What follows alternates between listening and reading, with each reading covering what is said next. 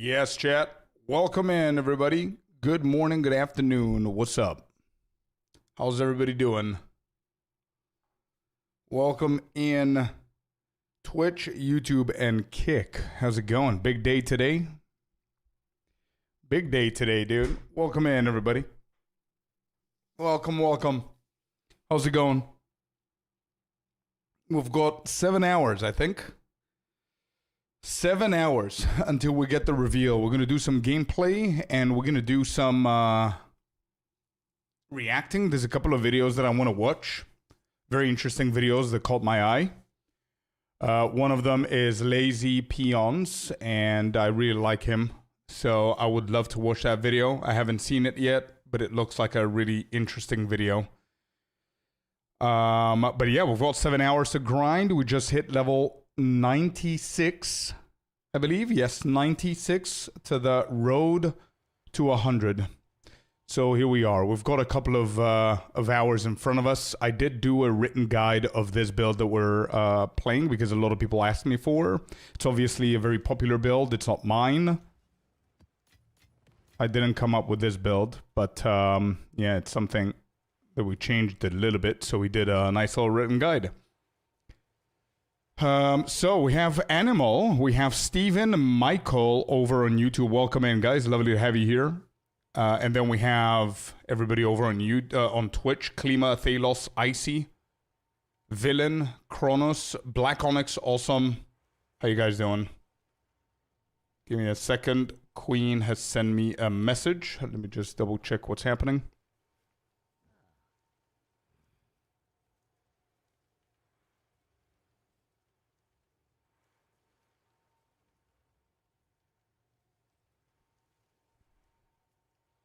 Damn. Our electricity bill just came in. Oh, shit. Oh, boy. Oh, shit. Oh, my God. That was a lot higher than I expected. Oh, boy. Just before the wedding, it pretty hurt. It hurts pretty bad. Hi, mate. What level? Did you optimize the XP grind yet? We were getting there. 96. I'm doing around... The last map was not that great. 172 mil XP per hour. I did get to 250. I'm going to try a setup with Irradiated, Breach, Abyss. And I think I'm going to duplicate either Abyss or Breach and check the XP per hour.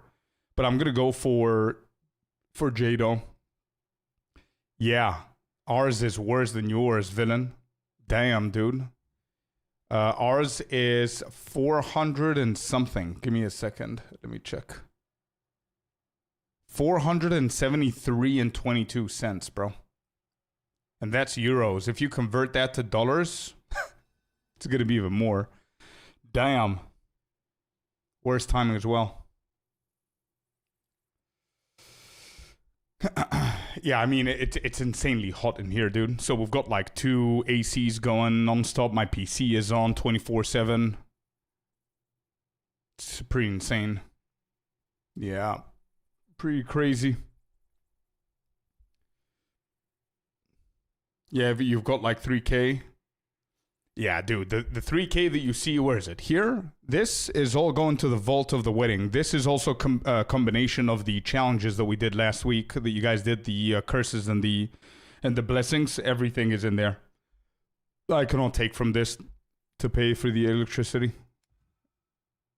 We've got the wedding coming out in 36 days. That's a lot of power, it is, yeah. Savage, I know. How AC? Yeah, dude. Michael, here... I live in Cyprus. For anybody who doesn't know Cyprus, you spell it C-Y-P-R-U-S. C-Y-P-R-U-S. And it's an island, Mediterranean island next to Greece and Turkey and Bulgaria and all that stuff, Europe. And it's insanely hot here. Insanely hot. Like, you cannot go without AC for 20 minutes.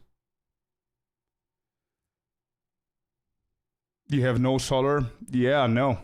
Unfortunately, I don't own my own house, so we are currently renting. And its humidity is very bad.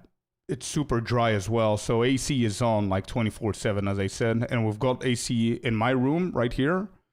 And it's currently on at 24 degrees Celsius, obviously. Queen is not home right now, Mrs. Scorp.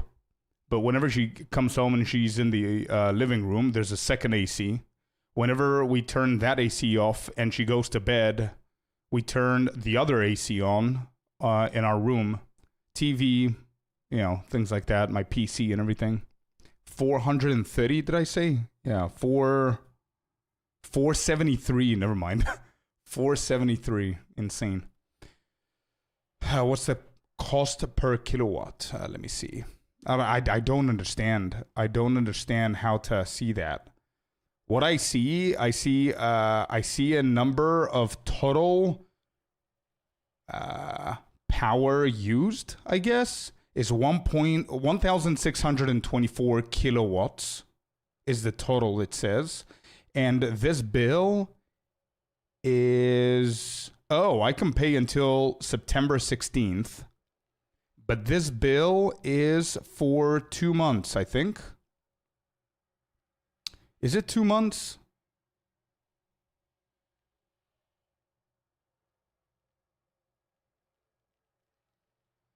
It is, 19th of 06.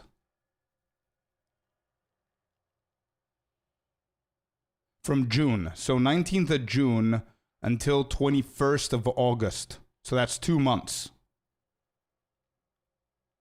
It's not a monthly fee.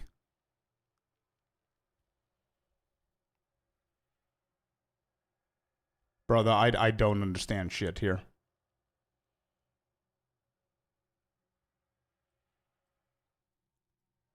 What's up, Katie? Was there 2 times? Let's go, Casa.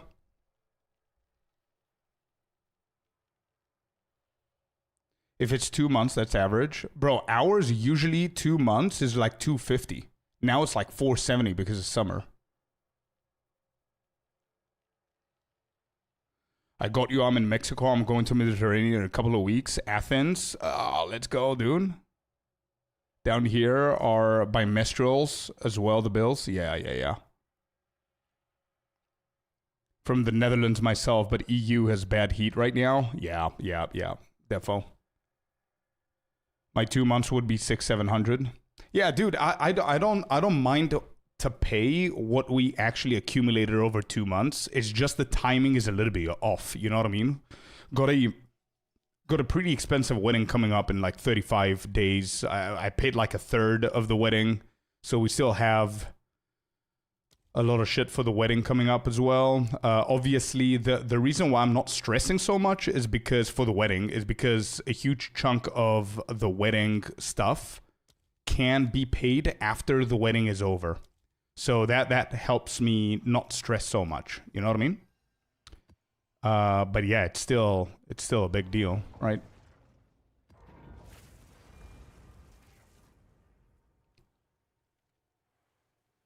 Yeah, GTA 6 video today also, somebody said in chat. When is that happening, by the way? Is that happening?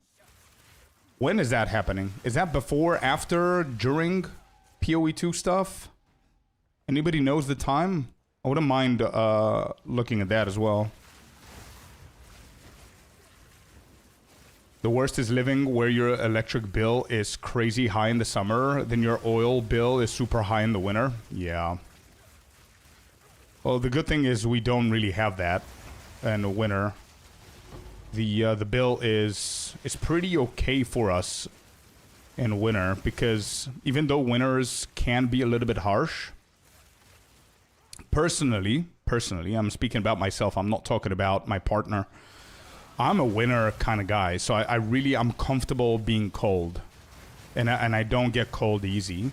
And if I do get cold, I just put like 2 jumpers and a blanket, and I'm good. Hot chocolate, hot tea, and I'm good. So I'm not gonna. I don't usually turn on the AC. You know what I mean? What temperature does it average there in winter? Let me see. Cyprus winter weather.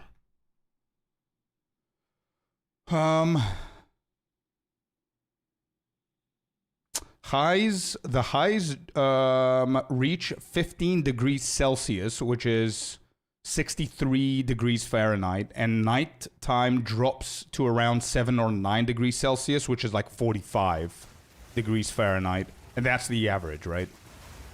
We have definitely had warmer winters and colder winters than this. I would be in heaven. Tell me about it, dude. Yeah, I love the winter here. I'll pay around $700 to refill my oil tank in the winter. Have to do that 3 or 4 times between November and March. So that is what, 5 months? Yeah, November to March, between 5 months. You need to do that 3 or 4 times. Holy moly, dude. Wow. We're talking about like $2,800 for like 5 months. That's insane.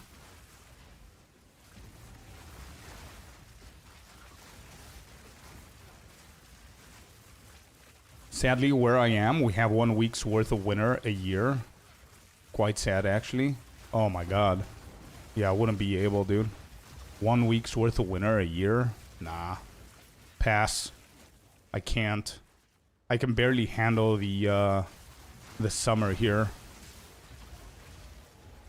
And I'm not a very, very social guy, you know what I mean? I'm more of a house cat. So another thing in the multitude of things in my list why I hate summer is that people are happy. That sounds so mean. But bro, I hate it. I see people like, oh my god, I'm so happy it's summer, and I see them sweating. I'm like, what? Why are you happy? Stop being happy. Yeah, I get it. Okay, yeah.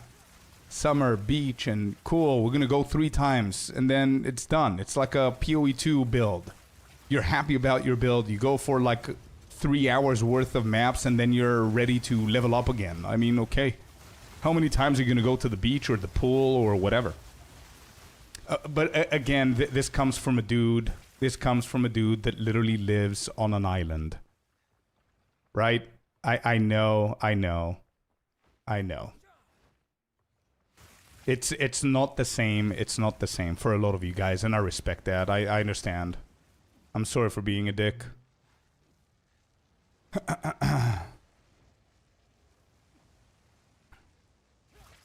Chicago here, October to March is winter. I think ours, dude, Christmas for us is usually you wear a t-shirt and shorts, most probably for Christmas. The past 4 or 5 years, I think, have been like that. They wear shorts 365 days a year, even when it's -5. Okay, that's different, yeah. My wife loves summer and winter, pisses me off. Just give me weather for jeans, shorts, and a t-shirt, and I'm good. Yeah. That's real. Oh, shit. Oh my god. What? For all the tutorials I got for free. Oh boy, dude, that's heavy. That's big. What a humongous donation, Michael. Dude, thank you so very much, bro. 110 euros, 128 bucks. Donation from YouTube. Michael says, for all the tutorials that I got for free. My god, dude. Thank you so very much. That's very thoughtful, very generous. Thank you. That's going to go immediately into the wedding thing. Unfortunately, it doesn't go automatically because this wedding thing that you see, where is it? Here on my left, your right, I guess, is directly connected to the streaming tool, which is on Twitch's side. So I'm going to need to do that manually. But thank you so very much, man. Holy. What a big ass dono. I think this is the biggest dono I've gotten from YouTube. Let me see how I can do that. Can I connect recent donation? Recent donation. Yes, I can.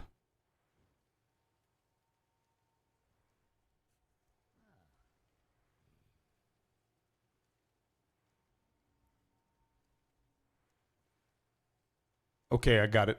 I can only connect the recent one.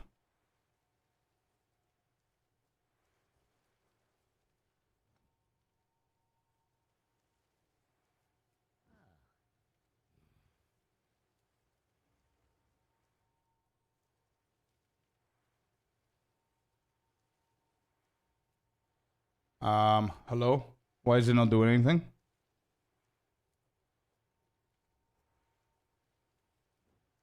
Hey, there you go. We did it. Michael, we did it, dude. Thank you so much, man. $128 added. Thank you. You didn't see again? I'll point again soon. Huge help there, Michael. Appreciate it, man. Is it true 6 hours again? 0.55 is the reveal. Yes, it's the reveal. It's not the launch of 0.55, but they're gonna tell us all about it, bro. In exactly, wait, here. You see? You see? I'm really trying here, chat. Here. You see this timer? 6 hours 42 minutes. That's when it's actually, yeah, you see now? Okay, good. There you go. Okay. Mr. Endo, there you go, man. Happy to help.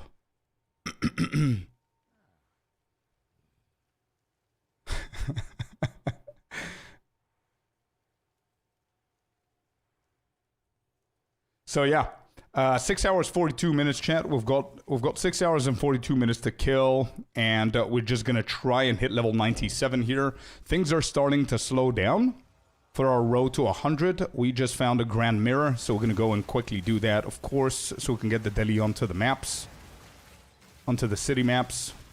We are currently at 12% at level 96, and I have a few things planned for today.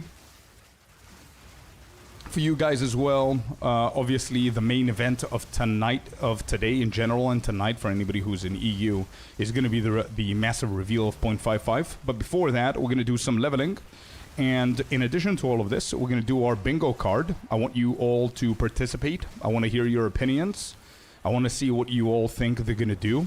We're going to do some Gamba guesstimation, and I would like to do a sheet where I'm going to talk about the biggest issues that 0.5 has, personally, that I disliked. So we'll do that. And also I have a big-ass video that I want to watch with you guys, in case you haven't seen it, by an amazing content creator called Lazy Peon, if you guys know Lazy Peon. And we're going to watch that video, and I think it's a pretty nice video. So we do have a few things. Will we do a bingo? Yeah, we could do a bingo. We could do a smaller bingo.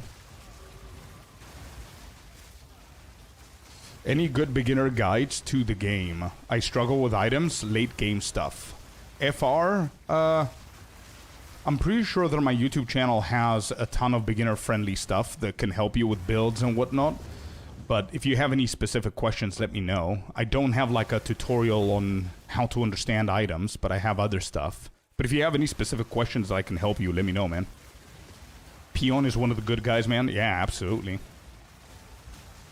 Imagine at the end of the reveal, GGG says it will be available next hour after a brief shutdown. Bro, if they do that, we pull an all-nighter. Tabletop, welcome to Kick, brother. Lovely to see you there. Yet once again. Anyone in here that doesn't own a copy of POE2? Oh, you've got keys? Let's go, dude. Bro, if you don't find anybody who's interested, just shoot me up a DM. And we usually host, like, free key giveaways to newer players. So we're definitely gonna pay it forward. Had an idea, chiming staff for sigil power on second weapon, spark set to weapon set 1 to auto switch back to runic fork. Yeah, not a bad idea. I don't know if we're gonna need it, but yeah. I'm hoping for 2 new ascendancies. Yeah, I have that into my mind as well. We're gonna do the small bingo book and bingo card later on with our predictions and everything, and see what we're getting.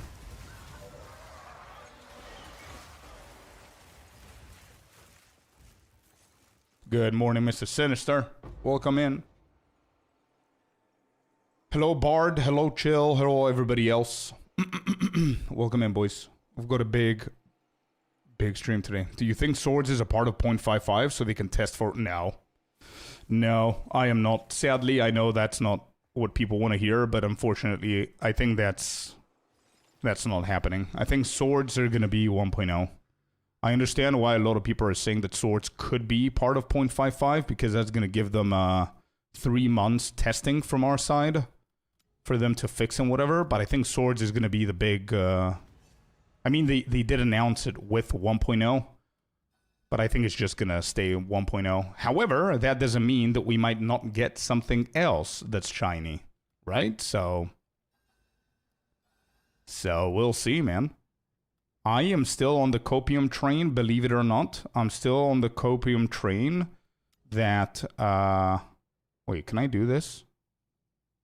That we might actually get daggers, dude. I'm still on that train. I know. Kind of weird. Excuse me. Where's my mirror? Yo, what happened here? Did this bug? Eh? I didn't get to use my mirror, dude. Excuse me, game? Hello?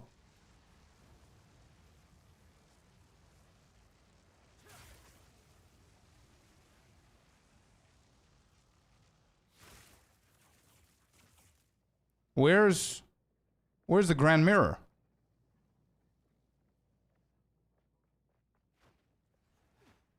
Hello?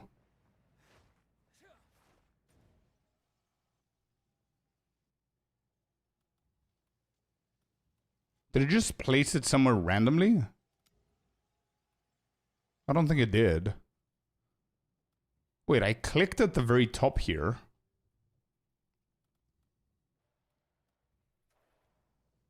Okay, well, I'm gonna get out and in again. Mrs. Corp just came home. Let me just go and say hi real quick. And I'll be right back, chat. I don't know what happened to the mirror. One sec.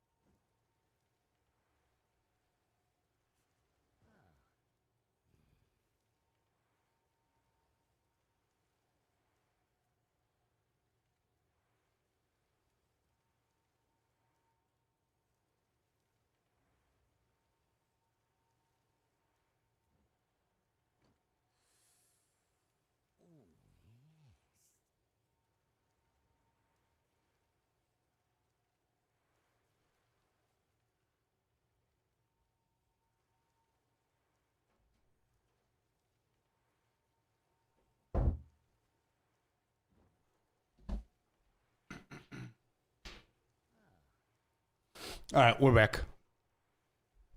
Sorry, we're just dumbfounded by the bill still, so we had to chat about what we're gonna do with the bill.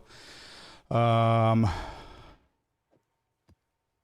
right, what was I doing?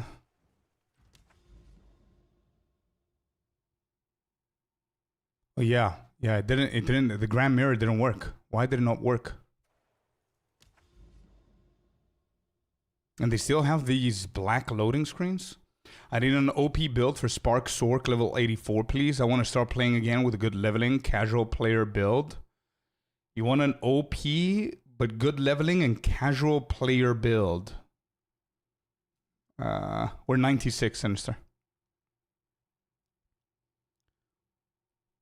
You're level 84. You're level 80. Bro, what is happening with the screen? Is the whole game bugged? Let me just relog 1 second. I tried crafting and wasting all my 10 divines I got in the campaign. I don't like trading and all, so I was trying to craft on my own. After finishing campaign, my damage wasn't hitting that much and died multiple times.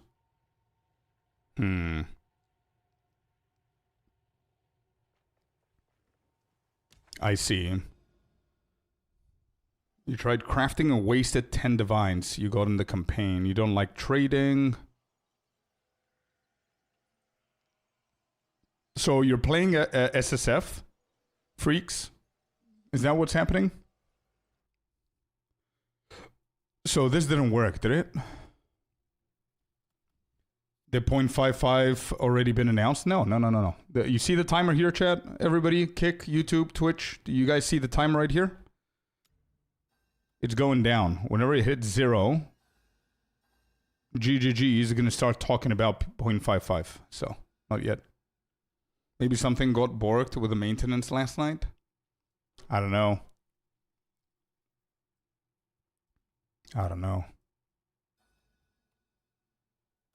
Yep, no, that didn't work. Do I have a mirror somewhere?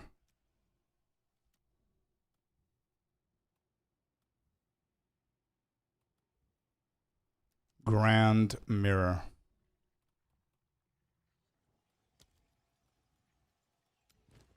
All right, we're gonna give this a try.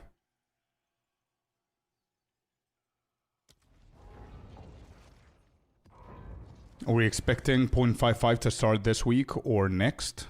Next, man. Yeah. I don't think they're gonna...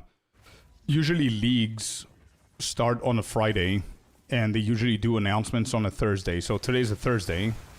I don't think we're gonna... It would be a good surprise. It would be a pleasant surprise if they say that it starts tomorrow, but I highly doubt it.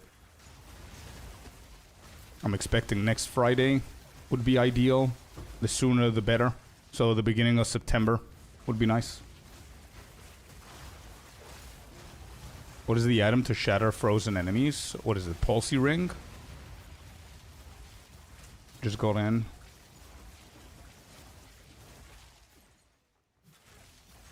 Six more hours. Yeah, 6.5 hours. We've got a lot of things planned for these 6.5 hours. They're gonna pass very, very quickly. And first thing that we got to do is hit level 97. That's our first thing in our to-do.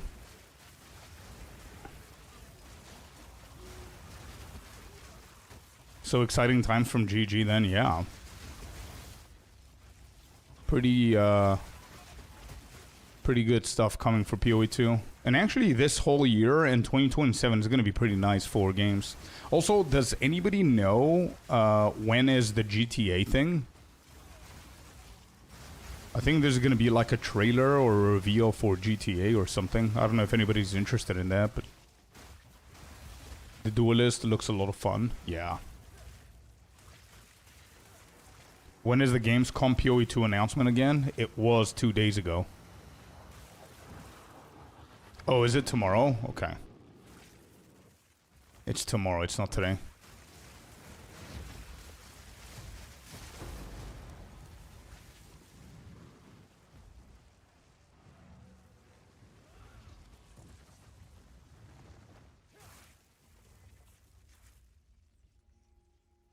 Oh, is it today? Oh, okay. So it's not tomorrow, it's today. All right, can we check the time? Can we see if it actually, if it's at the same time? Actually, I'm not going to run a tier 16 on this.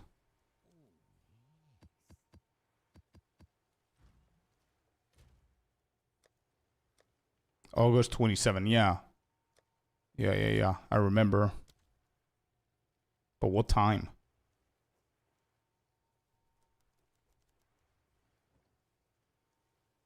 Oh, shit. 3 p.m. EST? Wait, isn't that exactly at the same time of our announcement? So we're not going to be able to watch that.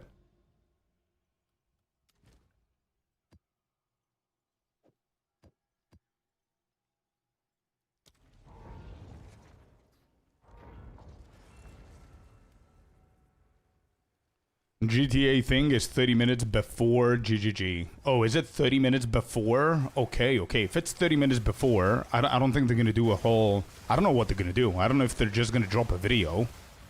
If it's just that, we're just going to watch it before GGG comes up. Yep. We could do that. So we're not going to miss absolutely anything.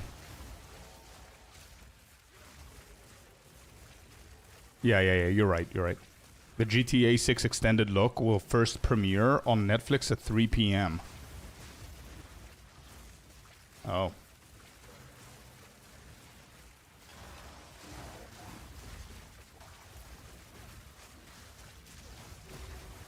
I played the original GTA. I've only played San Andreas and Vice City. That's all I did. But not like seriously. I think I played the whole San Andreas, like doing all the missions and all that shit. But that's about it. Yeah, 100% villain.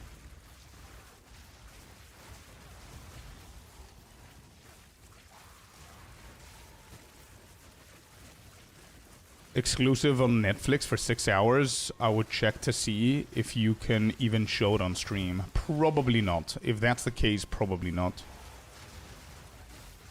If it's a Netflix exclusive, I don't think I'm going to be able to co-stream that. Hey Scorp, I'm trying out a bit your leveling Ice Strike build. Currently still in the storm wave phase, but was just wondering, you use COC with Frostwall. Oh, absolutely. Yeah, you could definitely do that if you want to. Frostwall is really good though, because it ties well with the monk. Because whenever you're shattering, you're also breaking the Frostwall, dealing even more damage. You know what I mean?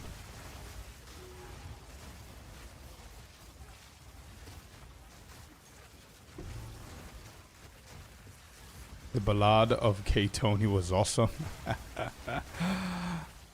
Damn. I don't remember details. I played a little bit of 5, but wasn't big on them. Though I do have a fun story when I worked at Toys R Us and a kid tried to buy GTA 4 with his grandmother. Crazy Nan.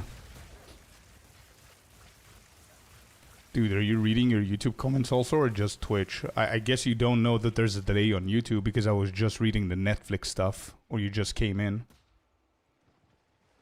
What a weird thing to say for first-time chatter.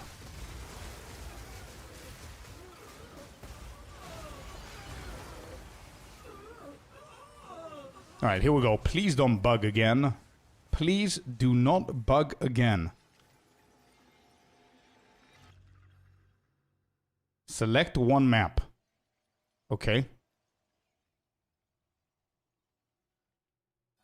I don't chat, but you don't read our chat. Yeah.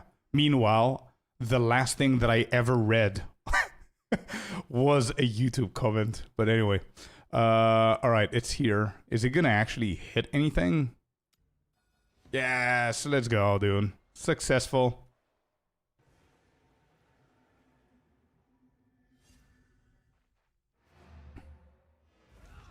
Pop up. What class are you gonna play in 0.55? You think? Wait, I've got 2 questions over on Kick. One is, do you think it's gonna release tomorrow? No. There is always a chance for anything that's not confirmed from GG. I don't work there, so unfortunately, I'm not gonna be able to answer that correctly. but I would say 99% no. I don't think so. If there's going to be a reveal in a Q&A today, it's going to be for next week, I believe. Wow, that's all that it hit. I'm going to need to go to the tower. And your second question is, what class are you going to play? I have no idea. I need to see the reveal and decide. That's how I'm going to decide. It all depends. If they're going to bring new ascendancies, I might actually do the new ascendancies.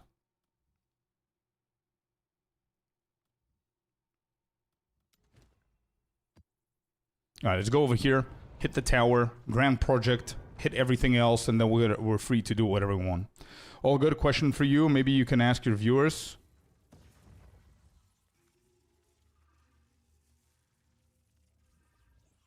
I was just in a party with a guy who has an MTX for Spark. Spiders crawling all over the place. However, it's a POE1 MTX, but somehow it works. Anybody knows anything like that? Anybody heard about spiders with Spark?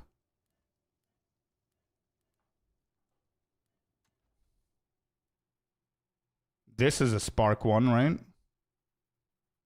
Yeah, this is a Spark one. Are these the spiders that you're talking about, bro? Like purple lightning? This is Dark Shade. So maybe you saw this and you thought it was spiders. So maybe this is the one that you're talking about. It's called Dark Shade Spark Effect.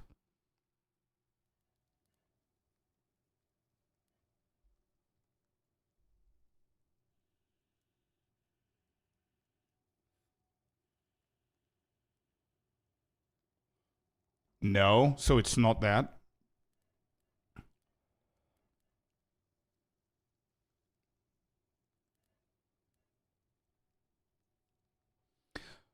Somebody says in chat, there's a weird way to pull some POE1 stuff via POE website. Couple of YouTube videos I've seen of it. Oh, there you go. So maybe it is something like that. Yeah, maybe he's right. Maybe it's a POE1 thing. Yeah, apparently somebody in chat said that there's a weird way of pulling out MTXs from POE1 to POE2, but you need to go and watch some YouTube videos about it. So if there are YouTube videos about this, then I'm pretty sure that you're going to be able to find them if you Google the right thing. Oh, okay. So somebody in chat said there's literally a MTX for Spark called Spark Spiders Effect in POE1. So that's the one that what is talking about. Morning, Cynical and Fabs. Sam, please welcome in, guys. You could probably go into POE1 and purchase, right? Yeah, well, according to the person who told me about this, it's a POE1 thing that shouldn't work for POE2. I don't know. But if you've seen somebody with POE2, that means that they went on into the shop and somehow it works. I don't know how it works, though. But apparently there's a way to pull things out. I don't know. Rockstar posted that you can react to the GTA trailer stuff at 3 p.m. Eastern today. Just go check their tweet. Wait, if that's something that we could do, we could very well just do that, I guess. Let me pull up my Twitter.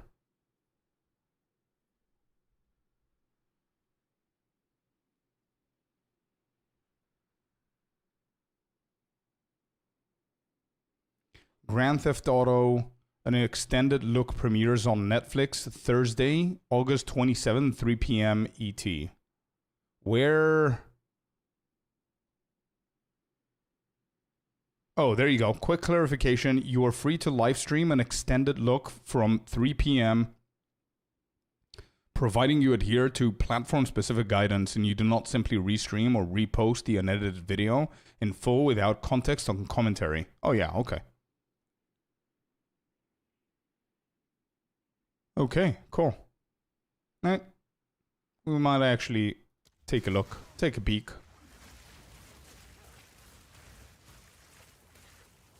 Netflix special GTA 6. Yeah, I think I've got my Netflix on the PC, so we can, I think I'm logged in.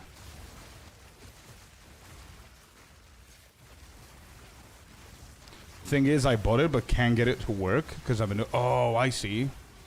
I see. Okay.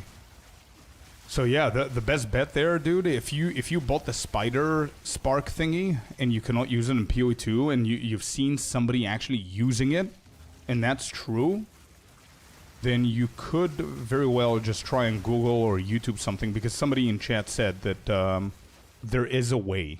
That could be one of the MTXs that you can pull in. What a weird marketing strategy to have it as a Netflix special. Yeah.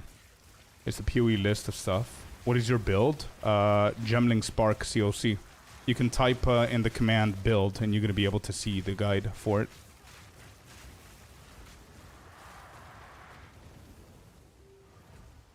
Any remnants available? Hello? Remnants? What's happening? I personally couldn't care less about GTA 6, but just for your information, since I heard you mention it, thank you, dude. Yeah. I'm not a huge GTA 6 fan, to be honest, but I just wanted to see how they're gonna... what they're gonna do with all the leaks and everything.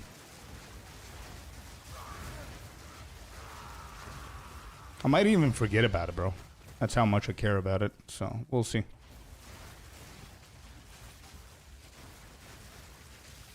What is this song and artist name of this specific song that's playing right now? It is It Feels So Good. Matt Sassari and Hugo.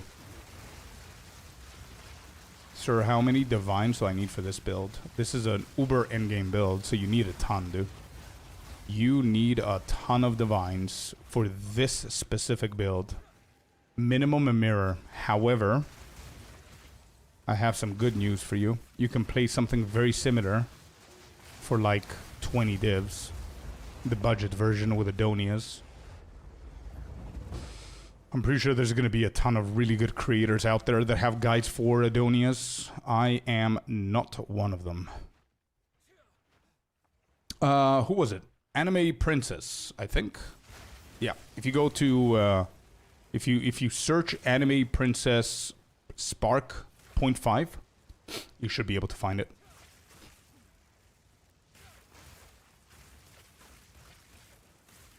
Current Rockstar isn't the same Rockstar that gave us the gritty GTA San Andreas. Yeah. I know. A lot of the OG Rockstar employees are not working there anymore.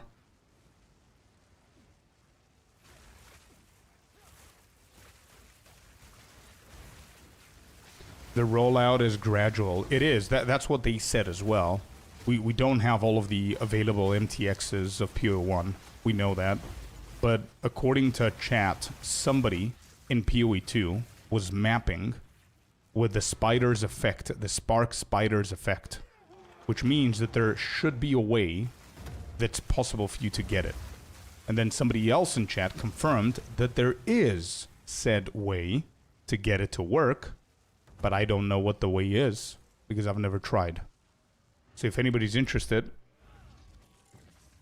you could definitely search for the way. Has a video breaking down the entire build? Yeah, there you go. There you go. Go and find that if you care about the budget version. There's a list for all official PoE converted. PoE2 DB. Yeah, what I'm saying is somebody bought the spider spark effect. Okay? Spider spark effect is not available in PoE2. It is a PoE1 cosmetic. Somebody saw it in a PoE2 map and said, holy shit, I want that. So they went and they bought it, and then they couldn't actually use it themselves. And then somebody else from chat said that there's apparently a way that people found that they can do some effects and bring them into the game. So I don't know how that works. That's what I'm saying. But if you don't find a way, man, just refund. And that's it. I have to catch it later. No worries, man. Like always, we're going to watch the reveal. We're going to watch the Q&A. And I'm going to make a TLDR video about it. So don't worry about it. Going to be able to catch everything. We need a grand mirror. Let's see if I have one.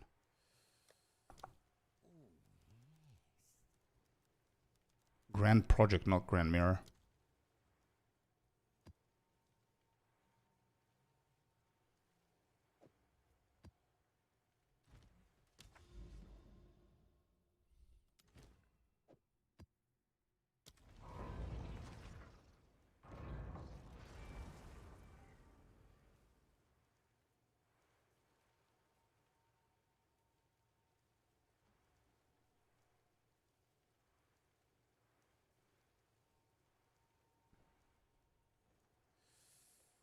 There's another MTX. You put on a Voltaic Staff, Radiant Lightning Bolt effect. It applies to Lightning Bolt. However, the staff triggers sparks, so it turns your sparks yellow. Right.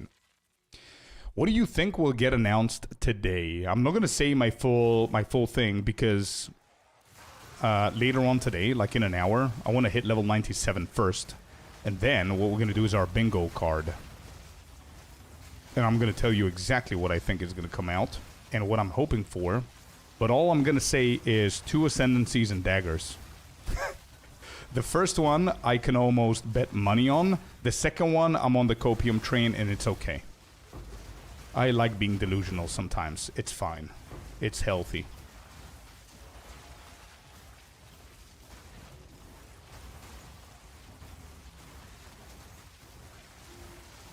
Listen, if you bet on something that's 98% guaranteed is going to happen, like at least 1 ascendancy, and then you bet on something that at least has 2% of it happening, that's a total of 100% that you're right. So I'm good with that, dude. Quick, stupid math to make myself feel good. There it is. You never get disappointed, dude.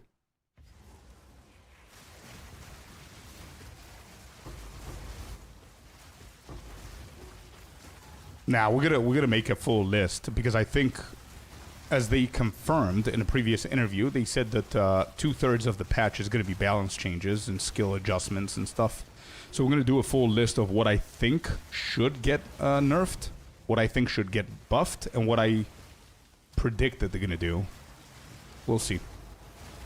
Let me get to level 97 first.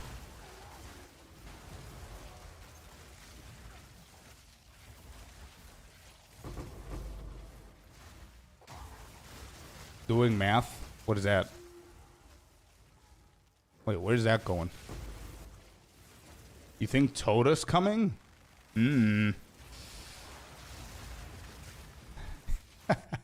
Scorp doing math. That Scott Steiner's math promo. I remember this, dude. I remember this. Holy. For the TNA heavyweight title at Sacrifice between you, Kurt Angle, and Samoa Joe. Now, before you get there, you have an important step tonight as you and X Division champion Petey Williams take on the unlikely duo of Kurt Angle and Samoa Joe. You know, they say all men are created equal, but you look at me and you look at Small Joe, and you can see that statement is not true. See, normally if you go one-on-one with another wrestler, you got a 50-50 chance of winning. But I'm a genetic freak, and I'm not normal. So you got a 25% at best at beating me. And then you add Kurt Angle to the mix, your chances of winning drastically go down. See, the 3-way at Sacrifice, you got a 33 and a third chance of winning. But I got a 66 and 2/3 chance of winning because Kurt Angle knows he can't beat me, and he's not even going to try. So, Samoa Joe, you take your 33 and a third chance minus my 25% chance, and you got an 8 and a third chance of winning at Sacrifice. But then you take my 75% chance of winning, if we used to go one-on-one, and then add 66 and 2/3%, I got a 141 and 2/3 chance of winning at Sacrifice. See, Joe, the numbers don't lie, and they spell disaster for you at Sacrifice. See, but I'm going to break it down for all you ladies. Would you rather be with me, or would you rather be with Joe? Well, I think Joe's kind of nice. I mean, you know. You're one of those girls that like romance. I'm going to talk to all my freaks out there. Would you rather come home to me, a genetic freak, to be satisfied every night, or go home to that fat-ass Samoa Joe? See, tonight, we're going to win, and I'm going to be the world champion at Sacrifice. Come on, P. Let's go. Scotty, just like you always say, Big Papa Pump has got your hookup. Well, Maple Leaf Muscle is who you need to look up. Holler if you hear that. that has to be the best clip when it comes down to math. Yeah, exactly. 7 times 5 is 75, dude. It's literally what I said before. If there's a 98% chance that ascendancies are coming, and you add the 2% chance that the daggers are coming, you're 100% right. Yeah. How's the Gemlin going? It's going, man. It's going. He started slowing down, but we're doing good.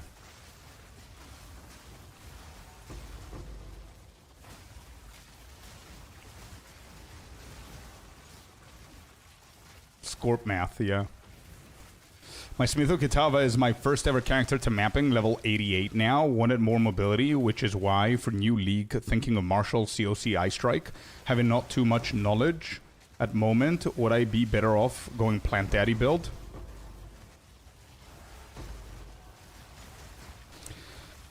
That's a good question, dude. That's a good question. This is the best that I could do with answering that question. So your question is, as a new player, I've only played Smith of Kitava. I went to 88, my first character. I find the mobility being a little bit slow. I really like the idea of martial artist Eye Strike with COC. But I also really like the Plant Daddy build. Which one should I go? So the two builds that you're comparing are vastly different, bro. You are literally comparing... What is this guy doing? Hello? My sparks are not reaching this guy. Give me a second.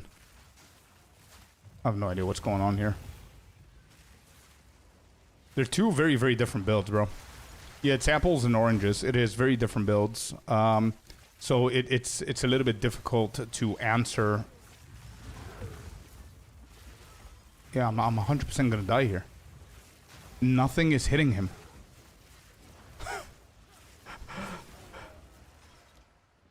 Of course.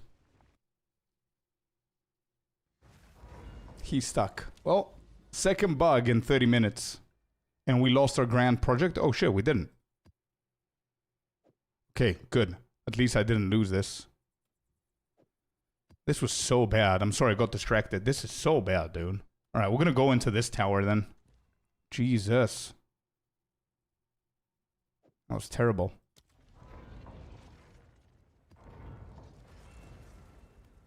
Yeah, so going back to your question, two builds, very different builds, and I think the answer lies upon what you prefer doing.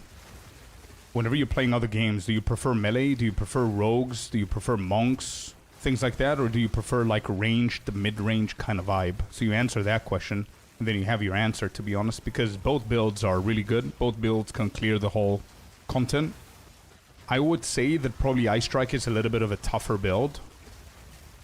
You need a little bit more patience with that build, both the setup and clearing the content and everything. It is faster with mobility and the way that it deals damage and everything, but I think Plants is faster with clearing maps because it's so chill. You just walk and everything dies, right? Whereas the other one, you need to put a lot more effort.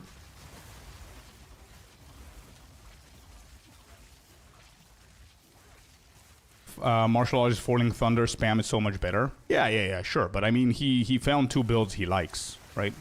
So for him, those two builds are the ones that he wants to go for.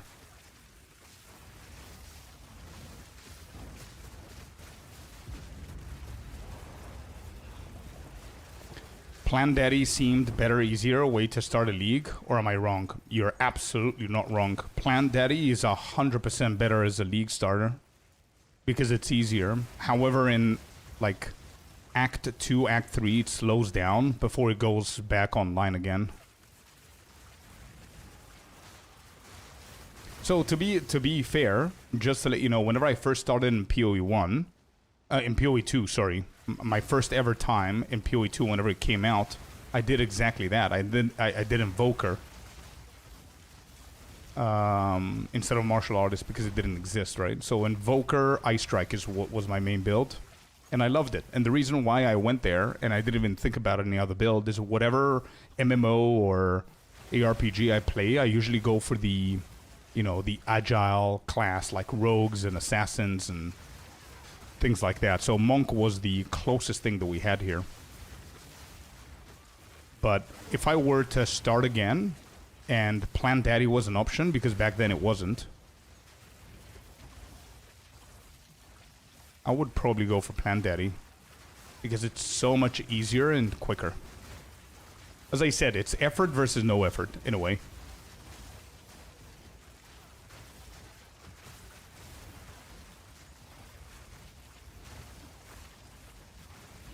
Yeah, Fabs, I know, right?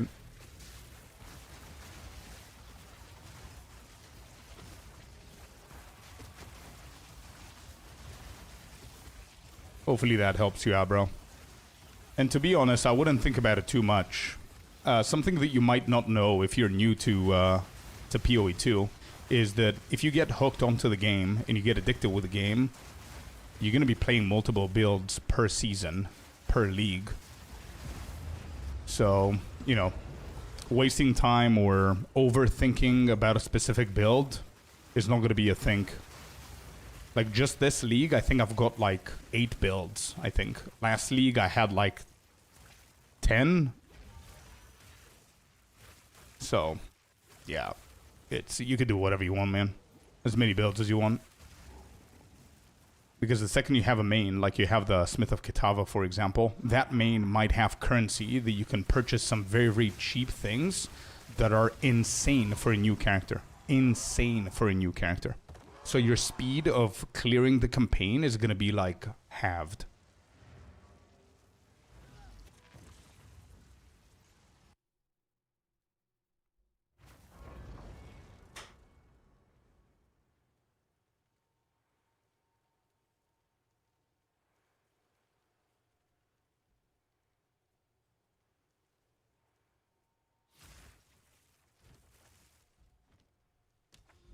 I really hope that they don't touch Stormweaver in 0.55. I have a crazy elemental build for hardcore that is so off meta. Bro, I think Stormweaver is not doing that well to earn a nerf. If something, I think Stormweaver needs to get a little bit of love to reach its counterparts. What's the build that you're thinking? How do you survive when you have low life and no shield? Mana, brother. Mind over matter. All the damage that we take it on the mana first.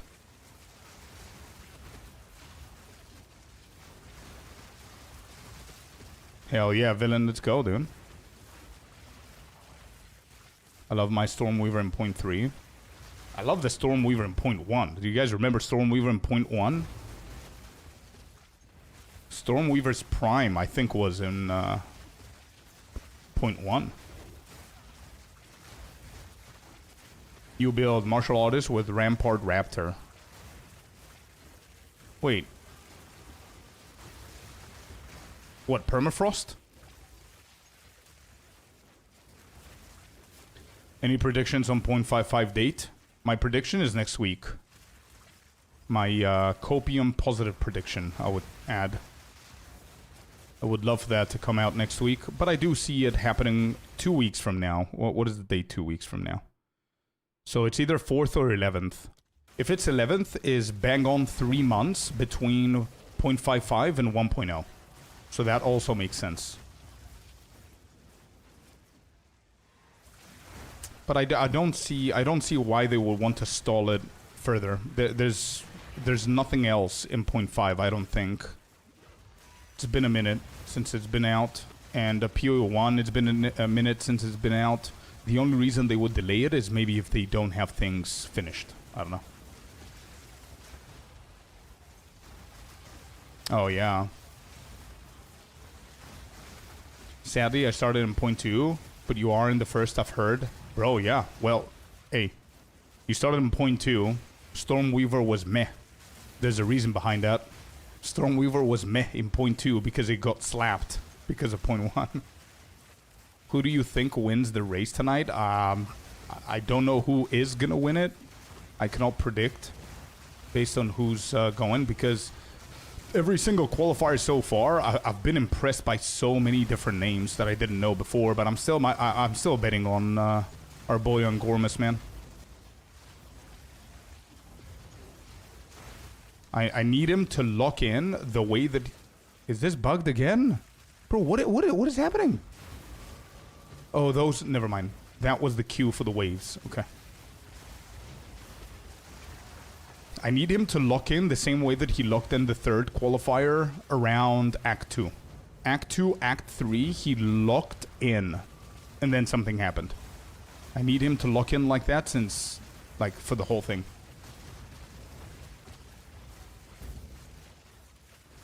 See that abyss hole there, Scorp? Yeah, I saw it before. If an enemy spawns or goes between the abyss hole and a crowded area, they don't take damage. Yeah, I've heard about it. There's a term about this, right? I know. They'll fix it. It's an easy fix.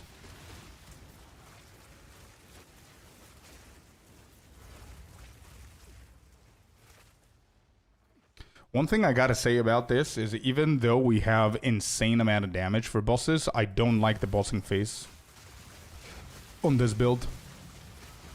I'm not a huge fan. It's very unpredictable. This is another bug, by the way. And I keep forgetting about adding these bugs. Maybe I can contact GEG about them and give him a list or some shit. But this is an annoying bug. I think it's a bug, actually. I don't even know.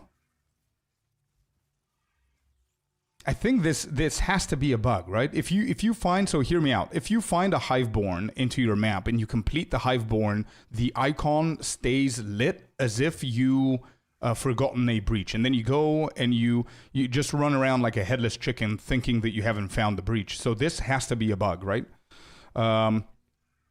Hiveborn breaches breach icon bug. Right. That is a bug. Okay, good. So I added it into the notes, and I can send everything to GG whenever I have a good list. Oh, the abyss crack, monster, and vulnerable. The other bug that I just saw was the Grand Mirror. Select map. Nothing selected.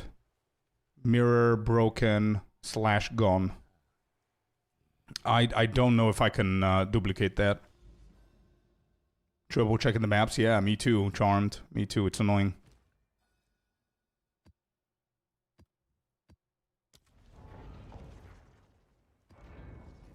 You don't have a chiming staff with sigil of power? No, I'm gonna add one. I'll add one. I'm gonna add one. Damage is not the problem. Why I don't like the boss in this build. But I could add one. The mirror bug where you cannot press the mirror is so bad. Yeah, that one as well. But now what happened on my previous one was I clicked on the Grand Mirror. It displayed the Atlas map. It didn't allow me to click on maps. When I exited the Atlas map, the mirror wasn't there. As if I selected a map.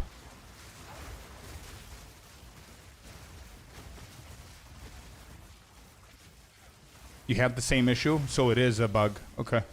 So it wasn't just a one-off for me. Good to know. Same issue, last 2 days? Okay, I wrote it down. If you guys think of anything else, let me know.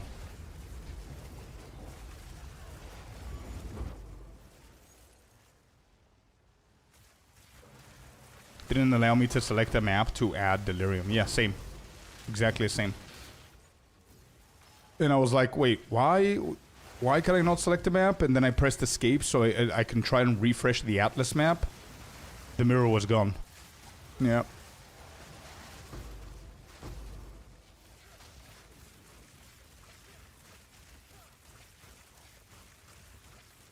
I just took a big hit of copium and therefore I'll be playing Shadow in 0.55. Let's go, table. I'm gonna join you, dude. I'm gonna main Shadow in 0.55. There it is. Absolutely.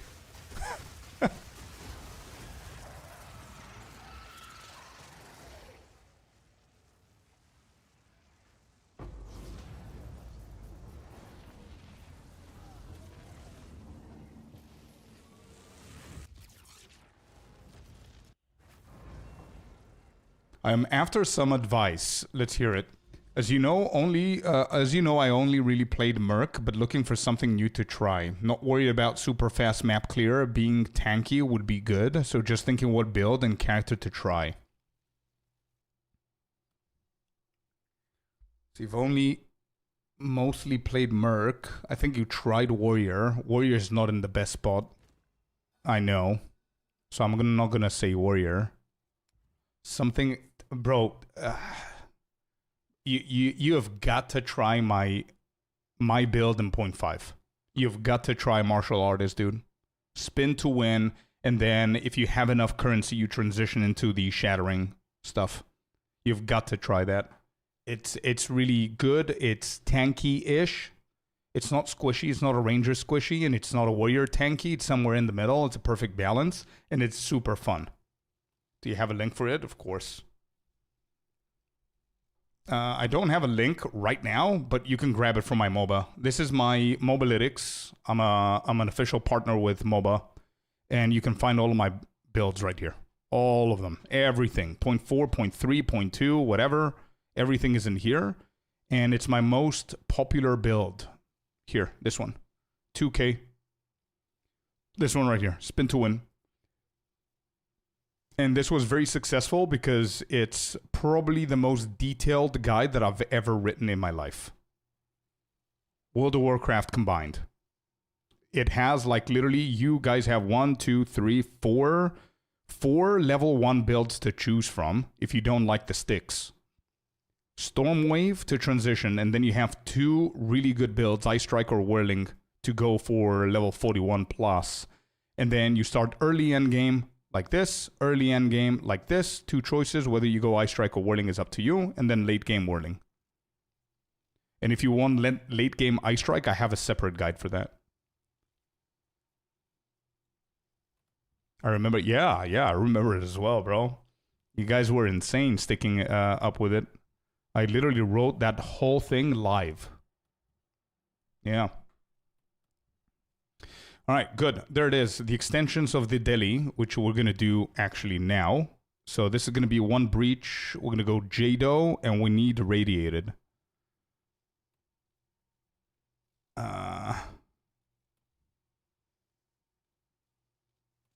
Actually, yeah. Irradiated with XP would be much better here. Hopefully we get some XP here. Experience. Yep, good. All right. We need to get a little bit quicker with the maps.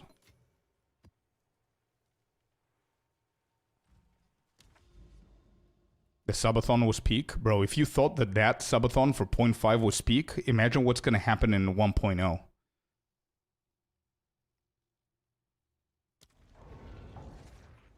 Warrior is the only choice. Let's go. We've got a huge Warrior fan in the chat. How do you transfer currency from one character to another? New to POE. I have been grinding pretty hard, close to a mirror in my eyeshot build. Wait, hold up. Did I just meet somebody who has grinded a mirror and doesn't know how to transfer currency? What?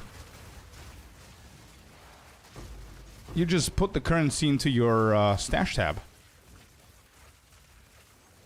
I'm about to give you the sus side eye, dude. What do you mean you grinded a mirror?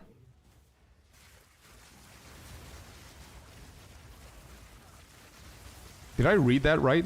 How do you transfer currency from one character to another? New to PoE, I have been grinding pretty hard close to a mirror in my eyeshot build. I did read that right. Let's chat. Wait, chat. Calm down. Let's not immediately assume the worst. But Jamuth, all you gotta do is just put the currency in your stash tab, dude, and then log out, log in with another one, and click on that stash tab again, and everything is there. You don't need to transfer anything. If you're playing at in the same league, all currency, everything in the stash tab is shared. And it goes into another character's stash tab. It's not one character's into another character's stash tab. It's a league-wide stash tab, dude. The stash tab belongs to you within that league. It's a shared stash, and everything that's in there is available to all characters within that league. So if you create a character in Leagues of Aldur, and you have 10 divines, you put it into the stash, the second character that you create and you click on that stash is going to have 10 divines in. But if you create your second character in hardcore then you're not going to have the 10 divines because it's a different league. It's a different mode.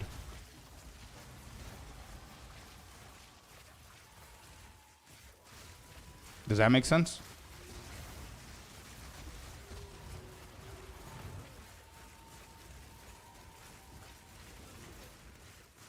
You could go for flat elemental on the core staff. Yes, you could. Anything that's good, man. You know what's going to be hype? 0.55 just starts as a separate league. Starts today. Oh, that's going to be insane. I've never seen them do a league launch or a patch launch on a Thursday. It's usually Friday. But yeah, it would be amazing if they come out today and say it starts tomorrow. Let's say. It would be awesome.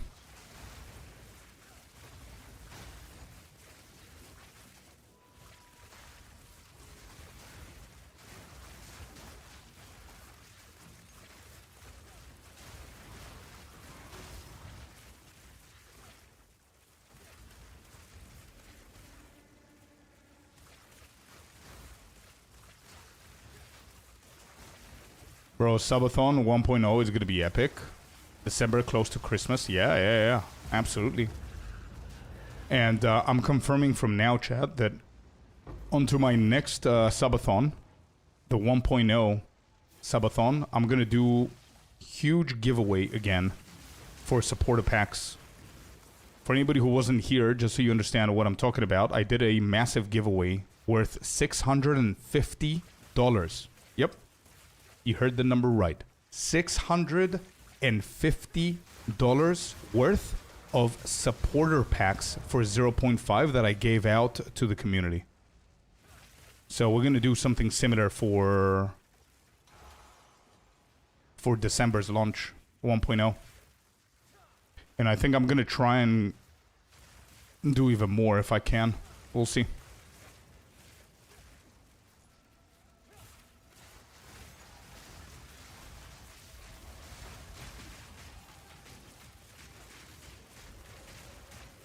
Especially if I do manage to go to ExileCon, I'll see if I can get a few things for you guys from there as well.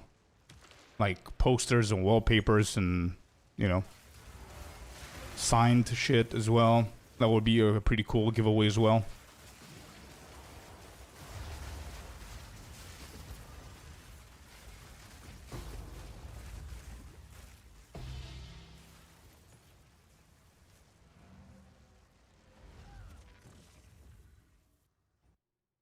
Yeah, I didn't realize it worked like that. I've just been min-maxing. I've been whittling my stupid 7 mod bow for like a month. I see. What a gamer, dude. Imagine farming a mirror. Like, legitimately farming a mirror. I mean, you do understand how that sounds, right? You know, you do understand why people are... just get fob gun photos. Nah, I'm not going to be a dick. I'm going to go and meet him for sure, but not going to be a dick.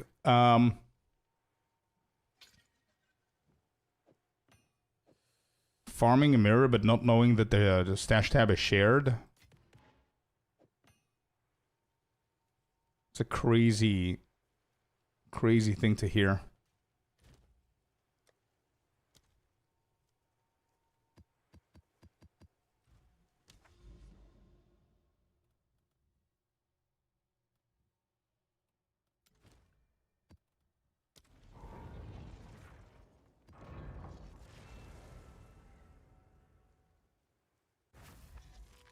They need a little bit of hype before the league starts.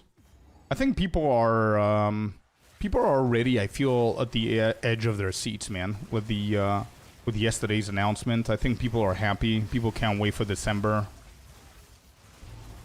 And I think if they do like a big announcement and then they just say tomorrow it starts, I think people are gonna be ecstatic. So we'll see. I don't. As I said, I'm not. I don't think it's gonna happen tomorrow. My bet is on the 4th. I do see 11th as well. Really hope that it isn't. I do see 11th, but I don't see them stalling more. What other games you saw interesting you might consider playing? Actually, that's a good question. I posted a Twitter post today about that. My top 5 from Gamescom.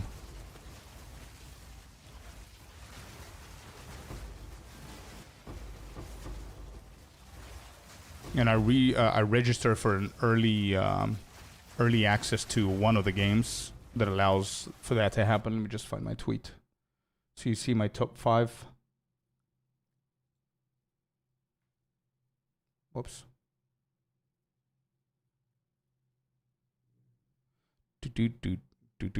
These are my top 5s of Gamescom.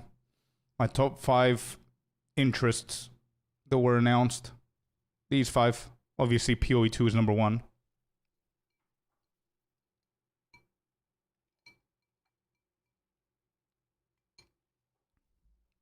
What are supporter packs? If you go into the shop, you're going to see what supporter packs are.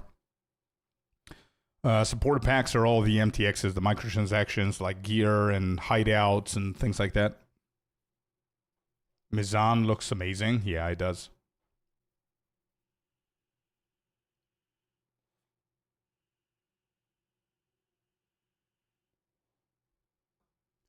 Not sure if you put them in order. I did. To what I find the most attractive and most interesting. This is my personal list, right?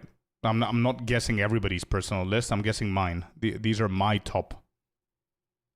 So POE2 is my most interesting game release, whatever. Obviously, then it's No This Fall. Yeah.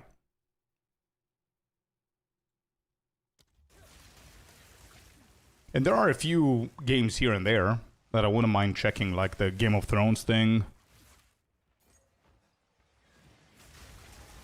Yeah, Mega Man is in there, but it's like a side interest. Like if I did a top 10, it would be there, you know?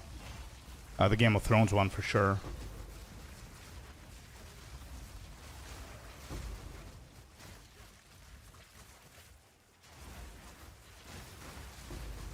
The Snoop Dogg game. Nah, I'm good. I'll pass. I guess you're right, Frames. Yeah, that's why I'm saying I don't see it for tomorrow. I see it for the 4th. Or the 11th. Here's Scorpius. With the balance changes, they do an economy reset, keep the Runes of Aldor going, but also add in a mini event of some type. Could be to test our response for a later league or just to get people hyped for 1.0.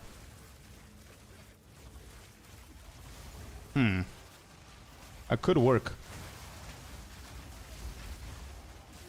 Haha, you want me to play horror? Bro.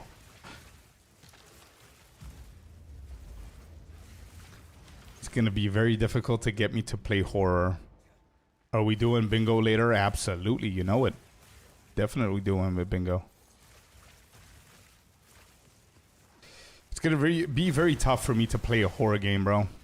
But if I do, it's gonna be, I guarantee you from now, it's gonna be torture. I'm gonna hate it, but it's gonna be super entertaining for you guys because I'm gonna be screaming like a little girl every 5 minutes.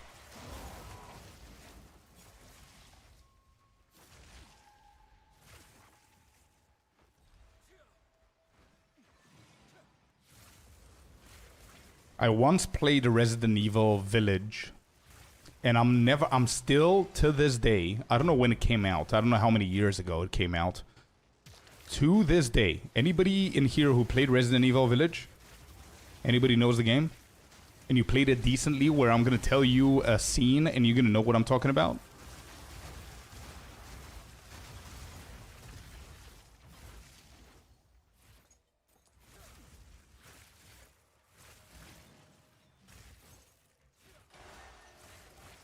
Nobody did?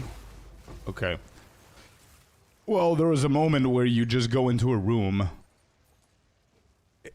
You know it. There it is. There it is. I didn't say anything, you see? There it is. I did not say anything. Interlaced just came in here and just took the words out of my mouth. My man's about to bring the baby. I was about to say there's a room that you go in and there's a gigantic baby that's creepy as shit.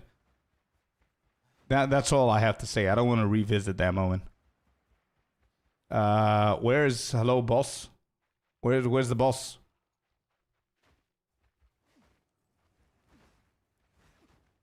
To be fair, that's the scariest thing. Dude, I remember screaming. I literally screamed.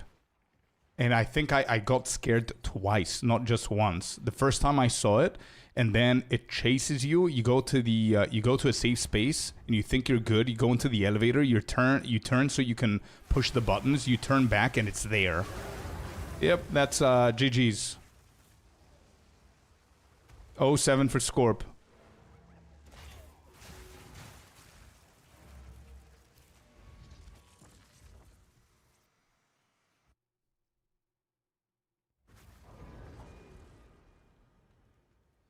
So, newbie question. My first league, the new league. Oh, it's your first league. The new league means all new characters, full reset, correct?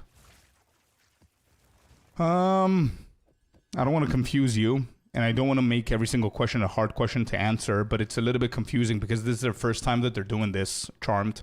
We have never had any kind of a reset in between leagues, right? So it's the first time that this happens. So nobody knows. We're going to find out in 5.5 hours how they're going to do it. But usually economy reset is whenever a new league comes out. So 0.1, 0.2, 0.3, 0.4. Now we have 0.5. Those are the full-on big leagues. So 1.0, for example, is going to be a full-on economy reset. And that's what it means. So all of your characters and your currency, Charmed, and anybody else who is new to the game, all of your currency, everything that you've done in Runes of Aldur is going to go standard. You know, when you create a character, there's two options. There's standard and Runes of Aldur. Well, your characters of the newest current league are all going to be transferred automatically to standard, which means two things. One, they're not lost. But two, they're not in the league anymore, and they're not going to be in the new league. So an full economy reset means that you just start again. New character, you have nothing on your name, just like everybody else. And does anybody play standard? Yeah, there are people that play standard, but I would say it's the minority of players. Very small portion of players actually play standard. I'm not saying that they don't. There are players that play it, and a lot of them are very passionate about it, but they're definitely in the minority, for sure. So what does that mean for 0.55? I have no idea. Speculations that I hear online is speculation number one, which I don't think is going to happen. It's going to be a full-on economy reset like they always do with leagues. I don't think that's going to happen, but I hear a lot of people talking about that. I don't think so. Speculation number two, which is my current bet and my prediction, is that they're going to open a third league. So as I explained, you have standard Runes of Aldur, and they're going to create a third one. Would be nice. So that way, people that have put effort into Runes of Aldur, people that just started the game, people that don't want to redo the whole thing, are not going to be forced into doing it, or transferred to standard, where nobody plays. And to be honest, I still think that that's going to be the minority of players who are going to give a shit. Like, personally, I don't care what they're going to do, because no matter what they're going to do, I'm going to economy reset with 0.55. It's an 100% guaranteed thing for me. And the third prediction that I hear is that they're not going to do a third league. It's just going to be an event, like Second Wind or like THC. So, I don't know. We'll see.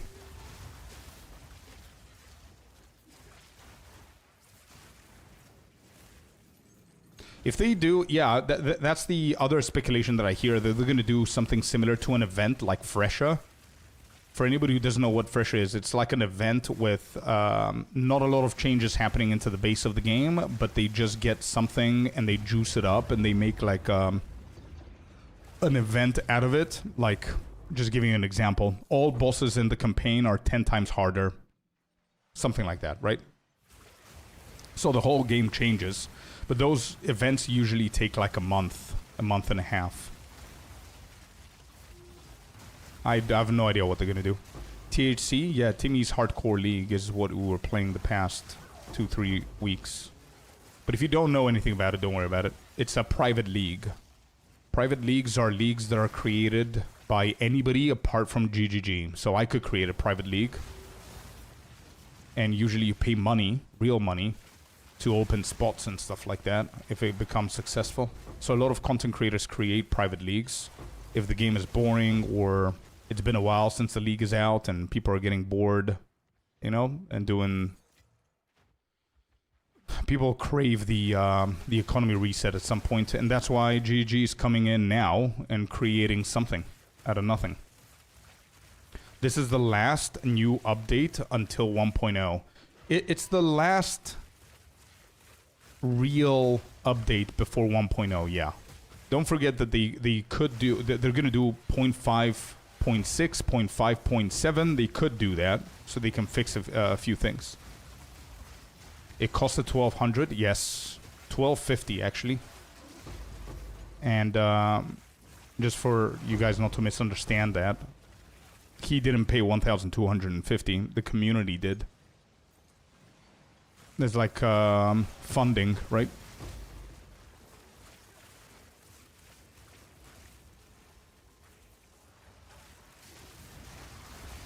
Thanks for the knowledge updates. Absolutely, man. Anytime. We're getting more and more new players. And although we're going to be doing a ton of advanced things, like 90% are going to be advanced stuff, like I'm going to be juicing maps and stuff. I'm talking about 0.55 and 1.0. We're going to have a lot of educational stuff happening as well. Because, yeah. I want the new players that are at least chilling here on our stream to have a good start of the game and have a good path of learning the game, right? We've always done that, the more educational side of things.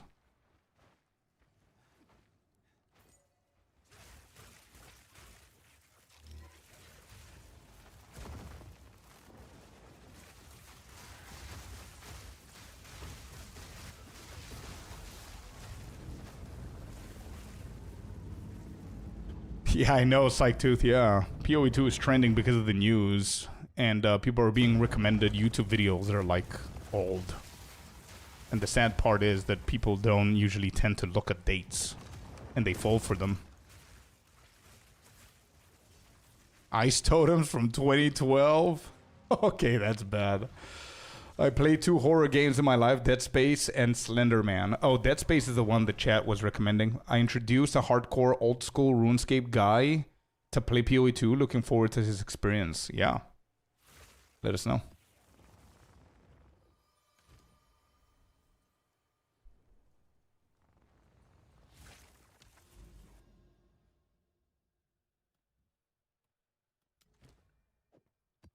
Alright, one more daily map. And we should be hitting 200% here. I'm gonna go into the cities. I'm still 30% in. Jesus. Cal Torak with a follow. Thank you, man. Welcome in.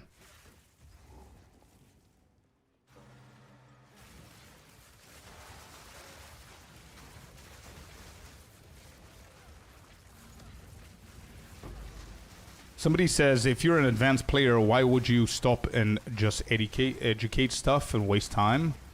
Because... I mean, that's a weird question, but it is a good question at the same time. There are a lot of different content creators out there that are super good with the game. They have a ton of knowledge, and they just do advanced stuff, and they don't want to repeat themselves, which is totally fine. But the vast majority of content creators are very, very good when it comes down to education and teaching people and answering questions and being patient.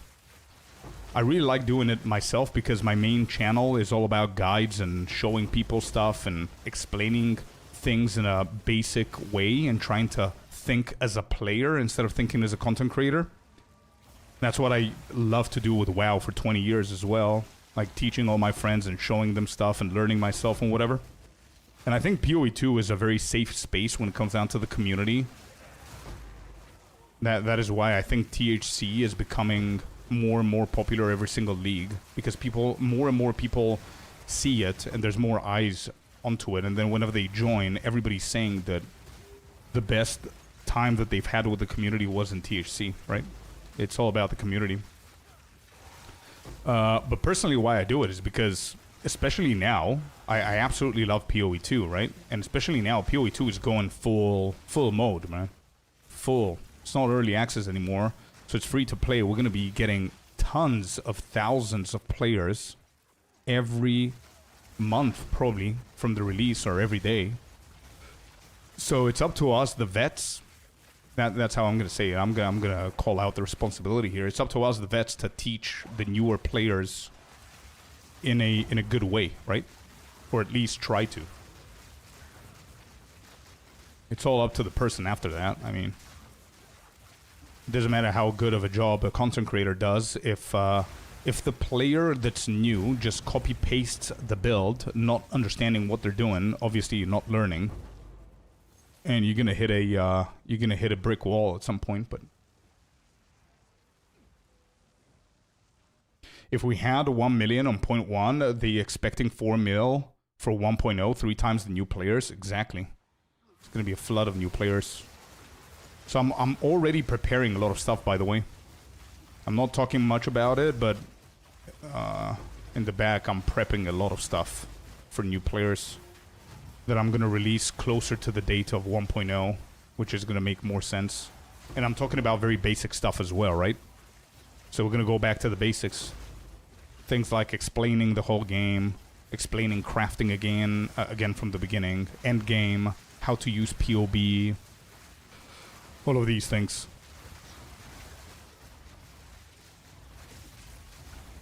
This game community has been great. A lot of help from streamers, Discord, infinite guides. Absolutely love this game. I've not been hooked on something like this since WoW launched. Yeah, story of my life, man. Exactly what you said. Dead Space is incredible and terrifying. Bro, I keep hearing that same thing, dude. It's incredible, but terrifying.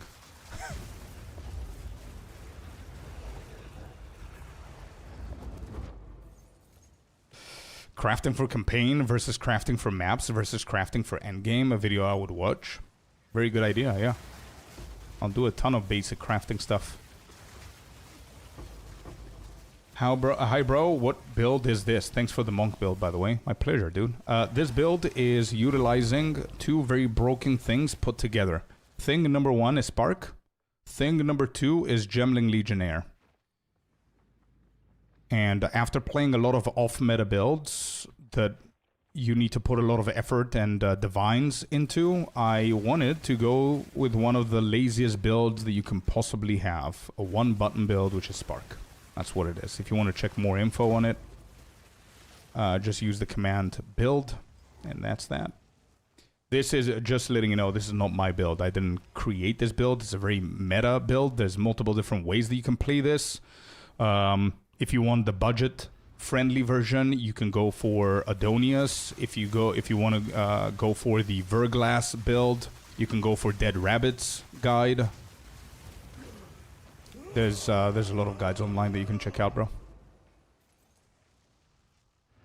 But if you want to check what I'm doing, just use build right there in chat as a command, and boom, you're going to get the written guide. Sounds like School of Slamcrafts is back. I guess so, yeah. We're going to do podcasts and stuff for sure. But I'm talking like proper guides.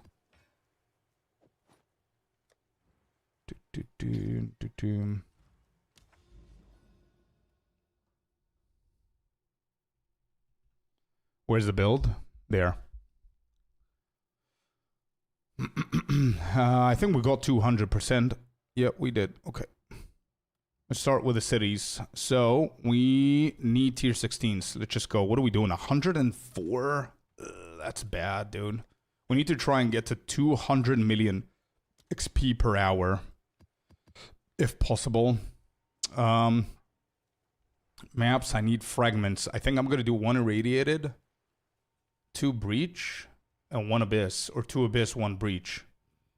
Anybody knows what's better than those 2? Experience.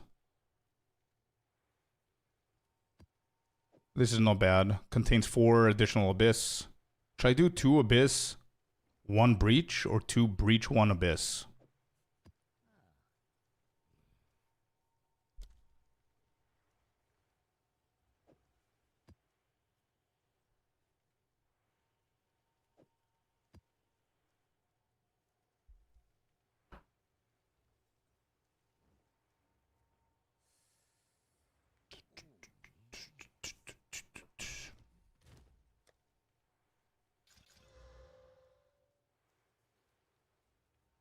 I mean, effectiveness is not bad. I'm gonna keep that. I'm gonna alch this. Effectiveness, rarity, meh. Actually, I'm gonna alch that. I prefer experience. Nothing. Damn.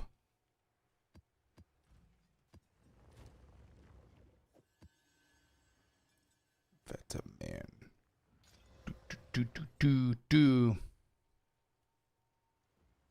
Hello, Mr. Happy. What's up? What's up?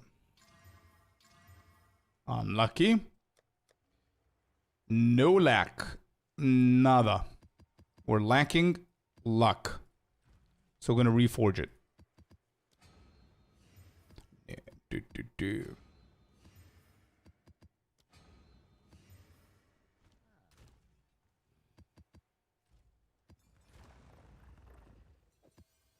Experience. Got him. Alright, we got one. Let me hit these two with Exalted. Nope. Unfortunate. We got only one. Alright, so let me see how we're looking with the tablets here. We got city maps. We got irradiated. Yes. 17% experience. 14 out of what? Out of 18.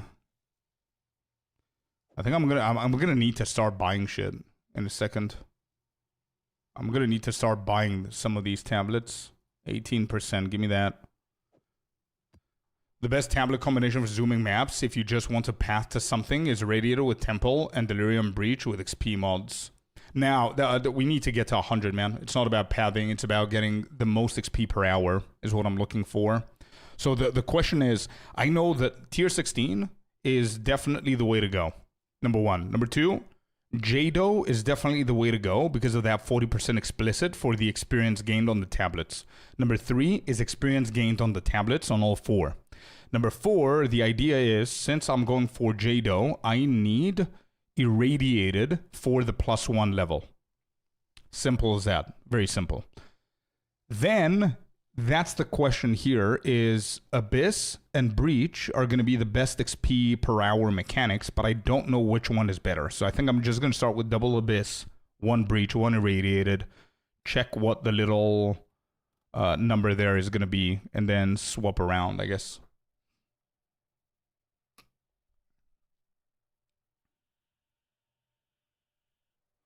I'm level 96, and we're already feeling the drag.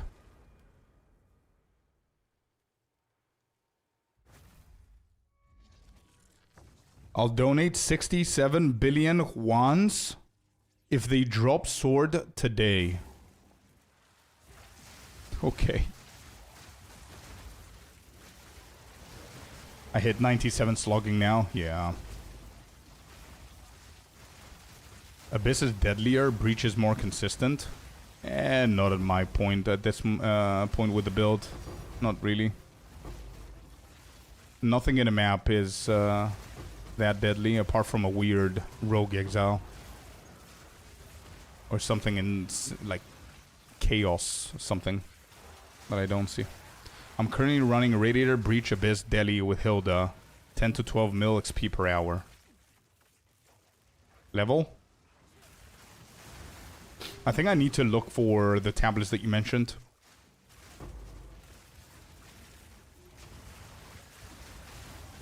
More magic makes sense. Yeah, the only thing that I don't have is the experience shrines. I think that's what I need to buy. Increased experience gained on the tablets. Increased chance of finding shrines. And maybe magic monsters on the tablets.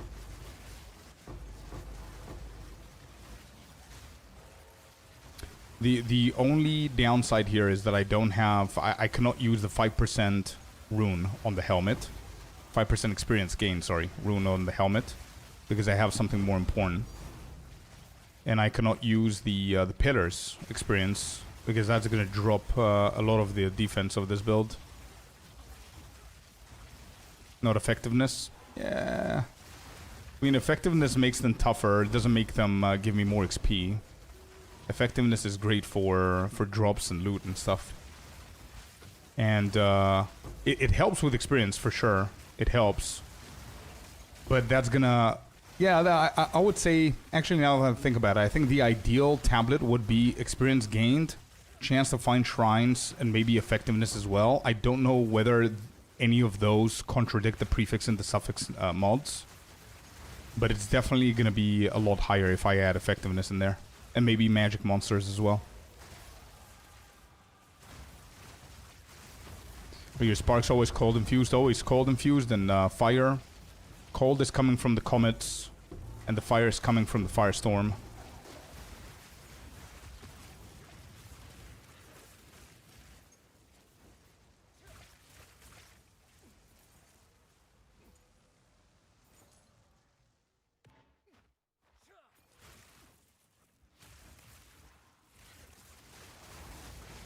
And it's only been day one.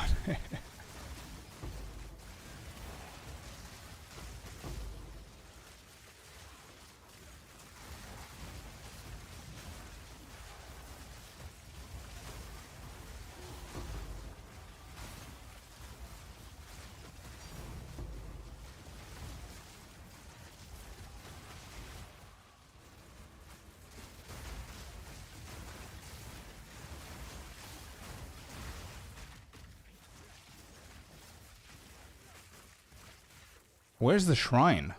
I just clicked on a shrine.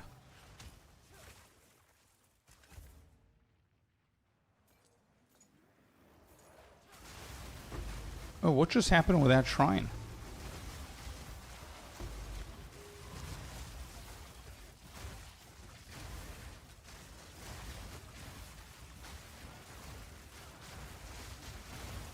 The grind from 99 to 100 will break most people. If you die, it sets you back an hour or two. Yeah, I know.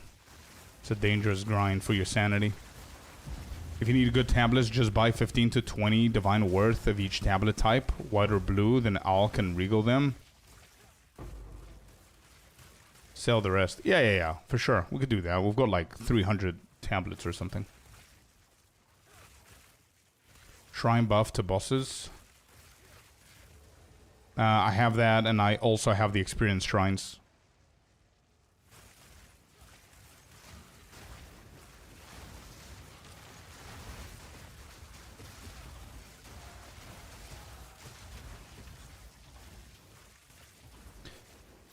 Mark Death, to be honest, bro. I'm sorry to disappoint, but I don't have an answer. I really don't know. In a few, in an hour or something, we're gonna do our prediction, but I'm already thinking about what I'm gonna write in my prediction. I have no idea. They're pretty unpredictable with that, because we've had so many abilities and builds that we thought that they're gonna butcher for 0.5 and they never touched them. So I have no idea how they're gonna think about this. But if I, yeah, we can. The answer is very simple. If we could just list off all the meta builds, it gets super easy, right? So I could just say, oh, they're going to nerf Gambling Legionnaire, Martial Artist, Twister. The Monkey's probably going to get nerfed. Things like that. But we'll see. It's a little bit unpredictable.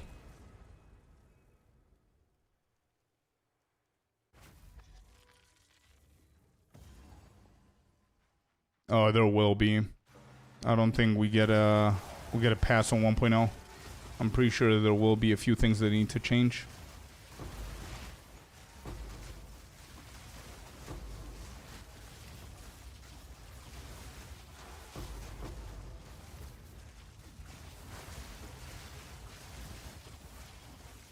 By the way, one type is 50 divs. It's okay, man. We've got over 1,000. We might as well just use them. I don't care about divines at this point. I just care about getting to 100. Is the Rune Seeker Call expensive? It's the cheapest that it's ever been. It is expensive, but it depends on who you are. Depends on what you think about what your definition of expensive is.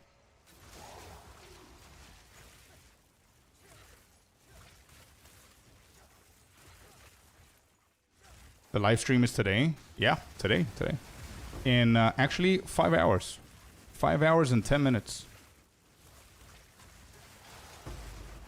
Yeah, 500-600 is an average for it now.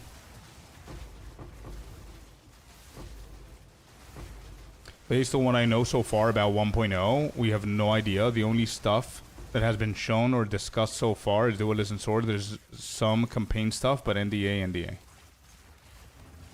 Okay.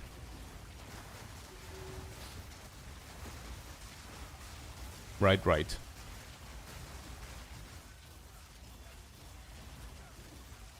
You have an NDA, or why are we mentioning NDA? They're not talking about it because of NDA, or what?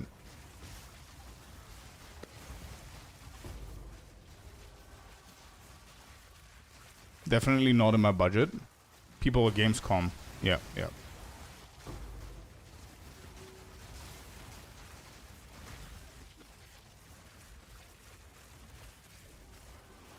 Not allowed to stream what is being shown.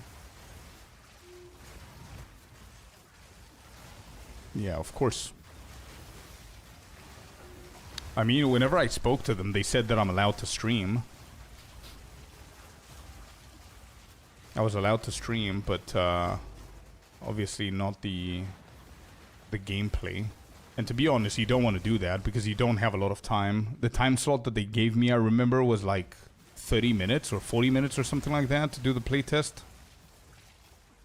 But unfortunately, I didn't manage to go there. It was a very last minute thing. The tickets were insane. I mean, the traveling tickets.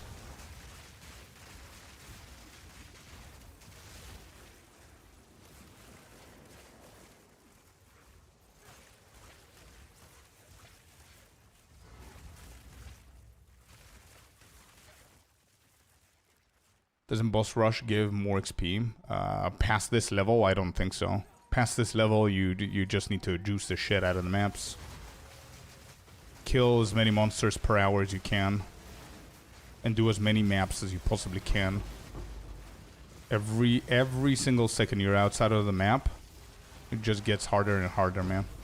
And you will break, especially the 99 to 100 grind. It's gonna definitely take like a week, probably. We'll see. Like now I'm hitting 108. Is that mil? That's mil. 108 mil per hour.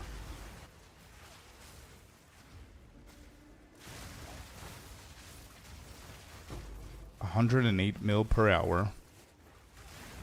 And to think, imagine, at level 95, I was hitting 290 million per hour. Now I'm down to 108.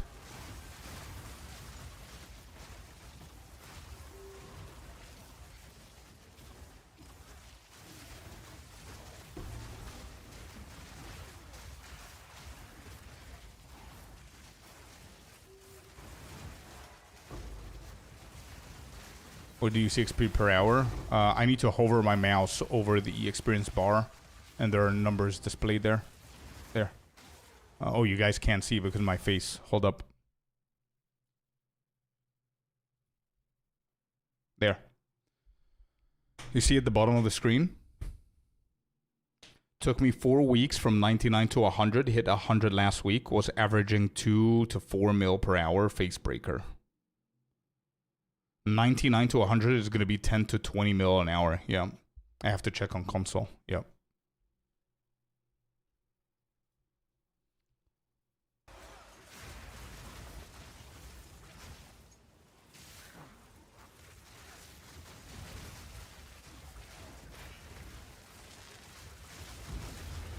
Wait, why was that deleted? What just happened? Why was that comment deleted? I must watch your Twitch today, somebody said.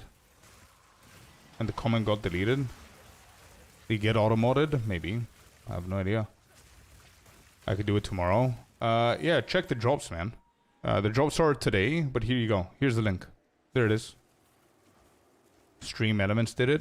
Weird. Oh, it's the trap dot... Yeah, I see. He made a link by mistake. Yeah, that's why.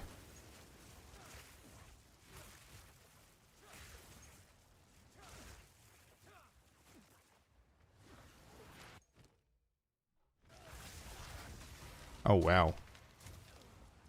That's for pausing the game. The 0.55 release is today? Nope. No release today. It's a reveal.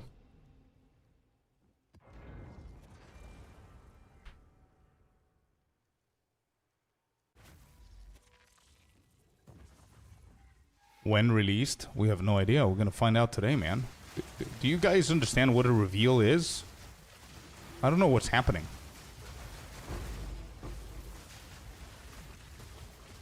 That information is part of the reveal. Today we're getting a reveal. They're going to tell us what's going to come with 0.55, what changes they're going to make, and when it's coming out. It's not coming out today.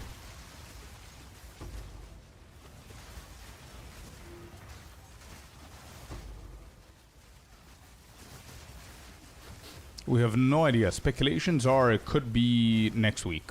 Could be in 2 weeks from now. It's going to be a Friday. We don't know when, though. We're going to find out. Like the trailer or the video, they're going to talk about it like they always do for leaks, which is surprising, to be honest. JH, it's very surprising. They've never done that before for a patch. They always usually do it for big leagues. But they're going to have a live stream where they're going to show us, talk about it, and then they're going to have a Q&A. So that means that we're getting plenty stuff. And they deemed it necessary to have a whole live stream for it, so it's not bad.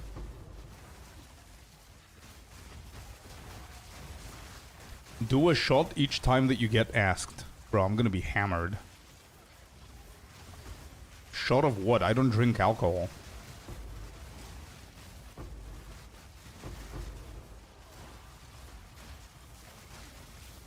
Be slammed before the reveal happens. So yeah, you guys are gonna watch it on your own if that happens.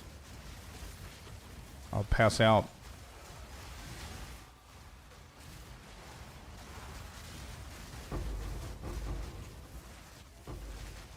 Shot of water. Imagine how much people don't drink water nowadays, that having a challenge with a shot of water is entertaining. Holy shit, he just... Bro, he just had water.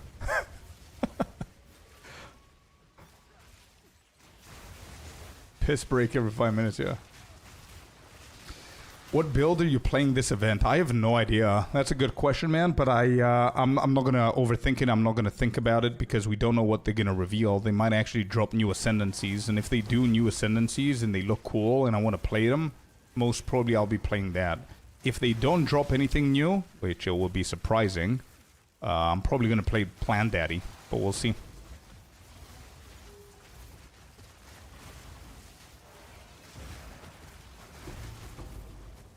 Also, I'm excited for some new stuff. I finally gotten comfortable enough with the game that I can play around with all the skills and weapons, classes and ascendancies, which is great. Nice. Yeah, that's a good point to be at in the game, man. For sure.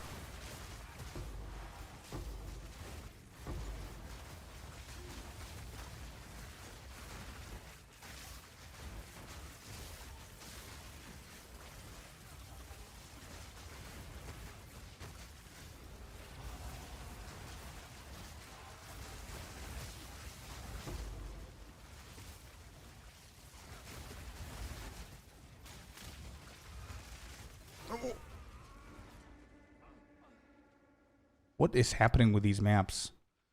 Keep dying. If this happens at 98 and 99, I will most probably gonna need a new monitor because I'm gonna break this shit in half. No idea what killed me there.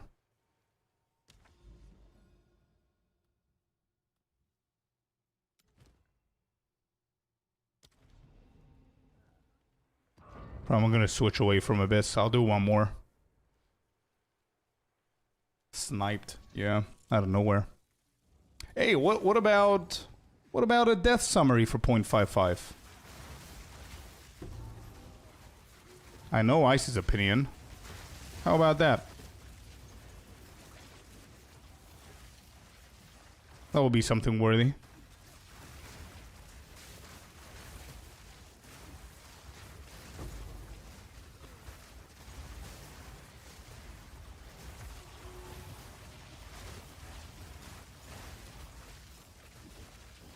Spark, Christoph.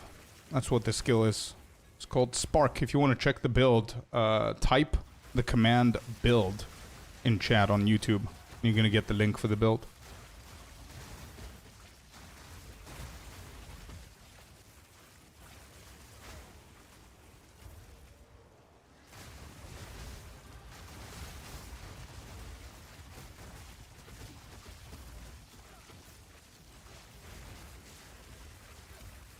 Plan Daddy got something new going on? Not really. I just miss it. I haven't played it since 0.4. It's a build that I really like. But if we don't get anything new, I'll go that. If we do get something new, I might actually play. The only two real options that we might be getting is the Arcane Archer for the Ranger, which is going to be very interesting to see. And even more interesting is going to be the third Druid's Ascendancy, that there's a potential of us getting. A lot of people are saying that we might actually get an actual shape-shifting Ascendancy for the Druid.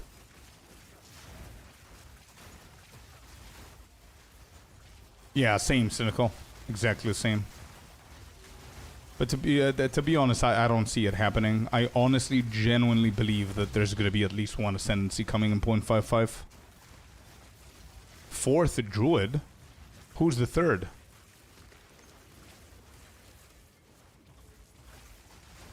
We only have two.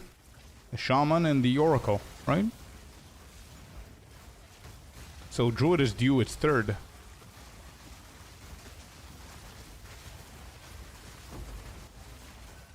If they call it Primal... When they talking about putting something in that was going to tell you what you died from, they didn't say that, no. It was leaked. It was leaked on one of the videos that they showcased their studies of their bugs for NVIDIA. Remember that they did something with NVIDIA fixes like a month ago? One of the videos that they previewed had a death summary.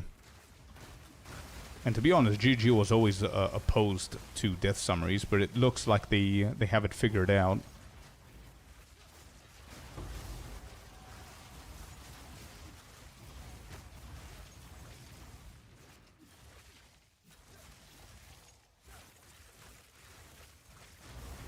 Hi, Mister. When is the patch 0.55 coming? We are gonna find out in 4 hours and 59 minutes, my dude. Very soon, we're going to find out.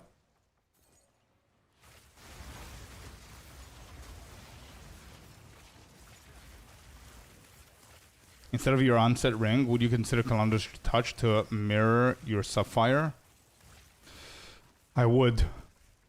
What am I losing here, though? Recover 3 mana on kill? That's what I'm losing.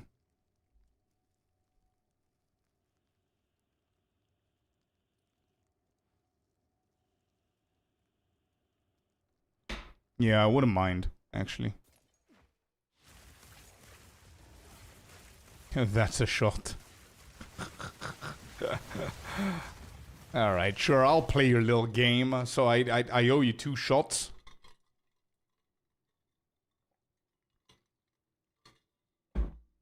Done. I say September 4th for the release. Yeah, I hope so. That's my bet as well. I wouldn't be shocked with 11th. I would be shocked for any other date apart from these two. I would be shocked if it's tomorrow, and I would be shocked if it's 3 weeks from now. I don't think it's going to be 3 weeks. The hell we're going to be doing for 3 weeks. Tomorrow would be fun, though. Oh, tomorrow is what people want. But Frames was right before. Somebody in chat before said... They doubt it's going to be tomorrow because they need a little bit of a hype to get all the other players that stop playing, see it, and get ready to come back. They don't need us. Ironically, they don't need us, the players that log in every single day, to just log in again. You know what I mean? They need people that logged off to come back.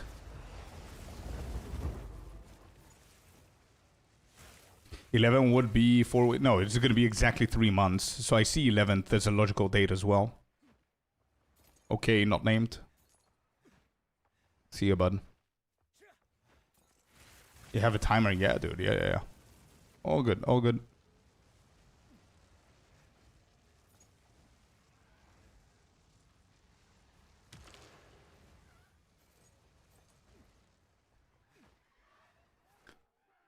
Do you have a guide or setting up your loot filter? Or do you have a guide for setting up your loot filter? I tried to make an uber strict one from loot filter and still could not see the screen due to all the useless loot. Just use mine, bro. Just use mine, my filter, and then just copy it or open it into Filter Blade and then do changes that you want to do. But yeah, that's another video I'm gonna do for 1.0 is teaching people how to set up their own filter so they don't rely on content creators and myself and stuff like that. I mean, it's a boring thing to do. A lot of people don't like doing it because it's boring. But for anybody who does it, is not lazy and doesn't care, at least know how to do it.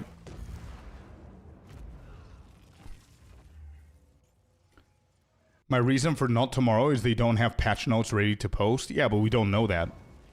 They could just come and say patch notes are going to follow the Q&A. I mean, to be honest, they've never done that. They've always said the patch notes are going to follow, but I mean, they've never had a announcement for a patch before, so.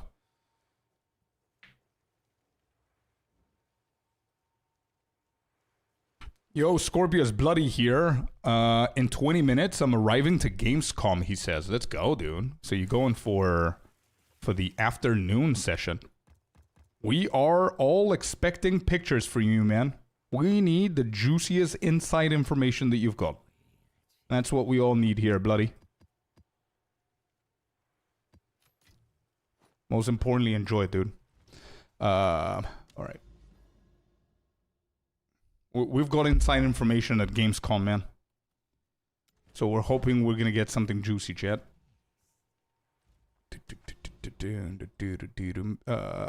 Attempted.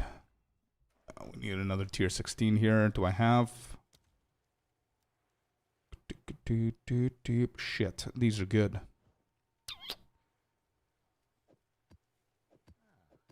These are good, but I can't use them. Okay.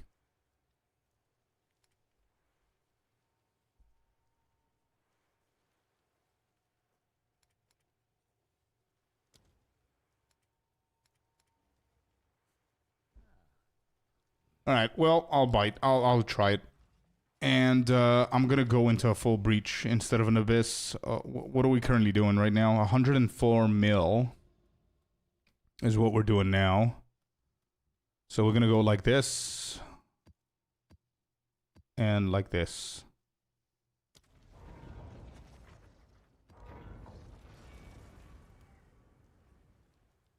Do you have any tips for making Spark good for high tier maps? Not sure how to scale it. What's your build? You want to send me a link of your ninja so we can see what we're working with? There's a lot of ways that you can scale it, brother.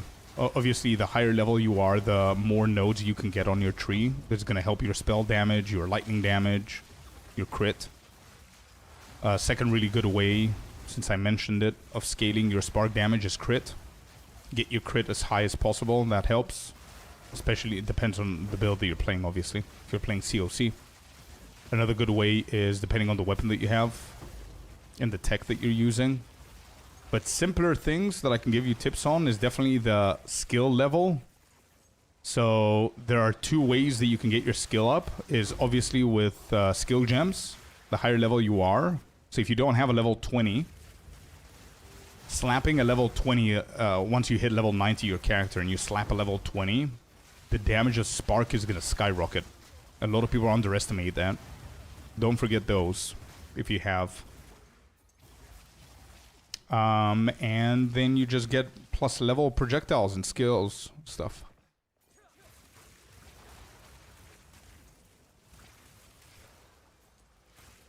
Careful on the vape, man. Bro, I've got 40 days left to vape. You see this timer right here, chat? Where is it? Where is it? Villain, I'm doing your favorite thing. I'm pointing at something. And looking all confused because it's mirrored. So it's weird for me. You see this? This number right here? In 36 days and 15 hours, your boy is going to get married. I'm going to give myself 3.5 days of enjoying that shit. Not working, just being with the missus, all married and shit. And when this hits 40 days, I'm going to quit vaping. So I've got like 40 more days.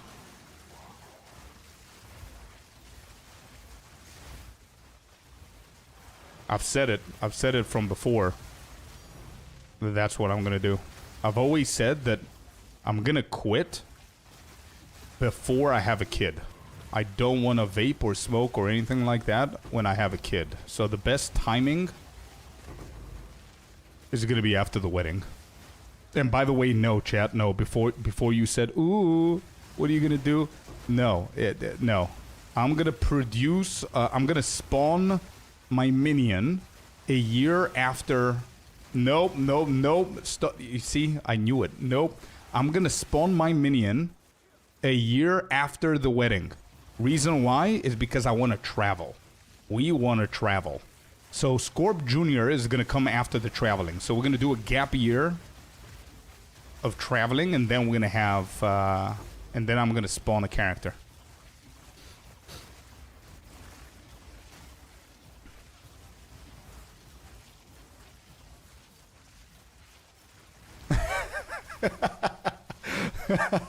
Someone in chat says, why would you quit vaping? The guy at school who sold me his used vape assured me it's totally safe and healthy.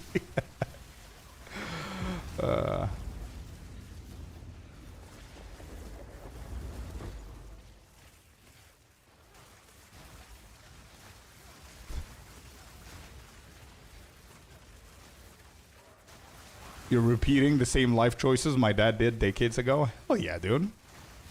How did it work out for him? Congrats, Cole. Thank you, bloody. Appreciate it, bud. I also need badly to quit. Hey, dude, if I do it, you guys do it. Simple. Spawn a character is crazy.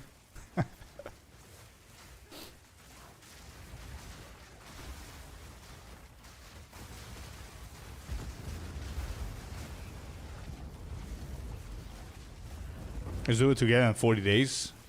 Hell yeah, bro. Yes. I have half a bottle of my fluid, and then I'm done. Let's go, Athelos. I'm rooting for you, bro. Let's do it.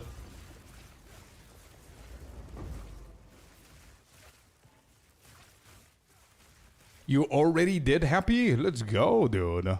W in chat for Happy. After 11 years of nicotine, he quit. Let's go, W, dude.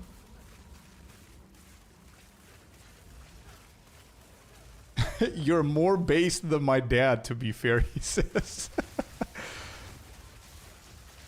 But he did have a wicked red mustache in his 30s. What a crazy comment, dude.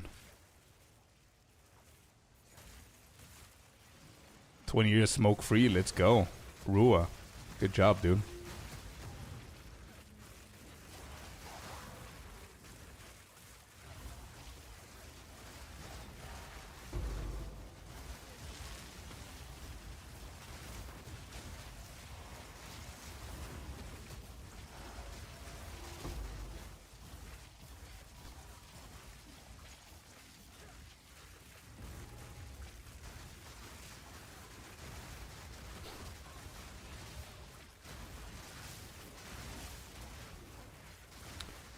Any leveling guide for this build and a non-mega endgame build for us regular folks? Bro, leveling build?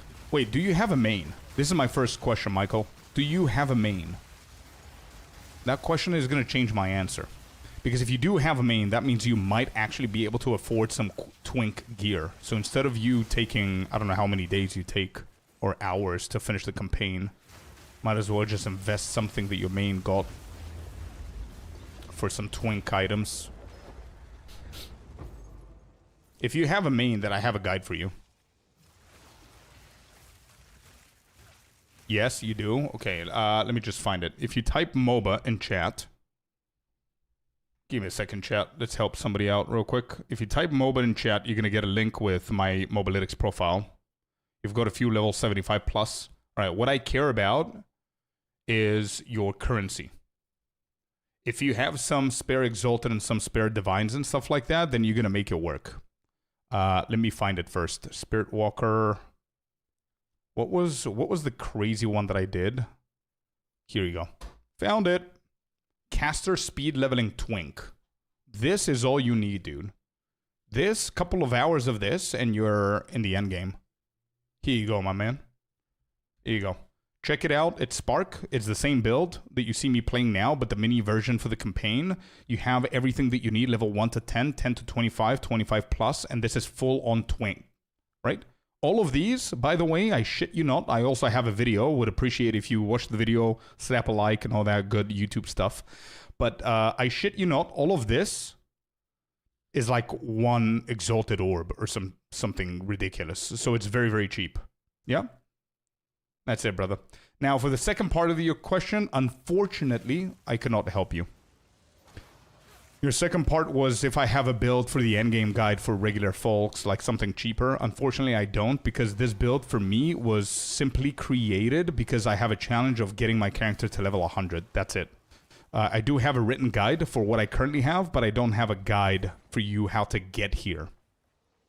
But you can go, if you don't have the budget, go and watch Anime Princess's guide with Adonias, which is the budget version. And if you have a shit ton of money, then you can follow mine. When I say money, I mean currency, divines. And that's it.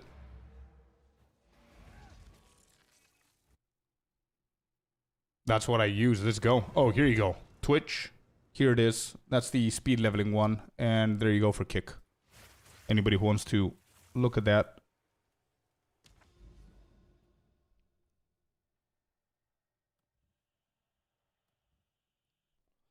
What's the XP now? 103. I feel that we went down.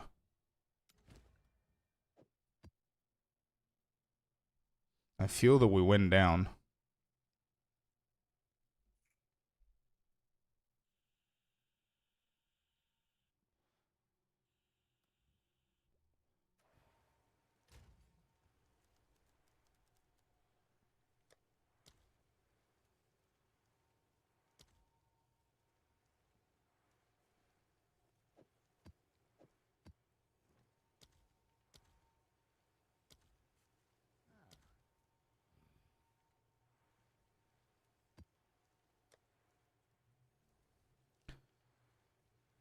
Bismuth, Diamond, and Quicksilver. Psych.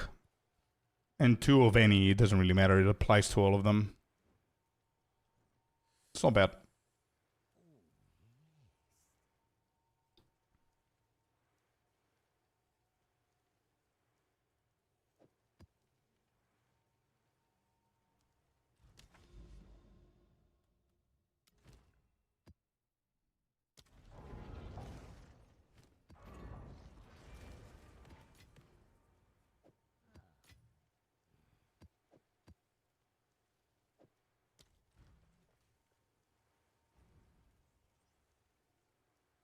Never been around for a new start. Let's go.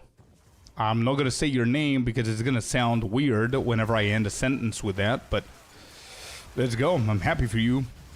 I'm really happy for you, man. Welcome in. Lovely to have you here. What build shreds? I don't know who to use for this new mini league. Never done Monk or Druid or Archer.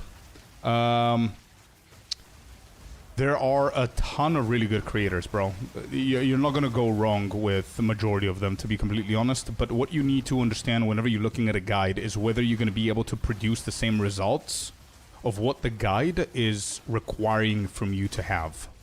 Does that make sense? So if you see a guide that has like a leveling progression, then goes into early endgame, then goes into endgame, a late endgame, and then goes into Uber, that means that the creator has given you like a nice little path for you to follow. If you just find a build guide that has like Uber endgame, like what I did with this, then obviously you need to be an experienced player and have like a shit ton of divines to immediately go to this.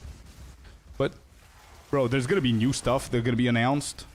I don't even know what I'm gonna play, to be honest, bro. So don't overthink it. Let's wait for for the announcement, which is going to happen in 4.5 hours. Let's see what's going to be new.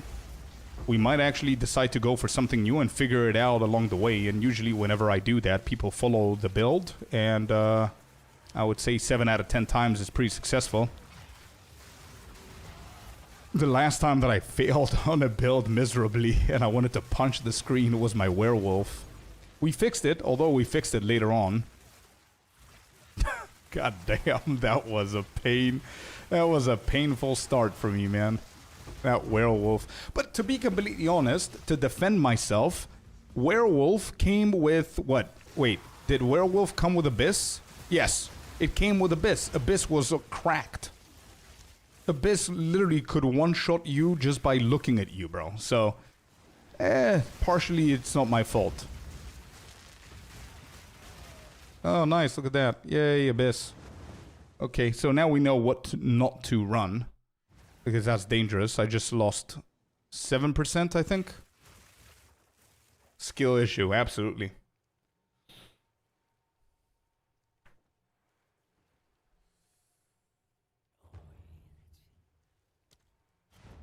I need to play something that won't crash my game. Let's see what's going to be new. Yeah, but Uber isn't possible till later when more people farm. Yeah, but I mean, if I'm playing 12 hours a day, every single day, I'm going to get to Uber a lot quicker than you. But that's not a negative thing. This is one thing that I always tell newer players. Katie, appreciate it, man.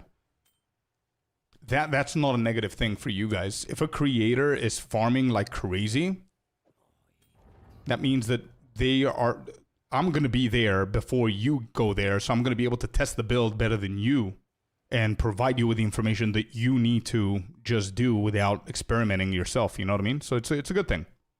It's not bad. But just so I can finalize my answer, because I didn't really give you an answer, plants is safe. Plants is safe. My martial artist... Actually, no.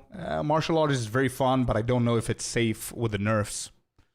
Martial artist, spin to win, my build for this league is a good build. I shot martial artist is really good build as well. Amazing league starter. Probably the better league starter than the 3 that I just said. And all of those, I have like super detailed guides for them. And I'm pretty sure that I have leveling stuff into those guides too. Let me just double check. I've played so many builds this league that I don't even remember. Oh, I've got an iShot Uber endgame and the previous version, which is a budget version, I think. Yeah. Most updated. Okay, so I have an Uber version for the iShot.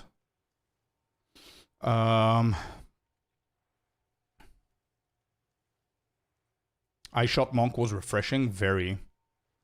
Very. By the way, Scorp, your Monk guide is the only Monk guide I've seen where you gave good advice for level 1 to 45. Oh, thank you, dude.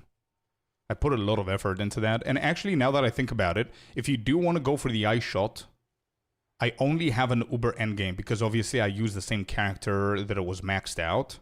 So I didn't level it again. But what you could do is you can favorite this one. Just click on this so you don't lose it, right? And then if you go to my profile, let me show you what you could do. You can find my big-ass guide, the one with 2K favorites. This one, Spin to Win. And this is what you could do. Go down. This is a monk, right? And boom, there you go. You've got the full leveling guide for the monk before you transition to iShot. So you have this. So you can use both of these guides. And if you like Spin to Win more, you could just go through all of this.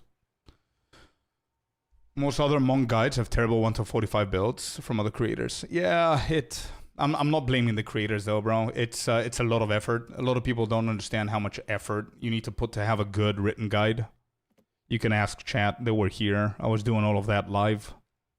It's a ton of effort, man. So imagine if you do that like 17 different times within the league. Easy playstyle. Yep, just take your mouse where you want to shoot, click a button, and you shoot them. That's it.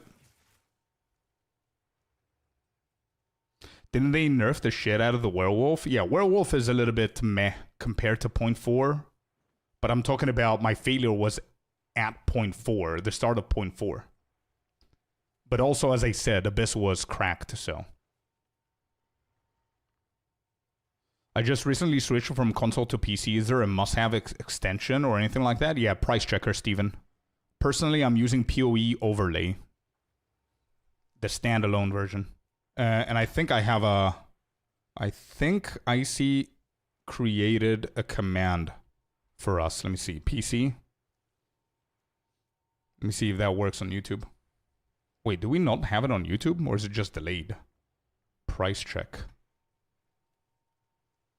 Oh shit, we don't have it. Do I have it on Twitch?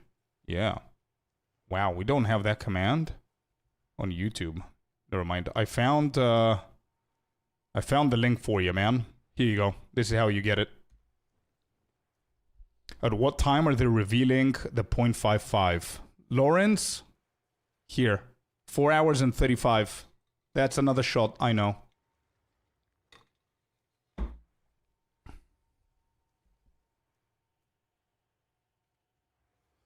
I want to play your build so badly, but my PC is not going to accept it. Which build? Lich. Which one? Isn't as great as it was in 0.4? No. What's that skin you have on your mana? It's not a skin. It's actual Ultra's Chalice. Did you see the build import into MOBA? Yeah, it's really cool. You guys, let me just showcase you this because since they're mentioned, I haven't showed you this. If you go to any build on MOBA, you can see the characters.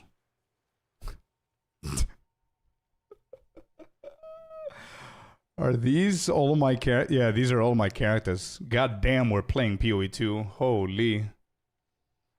This one on stream? Oh, I see. Yeah. I see. It's a little bit heavy. Alright, so hold up. I want to change the unset, I think.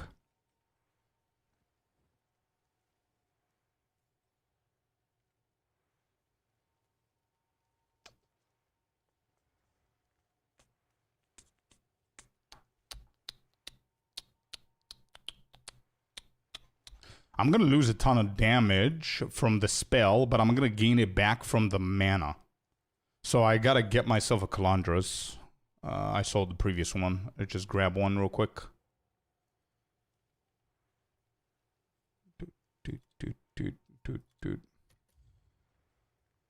Yeah, we're going to get it back from the mana for sure, but... Anything Gemling is going to be super OP and easy to play for the most part and rarely inexpensive. Hey, it depends, man. It depends. That's a gifted sub. Klima with a sub. Thank you, dude. Definitely depends on the build, but yeah.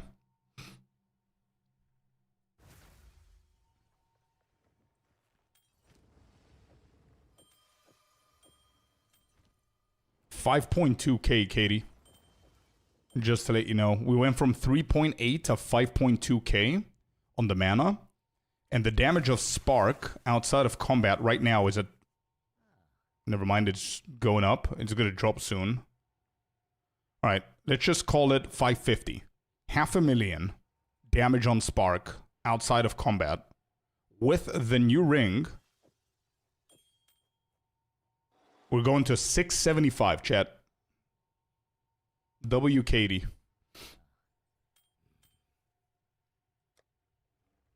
We have some chaos res, yeah. Good stuff. We're 50% to the level. Let's get this. No. Let me do the attempted ones. Yeah, let me do the attempted ones real quick.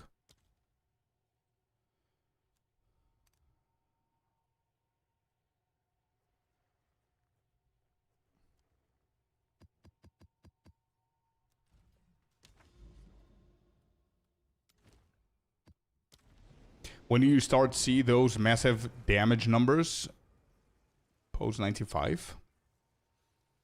90 plus, dude. Anything above 90. I don't see a real reason you cannot see 500,000 around level 90. It's not, it is, but it's not level based. What I mean by that is a level 90, you unlock the level 20 skill gems. The second you have the level 20 skill gems, You can get any number. If I show you my tree right now, you're going to see that I have a lot of wasted points into attributes that I don't currently need.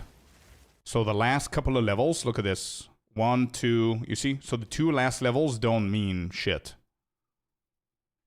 See what I mean?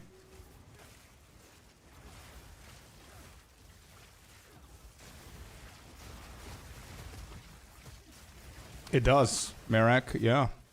Headhunter works perfectly fine with Spark.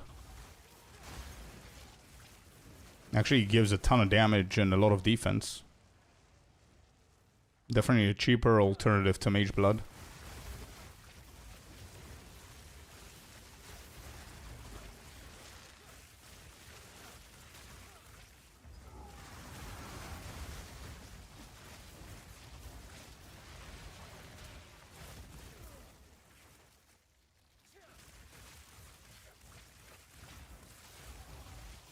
Yeah, I'm putting everything on intelligence.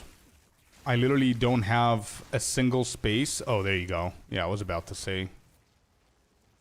I don't have a single space because now... Yeah, I need to balance these out. Hold up. We just changed the rings. So all of our attributes are different now.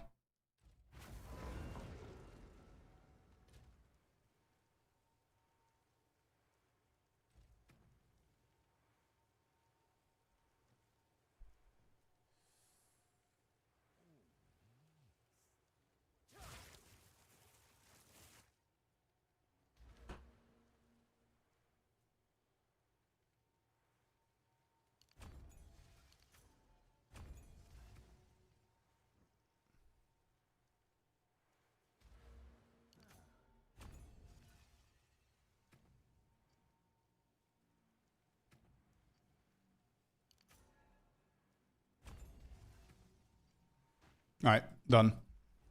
How come your starting point in passive tree, not for Gemlink? For passive, so I can spare some passive points. It's a lot quicker if you go from here to where you want to go, right? So 1, 2, 3, 4, 5, 6, 7, 8 to reach here. And I could just go for 7 to reach all the way up here. And then go from there. See what I mean? So that's saving a point doing it this way. But I would only recommend you to do it this way once you started min-maxing your gear a little bit, because you're going to definitely lose some really good stuff here. And you want to make sure that you can afford losing those things.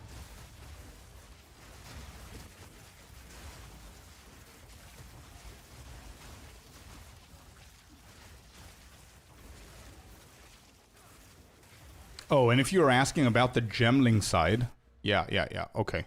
I thought that you were asking why I'm getting the attributes. It's split personality, man. This allows me to go over to the sorcerers. And there's a way of doing this. Not a lot of people, apparently, not a lot of people knew how to do this, myself included, because I never played it. But the way that you do that is, obviously as a Gemling, you're going to start over here. What you want to do is get random points as quickly as you can possibly get all the way to this jewel right here from the Gemling, just randomly, right? All the way here. Once you get here, you put in split personality, and then you make sure that you connect to the Sork. The second that you connect with this one, you have a connected path to split. You want to refund all the points that you took on the mercenary. And that's it. Yo, let's go, Brent. Thank you. 10 months in a row, dude. Billy Bob Varsity Blues voice. Let's go, bro.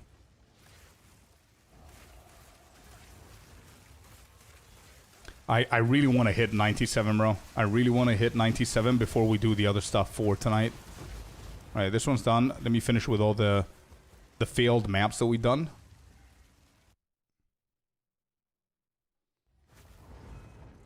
Yeah, I'm pretty sure you're one of the most consistent streamers in POE2 right now, and you're still actually putting out new info. Everybody else is just using old build links. Oh, thank you, JH. I'm trying, dude. I do have, to be completely honest and being transparent, I do have some outdated stuff that I'm too lazy to go and fix. But I mean, yesterday night, I was looking at my comments over on YouTube, and somebody was hating on me because the video that they were watching was wrong. And I saw the video that they were watching, and it was a year ago. I mean, brother, just look at the date. I mean...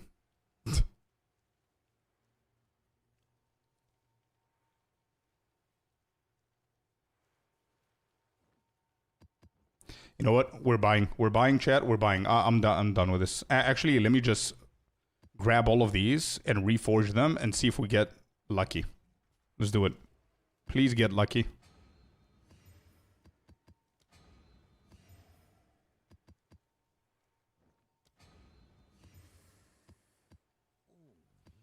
What was the comment? I think the comment was something like, "Oh my God, what a stupid video, complete waste of time. Nothing works of what you're saying." And the video was like a year old. So that was like 2.5 leagues back. Wow, not a single one here. Well, hello there, you sexy beast. Not a single one. User error. Yeah. Yo, Keeson, 5 months in a row, dude. What's up, brother? How you doing? Long time no see.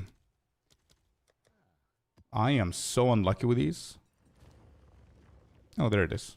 We got one. I need more than one now.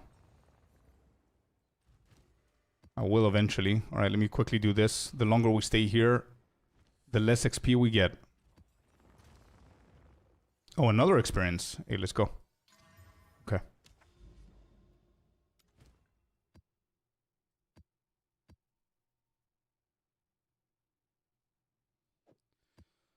Okay, I don't have tier 16s. I only have the bad versions with the modifiers that I don't really like. I'm gonna give them a try, see if we could do it.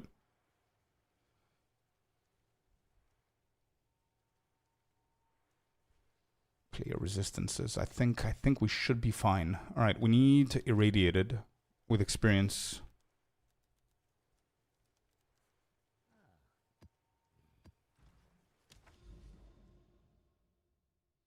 I haven't played for 2 months now. What is this update about?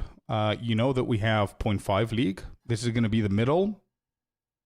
This is this league is what's going to carry us to 1.0, bro. It's 0.5.5. And just so you understand, we don't know what's coming. We have no idea. We're going to find out in 4 hours. But just so you can understand how big of a deal it is, they're not just going to throw patch notes at us. Even though it's a patch, it's not a league. They decided that a full live reveal is necessary, followed by a Q&A. So it's definitely pretty big. I mean, it's not going to be the usual 3 hours, 2.5 hours. I think it's going to be an hour and a half. And how I know that is because the final race qualifiers is tonight. And it usually starts at... What time does it start? 9? Yeah, 9 p.m. UTC is usually when it starts. So that means that it gives it an hour and a half for their announcements.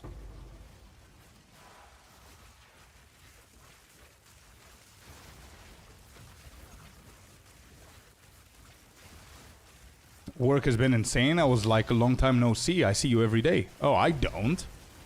Yeah. Thank you, dude. Appreciate it. And the lurk as well. Happy to hear you're doing good, bro. Hey, brother, I'm just going over your Spark build you sent. Thank you. But nothing in it for Ascendancy. What would you suggest? And what order for the nodes? You know why there's no Ascendancy there, bro? Is because I didn't go for an Ascendancy. I finished the whole campaign in like 6.5 hours with the build that you're looking at without ascending. And the reason why I didn't lock it with an Ascendancy is because it's for any caster. You could do whatever you want with that. It depends on what class you're going to go. So obviously, if you want to transition to this build, you want to go for Gemling Legionnaire. If you want to go for Oracle Spark, then you're going to go for Oracle. If you're going to go Druid, right? It all depends. So what are you playing? Do you have a staff? No. I'm not using a staff. I'm using the wand. Not a wand, but the wand in Wrathpith. So yeah, just let me know what class you're playing, and I'll tell you what ascendancy to go for, and what nodes to go for.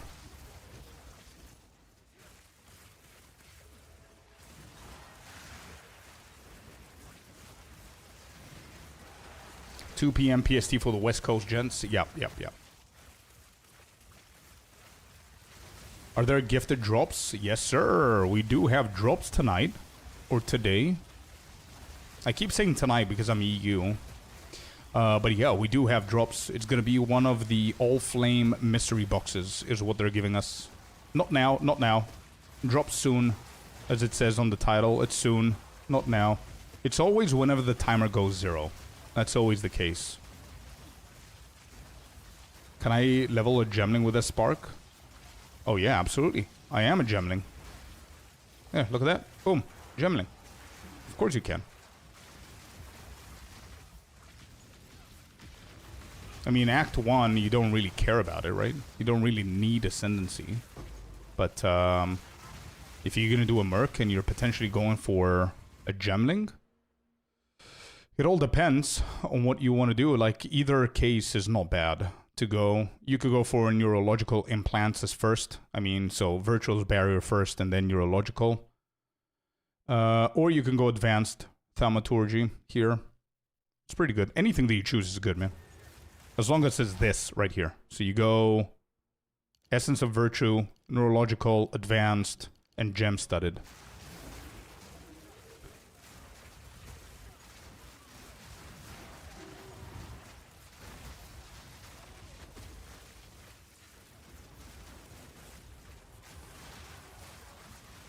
You have staff? Oh, wait. No, I meant, do you have personnel? Do I have somebody working for me? No.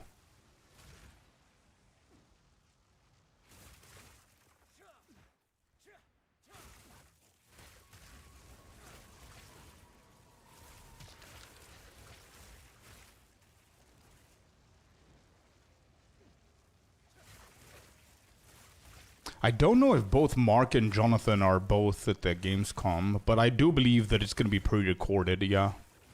But I don't know for the Q&A. I think the Q&A is always live, so they have to be there, but not necessarily both of them.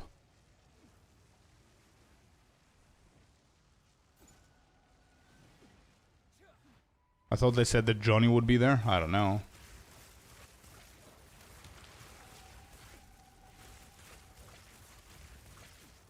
Oh yeah, if I need to talk about Icy, of course. Without Icy, I wouldn't be able to do half the shit that I'm doing usually. With shorts and clips and everything. But no, if somebody's asking me if I have personnel, I don't have legally personnel working for me. But I think after the wedding, for 1.0, I think I need to look for a good editor. Like somebody who's gonna, you know, only do that. So I can relieve Icy from a few things, you know? That's gonna help the channel grow a lot. Hello, my fellow Dagger Andy. I'm the axe guy from X. Yeah, what's up, dude? Dagger Gang is already having meetings and daggers are nowhere in sight.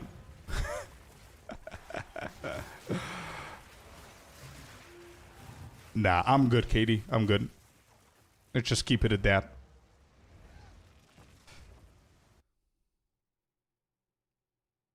Can't wait for 0.55 playing Metal Gear Solid 4 till the reveal. Let's go. What a great choice of a game, man. We're just putting a unnecessarily brutal challenge for us to keep us busy. Is grinding to 100.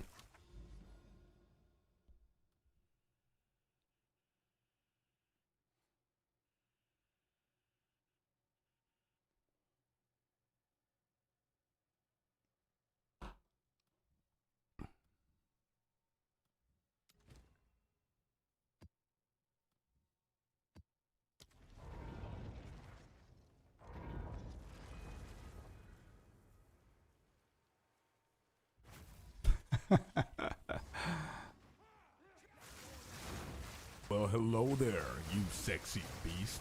Donny420, thank you for the Prime, man. Appreciate you using your prime over here. I have a level 85 gemling right now. Spell totems.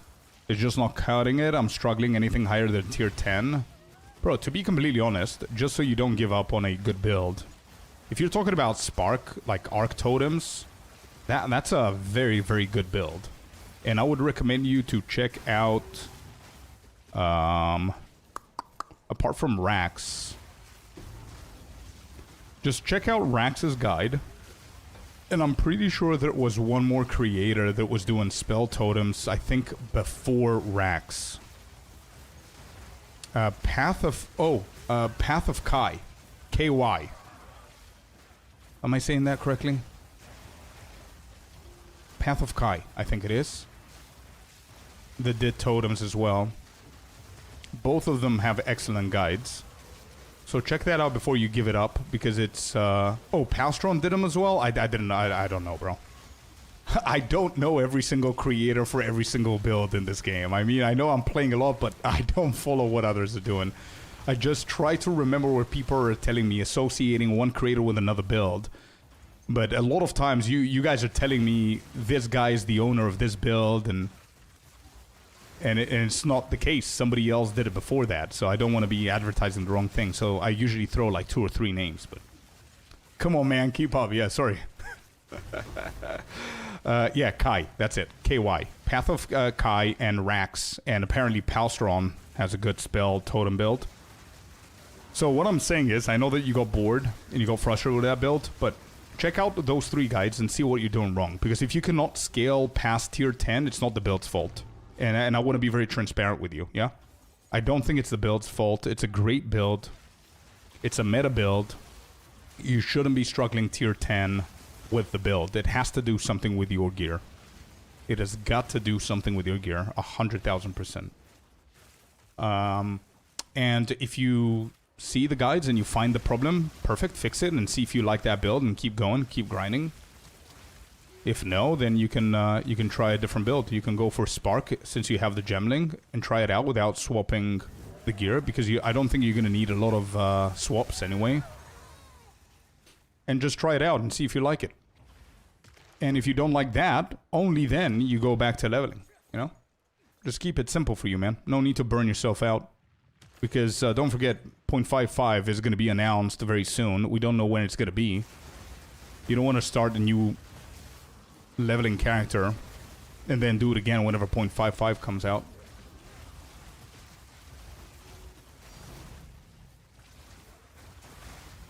Oh yeah, Derek, for sure. Oracle is great, bro.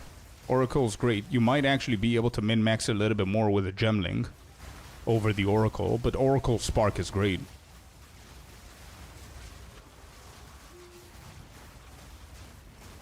Anytime, dude. Anytime. Grim Pillar Totems, the Spark, yeah. It's really good. Then you farm a mirror and all builds will be just fine. Yeah.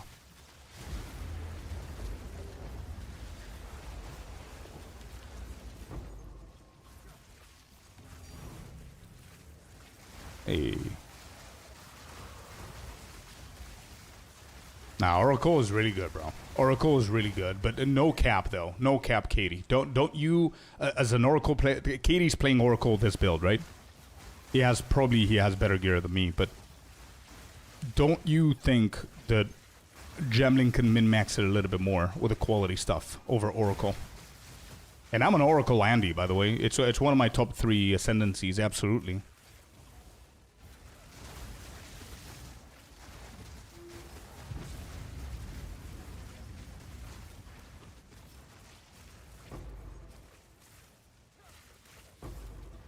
Inevitable crit is just so nice. I know, bro. I know. Wait, inevitable crit is so nice. You know what else is nice? You know what I'm about to pull out? Whoever thought anything apart from the Gemling list, you guys are weird. This is also nice, dude. This right here. Arc, look at that. Look at that. 3% more damage with hits for each remaining chain. That's nice as well. You know what else is nice? This is also nice. Fires 4 additional projectiles and another 10, right? So I'm using your website against you, dude. The website that you linked me against you.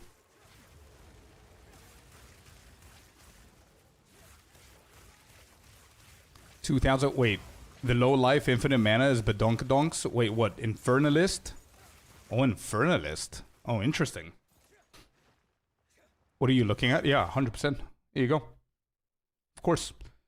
Here's for YouTube, anybody who's interested in that link, and here's for Kick. What you're looking at is, so what you want to do before I explain is at the very top. You see the very top of the website? You're going to see only distinct gemling effects. Click on that shit, and then you're going to be able to see every single ability and how the gemling quality affects it. See what I mean? Great stuff. So you know what kind of, what difference does it make? So for example, if we look at Archmage, non-channeling spells gained 1% of damage as extra lightning damage for each 100 maximum mana, which is great for the build that we're doing.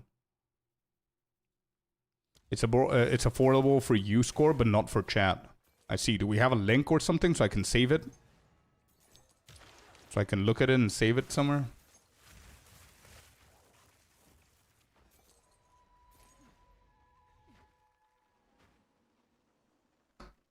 Think I might need Adorn, not Temporalis. Yeah, probably unpopular. I think Adorn is gonna skyrocket your build instead of Temporalis.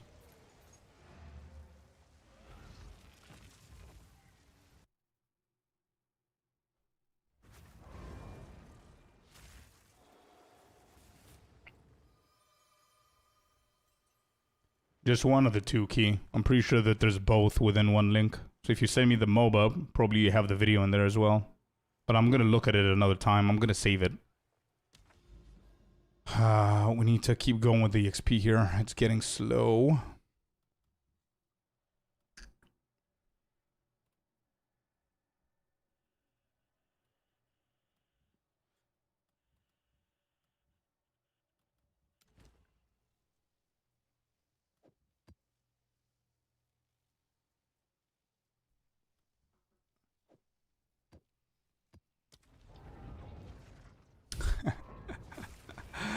It's a Temporalis Infernalist, and the first words that I read are best build I've ever played. Temporalis makes it very fast, Jewels make it do a lot of damage, Spark COC, what else do you need?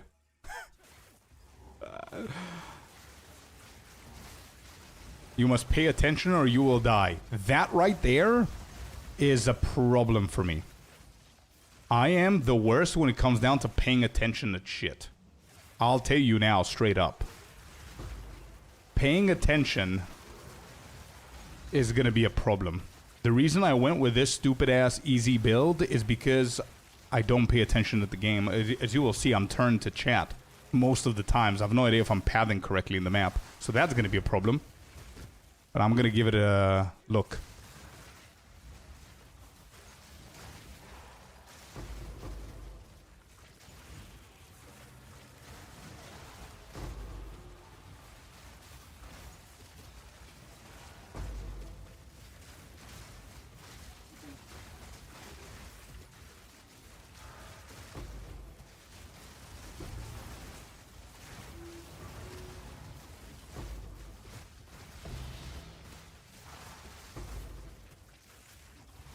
That warning is there for people with 2 hours in the game. Bro, people with 2 hours in the game are not even going to be able to afford a charm from that build, I think. I see what you mean, though. I see what you mean. It's different. Yeah. It's different. I see what you mean. It's like a disclaimer kind of thing.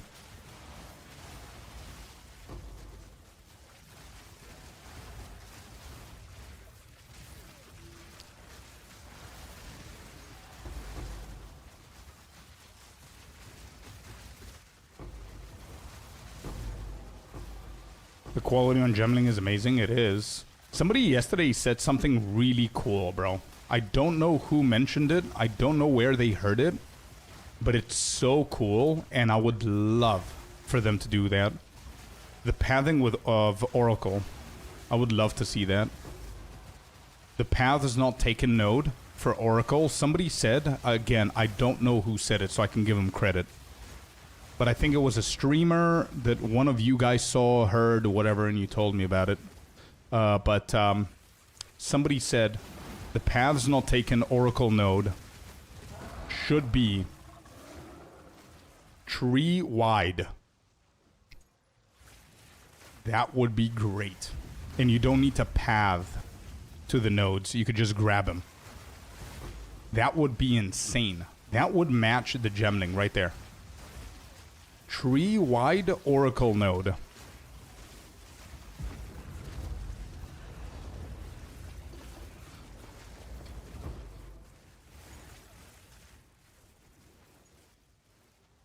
You think they're gonna nerf gemling in 0.55? I think so, yeah. Unfortunately. Not because I'm a gemling main. This is the first build that I'm playing with gemling just so I can try it out, and it's nuts.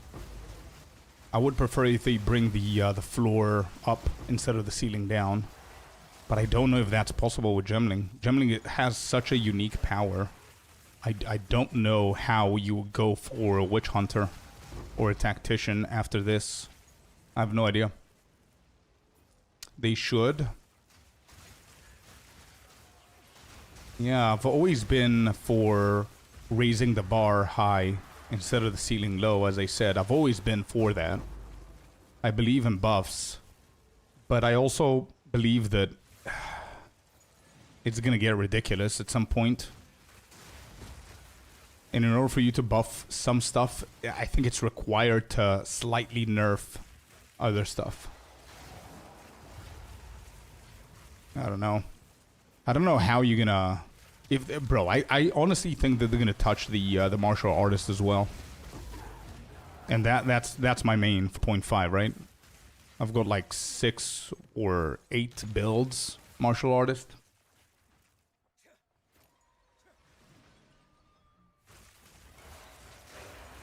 You just nerf Fox Idol and extra quality on neck, etc. True. Yeah, and it's still going to be a nerf. But yeah, indirectly, something like that is what I'm thinking that they might do. Decrease a little bit a few of the things that you saw on the website that I just showed you. So instead of 4 projectiles on Spark, you get 3 or 2. You know? Instead of 3% extra damage per mana, you get like 1. Stuff like that is what I'm thinking that they might do. Full-on nerf? No. When I say nerf, I never say full-on nerf. I never mean, just so you guys know, whenever I say that something should be nerfed, I never, ever, ever, ever mean full nerf. Ever. I'm talking about, like, logical balance changes, apart from warriors. Warriors always deserve to get fully nerfed every single league, just to keep the tradition going. Tweaks, yeah. Logical, good tweaks for the future of the game.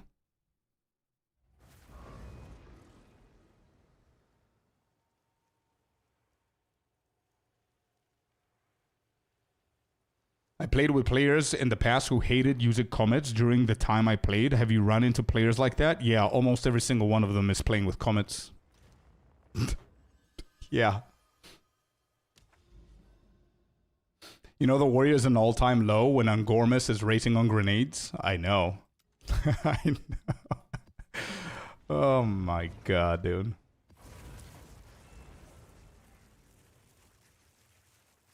I mean, it takes heavy investment to do this, so I don't see a reason to nerf gemling. Isn't it people switch towards mid and of the...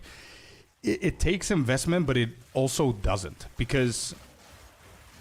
Hear me out, Blades. I understand why you're... Like, your defense on that. And as I said, I am not for nerfing the shit out of something. But if you give me a choice... Let's say a new player comes in and says, yo, I really like this skill. Which skill? Spark. Cool. Which ascendant should I go for? And why? Well, you can go for Oracle. You get like non-storm crits, which is pretty cool. But also you can go for Gemling.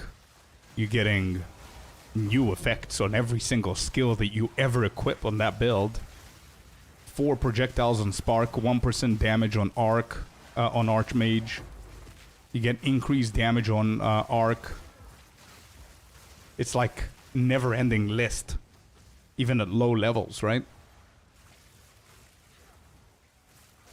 I see why people justify a nerf. But as I said, tweaks. The Duelist finally revives POE2 from irrelevancy, somebody said.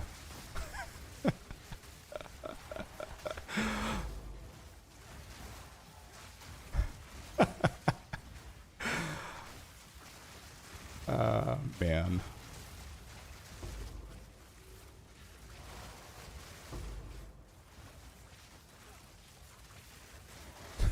Is today troll day? I don't know, but that was funny. That was funny. Bonafide, or whatever your name is. It was funny. The only ARPG, by the way, the only ARPG in existence that does not have swords that's more relevant than any other ARPG that's out there, lacking even the most popular weapon in the game, is performing better than all of them combined. Swords come in the game, it's GG's, man. It's like... it's done. I mean, gemling is like that since 0.1. Now you put extra content and you nerf the Ascension that has been like that for 3 leagues. Yeah, I don't know, bro. Gonna make a lot of divines crafting swords in 1.0. Yeah, it's gonna be fun. It's gonna be fun. I'm gonna have a lot of fun creating my filter for 1.0 with swords.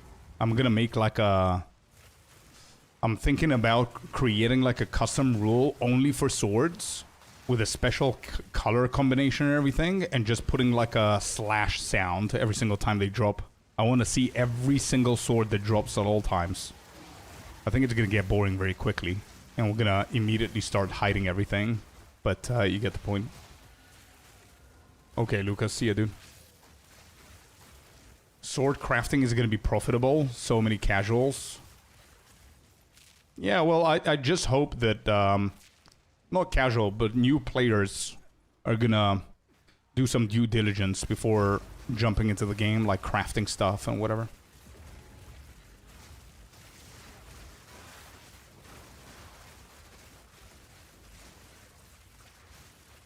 The clang sound for 2016 Berserker, not bad.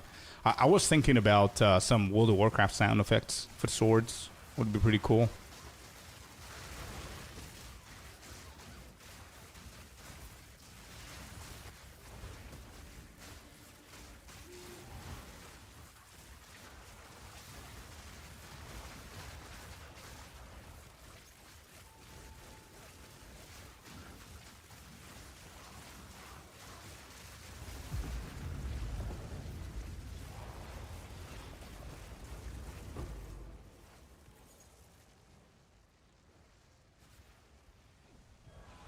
They shoved off Cyclone.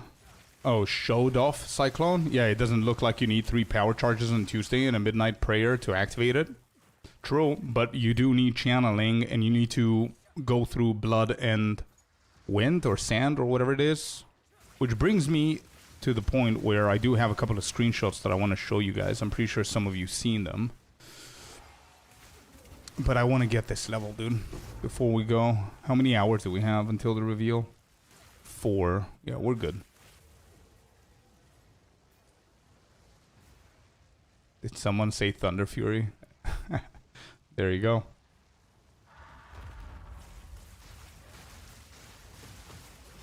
Katie, that ring, real good stuff, man.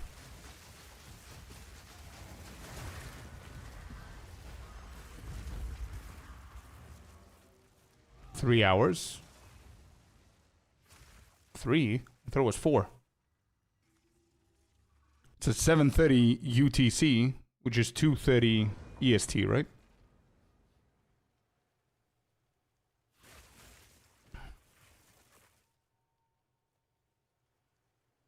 It's 4, yeah.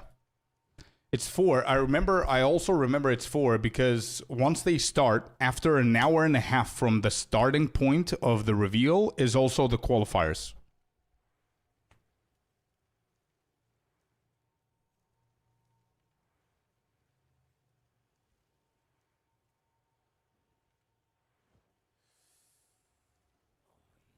Wait, I'm getting confused here. Let me just double check it again.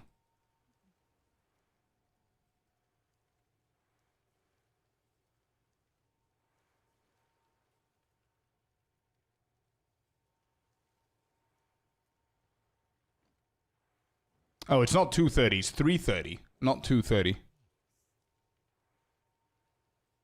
It's 330. Let me just confirm from their actual post as well. Yeah, 12:30 PDT.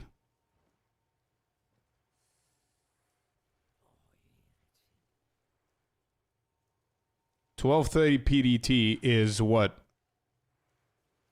It's 3:30, right? It's 3:30 EST. Yeah, 3:30 EST. Okay, okay. I thought I was wrong.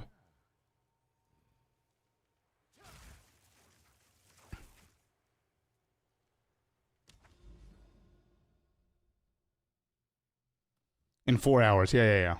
I'm right.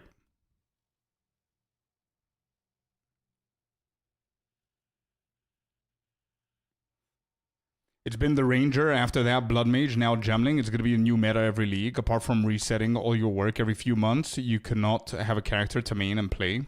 Yeah, but I mean, this league, it's nice that we've seen so much diversity. Last league as well with the Druid, this league with Martial Artist.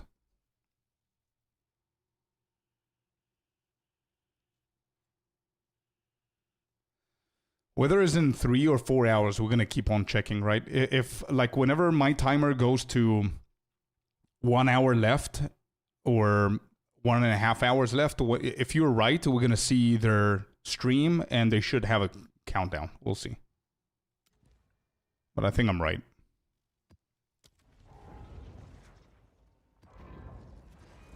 Which version of plants are you going to play if you go plants? Oracle or Abyss Lich? Oracle all the way. Oracle. I'm just going to follow my own guide.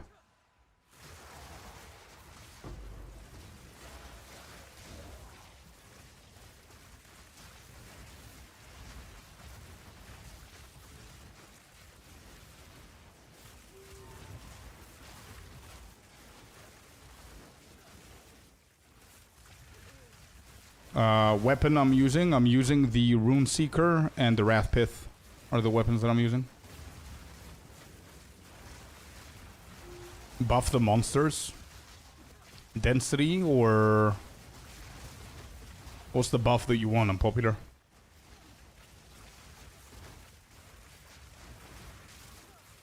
How did they manage to have everything in except swords? They don't have everything in.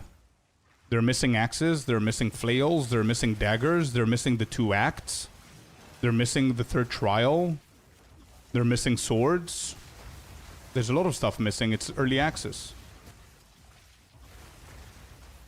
Hour and a half, because literally after an hour and a half, the qualifier starts.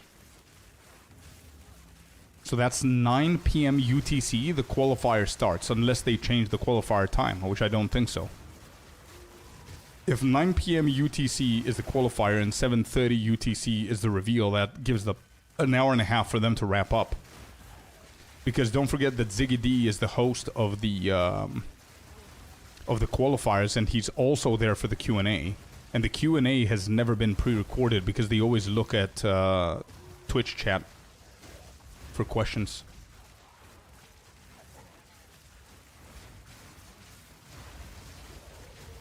I hope we get all classes of 1.0 and everything else we're missing. A lot of work left, right? A lot of work left, yeah, and I don't know if you've heard this before, and if you haven't, I'm sorry that I'm the bearer of bad news, but I would drop your expectations of getting everything in 1.0 to like 0.1%. The reason why I'm saying this is because they said multiple times that their goal is not to drop everything in 1.0. They're going to keep a few classes for after 1.0, and I think that's smart as well, to be honest.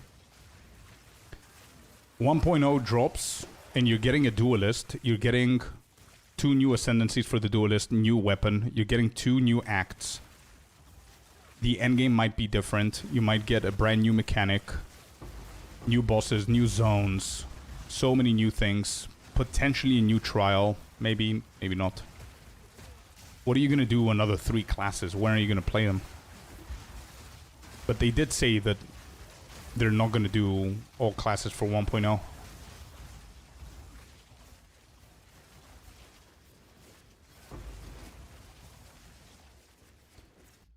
This is weird. Let me just restart. The FPS dropped below 0. So yeah, I don't think we're seeing the classes, all classes 1.0. No chance. I wouldn't take away the idea of getting 2 classes instead of just the duelist. But again, even that is a little bit, I don't know.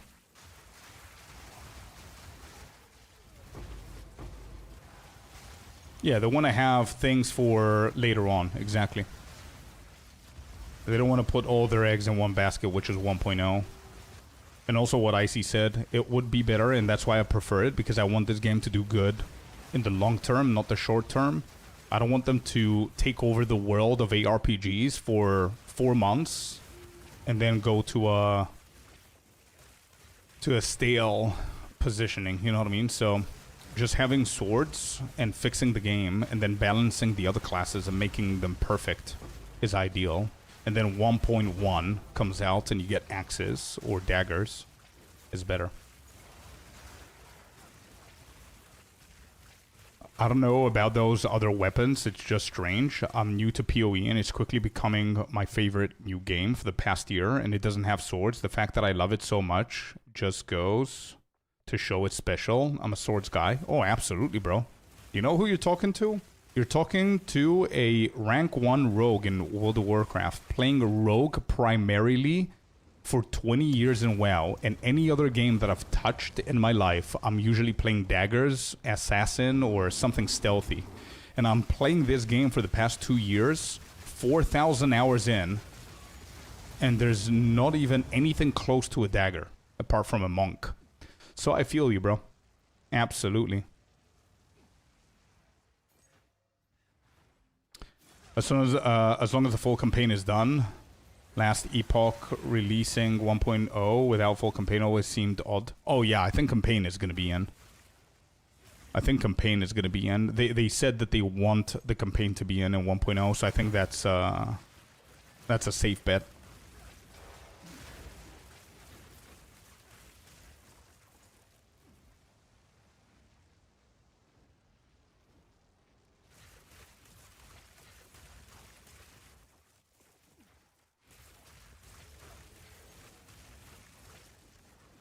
I would prefer if they put them out in stages like that so that I have time to play it all. Exactly, bro. Exactly. Exactly. This time around, Gemling got busted. Spirit Walker was new. Martial Artist was new. So many builds that you could try with just one ascendancy. Look at the build diversity of Gemling. Look at the build diversity of Martial Artist. And then there's also Spirit Walker. And there's also other shit that you could try, right? Not enough time to try it all. Imagine if we had another 3 extra classes at the same time.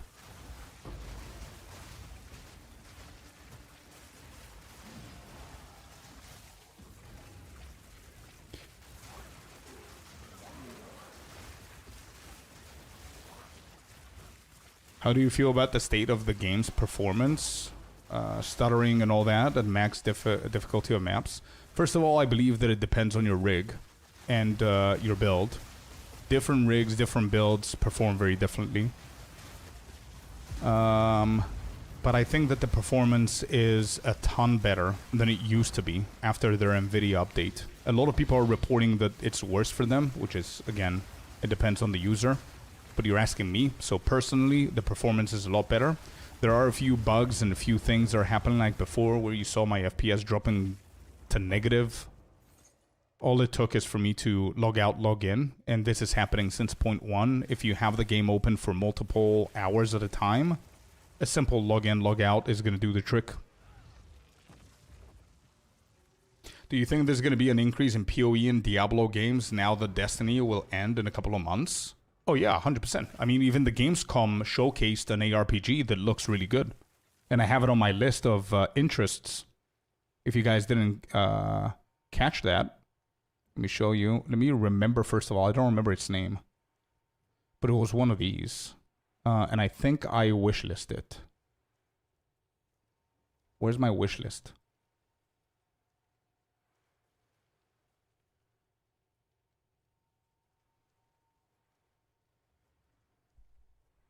Yep, Teray the Unbound.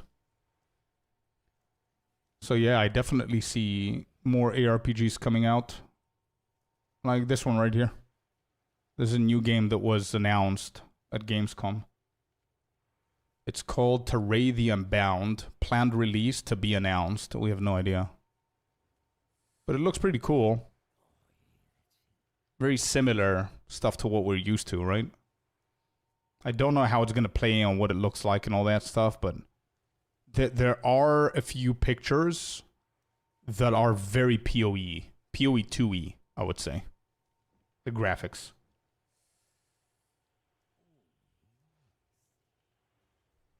Yeah.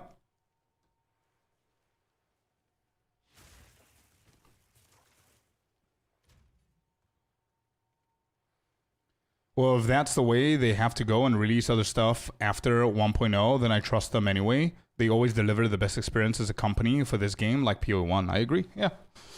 Absolutely. All right. I gotta go piss chat. Give me a second. I need to be right back. 76% to the level. One sec.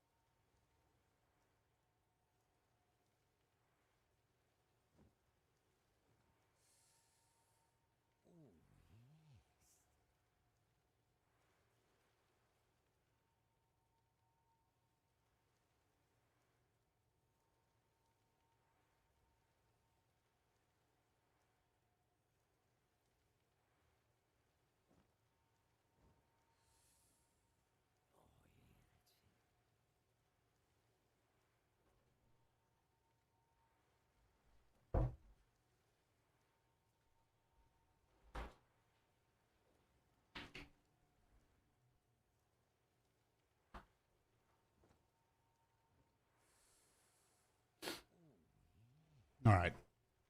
We're back.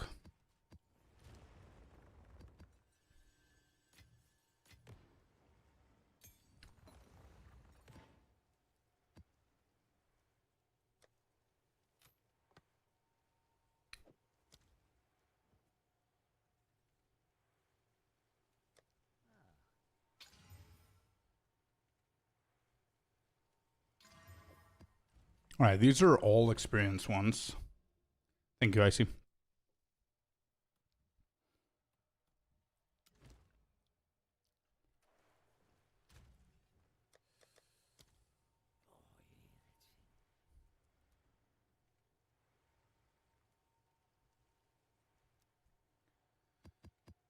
Okay, we get 4 of these. We don't have any more city maps, so we're going to need to path very soon.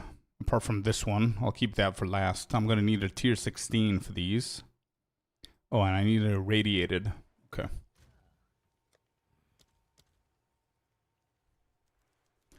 Experience.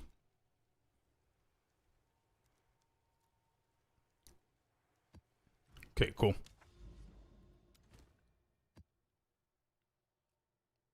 Let's do it. Build diversity and ascendancies is the goal? Absolutely. You know what the goal is? What's the dream? The dream is for a build to get online by combining 3 things. Tree, ascendancy, gear.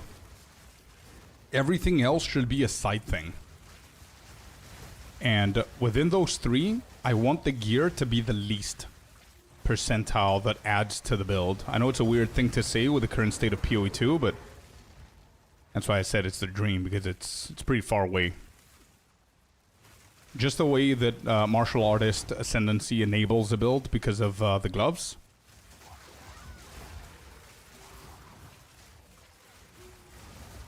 Or the gemling or whatever. So I guess what I'm saying is I need to see more ascendancy buffs and more passive tree buffs. So we can rely less on gear.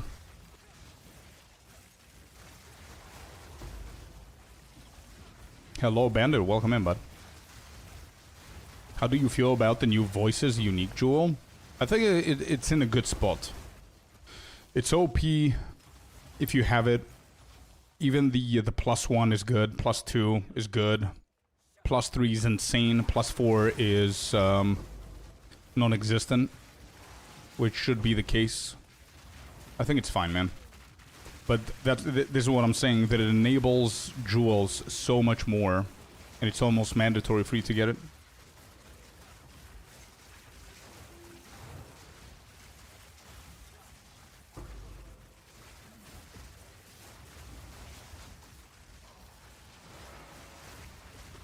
Yeah, the +1 is whatever.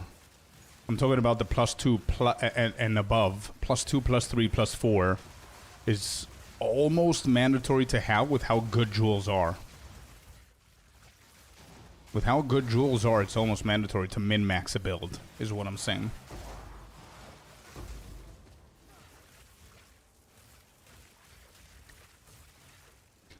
If you're willing and you want to annoy you, put the timer in the upper center of your screen and bigger so it's seen and so many people don't ask repeatedly. I put it there, not because of me, because of you guys. I didn't want it to annoy you in the middle of the screen. But yeah, sure.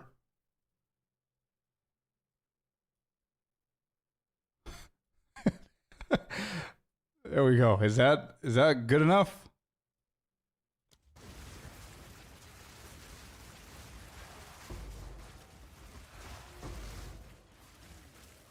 I would like 40% gear, 30% ascend, 30% skill choice.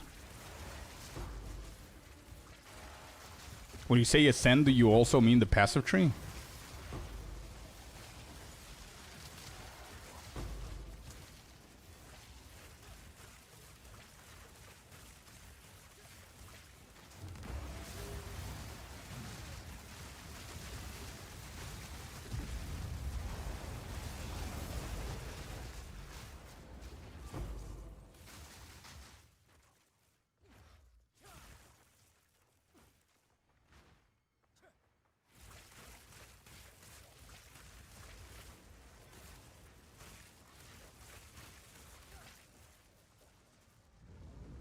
I agree. Gear being priority inflates the economy, making it unbalanced for new players.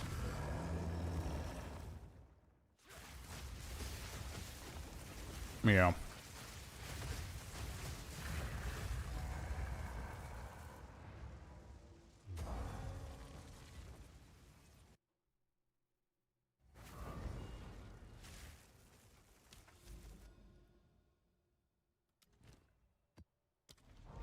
%77%. We need 23 more. Let's do it.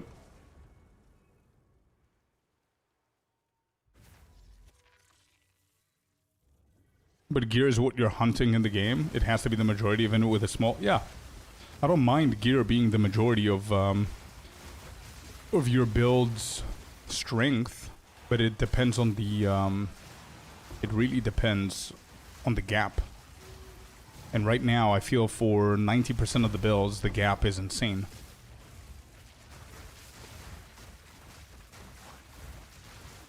But I also want each level to feel like a big deal. And for that to happen, you need less padding and more good shit in the passive tree. You know what I mean? Like, if we look at this... Bro. If we look at this... Look at how much, again, for anybody who's saying about effort and everything, look at how much effort they put into all of these nodes. We literally have 25 nodes. Everything else is pathing. We literally just collect 30 nodes. Everything else is pathing.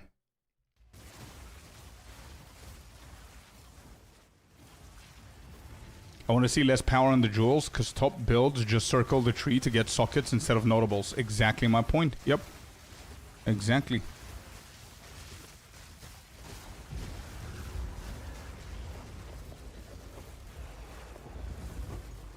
They can also make some levels give you extra passive tree points.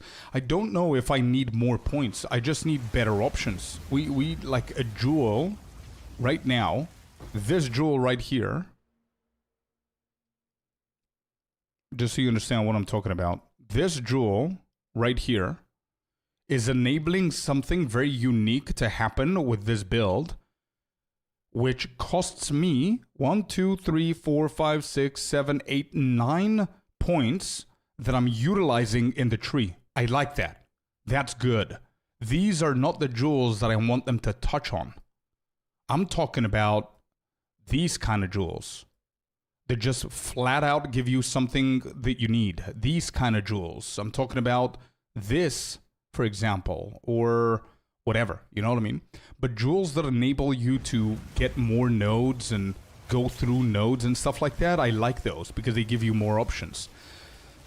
But what I'm saying is that the tree has so many good options, and yet people are going to choose to path through the entire tree, ignore 80% of the nodes just so they can get those jewel slots so you can put a sapphire in there.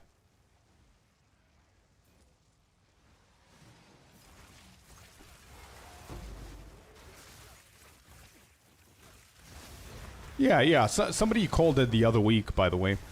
Like, imagine if they decrease the amount of limit, like they put a limit on all of the jewels. Like, you can only have one sapphire jewel. You can only have one time lost. You can only have whatever.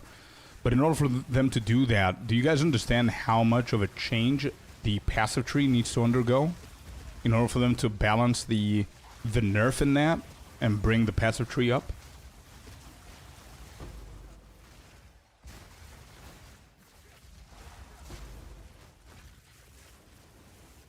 Yeah, jewels need to be nerfed and nodes buffed. Yeah.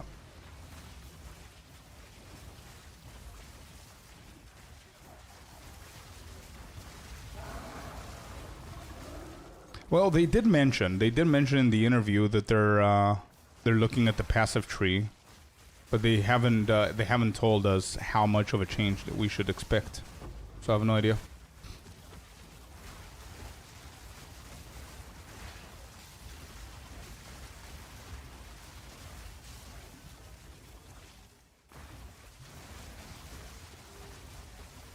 He doesn't like how the tree is right now, Mark said.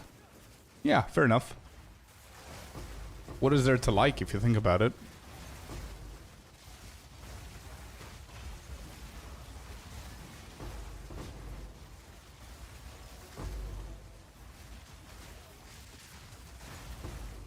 Okay, that might be a little bit extreme, but it definitely needs some different kind of vision there.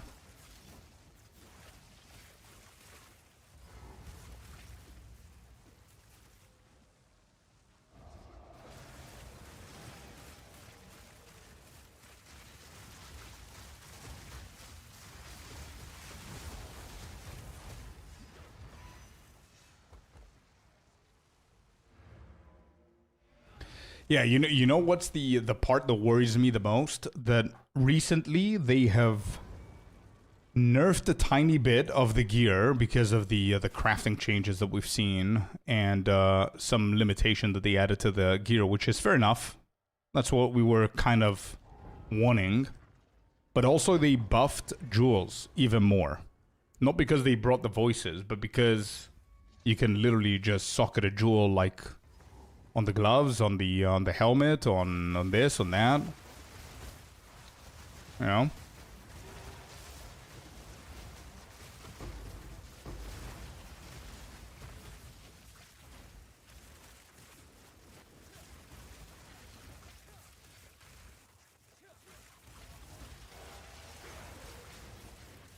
Best action is to recreate the whole tree.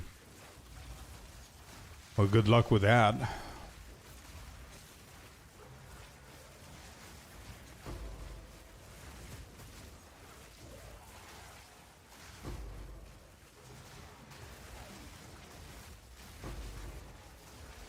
They did nerf the jewel sockets once.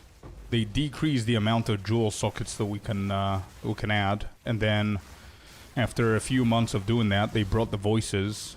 So it's like whatever change. The problem is the power of the jewels.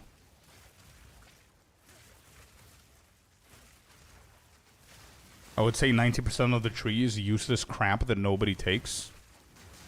Yeah, I don't know if it's 90%, but it's up there. I mean, I think this very, very simple OG build is a really good representation of the topic that we're having right now. As I showed you before, there's like how many passive points we're using at this level, and we literally have like 30 nodes that we path to. Everything else is just pathing.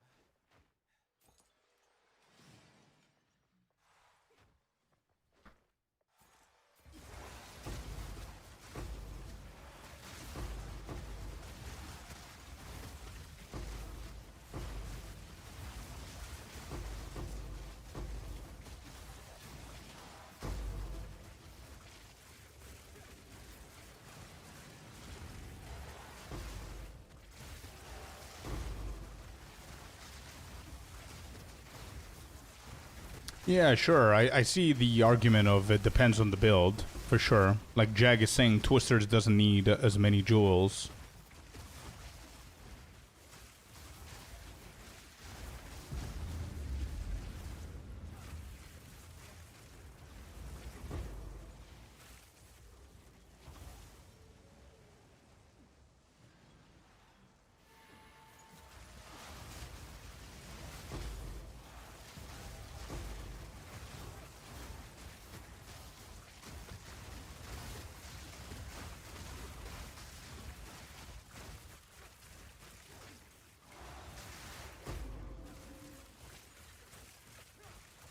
The nerf bingo is gonna be lit, yeah.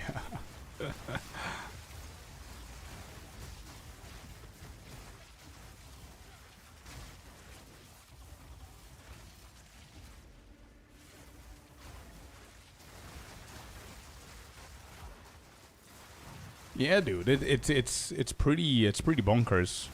Getting one item that gives you 15% critical hit chance, 18% critical damage bonus,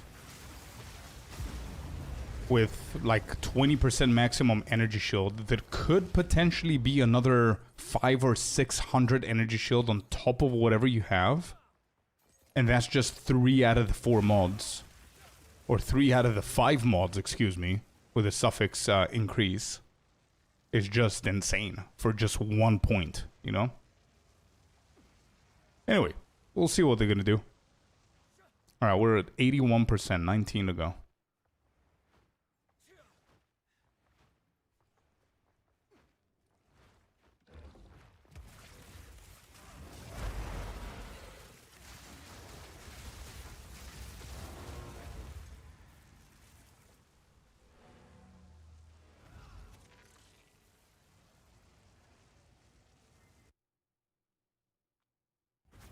Exactly, Tony. And as I said, this is the best build to provide for that take as an evidence. Because A, look at how many points we spent and how little we cared about the nodes. Look at how many nodes we have. Everything else is pathing, apart from this side. And B, it showcases the jewels perfectly. Because of this craziness... Critical hit chance for spells, critical spell damage bonus, 1% increase maximum mana is literally hitting all of these, and then you have all of these as well. So yeah, it's pretty insane. This is a really good showcase of what jewels could do right here. Just wait until they add cluster jewels. True, if they're gonna do that. Those things are gonna go nuts.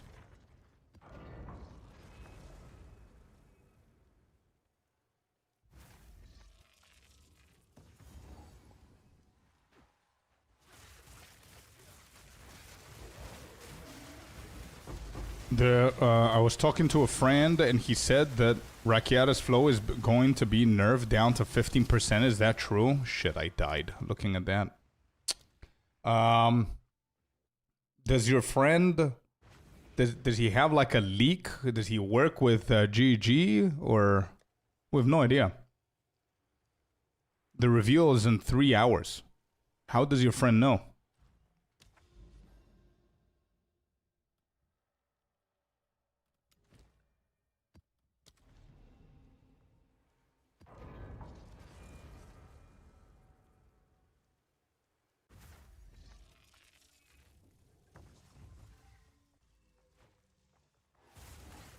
True, Tony. What about Varashta, man? Increasing the size of the radius is insane. So I don't know, Derek. I don't know what to tell you, bro. They're gonna speak up for what's coming in 3 hours for the first time, so I have no idea how your friend knows about that. Unless he's working there. No idea.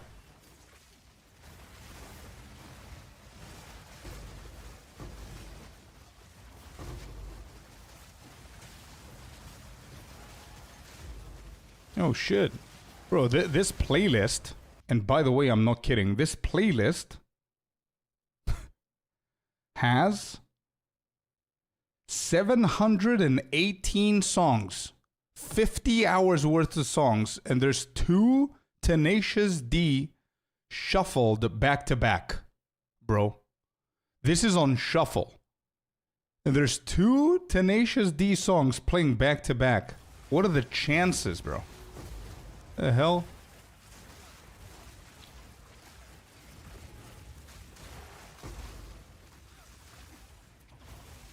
You dropped a mirror in Spotify.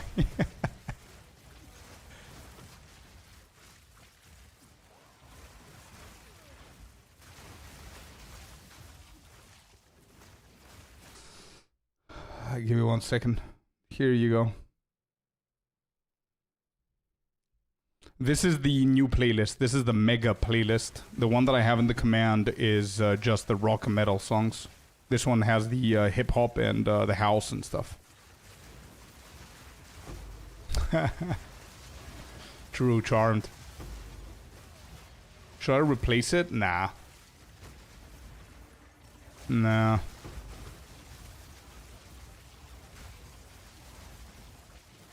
It's okay. That the original will be in. If more and more people ask for it, then yeah, sure.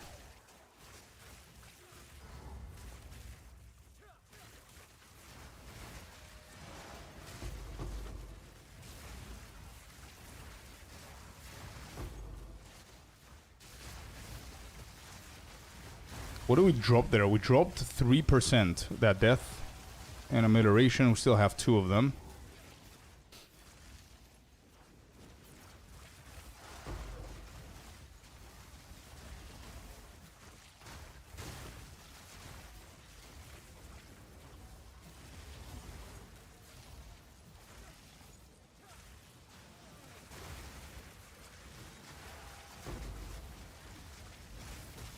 Is POE2's field of view higher than POE1, or am I tripping?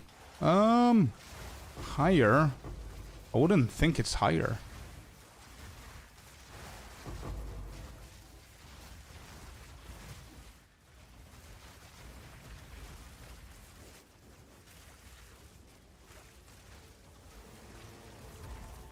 Wait, did you just calculate the odds of 2 songs of the same band going back to back on a 718 song playlist?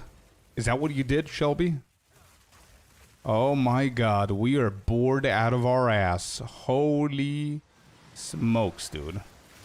The result is 0.0000647%. So yes, Amira, he says. Damn, the odds are crazy, though.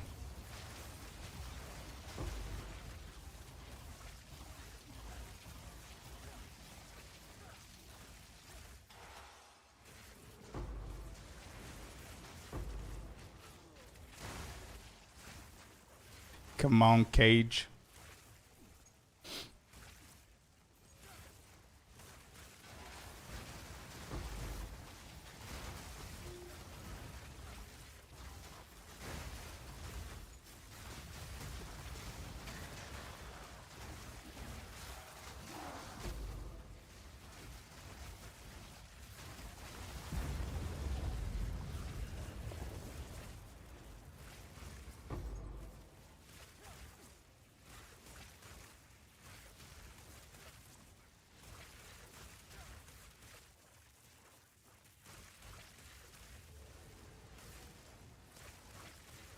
You got info about the Gamescom.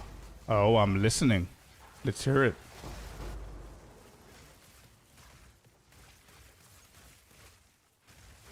We are listening.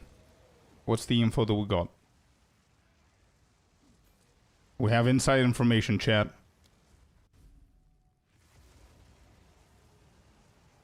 Just tried it and found Jonathan, okay? No release, no, it's just a reveal today. We don't know when the release is. We're gonna find out in 3 hours.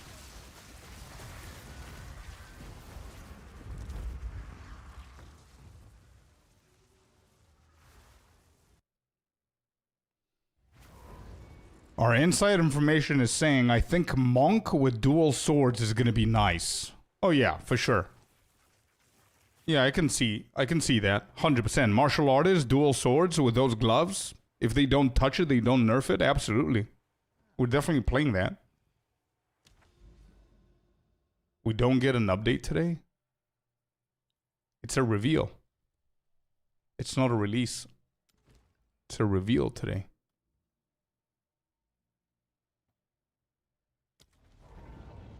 Today we find out when it's coming or what's coming.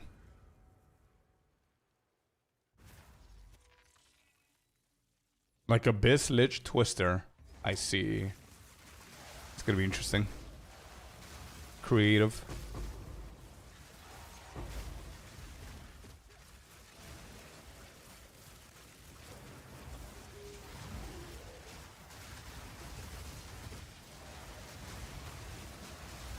I thought they were doing a mini league release today. No.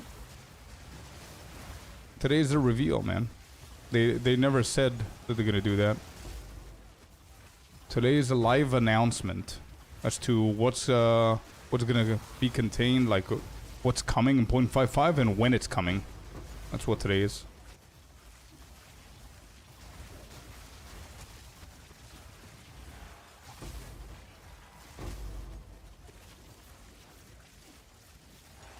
There's a new map with new... Yeah. I've seen that. I've seen that footage. And I'm gonna show it to chat very soon.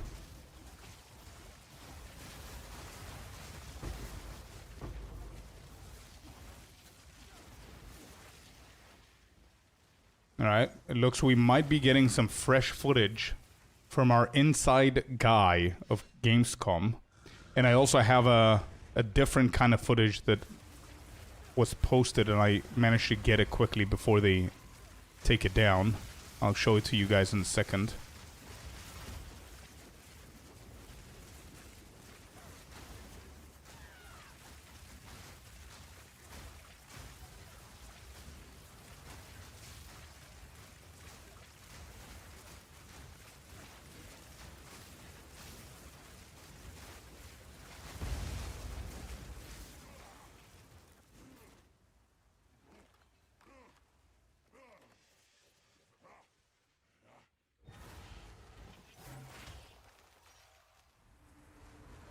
Oh, nice.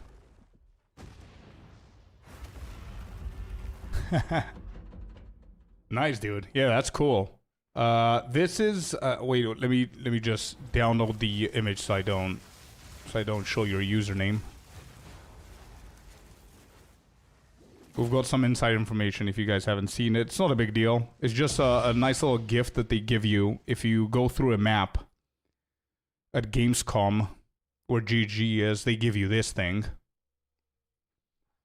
If you complete, what is it? If you beat the map with random gear, you get this little thing, I guess.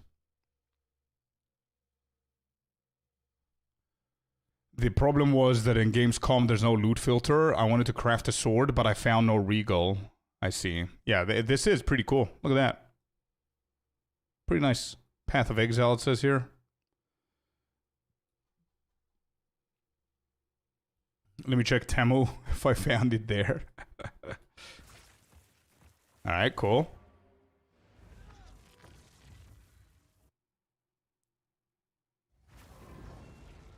Okay, did you speak with Jonathan? Did you see Jonathan? Is he there? If Jonathan's there, then that means that he's not going to be at the reveal in 3 hours for the Q&A. If he's still there.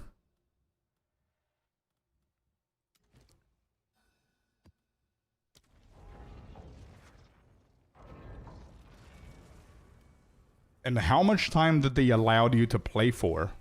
Was it like 30 minutes? 40 minutes? Like they told me? Or was it more? No chance the Q&A is at Gamescom? I don't think so. No, I don't think so, because they need their production team. And at Gamescom, it's usually like an expo with a booth, nothing else. I think they need their production team, and the Q&A needs to be live. Because they pick up questions from chat. But I don't know how they're going to organize it this time. We'll see. Yeah, the first part of the reveal is always pre-recorded. You know, the... Hi, I'm Jonathan Rogers. That part is pre-recorded always. There is an event today, yeah. An hour and a half after the reveal starts, the final qualifiers for ExileCon is going to happen, the race. An hour and a half. So they have an hour and a half, bro. So let's say they talk for 30 minutes, 40 minutes, and then they have like a 40-minute Q&A. That's it.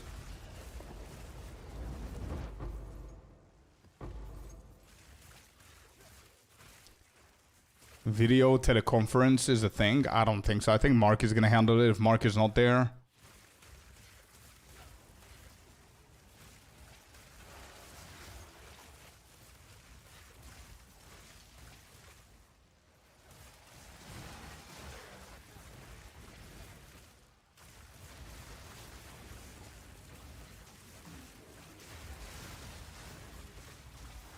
And they're a finder of the different drops, and if you find them, you get more goodies.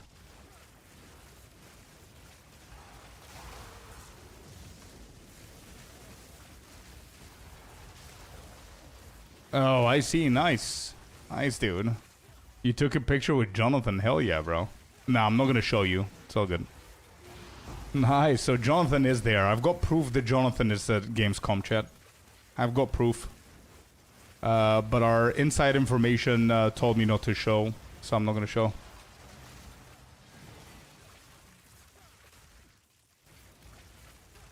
Is the Q&A at this 30? It has to be at this 30. Oh, I don't think it's gonna be Gamescom. Mark is more than capable of handling it himself. Probably they're gonna have someone else help Mark.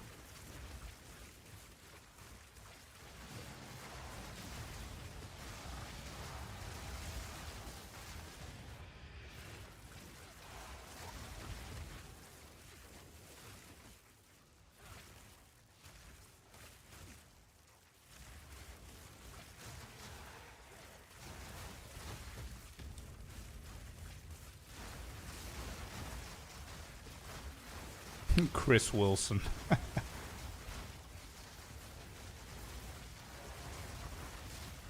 Around 20 minutes. Ooh. Yeah, 20 minutes is not enough, man. So everybody who's trying swords at Gamescom only gets 20 minutes. Not enough to do anything.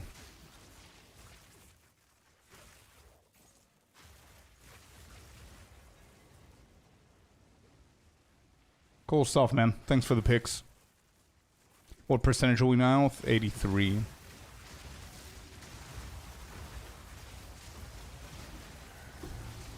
I'm at 94 mil. I've dropped by 20 mil. And I didn't even level. And that's city maps. So gotta go for the next round. Go, go, go, man. Good luck. Send more.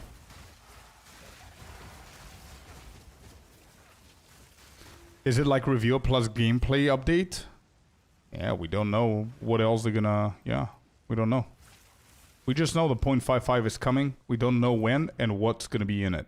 So today's the day that we're gonna find out. I don't know how you want to call it. I call it a reveal. Do we know the times of the reveal, the podcast, and the patch notes? Yep, at the very top of the screen, you're gonna see the countdown, bro. There's no saving it, chat. There's no saving it.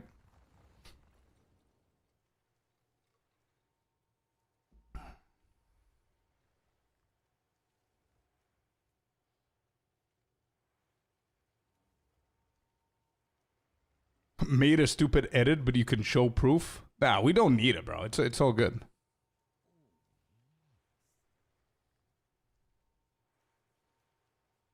No need, no need. It's all good. Chat believes us.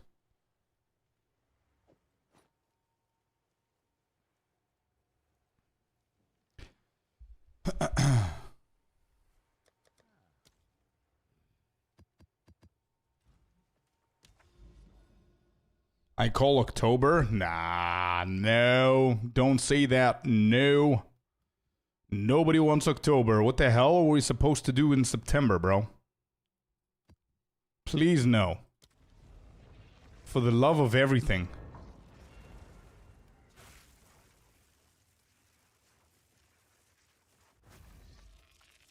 Also, Pure, are you considering PO1 in October as well?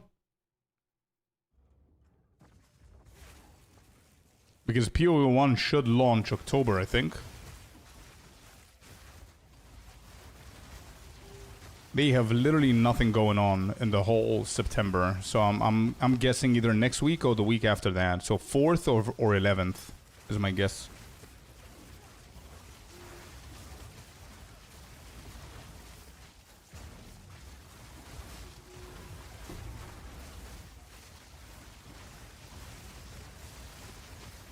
Fourth and 11th is expected date. Yeah, but expected by who? By players who are speculating. They might as well just come and say end of September. It's whatever. They never hinted at 4th or 11th. We're just expecting it ourselves.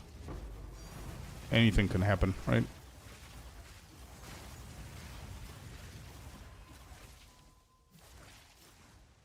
Super surprised they announced that it launches today. I think tomorrow. It's Friday. Usually when they drop leagues and stuff. But yeah, it would be a great surprise.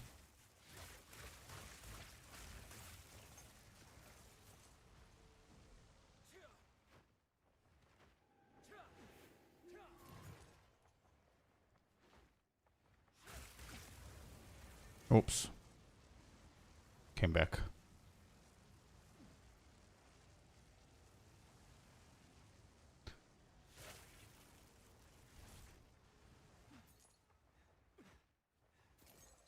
Did I not find this checkpoint? Is this another bug that I need to... Yep, that's another bug. I'm writing that down. Anybody else experiencing this bug as well? I want to make sure that everybody or more people are familiar with these bugs. Have you ever gotten to a checkpoint where you click on it and it doesn't allow you to go to the other checkpoint that you discovered? You had that too? Okay. I'm creating a list of bugs to send to GG. Checkpoint within maps don't allow you to travel between the ones you discovered. It's pretty rare, but it happens. Clicking again on it. No, it didn't. I'm gonna try again. Let me see if I can... Now it works. Before it didn't. What's the ritual bug? Remind me, Octavia? And hi. Yeah, welcome in. What's the ritual bug? Remind me. I might have gotten it. I've done like 1,000 rituals.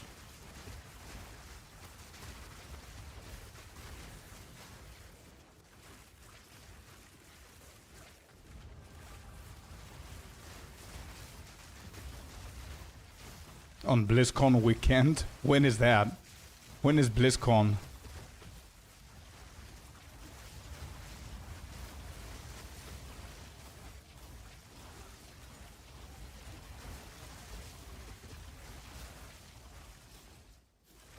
You have to TP out to finish the ritual.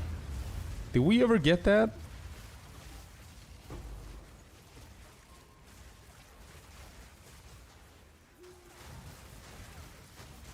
I might need to do some rituals to see it.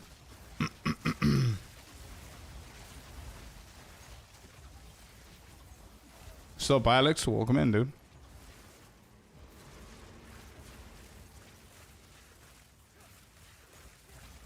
You got that once? I'm not familiar with that bug. There's one ritual bug in Savannah. If you don't kill the Hyena boss within the circle, you can't interact with the ritual altar. Oh. Oh, could that be that specific one? Octavia? Something with the hyena in Savannah? Happened to me twice, Alex says. Okay.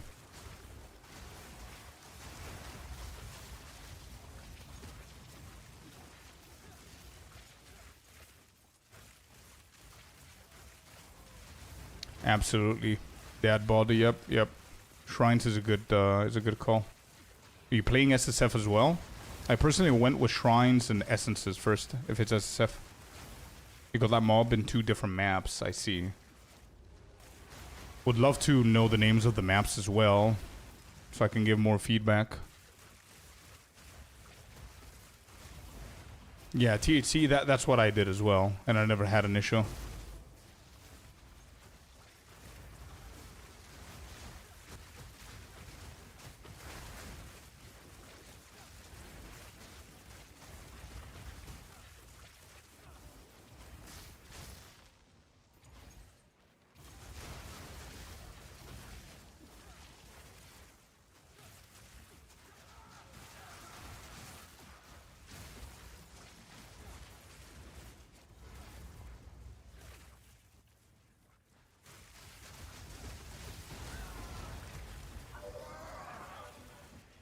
Okay, so the bug that you're reporting is rituals related, and it's what? Savannah?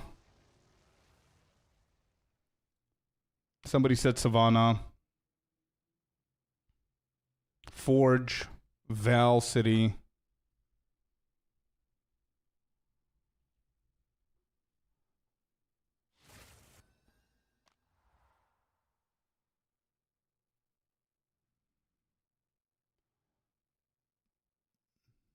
With the witch, you said?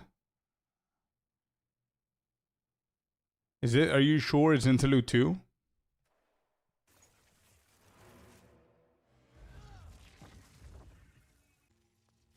Oh, does it look like balls? Did you lower your graphics? No, I didn't. Maybe FPS, bro. First time hardcore, died like 4 times in Act 1. Then once I go through that, I'm here in Tier 2 maps. Yeah. Sometimes that happens to me as well. Scanning the tribute, you could use a favorite window, but your map will be not completed. And that's a weird bug. Yeah, I've never seen that one before.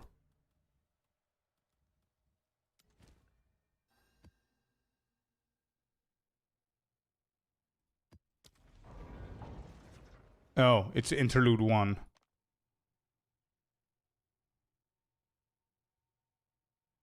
Scorch Farmlands, where you do the two... Yeah. Where you do the two witches, the fire and the cold. Okay, I wrote it down. Cool.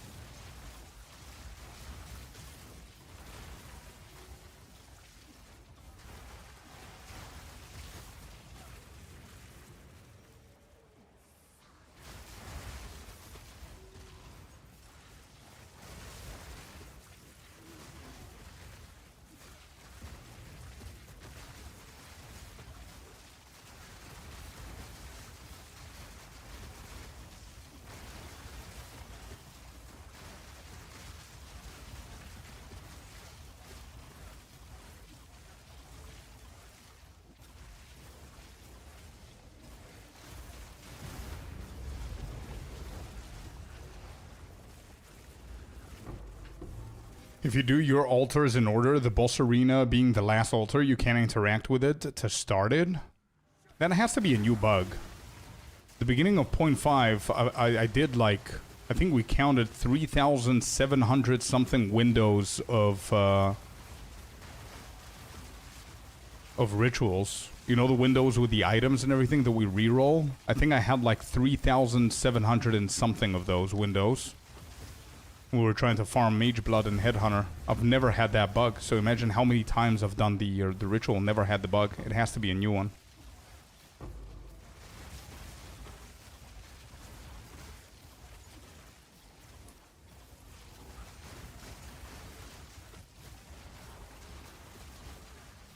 I did yesterday. Yeah, that would be great. A clip would be great.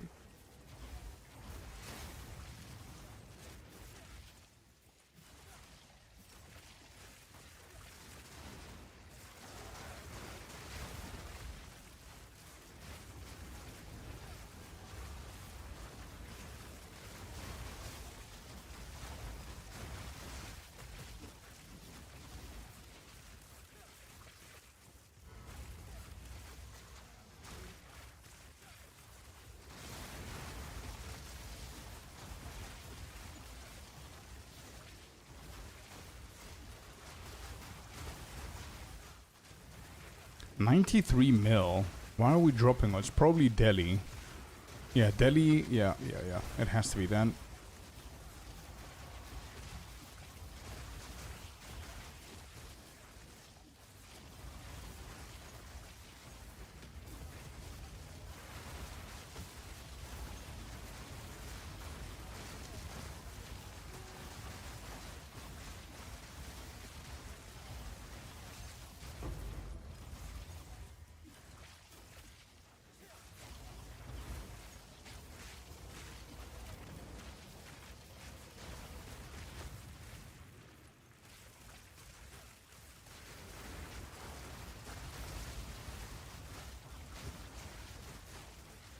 By the way, if I don't have access to city maps, I've been running ritual over cleansed maps, the true budget strat. I'm making almost 100 divines a day running rituals. Your guide was awesome, goat. Happy to hear, Alex. Yeah, ritual guide was ritual mechanics, sorry, was really fun.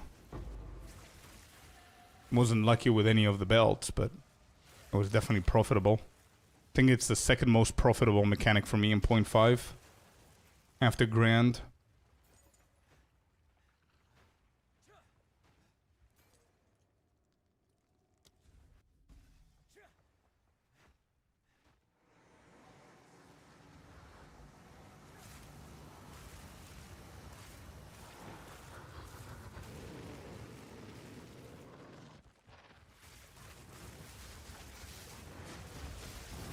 What do you run for currency in SSF? Definitely essences first. Strong boxes is not bad.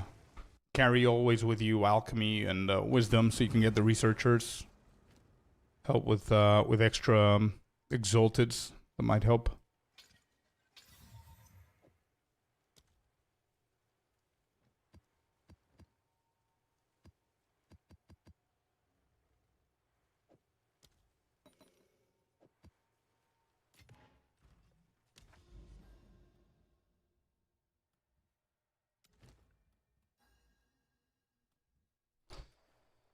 All right. I gotta see if I have any maps.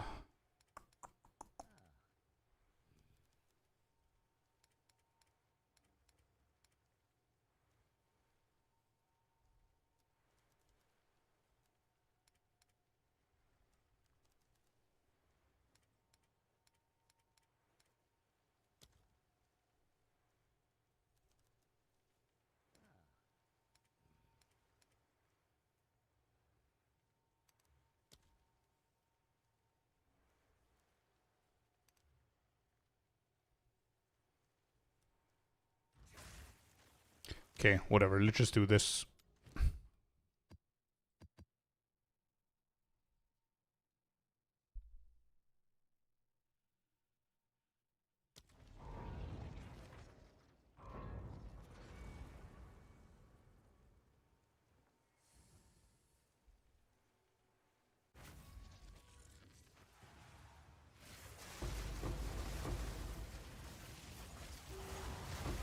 Hey, peak visual performance. Let's go. This is what gaming is all about, baby.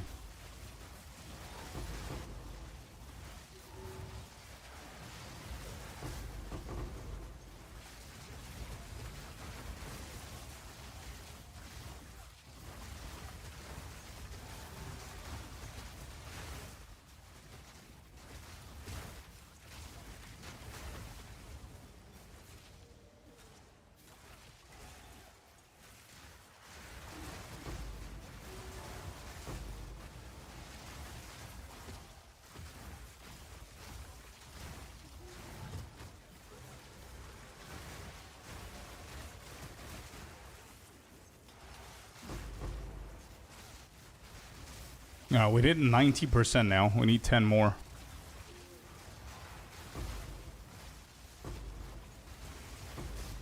This has to give me 1% at least. Yeah, XP per hour is going up.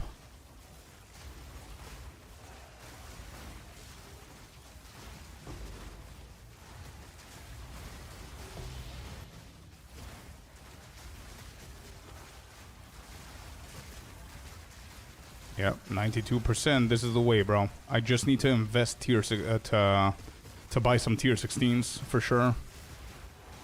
It's gonna make it so much better.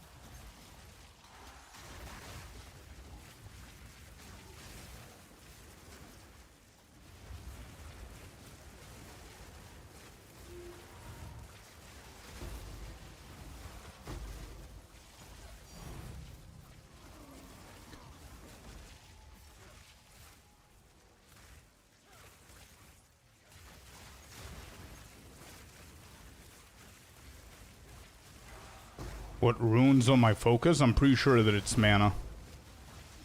Extra mana.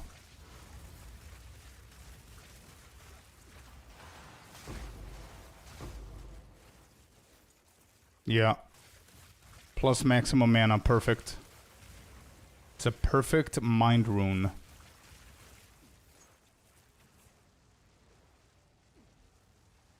Yeah, you can DM me, Octavia. Or post it there, it doesn't matter. Whatever. Whatever works.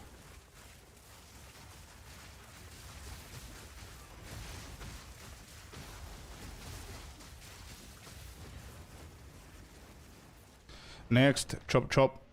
Next, next, next.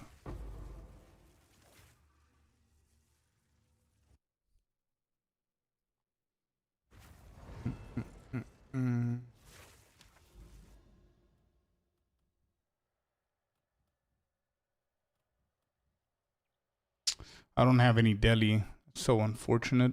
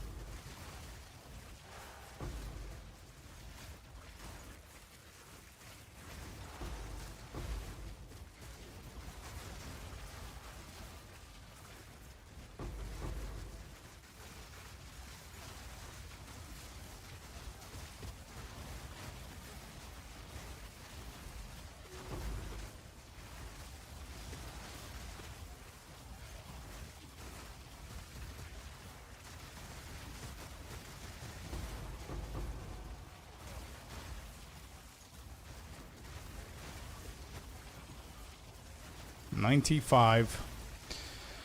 5%, and this is lower. It's 94 mil. I think, bro, and this is 97. 98 is gonna drop probably at 50 mil average.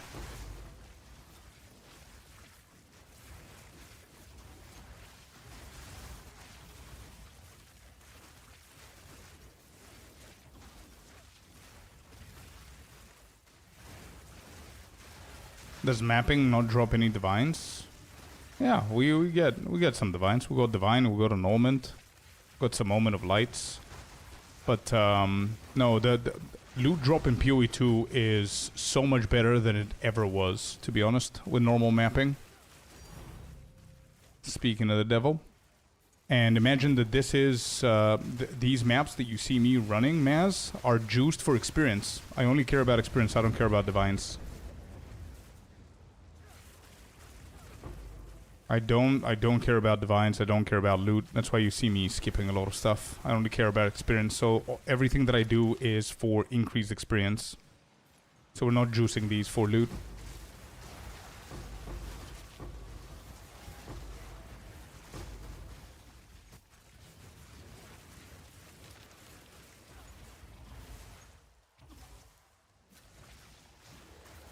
Nah, we're still pretty low, Octavia. We just started the challenge. I think it's been 2 full days of stream that we're playing it and a half day yesterday. No, Gamescom day was a half day. So for 2.5 days, not bad.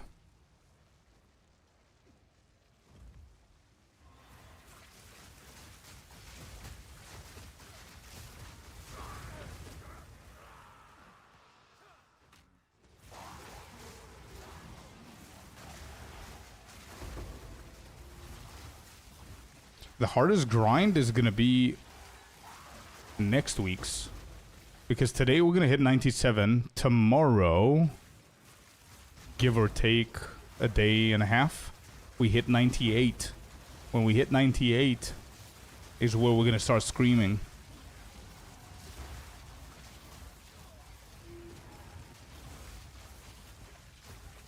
Yeah, exactly.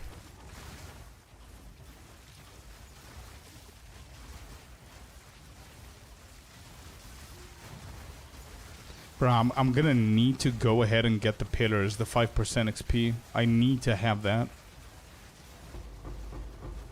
I mean, I understand I can't have the rune because of Paragon. But I cannot skip the rune and skip the pillars.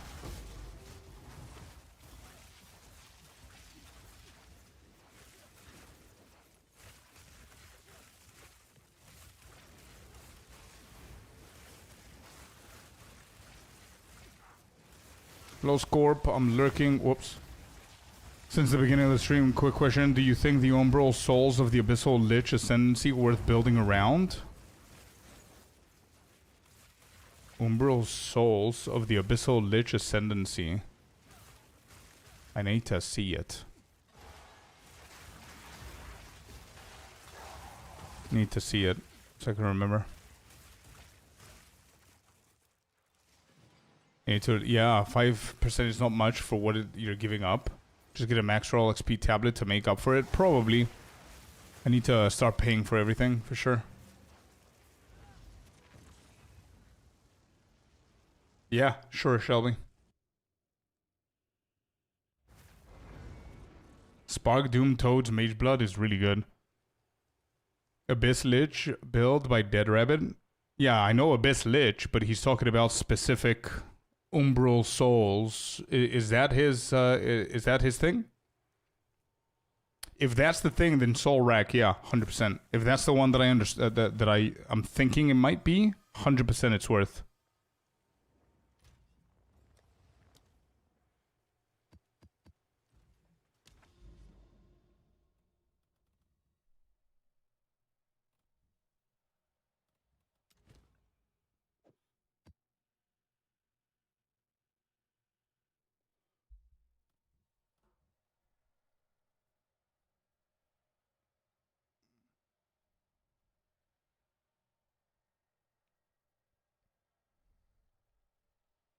Alright, so what am I looking at? This is the bug.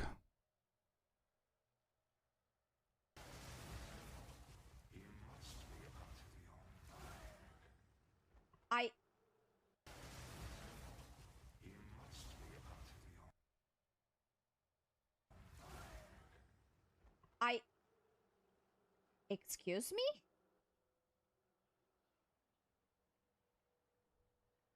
What was that?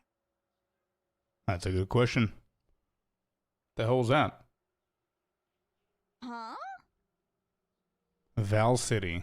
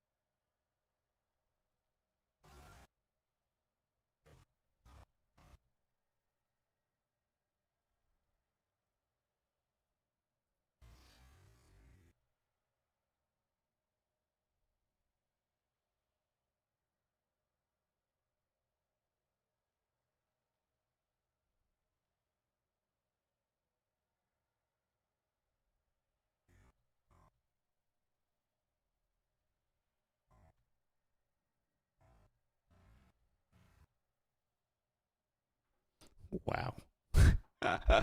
Wow. Holy. Wait, so there are very weird things happening. There's like a trap. It feels like a trap.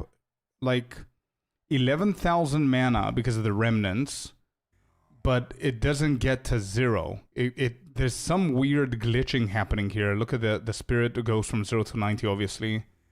Because they get deactivated. 11.2k goes down to 8 and then immediately to 224, but they're dead. And then there's a shock debuff. I don't know what that other thing is. And got through the ward, which ward, by the way, was overcapped, if anybody noticed. Ward was overcapped. 489 out of 326. I cannot see the life because of the moment on chance there.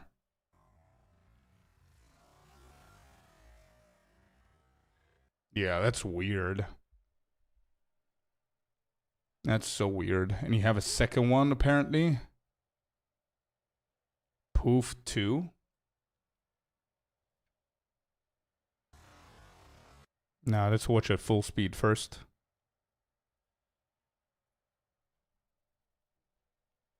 Where's that? Hello, Twitch? You want to work?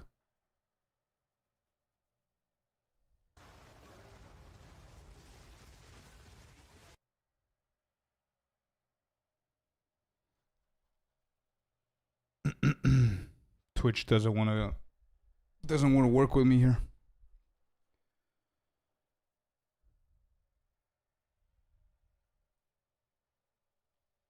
Come on, dude.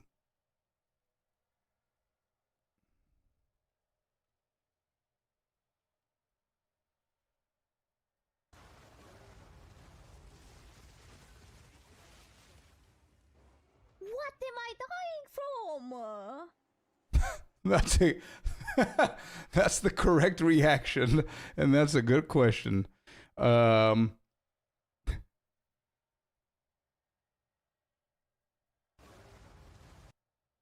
Wait, 124 life? 489 ward, 6.6k mana. No debuffs. Dead. Wait, is there something on the ground there that I don't see? Right here. What is this?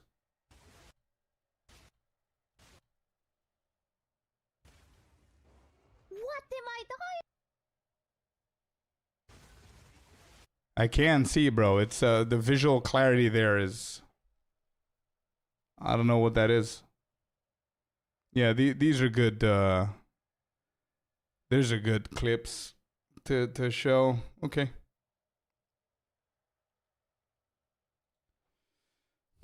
Very weird.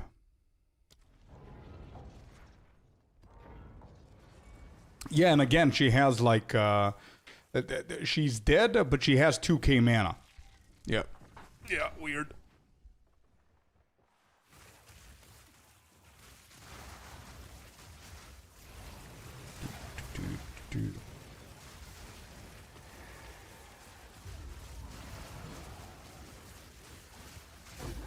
Could it be Corrupted Blood? Nah, Corrupted Blood wouldn't just one-tap her and then shock her. I don't know where the shock is coming from. Shock is on you if you're alive. If you're dead, you're not shocked. You're dead. So it's some kind of a bug, because you die, and if your mana is your life, you have 0 mana, that's how you die. You don't die with 2.2k mana if you have Mind Over Matter, and the same goes for the first clip. And as I said, if you're alive, you get a debuff, you get shocked. If you're dead, you can get shocked if you're dead, right?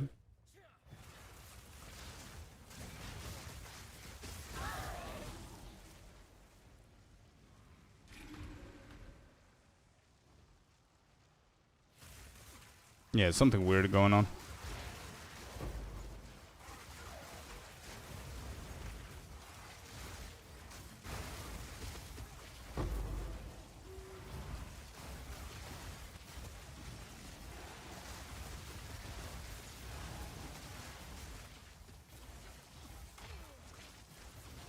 If her mana regen is so fast that we cannot see it hit 0, but it does. Bro, I don't think the mana regen is so quick that it's gonna regenerate 2.2k mana out of the 7k mana. That's like a third.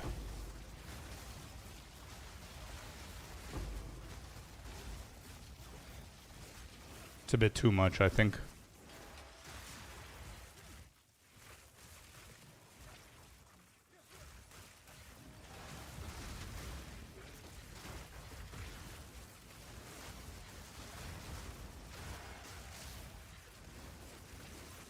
Infusions. Yeah, but that's the whole point. The character is dead. Anything after that should disappear. Like if you have infusions or remnants on the ground or whatever the case is. It is weird, yeah. When does 0.55 drop? No idea. We're gonna find out in 2.5 hours. The timer's at the top left of the screen. 2 hours and 35 minutes. We're gonna find out. Wish I knew.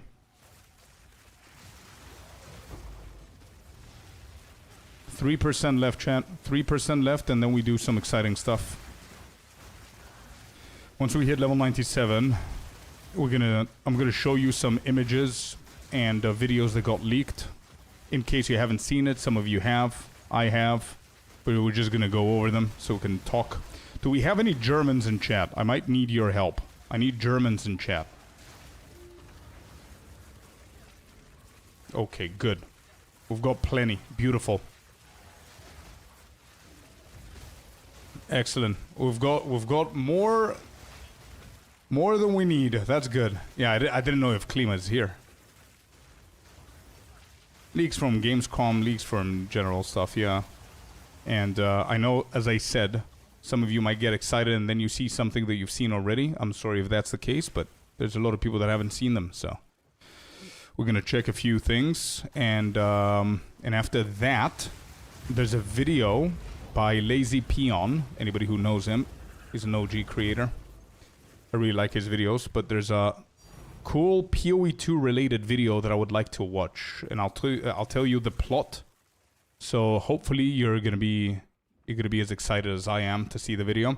So he, Lazy Peon, has played Path of Exile 1, Path of Exile 2 whenever it came out, and then he stopped. And the first time that he's playing POE2 is 0.5 again. So he's gonna compare. He made a video as a brand new player that's played it on launch. He's gonna make a comparison video, and I'm very, very eager to see his opinion as somebody who's a gamer, who's a good gamer, understands the concepts of games, but plays a lot of other games as well, coming back to POE2, to see if he's gonna notice the big changes that we're noticing, and yeah, if he's gonna be as excited as we are, or we're just copium 24/7.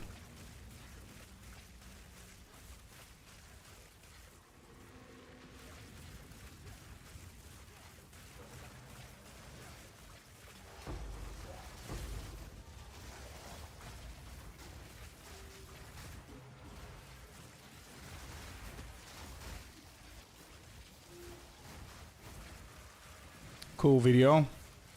So it, okay. I haven't, so I wanted to save it so I can watch it with you guys.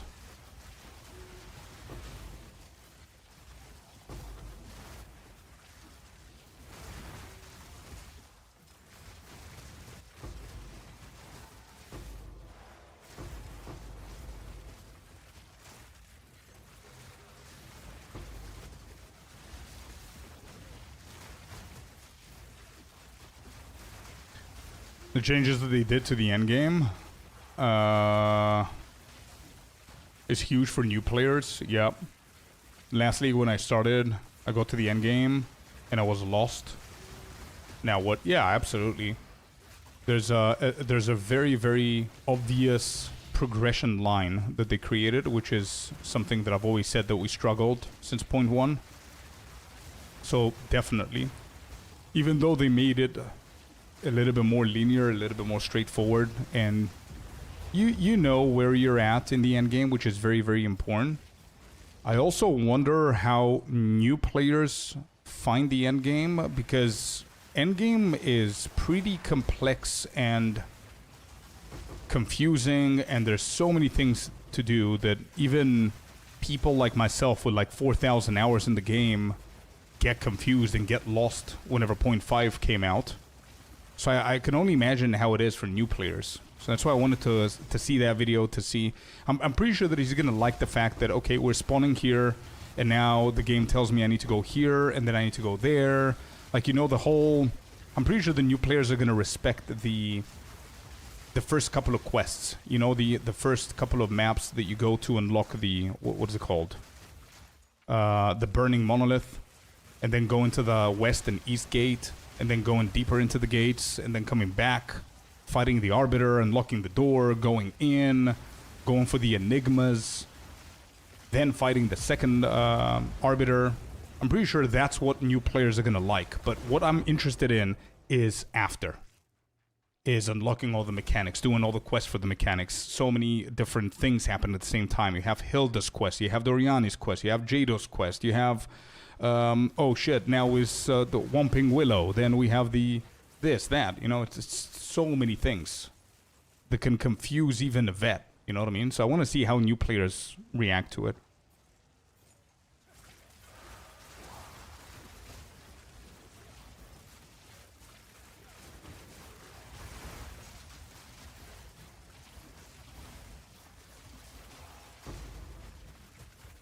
Oh, you just watched it? Oh shit, it's 1 month, bro. I got it on my feed. I was like, yep, that's something that sounds that I need to watch it with chat. So I just saved that. I didn't even know it was 1 month. 99.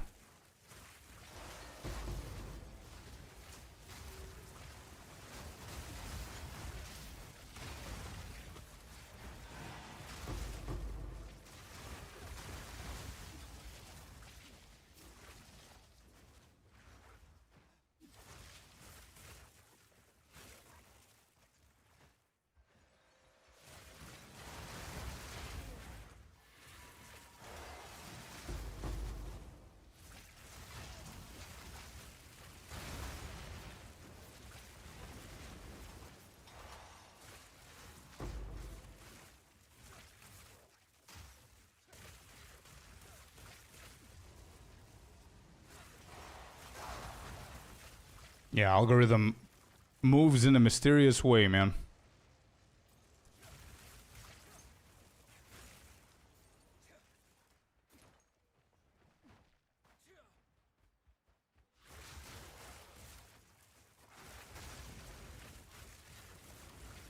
Where's the boss? It seems we can't level here, even though we're 99.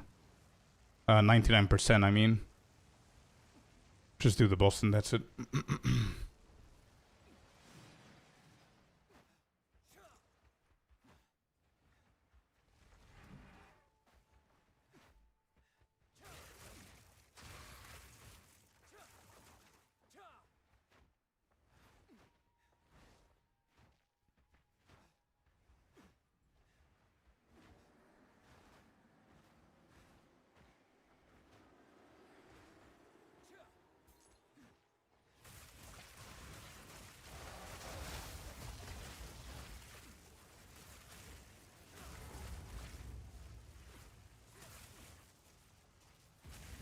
Well, hello there. Dio with a prime. Thank you, man. Appreciate you, bud.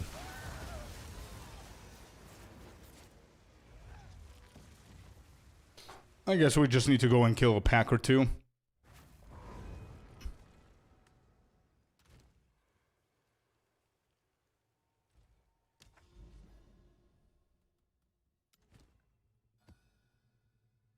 I'm a big fan of all flame crafting in POE1 right now. If this would come to POE2, then SSF is just blast. Oh, yeah, POE2 in general is going to be insanely good if all flame comes in. Absolutely.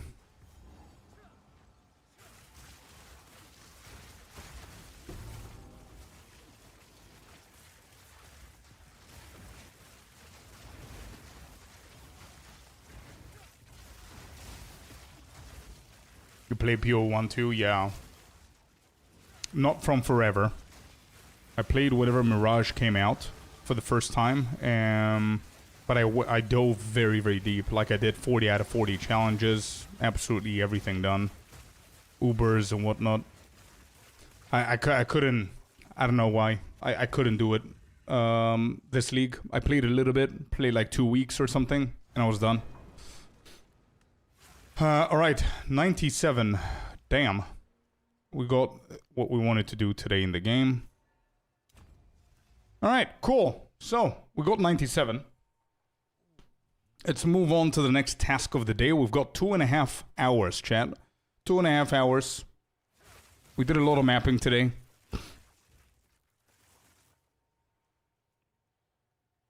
$3.6 bill is going to be the next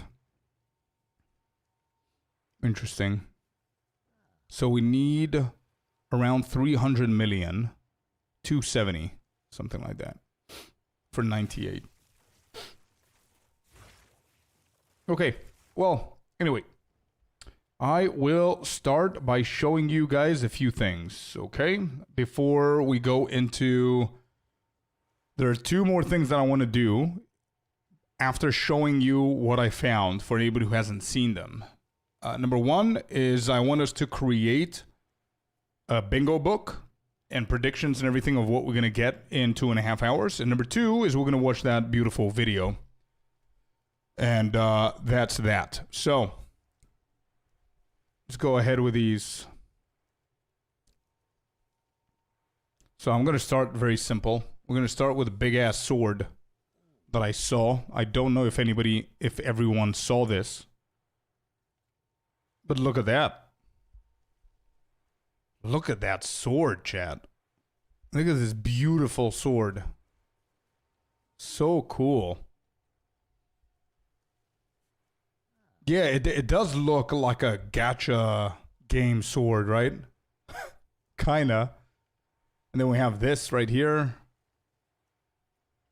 Cyclops of some shit. So this is gonna be like a... It looks like a new boss somewhere.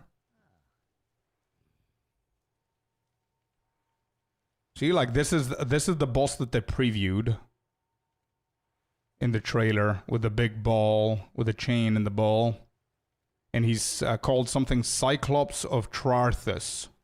Thrak? Is that his name? New act? Probably. Probably.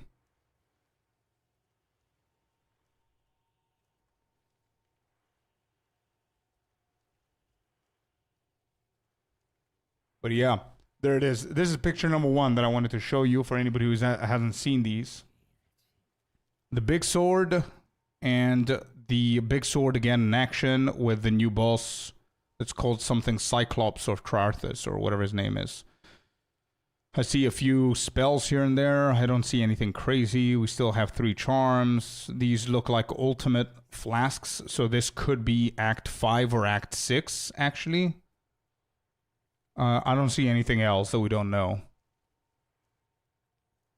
They should have made the sword just a little bit bigger. Yeah, this ain't big enough. It needs to touch the edge of your screen. You're right. Yeah. Yep. And the swing needs to go to monitor number 2 and then come back, I guess. Send me everything, bloody. Send me everything, bro. We just got into the section of showing a few leaks, and send me over on Discord. We do have an inside man that's going to be showing us some inside information.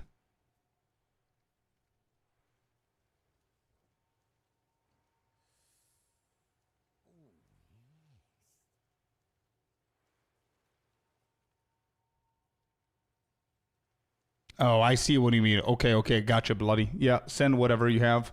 Then I'm going to move on to something that we saw yesterday already. You guys have seen this most probably, but this is the Cyclone skill that got leaked. If anybody hasn't seen it, this is it right here. This is the new Cyclone skill that we saw. That's the spin to win. So it's the tags are AoE, melee, strike, sustain, channeling. So we do know that it's a channel skill. And for anybody who's thinking on putting Cyclone into holo form, it's not going to work because it's channeling, okay? 25 mana per second at level 13. 330% of base, 78% attack damage. It's pretty high on the mana, to be honest, per second. But I'm pretty sure there's going to be solutions there. Yeah. Channel to spin rapidly, damaging targets around you and moving forward. Overlapping an elemental ground surface takes on that element, applying the elemental ground surface's debuff to enemies hit. And then use the skill from blood or sand stance, causes blood waves or sand discs to fly out for the first few seconds of channeling. So this is going to be very interesting to see what other abilities we're going to be able to do. So that's the Cyclone right there. And the Call the Blood and Sand effects, enhancements, and they last for 8 seconds.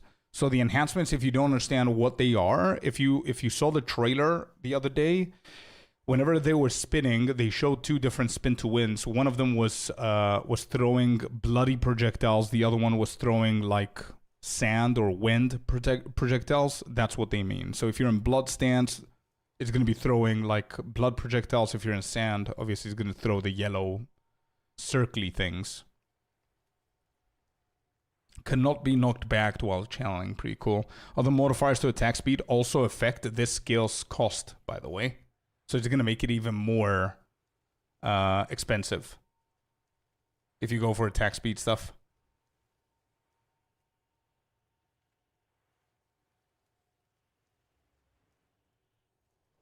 Yeah. Oh boy. Oh shit. Hey, let's go. We have some oh shit. Okay. Hold up. Hold up.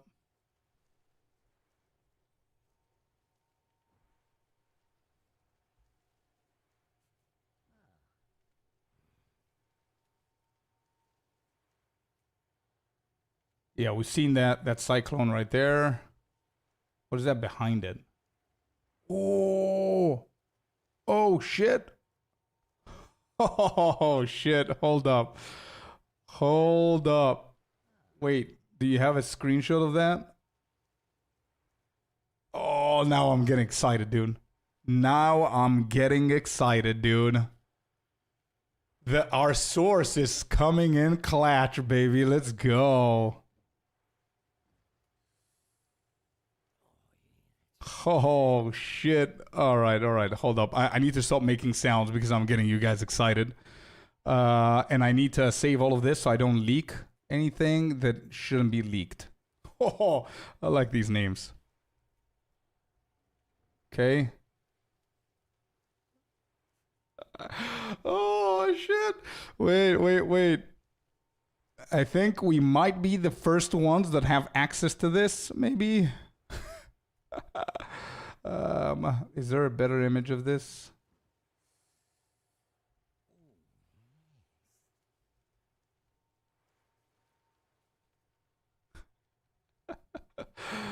What is this called? Okay.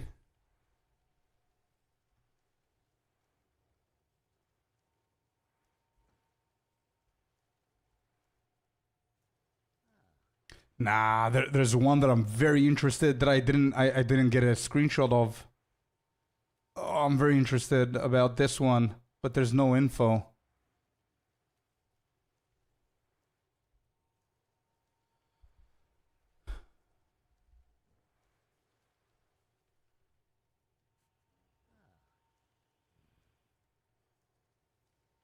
Check whether it can be shown or published. Hopefully it isn't any kind of internal leak. Okay, so here's my idea. And if GG is listening, that message is to GG for the future as well. If you're gonna allow people to game test something that you don't want it to be fully leaked, you take away their phones before they enter the station of the computer.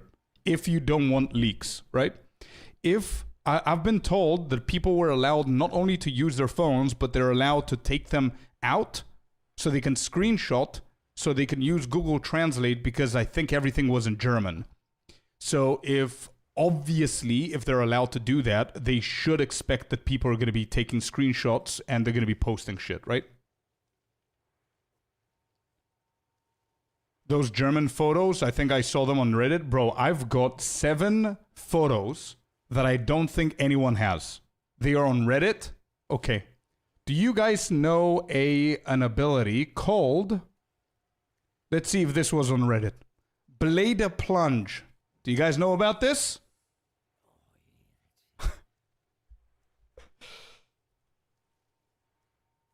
Sorry, I couldn't get more info. Okay, so it's okay. You did amazing, dude. That's new. I know. As I said, we got him, boys. Let's go. All right. Let me move over here so you guys enjoy it as well. Cool. Let's see what we have here.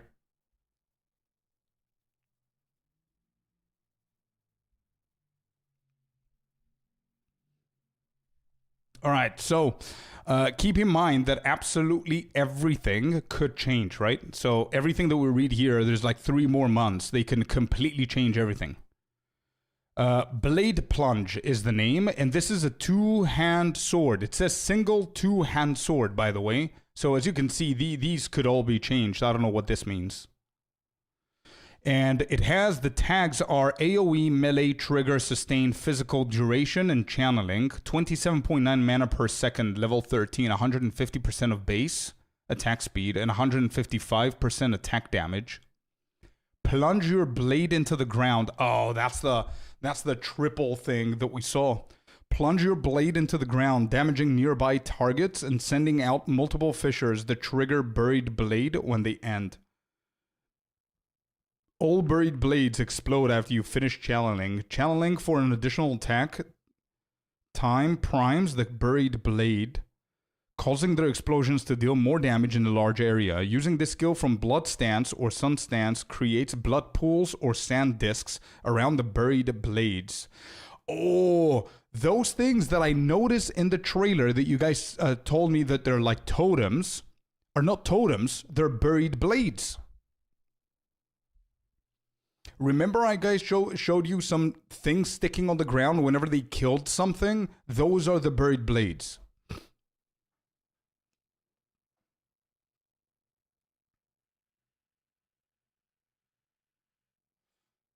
Yeah, look at all this. Blade plunge, buried blade, explosion, lightning bolts, blood ground, and sand discs.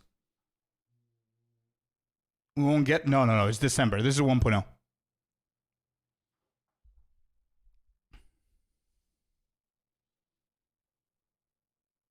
I want something now, waiting until 1.0. You're getting it, bro. You're getting it. It's literally the reveal. Oh, you mean daggers? You want daggers?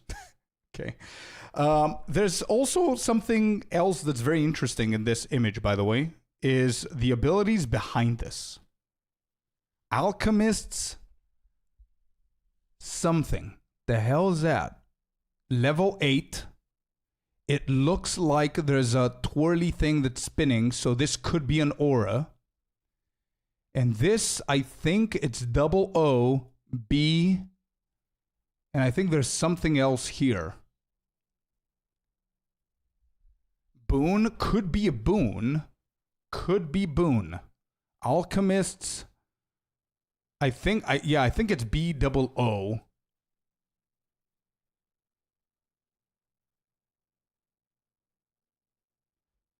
Oh, it's already in game. It Alchemist boons. I see. Okay.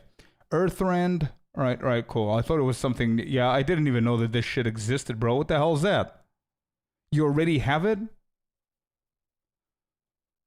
Why is it in the game? All right, should I move on?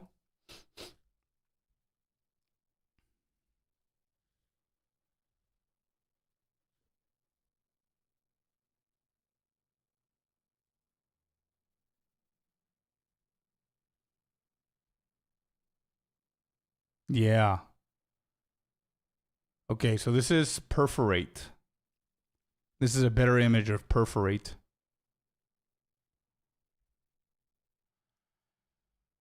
Perforate, chat. New one. You need to play more builds. All right, chill, dude. Tell me one build that you played Alchemist Boon on. Tell me one build.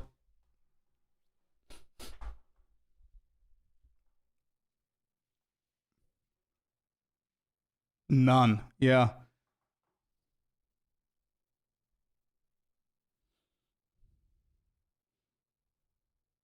I've never seen it before. Who has, bro? You have too much time on your hands doing fuck all in the game if you know Alchemist Boon and you've played Alchemist Boon before. Only found about it when Ghazi and the others were doing the Conk run. Oh yeah, sure. If you're doing Concoction run and you saw the challenge that they did, sure, yeah. All right, so Perforate, another ability here. Level 16. 13 levels from gem, plus 3 from the globals, 21 mana, 130% of base, 128% attack damage.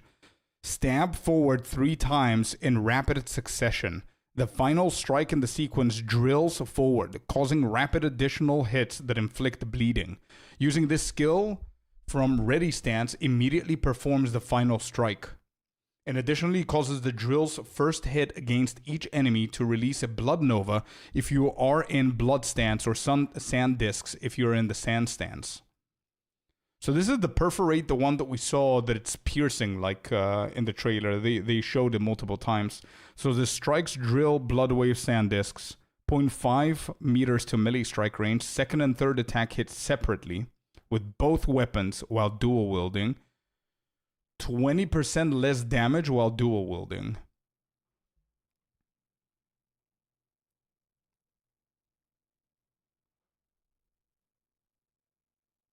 Here it is.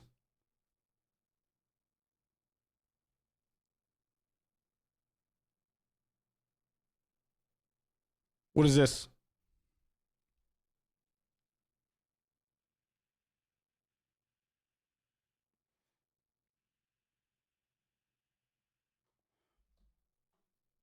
Not this. Not this. This behind hemorrhage.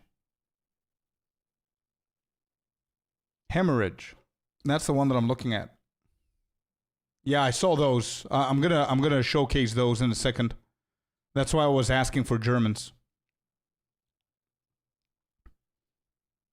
This right here is something that I'm interested in.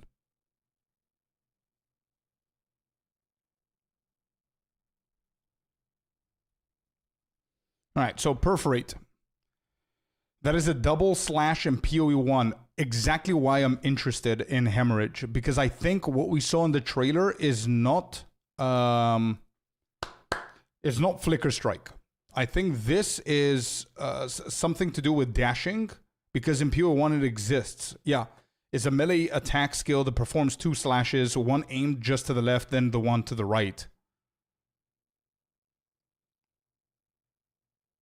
It's bleeding? Yes, but in POE1 it's a dash, right?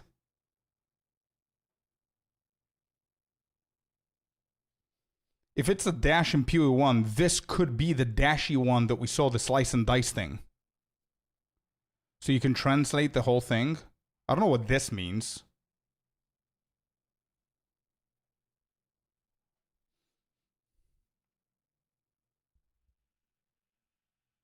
Yeah, I think this has nothing to do with hemorrhage.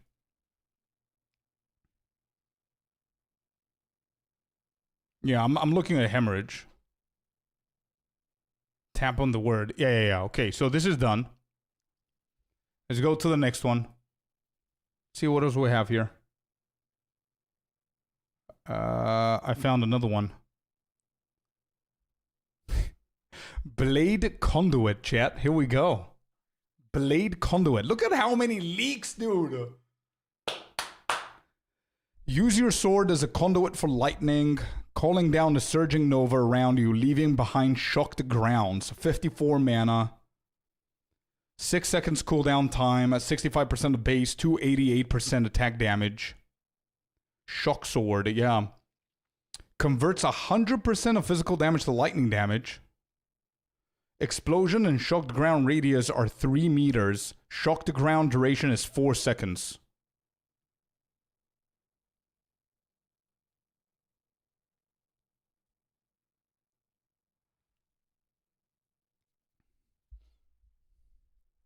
When is the live? Is in 2 hours. 2 hours and 7 minutes. 6 second cooldown. Yeah. Use your sword as a conduit for lightning, calling down a surging nova around you, leaving behind shocked grounds. So you do cooldown recovery, you do shit like that. It might be a little bit better. Maybe second wind, things like that could help this.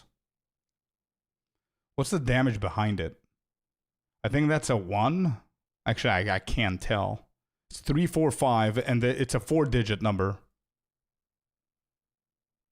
It's a 4-digit number.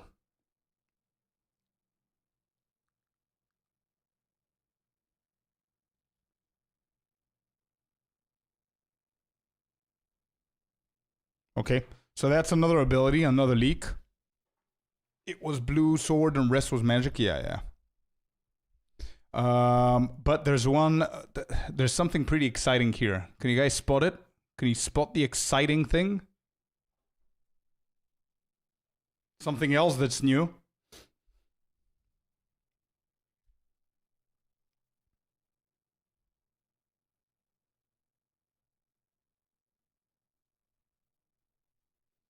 Charge slash and earth rend. Unfortunately, I don't have anything on earth rend. However, I do have for charge staff. Charge slash, sorry.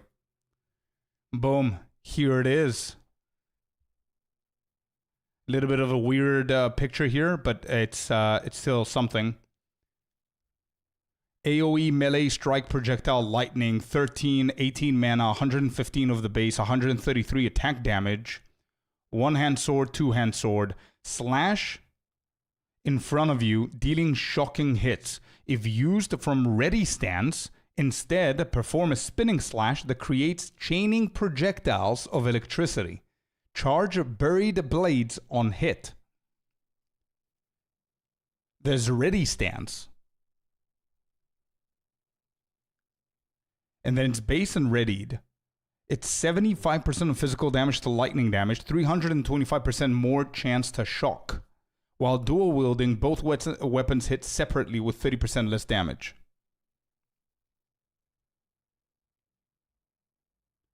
Welcome in, Belmont. It's all good, man.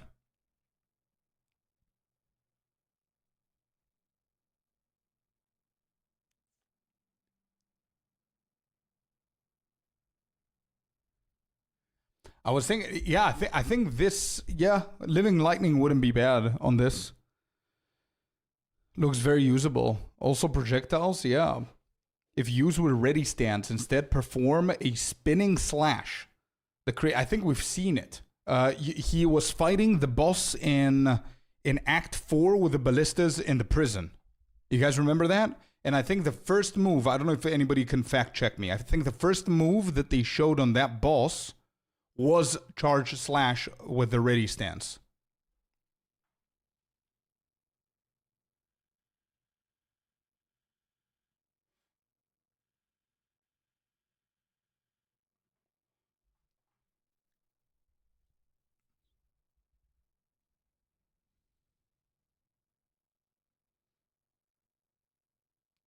Yeah, fair enough, bloody. Fair enough, dude. All right, what do I have this for? Oh, this is just Cyclone is the picture. And we see in the background something new. We have Perforate, we have Cyclone, Hemorrhage, Engage. Right? So instead of Disengage, there's Engage. And Bloodied Blade, dude. Do you guys see it at the very back? Look at that, at the very, very back, right? This right here. Bloodied Blade. We don't have information of that. I don't have info on that. But there's another new one right here. Bloodied Blade. And Engage. We're level 97, Belmont. We just dinged 97. And we're looking at some leaks.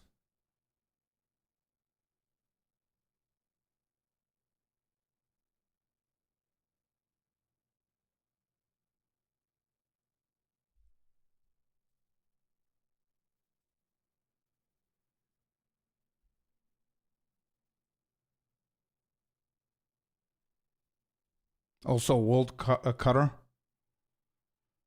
Wait. Hold up. Hold up. World Cutter. Wouldn't that be Geonor's ability? So does that mean that we're not getting it for unique?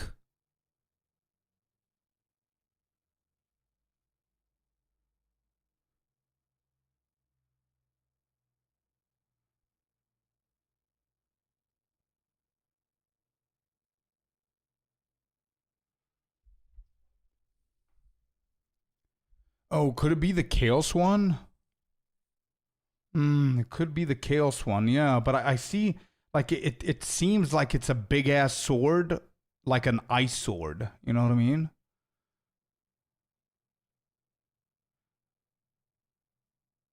You see? Yeah, I would think that I'm gonna see purple if it was chaos. Which Geonor ability is that? The one where he slashes twice, like a row of ice in a triangle, and then he slaps the middle. Because of the name. Yeah, which is shocking, because I thought that we're gonna get it as a unique. Interesting.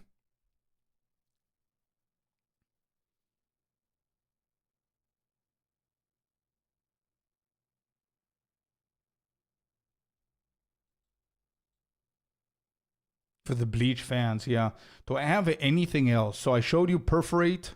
I showed you Blade Plunge, Charge Slash, Blade Conduit, and Cyclone. Yeah, that's all the info that I currently have. Let me see if there's anything.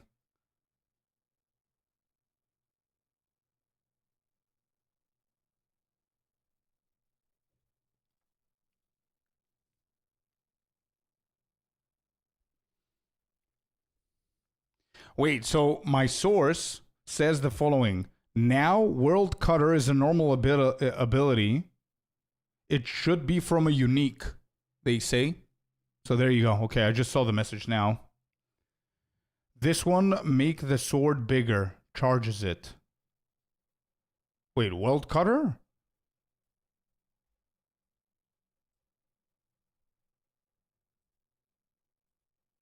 Interesting.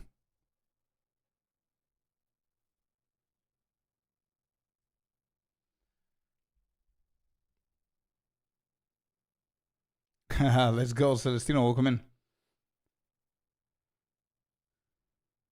So World Cut. Okay.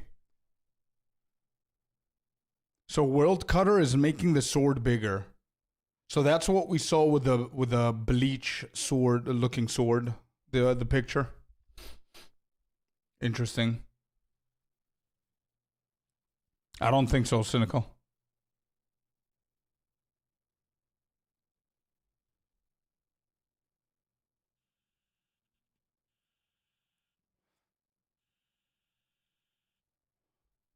Okay. I think these are good leaks. I think I'm not going to post them online. I don't know if I should. Nah, leave it for now. Okay, so next thing, I need my German boys. I need my German boys to help out. Some of you have seen these, for sure. I need translation, boys. Bluthaltung. I'm pretty sure that that's blood stance, right? That has to be blood stance.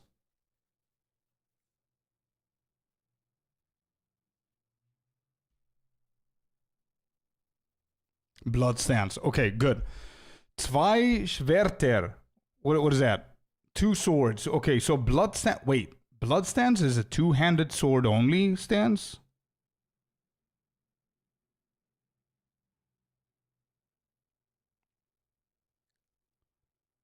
Alright, so this, what does this mean? Is it what image says? Blood stance, parry enemies to get ready stance to upgrade to blood stance and grant additional effects.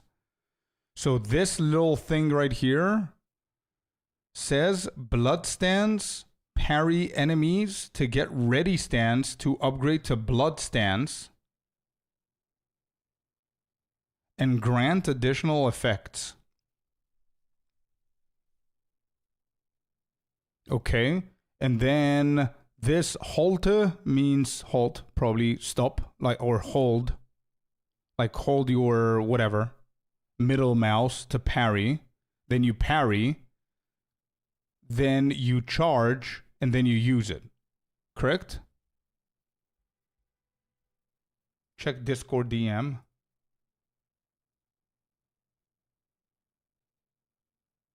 Oh, wait, somebody created a pretty effed up version of the translation. What is that?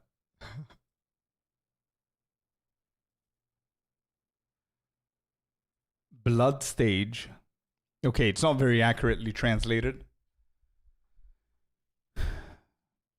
Parry enemies to upgrade the blood stage, ready stage, and grant you additional effect. So you need to parry the enemy so you can upgrade the blood stage to a ready stage and then use your abilities that way. Hold, parry, hold, and click. Hold the middle mouse button to parry enemies. Hold the right mouse button for blood stance. Press the left mouse button to unleash a wave of blood. Imagine if you have to do that in Abyss and Breach and all that stuff. What is this English? I swear I didn't do it, says IC. Many other skills gain additional effects in blood stage. Interesting. I don't know if it's good or bad interesting, though.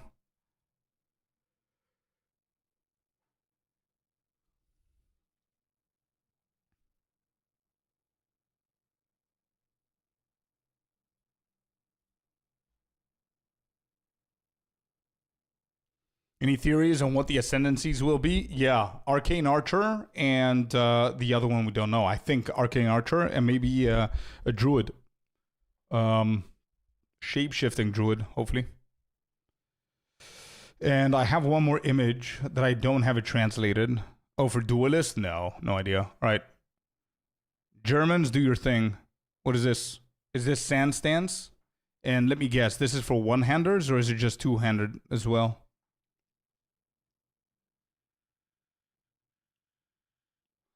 What does this say, Germans? Help us out. I'm not even going to try and say that word. It doesn't say one-handed. Ready stance changes your abilities and give you additional powers. Oh, so this, purging, this is what it says. So this is ready stance, it's not sand stance. Okay, so, okay. What Pablo said, okay, changes stance. Bereitschaft is being ready.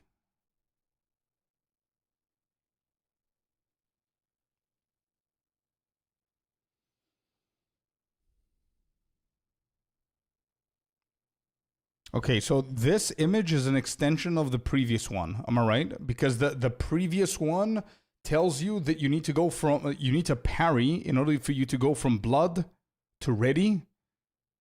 Or was it ready to blood? Okay. So the stance to be ready. Ready to blood. Okay, so you do ready to blood. Cool.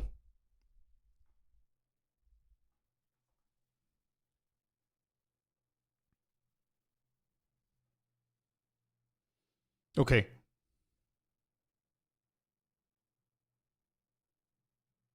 Okay. Cool.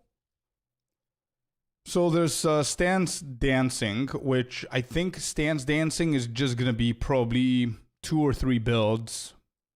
They're going to go through that. And if they keep them the way that it seems that it's going to be playing, I don't think a lot of people are going to go for that.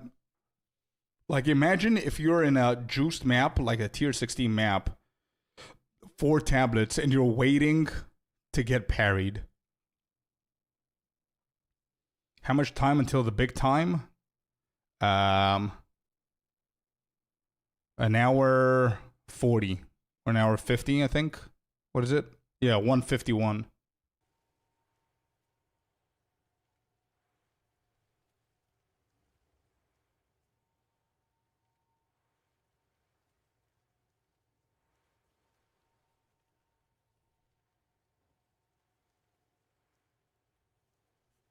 Harry died pretty soon after Amazon release, yeah.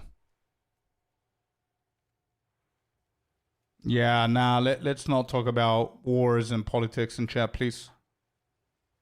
This is a IRL bullshit safe zone. Please. Okay, so we saw the leaks. our inside man did a really good job. I think I'm not going to leak him on Reddit or on X. I'm going to keep it to us. And I might actually do a video afterwards. See if they're leaked by somebody else. But here's something that I wait. Oh shit. Oh shit. I just saw this. Wait, hold up. Look at that. I was about to close off my X. Look at this. If you guys haven't seen it. Look at that. So there is an ability that you click and it expands your sword. Look at that. Somebody just posted this. Holy, that's loud.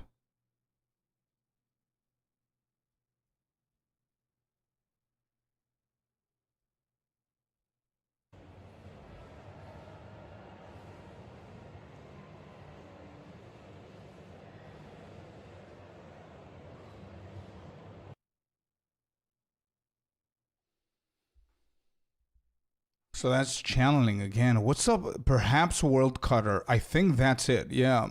What's up with the channeling, dude? 2, 3. Yeah. 1, 2, 3. Boom. Yeah, that's what it is. That's what it is.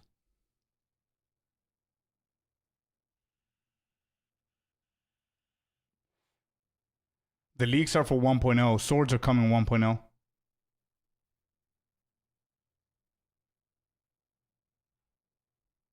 Interesting. Are people leaking more stuff?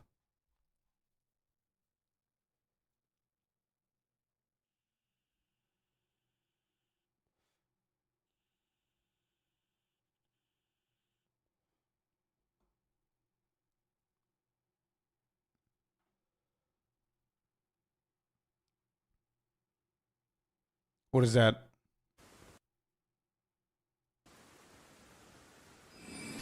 Oh, yeah. Exactly. It's probably inspired Fabs.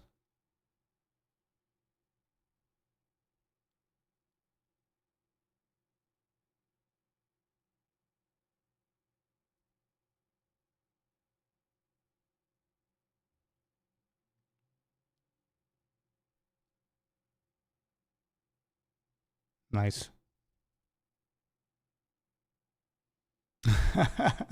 Yeah. Although it looks... Bro, the animation looks really good, chat. The animation looks very, very good. But I mean... Yeah, take some time.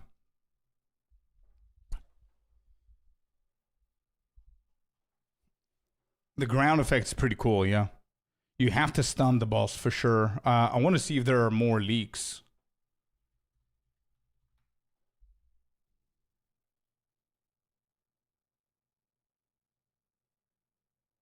Oh yeah, the video. Oh, how did I forget the video? I think this is the one. I think I saved this. Yeah, I have a video for you guys. But I don't know if... Yep, this is the one. Okay, I have this downloaded. Anyway, since I found it, I'm going to show it here. But I have it downloaded. This is one of the videos that I wanted to show you. All right. I don't know if you guys have seen this.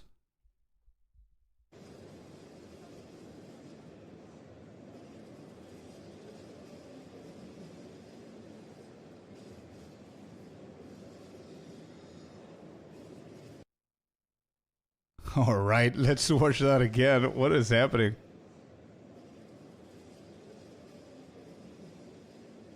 There's a bell. I saw Tempest bell there. Ooh, Tempest bell with swords, dude. Oh, is it? Is it? Oh, okay. It's the boss. Yeah. You're right. Oh, that charge. Oh, I like that charge.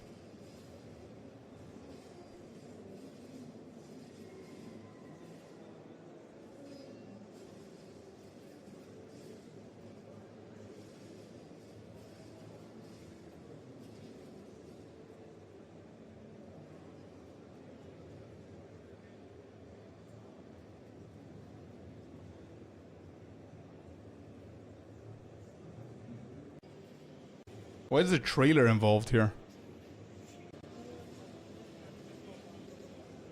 Oh, here we go. Spin to win.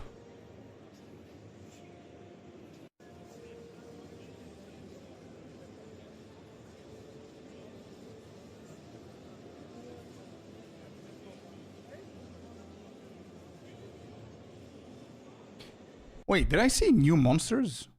Are these new guys? What are these? These look like centaurs. Minotaurs, centaurs, what the hell are these?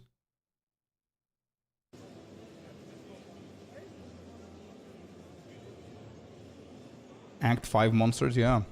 It looks like the the gameplay is tickling them. Deals 0 damage. Oh shit. Oh, look at these.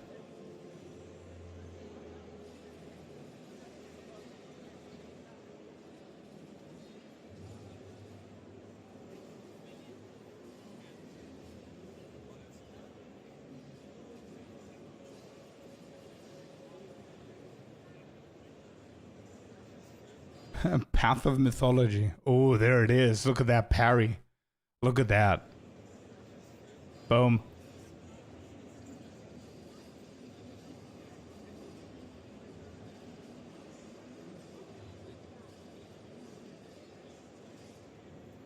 Is it weird that I'm more impressed with the boss's ability than our own?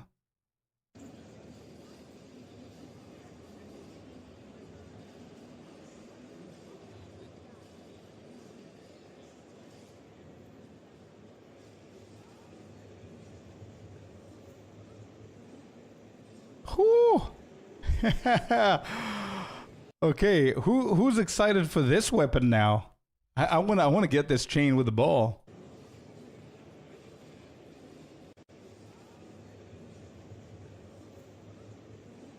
Look at that, dude. Like it, nice. Bro, yeah, bro. I gotta give them massive props to the animation team because, bro, gravity and science, they care about it. Bro, look at the way that the boss is spinning, ramping up the speed of the ball, and then he's trying to throw it at a greater distance, but because of the weight, it throws the boss off a little bit. Look at that. We thought the same thing. Look at this. Look at what I'm telling you guys. Watch the spin. Watch the boss spin. Look at that. Whoop. And look at that. Whoop. It's going to throw him off. You see that? So good.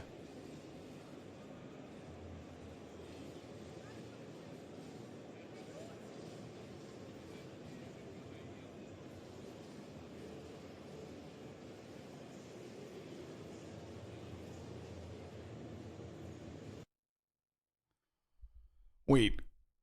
This looks kind of busted though.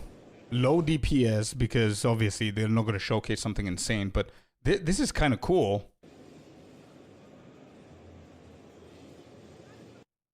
This right here is going to be a build for sure. This right here is going to be a spammable build for sure with the blade plunge or whatever it's called.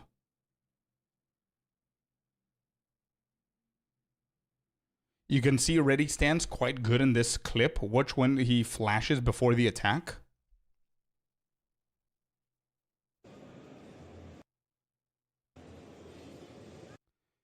Bro, this is Stormwave vibes.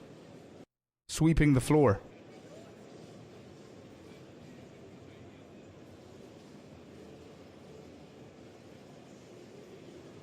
Yeah, I see.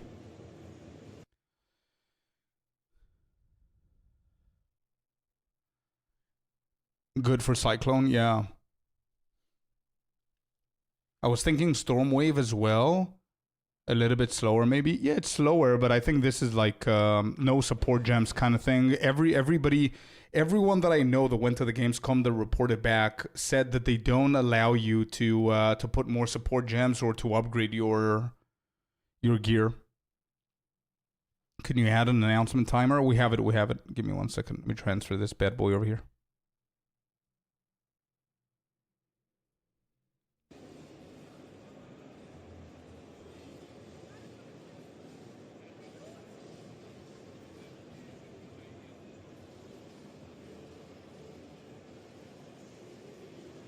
Was that a parry right there, or what was that? What is that? Ready stance, the yellow thing right there. You see that spark? The yellow spark. Yep. There, right there.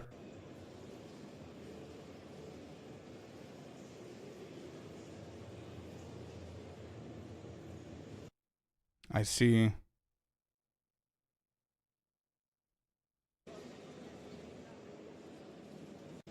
How is he killing? So apparently we're getting new chimeras, whatever you want to call them. How is he killing them? Is he just basic attacking? I don't see anything.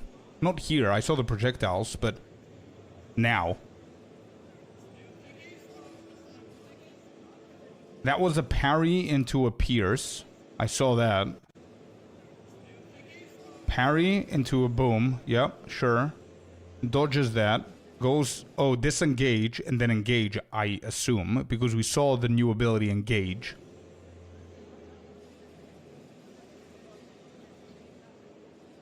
How did they die?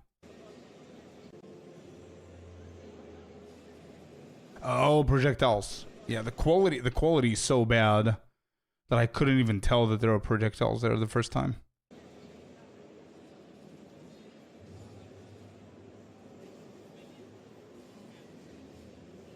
Uh-huh. Uh-huh. I see. So it's kind of disengage into engage. And then you shoot the projectiles. You see? And there's the big one if you prime it. So that's, yeah.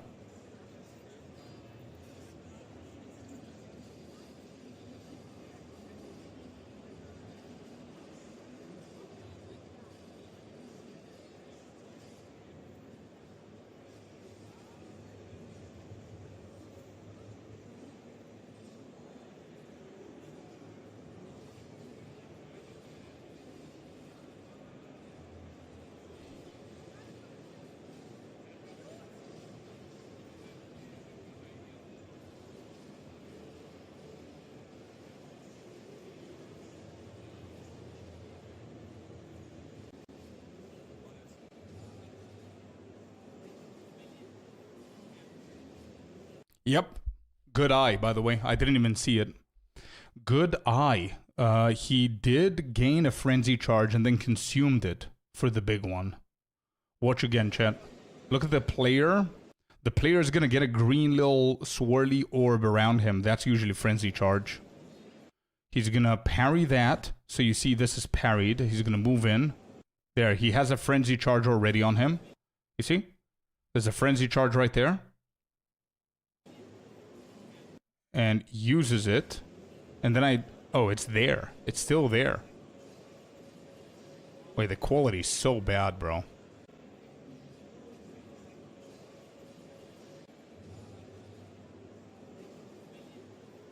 I can tell if he has two.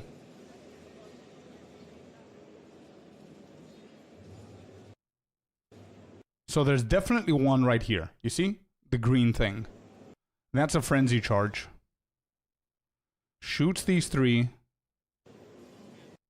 Oh, that's channeling. The frenzy charge is still there.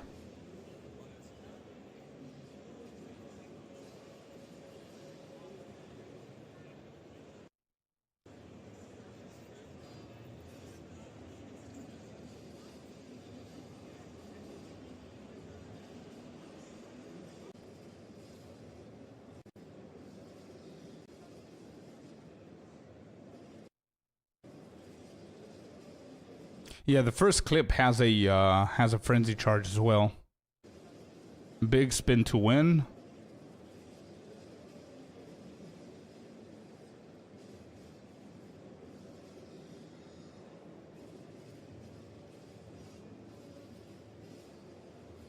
Zero damage. ZDPS right here.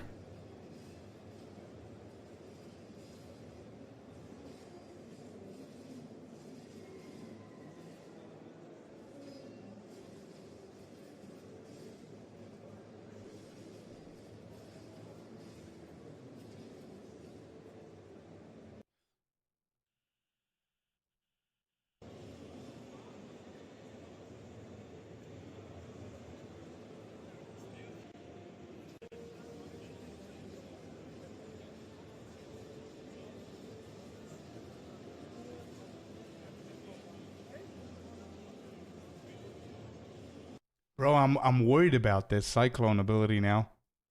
This is cyclone channeling. It barely moves. It barely moves. And the AoE is not as big as I thought. And the swirlies are very, very random. Like I cannot tell if it's going at the back, at the front, if they're targeting enemies.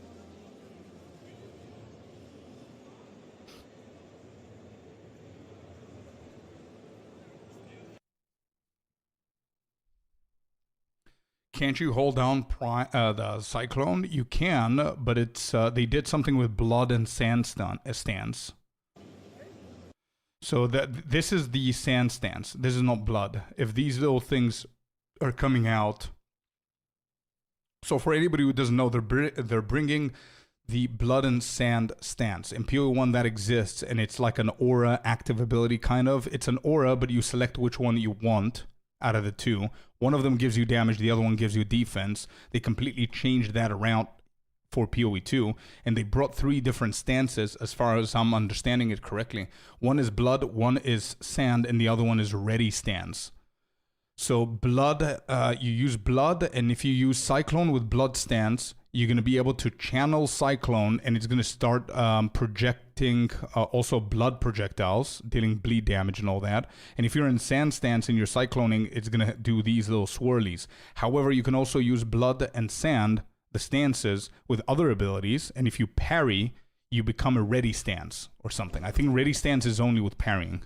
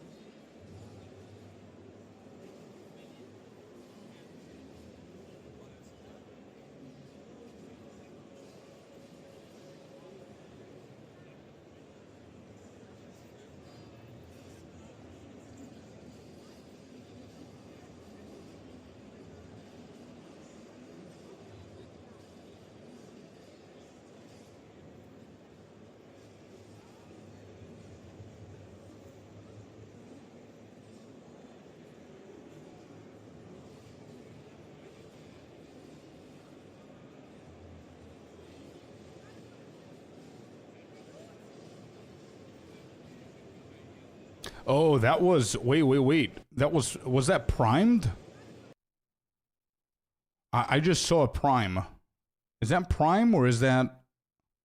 Yeah, that. Aren't these 2 different colors?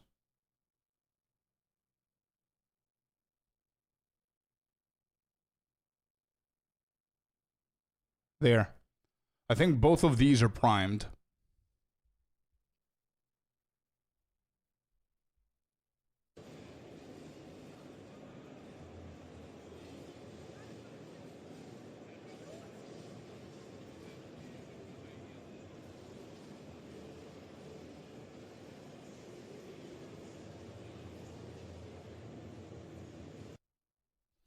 Interesting. So now that we watched all of this, let's go back to some of the images that we saw from the leaks that we got.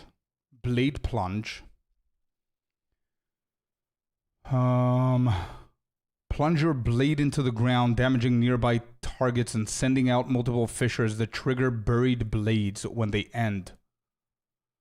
Wait, but I saw him doing something that didn't require this first.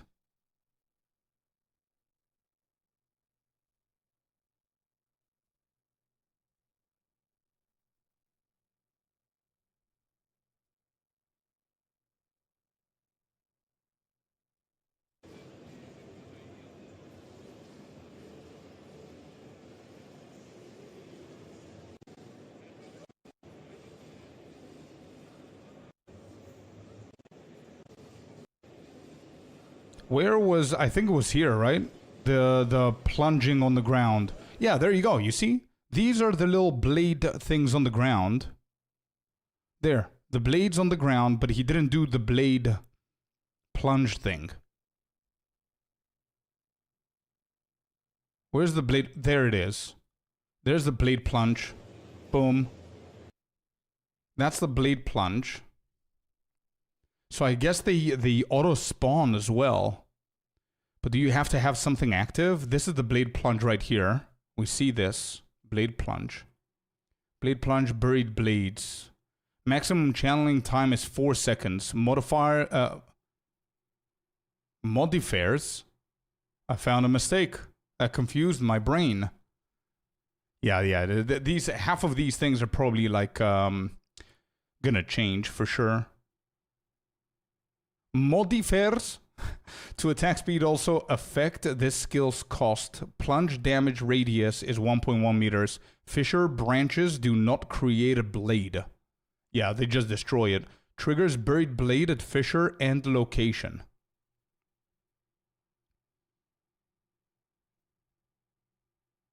The blades are like a remnant equivalents. I see. That's a good call. I don't know if we have any valid confirmation about that, but again, all of these, like we said, there's spelling mistakes. There's like, this is a mistake. Single two-hand sword. I don't know if this is a... Could you actually go for a double two-hand sword? That's going to be insane. Dual wielding two-hand swords? I don't think that's possible. So I don't think the word single should have been there here. But this is interesting.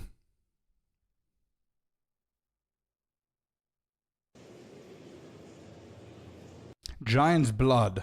Huh. Yeah. Giant's blood could make it possible for double. Yeah. Yeah. I wasn't thinking about that. I was thinking about whether you're going to be able to. Yeah, sure. Okay.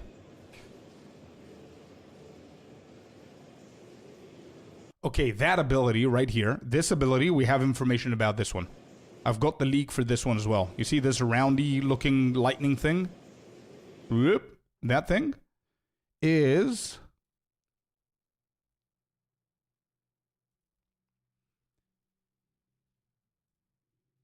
this. Charge slash. Slash in front of you, dealing shocking hits. If used from ready stance, instead perform a spinning slash that creates chaining projectiles of electricity. Charges buried blades on hit. Okay. So it has to be this ability right here. Yep. That's the one you were telling me about, chat, that you can clearly see it. Yeah. I saw the ready stance. Hold up. This is blood stance. There's the parry right here. And there's the ready stance. And then he's doing the chaining thing. Interesting. Very interesting.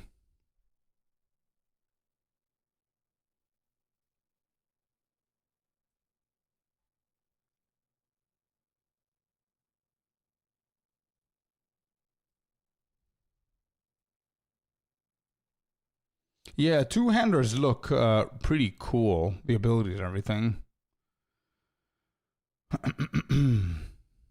Earthrend. I think we saw Earthrend as well in this clip as well.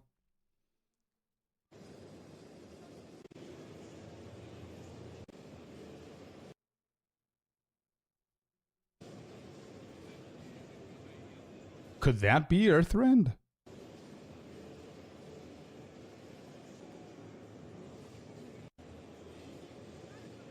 Yeah, this could be Earthrend. This swiping on the ground. No, it's Blade Plunge. Yeah, okay. Interesting. Very interesting stuff. I'm looking through your martial artist guide and looking for the Hollow Palm Tech node. Where is that at? I'm having a hard time finding it, or did it get changed? No, it didn't. Hollow Palm Tech node. Hollow Palm? It's in the middle. It should be in the middle, dude. Right here. There it is. Sword gemling possible. Most probably will be, yeah. Alright, good leaks, man. Good leaks, dude. Are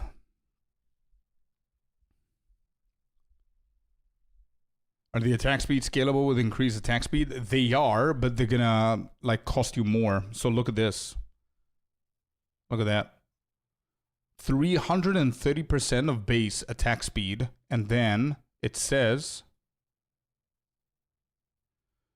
other modifiers to attack speed also affect this skill's cost, and it's already pretty high on mana. It's 25 mana per second at level 13, by the way.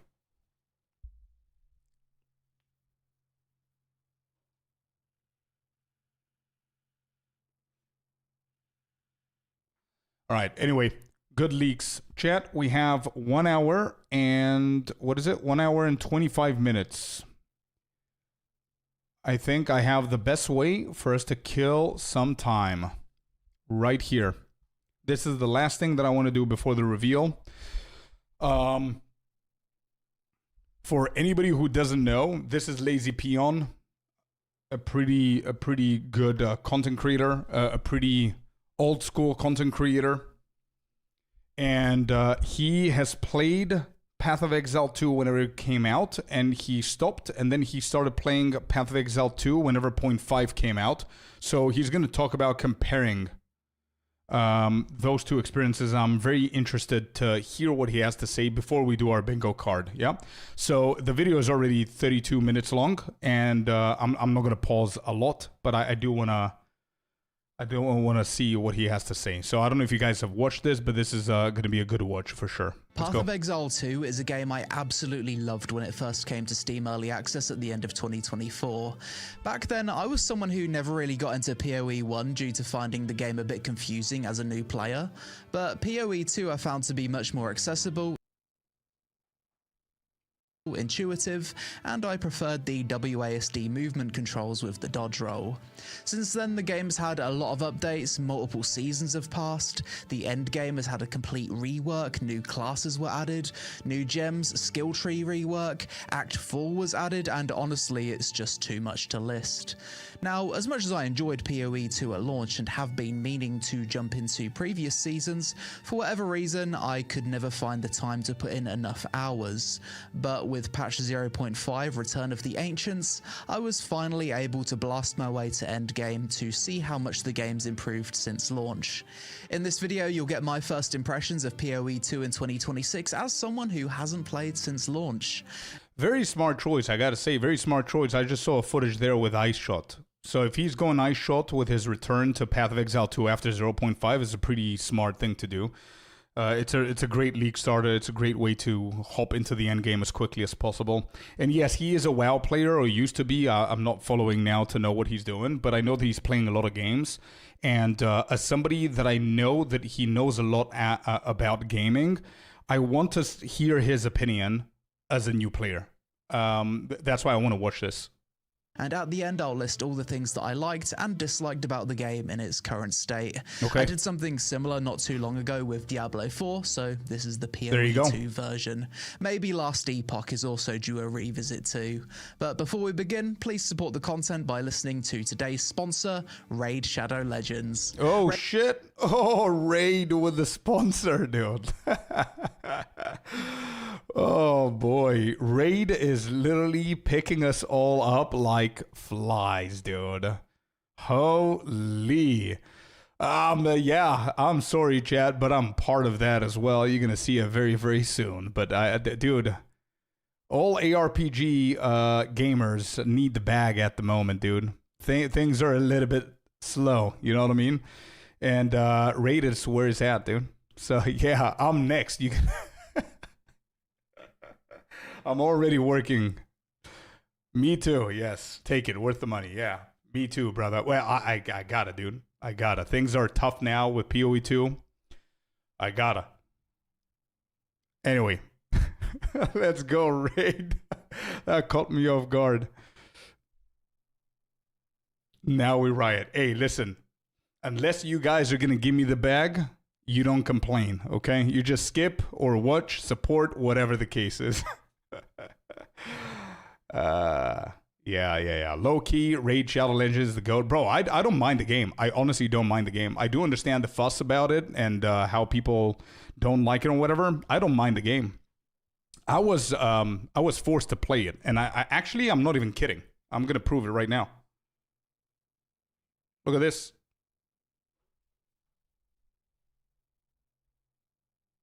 I have it. I still have it. I'm still playing it whenever I can. It's not bad. Like if you ignore the microtransactions and what makes you not like it, it's not bad. Nah, not a single dollar, Fearless. Not a single one, bro. All right, let's go. Ranger. There's been 2 new classes added to the game since... The ad started. No. That's going to be tomorrow. Don't worry about it. Let's go. Early access launch, the Huntress and the Druid, with 4 more still to come. Previously, my favourite build was Ice Monk, so the Ranger equivalent to that seems to be Fub Gun's Ice Shot Deadeye build. To level up though, I'd be using a Lightning Arrow build, and this is where the first huge quality of life improvement became noticeable. What is that? Since patch 0.5, content creators can create build files which users can import directly into the game, which includes passive tree pathing, gear recommendations, support gems, as well as creator notes. This made the whole process of following a build during the leveling so much easier, and it was nice not having to constantly tab over to an external website every level up. As for the leveling itself, it felt mostly the same leveling through Acts 1, 2, and 3. There was a few new areas within those acts that were added, as well as the Runes of Alder League mechanic that would spawn in waves of enemies before giving you a reward of your choice. Since the last time I played though, Act 4 was added to the game, and I really enjoyed playing through this act overall. I liked the settlement of Kingsmarch, and I also liked that to travel to the different areas you'd have to do so by boat, and it wasn't entirely linear. My favourite map from Act 4 was the Abandoned Prison, because I thought it was really cool how the water from the ocean periodically washes through the dungeon, and the boss at the end was also quite cool, as you needed to impale him multiple times with a ballista for him to actually die. Okay, so far there's a lot of information. I like where he's going and how analytical he is about his experience. So first thing that I want to say, it's a very smart choice going for Fub Gun's Ice Shot for a league start, just to try the game and go quickly to the end game. Second, I guess, but the build guides being imported into the game is a great perk. I completely forgot about that because I'm not using them. So I was like, whenever he said that there's a new thing that he noticed immediately, I was like, wait, what is that at level 1? And then it was okay, makes sense. Prison, it's pretty cool with the water and everything, but I'm pretty sure that the majority of us believe that that should be one of the zones that should be minimized a little bit, because it's one of the most frustrating ones, I would say, and the slower ones. But for a new player, this is the perspective of a new player, it is quite cool. It is. It's definitely one of the cooler ones in Act 4. Another memorable boss from Act 4 was a sand shark with an encounter that plays out exactly how you'd expect it to. Upon completing Act 4, you then need to play through a temporary placeholder interlude section, which will have you around level 60 to 65 by the time it's complete. I'm interested to know what made him choose the second interlude first. So he decided to go for the second one first instead of clicking on the first one. Then need to play through a temporary placeholder interlude section, which will have you around level 60 to 65 by the time it's complete, and then you're ready to begin your journey into endgame maps. Honestly, this is the point where it feels like the game truly begins, because once you've leveled through the campaign enough times, you just want to get it over with as quickly as possible. When it comes to endgame maps, this is the part of POE2 which seems to have undergone the most changes. Starting out, you'll be given your first waystone by Doriani, as well as a precursor tower on the map that you must path to for a quest. Upon pathing to that tower, you'll get another cinematic cutscene of a giant fortress rising from the ground, and then be given another location to path to. Whilst mapping, you'll run into NPCs for each league mechanic, which will give you their own quest lines and objectives to complete too. The biggest thing I instantly noticed with the new POE2 endgame is that you've got a clear sense of direction now. Previously, you was pathing aimlessly, hoping to run into certain locations by chance. This was no longer the case. Absolutely, I told you this is going to be the first thing that newer returning players are going to notice if they haven't played through the majority of the leagues. Absolutely.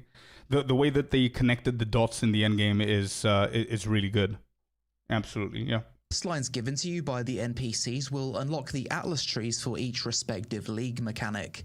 You've got the general Atlas tree, which you'll gain points for by following the Doriani questline, but then each league mechanic also has its own passive tree, such as Breach, Abyss, Val Temple, Expedition, Ritual, and Delirium.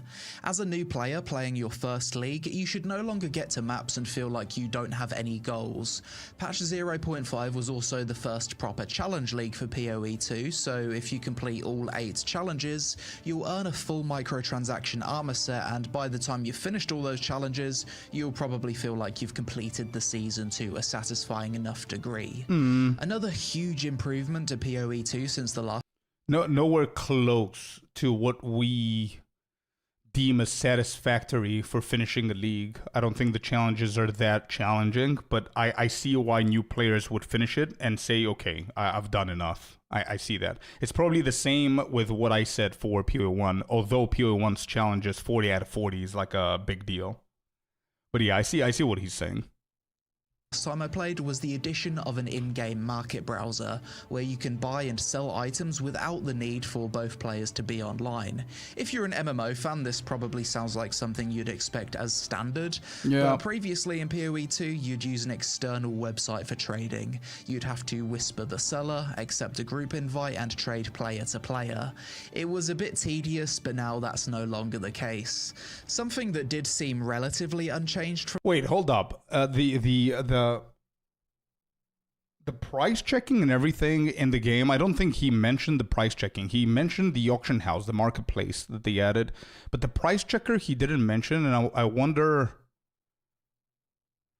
do you guys use the price checking system of the game? Anybody here uses that instead, apart from console players? You try it every day? No, the majority of you guys are saying no. Of course.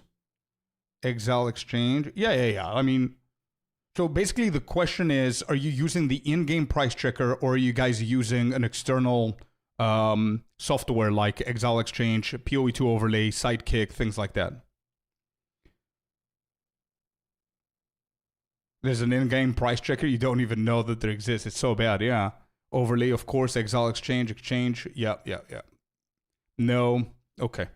So it seems that the majority of you guys, myself included, we don't use the price check of the game. I think they have a lot of work to put into that to make it good. And I'm talking about PC users, of course. I'm not talking about console.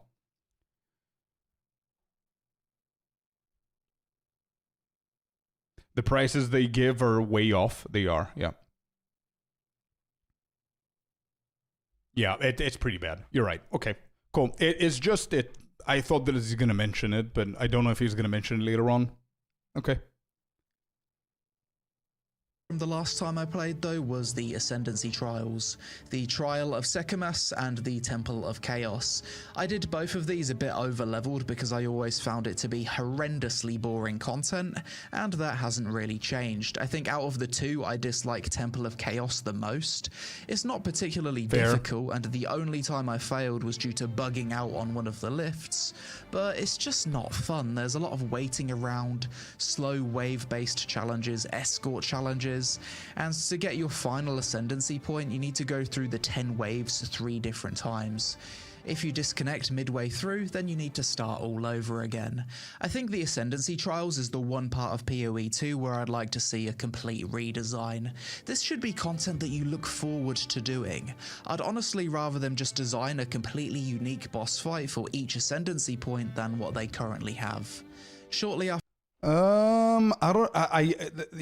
I agree with his first take. I don't agree with the second take. I don't think they should just be a boss and you kill and you move on, you get your points.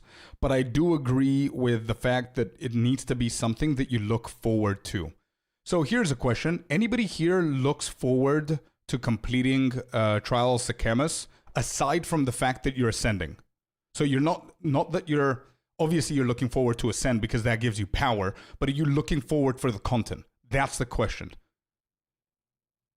And I honestly believe that the majority of people would say no. And that's the problem. Because it doesn't matter if you guys like it or not. If the majority of people playing the game do not look forward to doing that content, then it's a problem, right? So, and I respect anybody who likes it. I respect you for liking. It's your opinion. It's whatever. But you understand where I'm going with that, right? It's a mandatory thing that you got to do, not the chemist, but the trials in order for you to ascend. And neither of those trials are satisfactory to the majority of people when it comes down to interesting and fun content to do. Because if you think about it, if you're grinding the chemist for money, then fair enough, right? But if you're just going to do it once and it's still going to be ass, it's a problem. It should be once and you never have to do it again, but it should be fun. After reaching maps, I respec'd from Lightning Arrow Deadeye to Ice Shot Deadeye, Okay. and arrived at the Burning Monolith for the main quest. Next, I'd need to travel to 2 other locations to obtain fragments to unlock the Burning Monolith and the subsequent boss fight. Whilst inside the fortress, every map that I cleared was giving me at least 1 Atlas Tree point, so even if I didn't get any particularly good loot during a map, I was still getting that constant sense of progression via the Atlas Tree, which was a nice feeling. Whilst mapping, I noticed that Breach was completely different compared to the last time I played. Back at launch, Breach was easily my favourite League mechanic, but back then it was probably a bit too OP. It's been toned down a lot now and was dropping some currency that I'd have to grow on something called the Tree of Genesis for rewards. So I pathed through the maps that would reward me with Breach Atlas passives, made it to the Tree of Genesis, turned in those drops for rewards, and started both the Breach questline as well as a questline to hunt down animals for an Augmentation NPC called orb Hilda. chest. This is the point where I got myself a headhunter belt, started reaching close to peak fun, and decided to record some live Wait, did he just casually say, "Oh, this is the part that I got myself a headhunter belt"? Is that what I heard?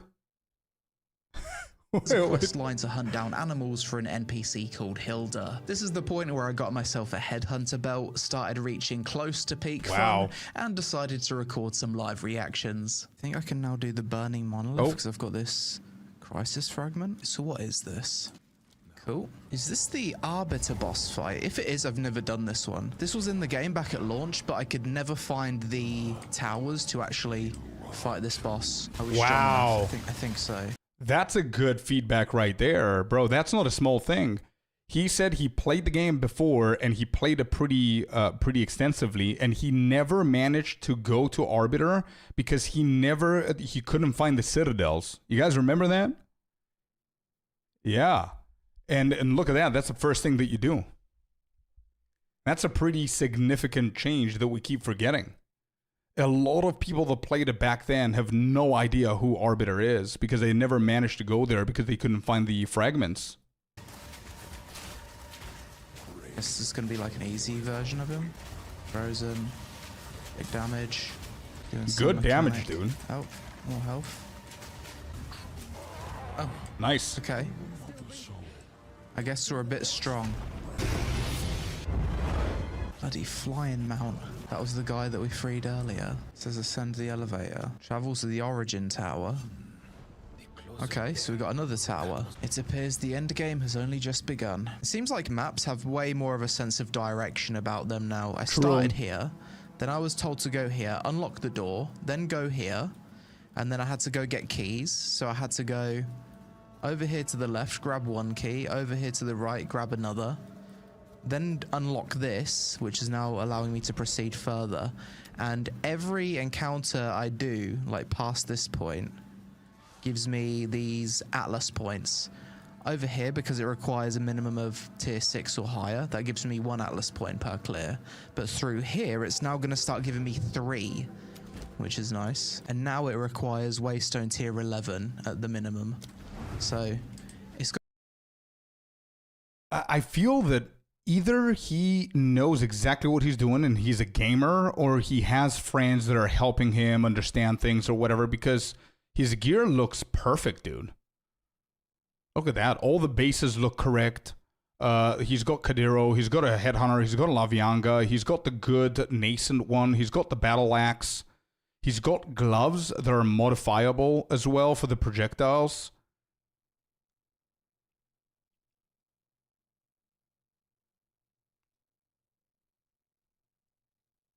He's following a guide.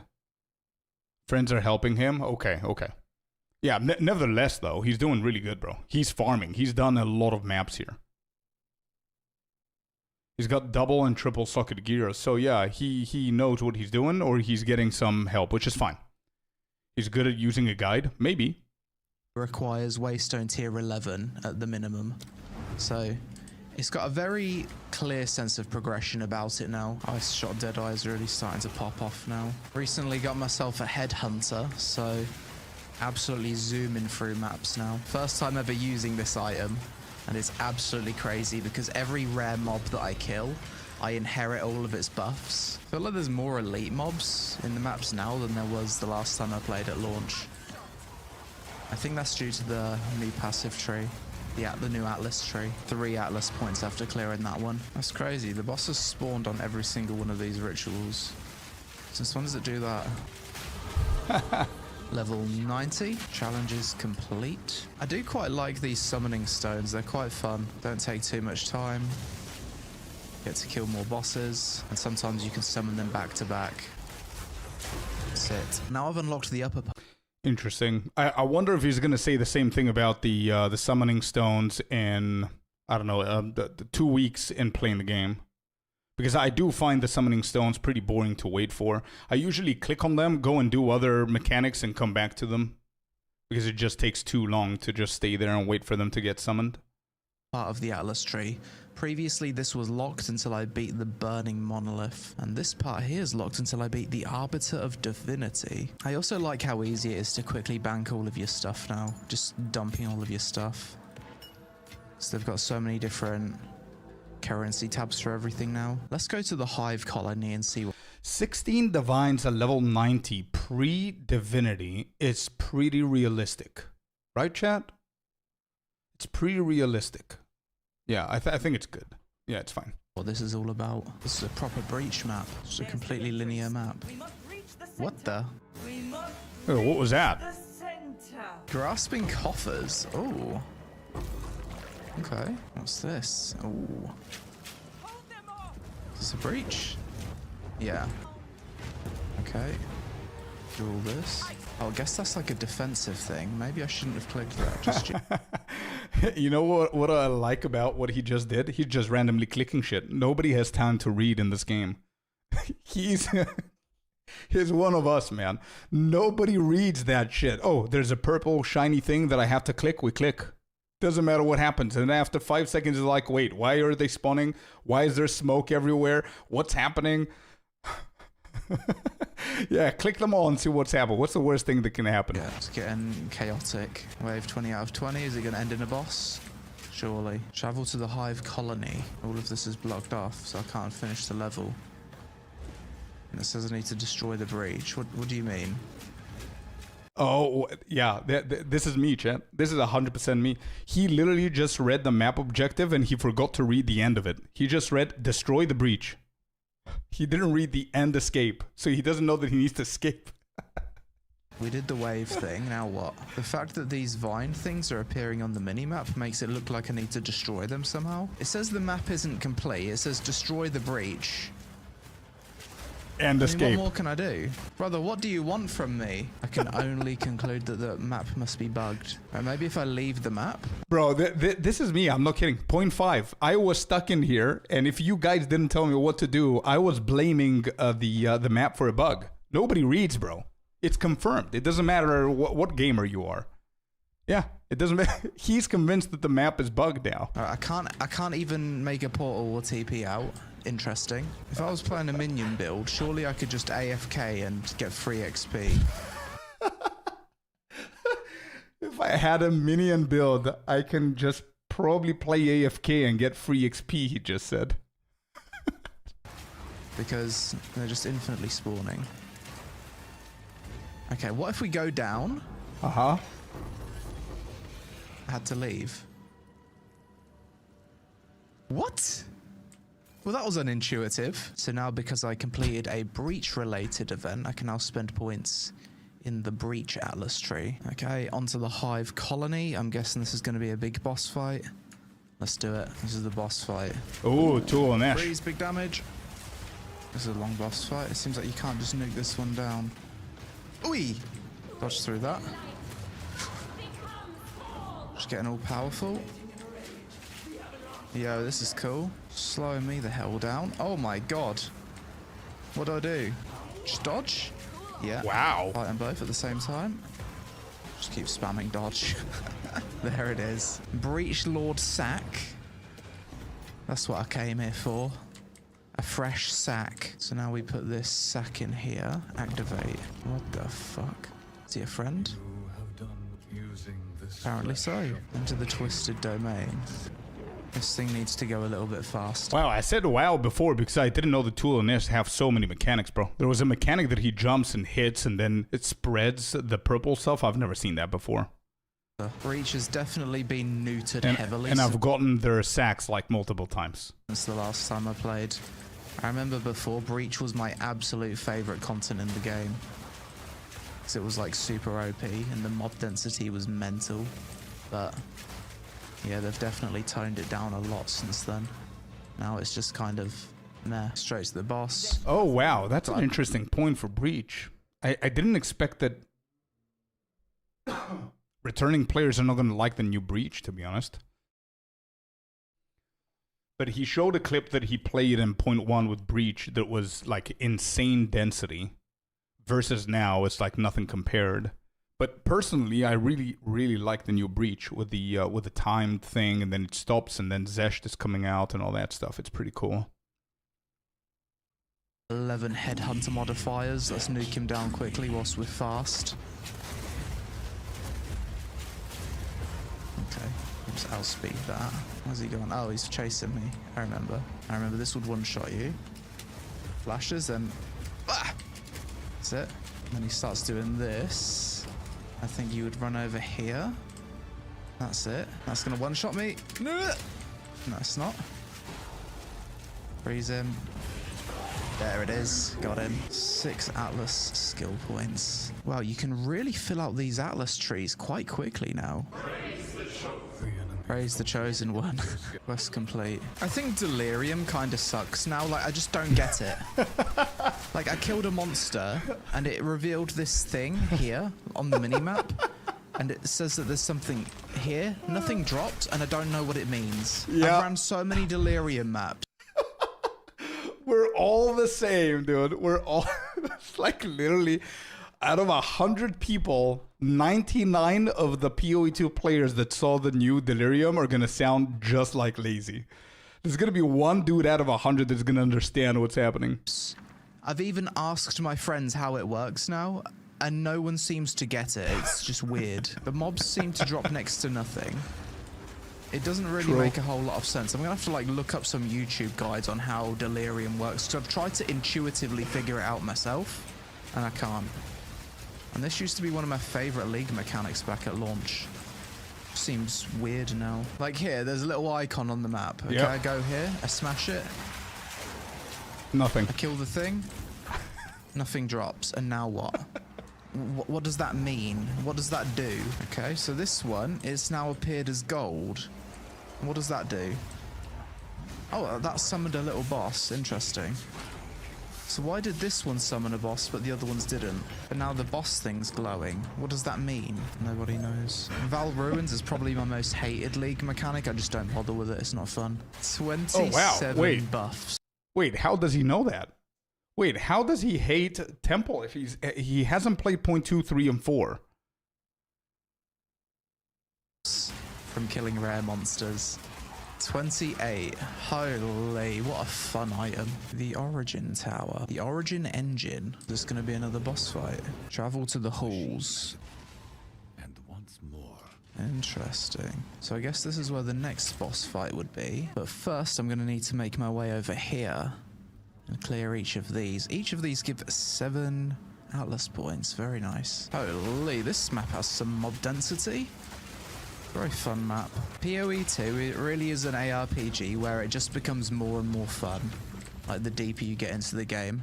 It's very different to Diablo 4. Feels like for Diablo 4 you kind of hit peak fun quite quickly, like maybe around level 80 or something. Well, to be completely honest about the temple, if I think about it, even if he hasn't seen a temple guide or anything, as a brand new player, you see it very late. You're already engaged with the game. And if you're engaged with the game, things move quick. You go to this map, you go to that map, you go to this act, you kill this boss, you move on, you collect gear, you put the gear, and then you encounter temple. You see monsters, you kill them, you touch the middle, nothing happens. You do it again and again and again, and eventually one out of those is going to spawn a little thing, and you're like, oh, okay, now I need to go in. You have no idea why. Nobody explains to you there are crystals, and you collect them, and now you spawn this, and this, and this, and happens. Again, think about as a new player, right? And then he probably went in and he saw that he needs to put all the rooms and all those things in, right? So probably he saw that and he didn't like it. For the Delhi, it's also interesting, and I think GG needs to look at it. Delhi was pretty complicated. I like Delhi now. But in the beginning, it was pretty confusing. And I'm not going to lie, a lot of people have had no idea what was going on, even 2 or 3 weeks in. Yeah, so I see the point as a new player as to why he's confused with those two. And then there's just massive diminishing returns. But POE2, the road to peak fun is so much longer compared to Diablo 4. It's longer, it's more satisfying. Agreed. It just feels like things just get way more ridiculous in this game compared to Diablo 4. I like both games, but POE2 is definitely my favourite out of the two. Well, this has been a fun map. It's had like every league mechanic you could want. Crazy mob density. Absolutely loving it. This is pretty close to peak fun right here though. And I love that when I interact with this, it like pauses the game and lets me choose my choice. Yep, W for that. So indeed. I don't have to like That's risk dying or anything. Annoying ass boss. Sit. That's such a satisfying combo at the end. You like freeze the monster and then you charge up a big snipe and then whoop, dead. I wish you could assign these stash tabs so that I could like wow, dude. Lazy is crazier than I am. What is that, my brother? Even I don't do these, bro. What is this organization? Oh my god. This and set it to ring, so then I can just press control click and it instantly just deposits to the correct stash tab. Yep. I think that would be really nice. Yeah, I think Abyss well, is probably not my happening. favorite league mechanic this season. Just feels really good. The rewards are great, the mob density is good. Lots of elite mobs, treasure. Just feels fun. I really do like Abyss. Not only do you get to kill lots of mobs, you also get to open these chests, which sometimes have good stuff. And then sometimes you can dive into the abyssal depths as well and get even more rewards. I don't know if it's considered good or not, but it's certainly fun. And that's the whole point of playing, isn't it? I cannot see what's going on right now. The less I can see, the more I'm probably having fun. Such is the way of ARPGs. Ooh, a divine orb, we like that. Ooh, abyssal depths, we like those. Abyssal depths is like the only map within a map that I ever bother doing. So the loot is usually pretty good. Demon of Death with all these monster modifiers I've got. Next map we've got a boss requires Waystone tier 15 or above. What is that? Yo. Is that leading me to where the boss is? Oi, he runs me over. Okay, interesting. Ouch. Oh. Motherfucker. Oh, we're not going to fight that thing that was running me over. I'm assuming these balls are going to require me to do something. Probably stand here. Makes sense. Summoning balls. Just stand here and chill, I suppose. Interesting boss. Oh, he's dead. Activate this. Origin Spark, thank you very much. 7 Atlas points. Bro, it's so obvious that he's been playing World of Warcraft. I mean, I know it. I'm biased with my take here, but it's so... Some mechanics are so obvious if you have so many years of raiding in MMORPGs and stuff. Okay, that doesn't connect. I'm gonna have to go this way. Oh, Love it. Just put Abyss on every map. Just worth it.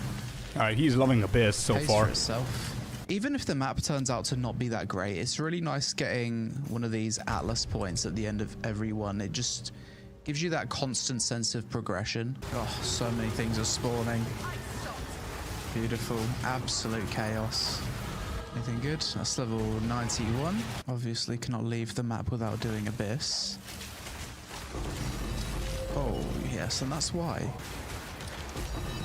Oh, love it. Oh my god, that's like freezing my game. Love it.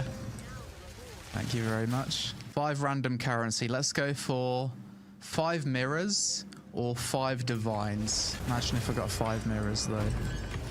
Oh, 5 chaos swords, we take that. Another expedition. The loot for these are usually pretty good. I just can't be bothered to set them up half the time. Expedition logbook. Logbook? It's the first one of those I've had. And an overseer tablet. Nice. I think every future build I'm ever going to have is going to involve a headhunter belt. It's gonna... Bro, his loot is not bad, dude. You can clearly see the loot being improved, the ground loot being improved in maps without a lot of effort in 0.5. There is no shot. If my guy came back in 0.3 or 0.4, there's no shot he would get this much loot. It's gonna be so hard, like going from using this to not having it, because it just makes the game so much more fun. Sometimes I forget to do this. Sometimes I'll kill the boss and I'll forget to interact with the precursor relay, which completes the map. I mean, sometimes it's just hidden by the loot. So much mobs, so much going on. My frames are in the bin. Oh my god. What is going on? This is a good map. Invested in some better tablets, so hopefully we can get some more loot now. Oh shit. Invested in some better tablets. Wait, what does that mean? Better tablets. What is that? Monster spawning abyss, pits, twice rewards, experience gain, gold found. Okay, nobody's telling him anything. He's just purchasing whatever he thinks it's good. Yep. Yeah, okay. So hopefully we can He probably just got 4 modded tablets or something. get some more loot now. Oh shit. Oi! No thank you. Back we go. Last time I played this game, sprinting wasn't even a thing, and it's not even a thing in most ARPGs. It's going to be difficult to now go play an ARPG without sprinting. I just love the way POE2 controls. Ooh, a legendary strongbox. These are kind of rare. Why is this text orange and this one's yellow? What does orange mean? I've never seen that before. If someone in the comments can tell me why sometimes the loot is orange and sometimes it's yellow, please let me know. I'd be fascinated to find out the reason. Oh, what's this? What the hell? What am I even fighting? I don't know. It's dead though. Ooh, thank you. Ooh. On to the next boss. Same boss again. Oh, we're frozen. That's not good. Okay, we didn't die though. GG. Beautiful. 7 more Atlas points. Oh, our first tier 16 Waystone. Nice. Return to Doriani. So now I killed those 2 bosses. We return to this tower. Summon Doriani. Place this in here. Oh, Origin Spark. Now, stand back. Activate. So what's that gonna do? Is it not gonna summon a boss? Origin Core. Now you ascend it this way. Is this gonna be another boss fight? Pretty cool boss room. Place the Origin Core. Little cutscene. This is cool.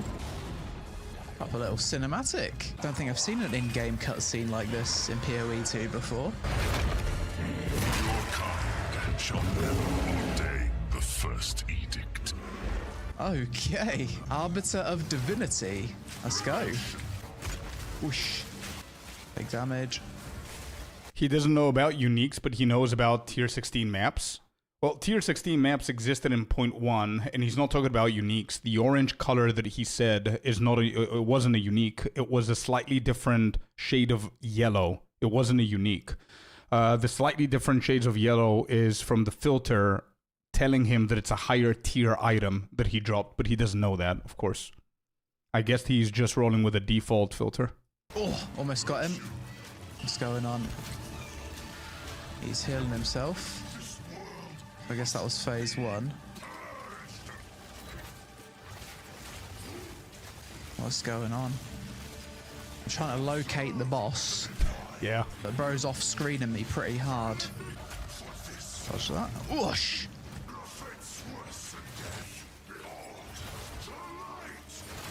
Luckily I've got the timing of a god. Big damage. Still chipping him down. Zapping. Dodging. Cool boss fight. Very cool boss fight. That's some spectacle.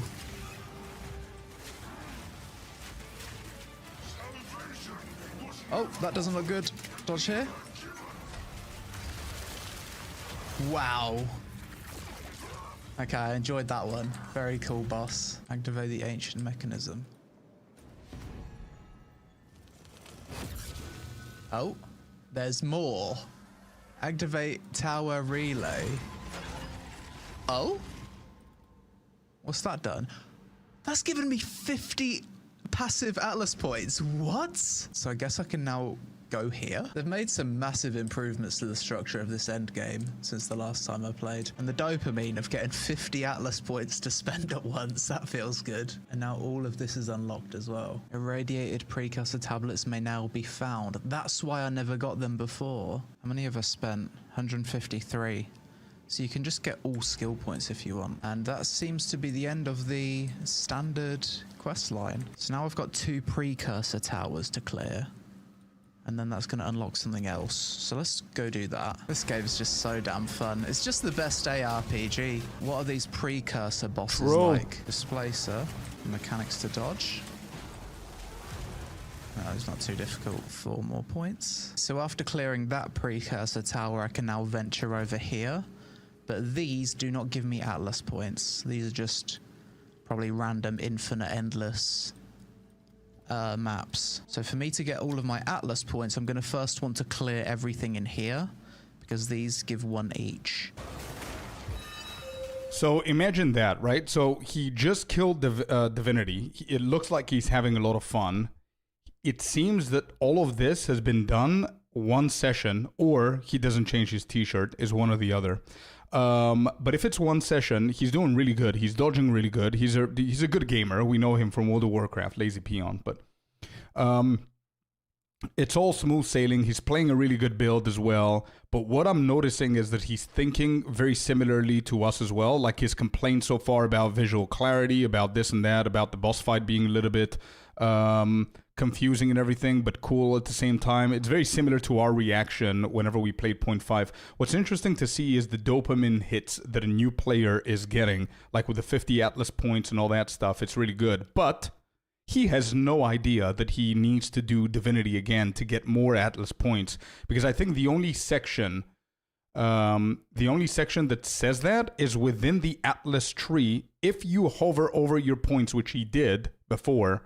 But again, nobody reads, right? We never read. So he has no idea what he has to do from here on out. This is the point that I'm very interested in, because up until this point, the game tells you, literally holds your hand and tells you, walk there. No, now come back, walk over there, do this, do that. Now it doesn't. So I'm interested to see how he's going to take it from here. Ooh. Oh, double divine drop. Don't mind if I do. Another irradiated tablet. Thank you. Another 4 points. I got a quest here for Hilda, so let's go do this map. These maps are getting bloody crazy. Yeah, he's still doing the beginning quest for Hilda now.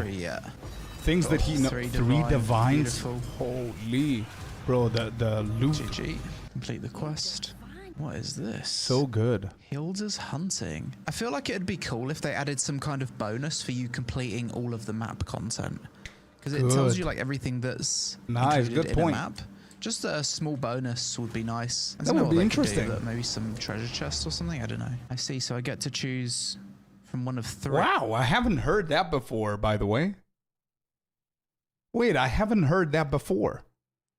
get a small bonus if you complete all objectives of the game. I think if you say that to Jonathan, they're gonna love it. Is you doing spontaneous content of the maps. I don't know if that's gonna benefit us, because probably the rewards are gonna be better the more objectives you have in a map, but... Increased rare monsters. So the next one's over here.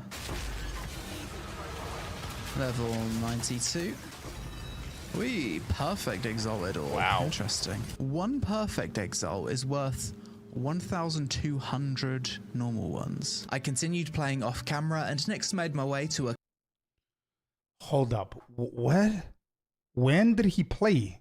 This was pretty late in the league. If one perfect exalted orb is 1.2k normal exalted orbs, that's probably like 2 months into the league.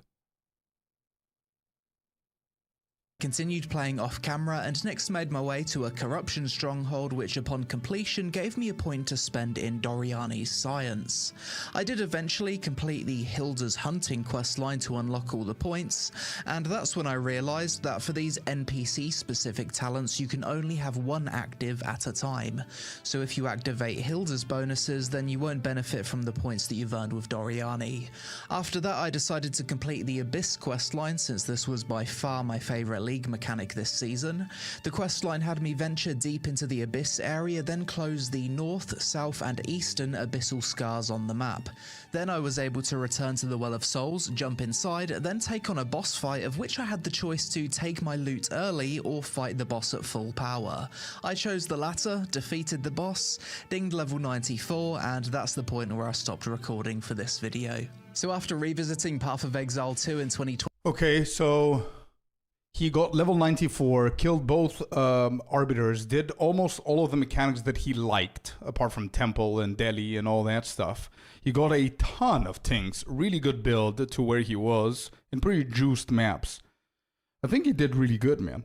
I guess this is the last portion of the video where he's going to talk about his opinion, what he liked, what he doesn't like. 26. As someone who hasn't played since the early access launch, my thoughts on the game so far are as follows. Things I liked. I thought the end game overhaul is definitely a big improvement. I enjoyed having a clear sense of direction, and the frequent Atlas tree passives gave me a constant sense of progression. I like that every currency has its own stash tab now, so you can dump your inventory really quickly and it remains organized. This is something you'll have to pay for though. Despite the Atlas tree passives eventually allowing you to fill it out entirely, I like that there's still decisions within these trees that allow you to target farm specific drops. I enjoyed this season's league mechanics with the runestones. I like that they added an in-game market browser. I really love that you can import build guides into your game, which is incredibly nice for quality of life. I enjoyed Act 4 and it's probably my favourite one so far.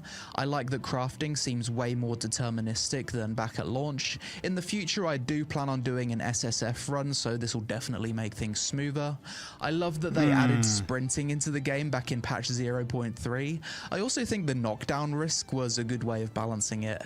As for league mechanics, I absolutely love Abyss. It's my favourite league mechanic by far. I like what the devs did with waystones and tablets. I think it makes sense that the more modifiers that are on your waystones, it allows you to add more tablets to the map.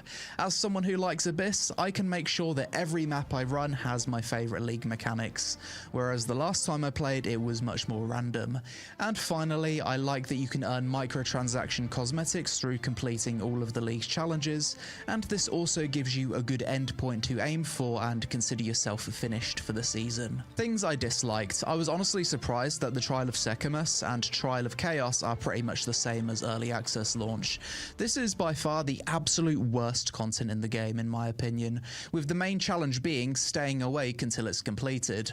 In fact, recently I've been struggling with a bit of insomnia, so maybe I'll try running this content before bed as a potential sleep aid.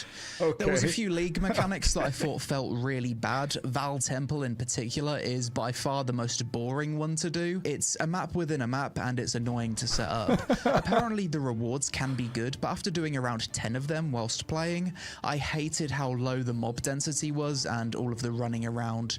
Absolute trash content. Aside from that, Delirium seems less enjoyable.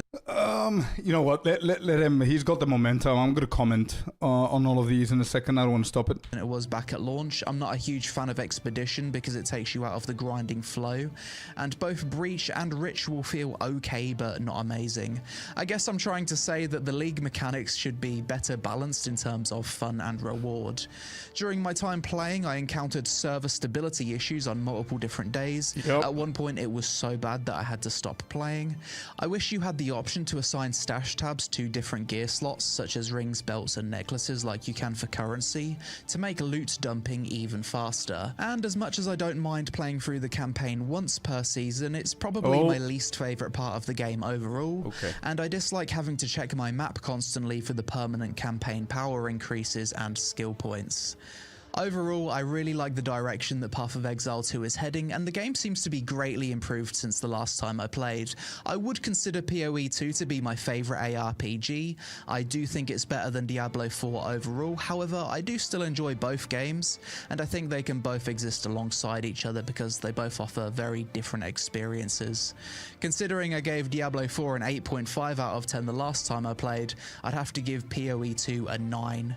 I didn't play much POE1, so I can't comment on that one too much, but I absolutely love the dodge roll, sprint and WASD movement of POE2, so not having that would feel like a downgrade at this point. I'm really looking forward to the eventual 1.0 release, and I'll probably do a POE2 in 2027 video when that eventually arrives. But that's it for this video. As always, let me know your thoughts on POE2 in the comments below, and is there anything I forgot to mention that you would add to my pros and cons list? Shout out to Raid for sponsoring today's video, and click the link to support my channel and get some amazing...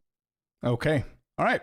Good video, man. Really good video. I'm going to comment onto this, and we're going to go and make ourselves our bingo card for 35 minutes from now. Alongside each Let other me just share you the video if you guys want to see it, and give it some love right there in chat if anybody wants to watch that. But I do want to comment into a few things that he said, which is very... It's nothing... There's no crazy hot takes apart from like a few smaller takes. And we do have to consider, though, that he is a returning player of over 3-4 leagues ago. So he does have some experience. He does have players, and somebody in chat said that he did get some items from his friends that he admitted in on Twitter. So he does have friends that explain things to him. He is also a content creator, so he has a lot of time to play. So all of these things are a little bit, you know, it's not the real experience of an average gamer, new player that I would like to know more of. But the endgame overhaul is very good overall. I agree. Every currency has its own stash tab is good. Yeah, interesting choice with the Atlas tree. I think they could do a little bit better, because here in this point he said that it's nice that they give you some options that you can significantly improve your farms. I personally don't find them significant enough, because eventually all of the essences become useless in a way. So you do miss a lot of options there that could be a little bit better. But anyway, I enjoyed the Runestone League. Okay. In-game market browser is great. And portable in-game build guides is great. Act 4 is good. Yep. Crafting is more deterministic. I from point 1, yeah, probably. I wouldn't, yeah. I see why he would say that. Yeah, I see why he would say that. In point 1, if you think about it, in point 1, we had fewer options to craft with. And if you play point 1 and then you come point 5 and you see all the options that you have to craft, it obviously is going to make you feel that it's more deterministic. Yeah, I see that. Although, yeah, sure. Okay. This is something that I don't think we can understand, or we can, yeah, I don't know. As somebody who's playing every day, every single league, I don't know. It's a weird statement, but I guess it's true. Sprinting was a great addition to the game. Abyss best league. Okay, so he likes Abyss. Earnable cosmetics. Yeah, sure. Things he doesn't like, and I'm going to move over to the other side so you guys can read. Things he didn't like, he said. Ascendancy trials are still complete dog water content. Yeah, I guess not a lot of people are fans of trials. Val Temple is the most boring league mechanic by far. Here, Although I cannot say that he's wrong because that's his own opinion, I do think that he is underestimating it a little bit. I think Val Temple could be pretty fun if you go all the way, because he was talking about Val Temple and he was showing the map grinding, and although I agree that the map grinding is kind of meh, because you got to do one part of the thing and then go and do another part of the thing, and then when you do those two parts of the thing, then you can go and actually do the thing. I guess how the boring aspect comes, but I think he could have given it a little bit of a try and credit, whatever. I don't know how much he farmed this though. League mechanics should be better balanced in terms of fun, reward, because some suck. Grand Expedition is not bad if you get into it and you see the amount of loot and you understand what you got to do and chain the remnants together and all that stuff. You guys know my opinion about the Grand Expedition before I started actually farming that mechanic. And it wasn't... I never liked Expedition. I don't like Expedition. You see me ignoring it with a passion, dude. I intentionally ignored it every single time. But Grand Expedition is not bad if you know what you're doing. It certainly doesn't suck. It's literally the best mechanic in the entire game in 0.5 when it comes down to loot. So it's really good. Now, fun, it's opinions. Regular server stability issues, no option to assign stash tabs to specific gear slots for quick loot dumping. Okay, he's talking about rings and helmets and stuff like that. Obviously, as a new player as a new player, I don't think he would know that usually you don't really do that. You don't stack. Nobody is going to buy or invest or care about a full stash tab with rings, a full stash tab with body armors, a full stash tab with helmets. Usually what you're going to do is you're going to get a quad. You're going to just throw everything in there, whatever you think is good, you deem good for crafting later on. You're going to call it a day. You're going to have like an hour session of crafting, and that's basically it. But what I think we do need is sorting. I would love to see that. I don't think we're getting it, but yeah. The idea of running campaign again on multiple characters in a season is mind-numbing. Right. So I see a lot of players saying that. And chat, I have to tell you something about this. I believe if 1.0 launches and they don't do anything with campaign skipping, if they see the amount of players they're going to lose because of that after the next reset, I think they might actually start changing their mind. Because there's almost every single new player is complaining in one way or another about campaign skipping or just how long campaign takes for alts. So I think it might be one of those things that players could potentially change GGG's mind. The way that they changed it for ascendancies, for anybody who doesn't know, back in 0.1, we were not allowed to change our ascendancy.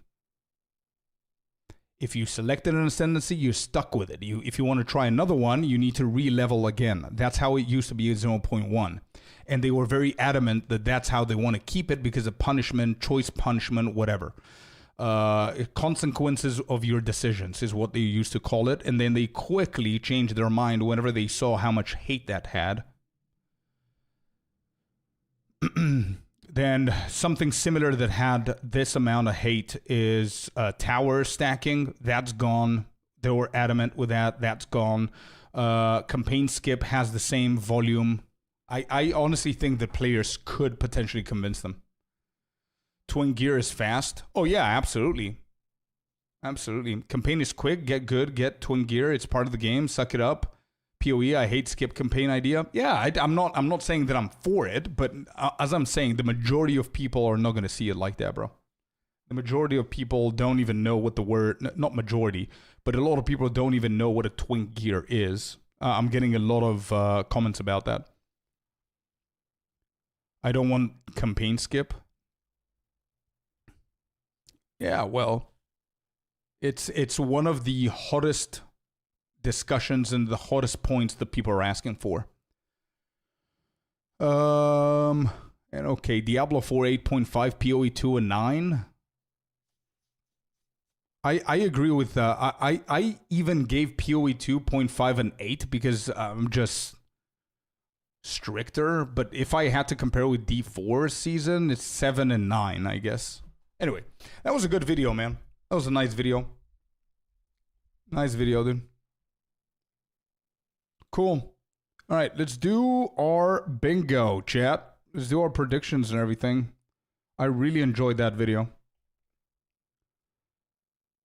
Yeah, Lazy's pretty cool, man. I used to watch his videos back in the day for WoW and stuff. It's pretty cool. All right, so they do have a timer, you guys said. They started the stream, I guess.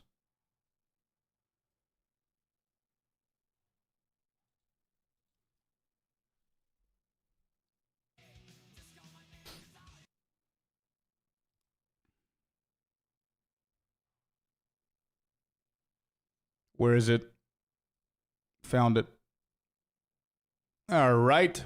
Chat Arena, boys and girls, 25 minutes. I guess you don't need my timer anymore. We have the big timer. Twitch drops, yes, in 25 minutes. The Twitch drops start, not now.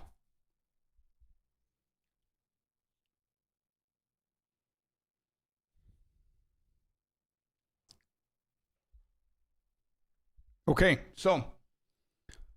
Hi from Greece again. The wife may be giving me no campaign skip. Yeah. Okay, so 25 minutes, chat. Let's do our nice little bingo book here, bingo card. And you guys are going to be a part of it. Hold up. Let me just close everything down. Let me find the bingo stuff. So, predictions. I want to hear you all. Let's go. Give me your top 5 predictions. Here's the question before you start talking. Give me your top 5 predictions of what you think is coming. I'm not talking about nerfs. I'm not talking about buffs. I'm talking about things that are coming. So, Druid Ascendancy is 1. Ranger Ascendancy is 2. Campaign is 3. Whatever. What are your top 5? What is coming? Let's see. Let's see what you guys are saying. Bingo card generator. Let me get this one done.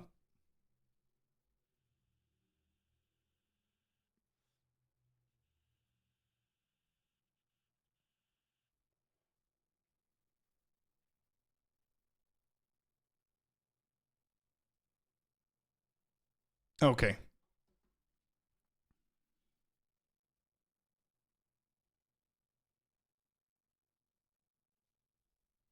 .5.5 reveal. Here we go. I think these are. Is there anything lower? Smaller. 3x3, 4x4. I think 4x4 is a little bit too much here. I don't think it's going to be that big of a patch. Okay, so I'm going to start. So my first and safest choice is going to go in the middle so we can try and actually win the bingo. And that's going to be Arcane Archer. 1-2 Ascendancies, Death Recap, Mini League event, maybe Ascendancy rework. Death Recap, Act 5, 2 Ascendancies, change the bosses just for this league. Swords coming now 100%. Right. Free square should be the intro Jonathan always uses. Yeah. What if he's not there and we lose it? New way to ascend. So you're thinking trial. Okay. Would love to not have to repeat campaign for every character. First one, sure, but others, nah. Yeah, it's a big debate, bro. Let's go big. 1.0 next week. He'll be there. Yeah, it's pre-recorded. Okay. What else?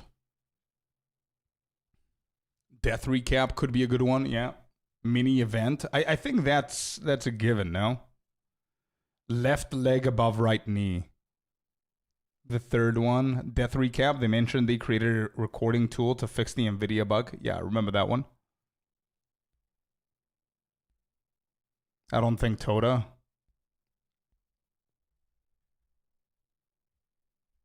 All right, I'm gonna add the date. I'm gonna go for 4th of September. I'm gonna go for the positive one. Even though I think it's gonna be 11th, I'm gonna go for the 4th of September. Okay. So 4th of September, Arcane Archer. What else do I think they're gonna bring now? Druid. Yeah. I'll put it here. Third Druid Ascendancy.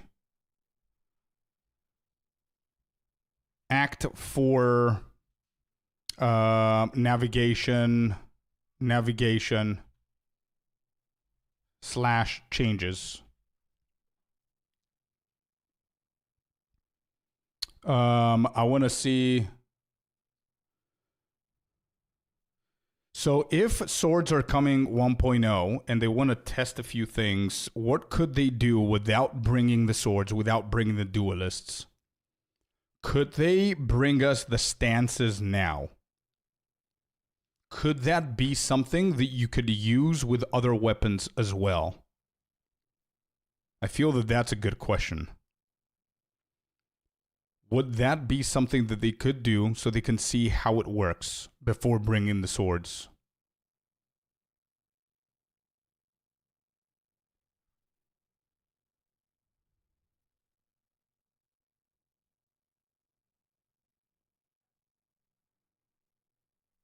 Easy. 1 currency removed from the rarity pool. Imagine. Death recap. Sure, we could do death recap here. Death recap. I'll add it. And I'm going to go my copium. Daggers. This is the one that I lose. So I need to place it carefully somewhere. Act 4 navigation. This is an easy take, I think. Oh, they're playing... Wait, they're playing the trailer again.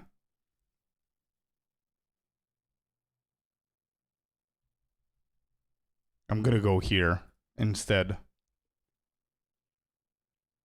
Oh, that's a good one.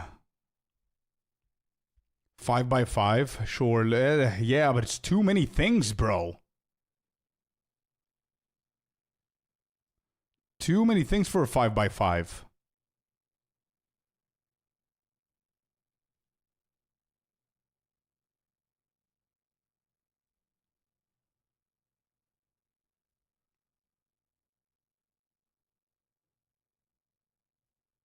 Yeah, we can put nerfs. Okay, cool. So Arcane Archer, 3rd, Druid Ascendancy. Let's do daggers in the spot that we're never gonna get. Here. Death recap, 4th of September. We could do Twister's nerf.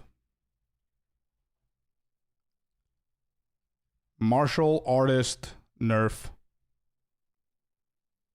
Let's do Gemling nerf.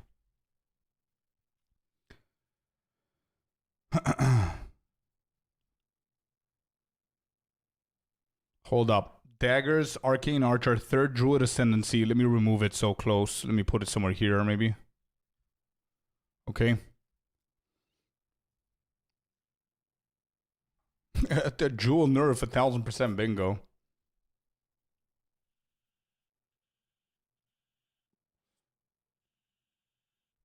I'm actually going to give myself 2. 11th of September. I'm going to put 4th and 11th at each corner.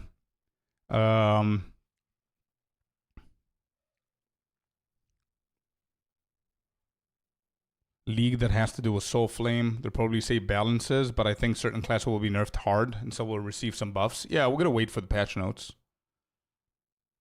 If daggers are added, I'm going to run to your house and give you a kiss, okay?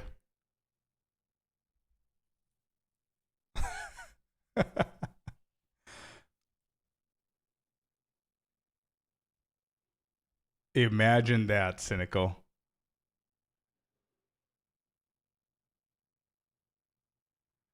There is. Yeah, there is a Twitch stream. Yeah, as you can see on the screen, this big ass here. It's in 17 minutes it starts. We need to add more. Wait, trial, Toda. Sure, I'm going to add it. I don't think this is happening. I do not think this is happening. So I'm going to put it...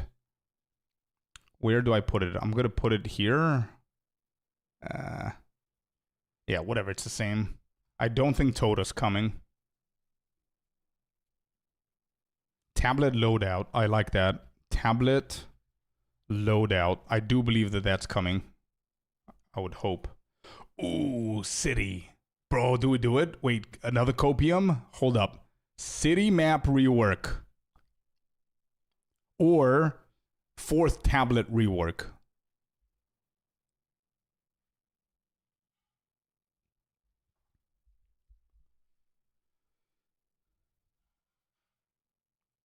Oh man, yeah. So CD map rework and fourth tablet rework is practically the same thing. I'm gonna stick to that, okay?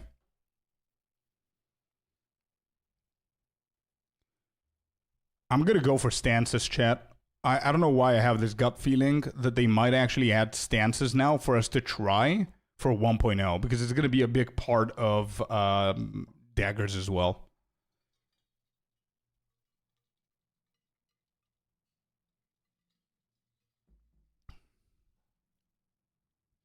Okay, Gemling nerf, daggers, tablet loadout, twisters nerf. What else do I think is gonna get nerfed?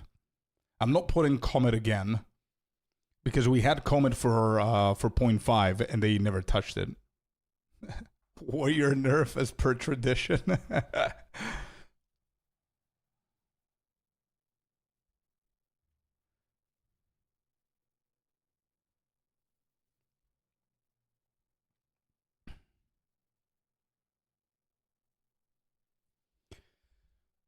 Let me think. More nerfs. Let me think about nerfs. Hold up. We said twisters, gemling, martial artist. Oh, monkey, dude. Yo, what are we doing? Hello? Monkey nerf. Monkey nerf. Expedition nerf? Or do you mean Grand Expedition nerf? Like the Oath and stuff?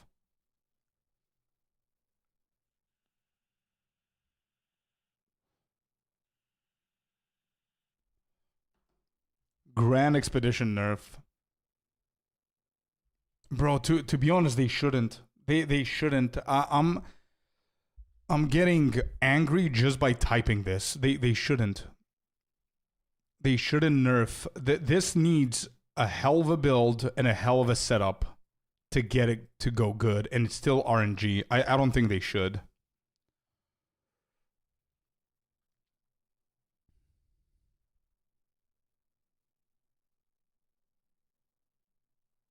Can go? No way, dude. I don't see how people are I don't see how people see swords for 0.5 if swords were announced for 1.0 2 days ago.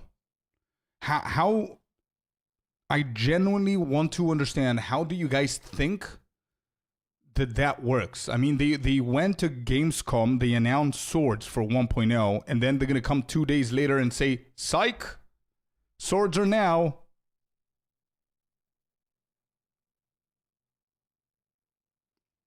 Just type more uniques. Yeah, probably they're going to add more uniques.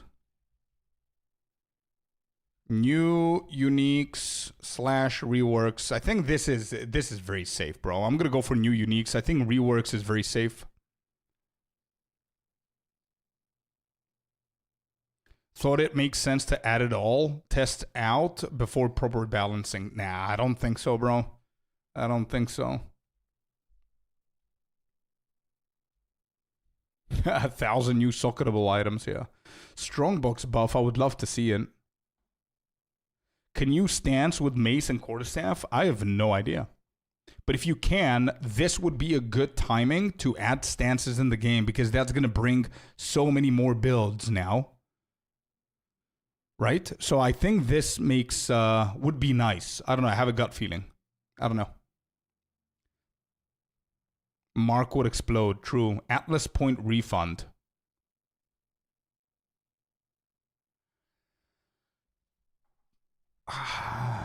Do we need that? Is that something that people want? Do you guys want that? Think about it though before you say yes or no. Do you actually want Atlas point refund? Since you can collect every single Atlas point and grab them all, what do you want the refund for? Just be careful.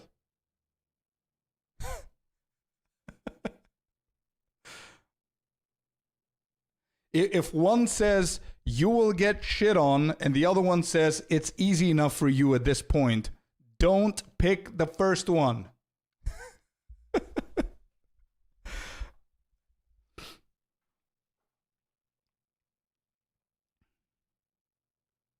What do you mean careful? I see points, I click points. Gamers don't read. Yeah, a lot of people are talking about the Atlas refund. I guess they might give it. I don't see the point though.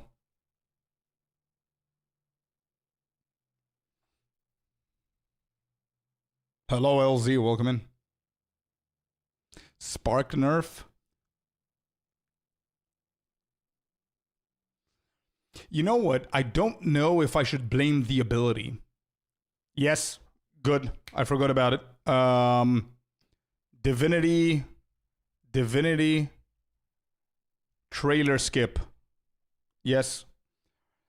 I don't know if I should blame Spark. Somebody said nerf Spark. I don't know if it's the abilities problem or if it's Adonius and Rune Seekers and Gemlings and everything else that makes Spark insane. Energy Shield nerf, bro. If they nerf Energy Shield again, I mean, I don't know. It's like the 5th time, I think. Do we, in general? Yeah, well, if they hit Gemling nerf, Spark is going to get nerfed as well, depending on the nerf here. New uniques.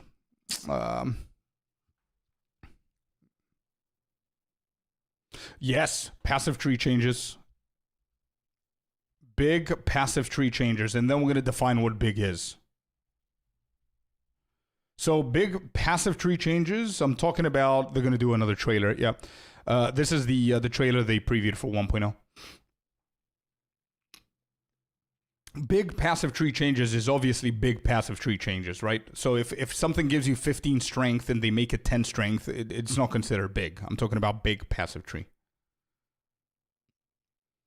COC is the culprit. Yeah, COC has to get probably hit this time around. COC nerf. I'll add that.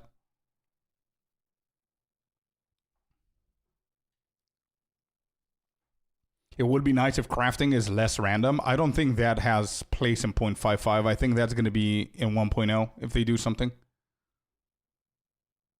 What if they're not nerfing anything but adding tier 17 wastelands? Bro, Het, if you're responsible for the changes, I think that 90% of people would be happy. Just saying.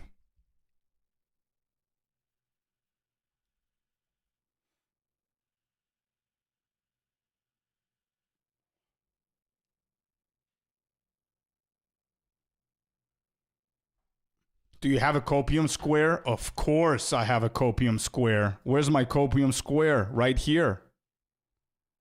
Right here is my copium square. This is my biggest copium square.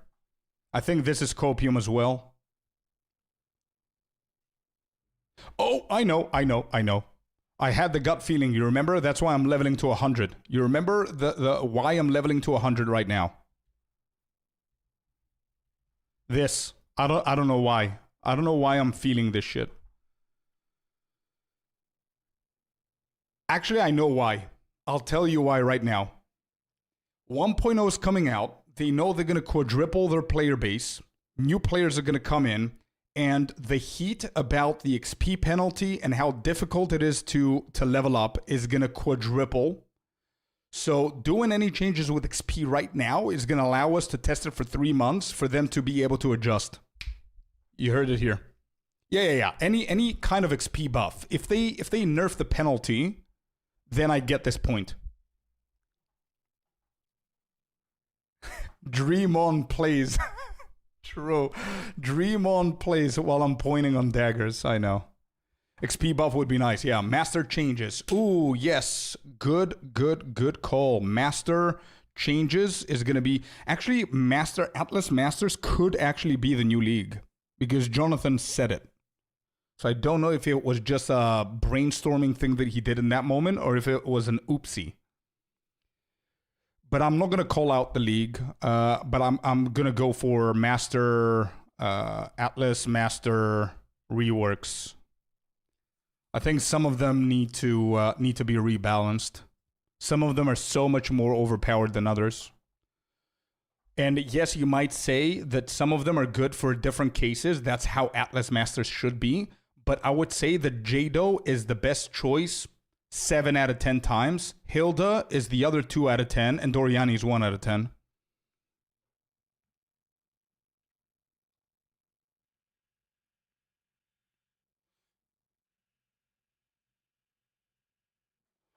Oh, let's do this. Hybrid control. Hybrid vegan. is what I'm gonna call it. No, people are not gonna understand the joke. Hybrid control. You know what I mean by this, right? Hybrid controller with keyboard and mouse.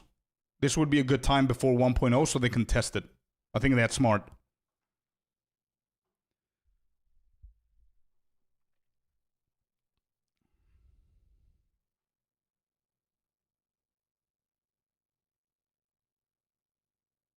Oh shit, Kingo, I just read your comment, dude. Let's go. We thought about it at the same time.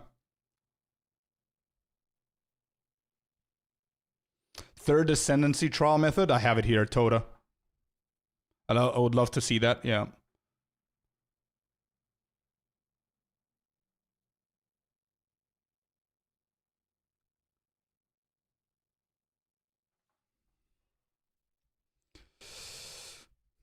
We've got 5 minutes, 3 more boxes. Yeah, the dot and ignite buffs are coming for sure. I think Mark said it already, so I'm not going to put it in. That's a freebie. And that's a very, yeah. It's free. Economy reset is coming, but not the economy reset. There's going to reset the Runes of Aldur as well. Trial rework. So Sekemes and Temple. What if they do a full league with the trials as the main predominant actual content? So imagine this. GG, if you're listening, here's an idea. Imagine you are set that people don't like your trials. Both Suck My Ass and Temple of Chaos, right? What if you guys design insane content ideas of what Trial of Sekemes and Trial of Chaos should look like, 3 for each, and you do this event to be those 3 where you progressively change the trials, and then you get feedback from players which one out of the 3 is the best one out of the 2, and whatever wins becomes core. Something like that.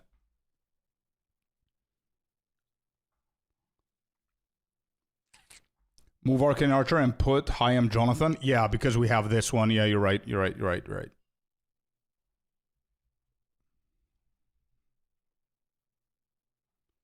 Because it's pretty, yeah, it's 5x5.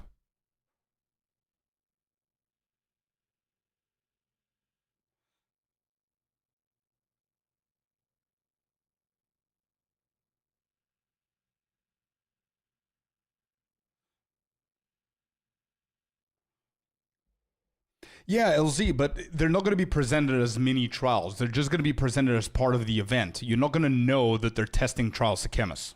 Does that make sense? Some Act 3 maps are too big. With the navigational, directional points that they added, I don't know if that's a thing. Bro, some of your guesses, chat, bro, if this is not a full league, let's not forget about that. That's a huge ass change.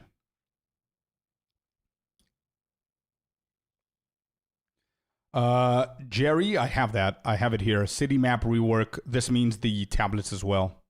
Chaos buff. Yeah, they could experiment with that, but adding... Oh, I know what I'm going to put here. New chaos abilities. Skills. Done. This right here. I feel confident about this. It's just copium shit. Yeah. Might be an option despite it being a small league. Recombinator. I think a lot of people are going to be happy with that, right? If Recombinator comes back. The writing is tiny. Yeah, I know, I just did this so we can see the time. We've got 2 minutes.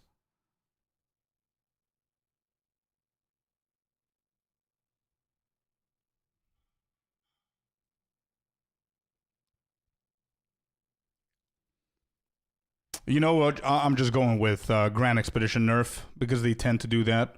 They're going to reduce the loot that you get from Grand Expedition. I'm not for this. I really hope that they don't do that, but that's how I feel. Make melee fun again? Yo, we're getting swords.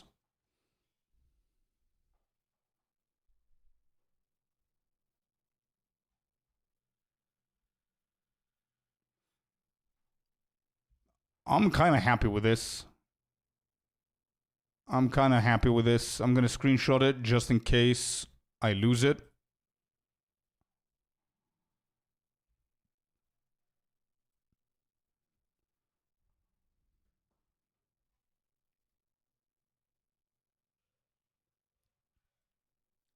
All right, 1 minute, ladies and gents. Here we go, less than a minute. Let me prep. Here we go. Here we go, ladies and gents. In 1 minute, we start.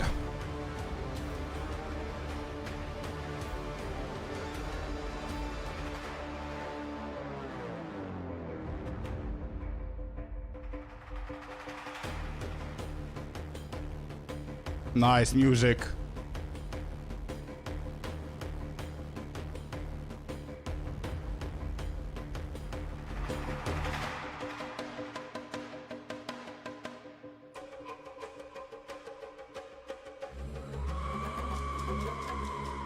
All right, 10 seconds, guys. Drops are starting. 10 seconds on Twitch. Let's go. Here we go. Delete, thank you for the 5. Let's go, boys. Hi, I'm Jonathan Rogers, Got the Game first Director one. on Path of Exile 2, and today I'm excited to show off our new class, the Duelist, which will be available in the 1.0 release on December the 11th. Oh my god, my heart, But Jonathan. for those of you who just can't wait until 1.0 later this year, after showing the Duelist, we'll also be showing off a new event based on the Ritual League called the Forbidden Rites, which will be releasing next week along with the 055 update. And after all that, a Q&A with Ziggy D to answer your questions from Twitch chat. But not only that, afterwards we'll be going straight to the final qualifier for the POE2 races, the winner of which will be going to ExileCon in November to compete in the finals. But first, the Duelist. All right. Now Yes, the sir. Duelist comes with a new weapon type that it's kind of crazy we didn't have, swords. And with each new weapon it feels different to all the others. So what defines combat with a sword? To us, it's that feeling of flow, from attack to attack, and from stance to stance.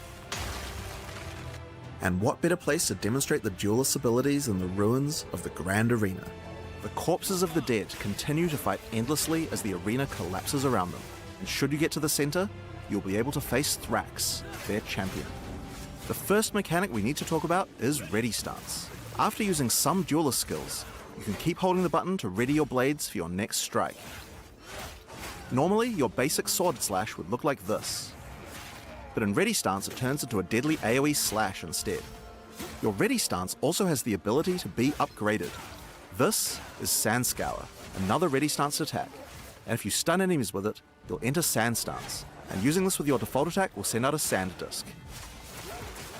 But default attack isn't the only ability that can be modified by your stance, like Perforate for example. This skill is a triple stab, where the third strike sends out drills, bleeding your enemies.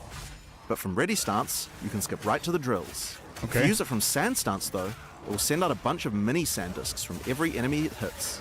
Perfect for large packs. Together, these basic abilities give a very unique feel to sword combat. It's quite different than any other class we've made, flowing from ability to ability. There's also some abilities that you can use while in Ready Stance, without breaking it. A good example are War Cries, like this one, Intimidate. Time to die! Use it to deliver a cutting insult to your foe, intimidating them and causing your next attack to knock them off balance. Another great ability you can use already is Rending Dash. This movement skill slices through monsters, but since you stay in Ready Stance, it allows you to reposition to the perfect angle to strike. So far, we've been using Sand Stance to tackle these enemies. But what about Blood Stance? For that, we'll need to switch from two-hand to dual wield. Now with swords, we wanted to make sure that the different options of one-hand, two-hand, or dual wield each have their own interesting playstyle. So unlike other weapon types, dual wielding swords gives you the ability to parry attacks. Follow up with Bloodied Blade to enter Blood Stance. When using this one with default attack, you'll create a deadly blood wave, causing your enemies to bleed.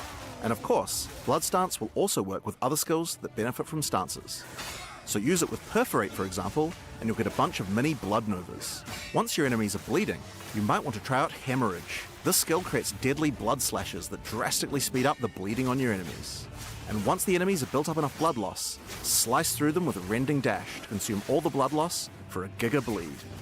I was born for this. Now, one skill we couldn't have made the Duelist without is Cyclone. It's an absolute fan favorite, and just like before, when using it, you can spin to win.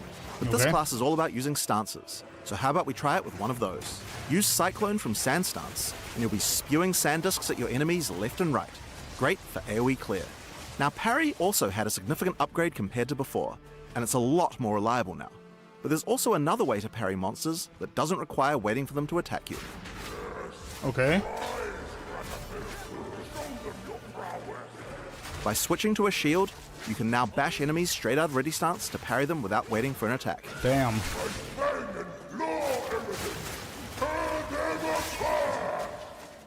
Wait, warrior with swords is gonna be crazy. During the arena's heyday, challengers would first have to face deadly beasts to test their mettle, so why should it be any different now?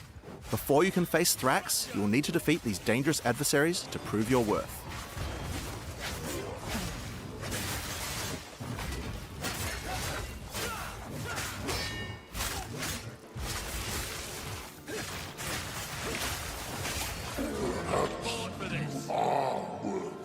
Another trick the Duelist has up his sleeves are buried blades. Earthrend creates blades that slice through the ground towards your enemies, and once in the ground, these blades have a few uses. The first one of these can be done using Charged Slash. The basic version is a simple lightning-infused cleave, but do it from ready stance, and it changes into a deadly spin, sending out lightning projectiles. But Charged Slash can also be used with the buried blades. Hitting them will turn them into mini Tesla coils, dealing lightning damage to nearby enemies. It seems here we have a warrior who refused to die.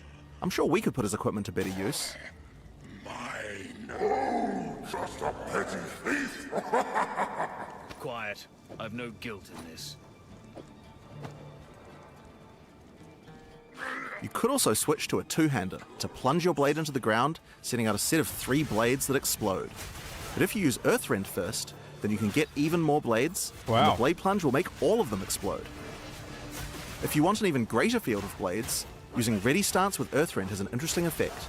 Instead of creating one blade, it makes an entire wall of them. You can also hold the blade plunge skill to charge up the swords even further before they explode. Ooh, watch out for those chimeras. So for maximum damage, use ready stance into Earthrend, charge them up with Charge Slash, and do a held blade plunge for a massive explosion. But that's not all. Blood and Sand work with the blade plunge too, to empower all your buried blades. Use it with sand to generate continuous sandstorms around all your blades. Okay. And this can be a devastating combo to blend bosses. Or use it with blood to create blood pools around each blade. Cycloning through the blood pools will add blood to your cyclone, so that can be a fun option. But while we're talking about that, Cyclone counts as a storm, so it can pick up other elemental ground effects too. Blade Conduit will summon a bolt of lightning to your blade and create shocking ground, and cycloning through it will add lightning to your cyclone. Oh, this is interesting. Combine it with the blood to get both effects. And of course, it's possible to get blood, sand, ice, fire, and lightning all at the same time on your cyclone. You guys will have to work out a good build for that yourselves. Elemental Cyclone confirmed. Already you can see from just the tools I've shown you, this class has a lot of interesting combinations of abilities. With even just a few skills, there are a huge number of options you can do in combat. Now before we get to the boss fight of this area, there's just one more skill I'd like to show you. World Cutter. Charge it up and unleash the ultimate slash. But that's not all. Like so many of the Duelist abilities, it can be further enhanced with Blood Stance, or Sand Stance too. Alright, so those are just a few of the tools the Duelist has at his disposal. So let's use them to face the true threat, Thrax, the champion of the arena. The big ball guy. Come, Thrax, little one.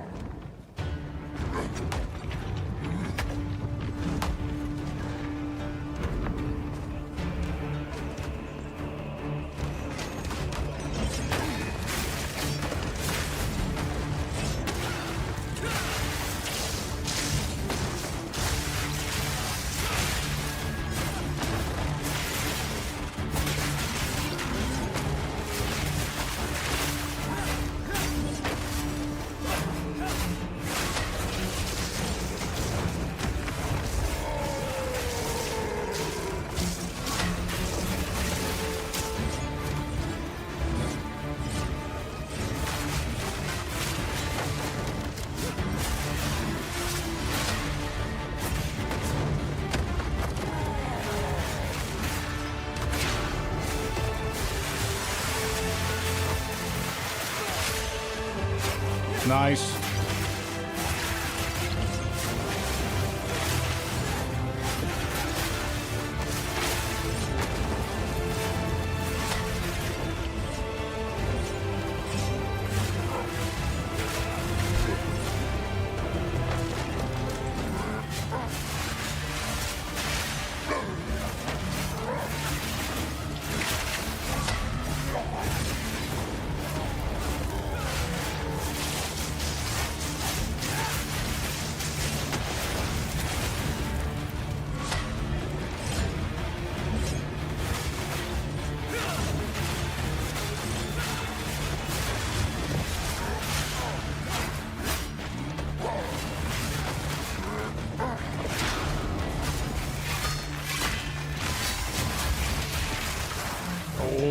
That was nice. Alright, so that's a taste of what we have in store for the Duelist.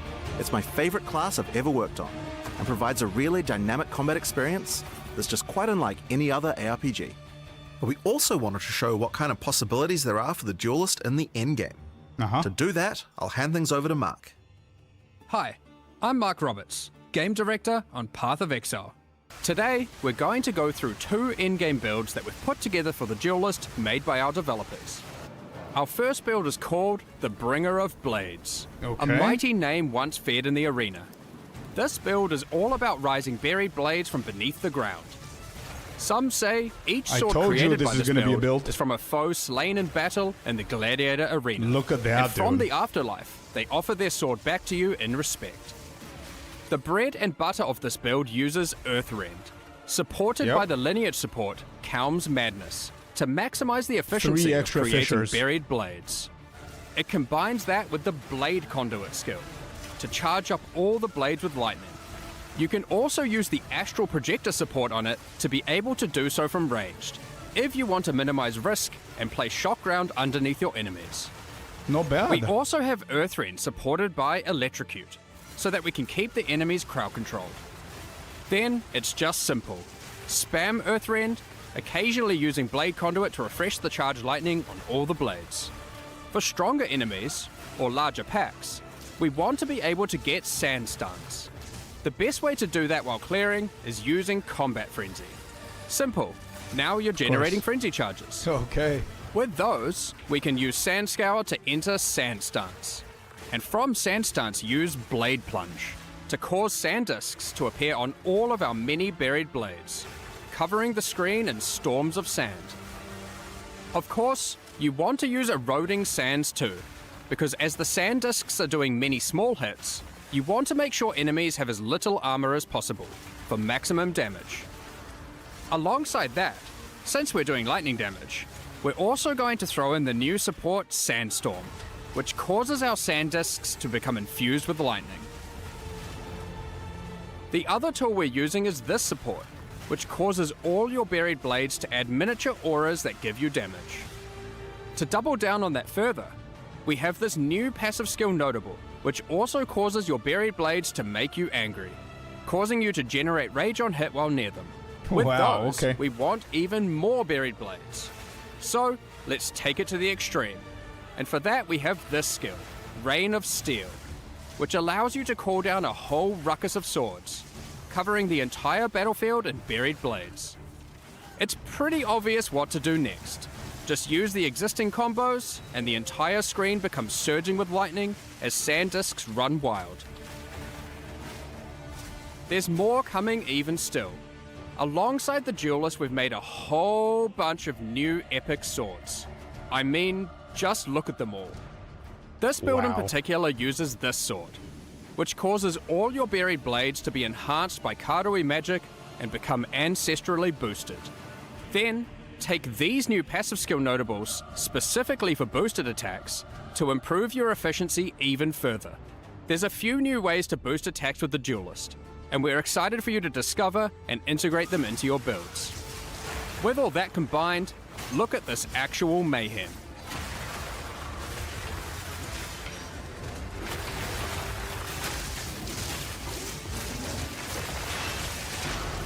Now, we tried to not use unique items on this build, as we wanted to show its potential with just standard gear and skills. But this next one is a different story. So, let's move on to our second build. Here we go. Here we have the Scourge Walker. For this build, we wanted to do Cyclone with a twist. For that, we're going to use some uniques, starting with a new sword being introduced alongside the Duelist, Oro's Sacrifice. This sword grants a ton of fire damage, at the expense of your physical damage, and grants a new skill called Infernal Step. Infernal Step itself is pretty fun, and pretty epic. Use it as you flicker around, burning enemies as you strike them. I told you it's not flicker wary, strike. though. There are both upsides and downsides to using this skill consecutively. Each use gains you a stack of Sacrificial Flame. While this isn't inherently a downside, using Infernal Step while you have Sacrificial Flame causes you to take fire damage, and the more you have, the more you take. So you want to make sure you mitigate as much fire damage taken as possible. In order to do this, we're using even more uniques. Like these, which have received some changes. Ooh. Molten Tenet and Zoph's Blood. Then we've just gone and used good armor gear in our core armor slots to stack up as much defense as possible. So, what about damage? We're doing a few things here that are pretty out there. Given we're using Oro's Sacrifice, we're dealing purely fire damage. However, we still need to be able to bleed for some huge DPS you'll see soon. To do that, we're using this unique ring, Blistering Bond. This allows our fire damage to scale bleeding, instead of physical damage. Our last unique is Barracks Respite. As said originally, we want a Cyclone, which is a wind skill, and can benefit from elemental ground surfaces. Shit!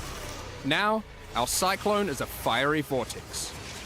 One last thing to note before showcasing our Scourge Walker in action is that Oro's Sacrifice also grants you frenzy charges while at maximum Sacrificial Flame.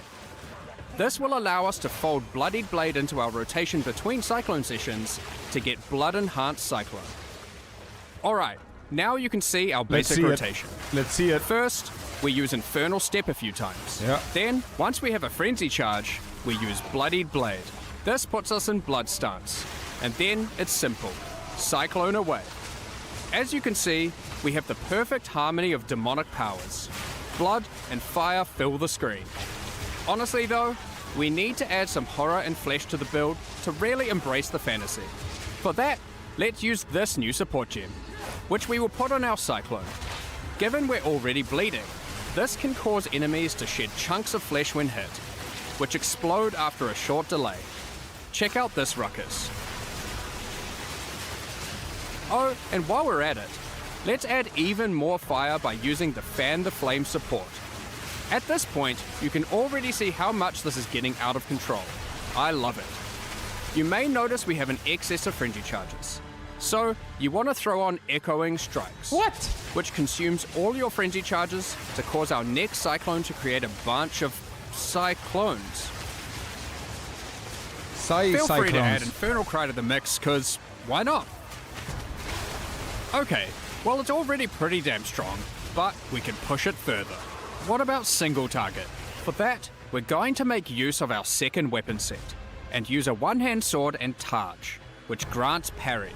However, instead of using a regular Targe, we're going to use this Runeforged Targe, which grants us a special version of parry that maintains its stances when used.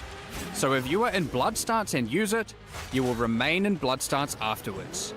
This includes while using the dashing parry that Jonathan mentioned earlier.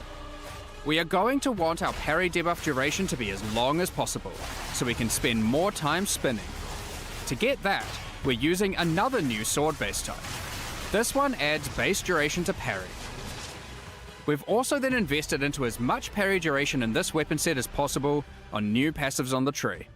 Now, we can make this even better by using a new support that allows our parry to apply Armor Break. And to get it to benefit from our fire damage, we will anoint the Molten One's gift on our amulet. Now, our Armor Break causes enemies to take extra fire damage. So now, we just get into Blood stance using Bloodied Blade, use parry, which dashes in, keeping us in Blood stance, then we Cyclone our way to glory.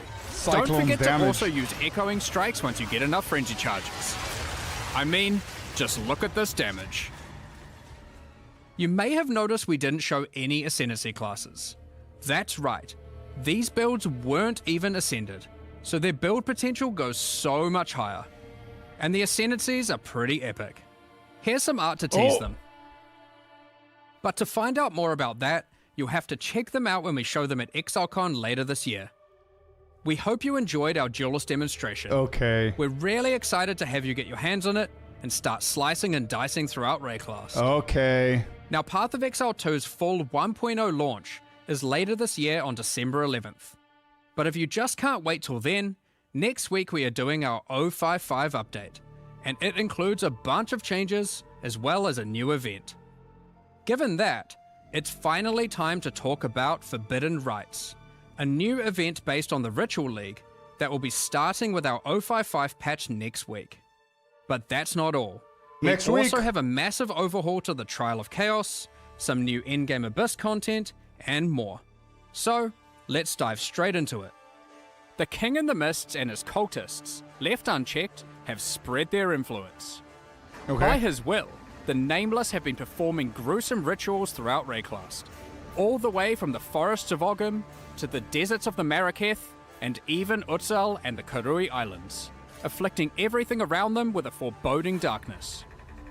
As you can see, they've been quite successful in their efforts, and if not stopped soon, who knows what will become of Rayclast. Okay. During the Forbidden Rites event, your goal is to put an end to their nefarious plans. In each area of the campaign, you'll find a ritual encounter. For those unfamiliar, these are effigies that are guarded by the Nameless and their servants. By defeating them within the ritual site, you can then activate the effigy and fight them again as they are revived by dark magic, all whilst various plagues will try to kill you. Defeating the revived monsters causes their blood to go to the effigy to be used as tribute. After the encounter, use the tribute you earned to acquire rewards. These rituals, unlike their in-game counterparts, will not exclusively reward unique items, and instead will give you a bunch of items useful for leveling, like currency for crafting your gear alongside a bunch of equipment. Ultimately, in every area, you get to kill some monsters and then go on a small shopping spree. However, we know people liked having unique item rewards from Ritual, and we wanted that to still be present in the campaign, but we just couldn't give one out in every single area. Throughout each act, 2 times, and once in each interlude part, you'll see these clusters of more epic ritual effigies on the world map. When you reach these areas, you'll notice that unlike normal, the effigies aren't just in a random location in the area, but they're on top of the area's boss fight. By completing these boss rituals, the boss will then be carried forward and added to the next ritual in the cluster in the next area, where you'll face it as part of an increasingly dangerous series of boss waves. For example, the first cluster you'll encounter is shown here, containing large effigies in Clearfell, Mudburrow, the Grelwood, and the Grim Tangle. If you complete the ritual in Clearfell, the Hag boss will appear during the ritual in the Mudburrow, alongside the Devourer. Once you've completed that area, the ritual in the Grelwood will include Brambleghast, alongside the Hag and the Devourer.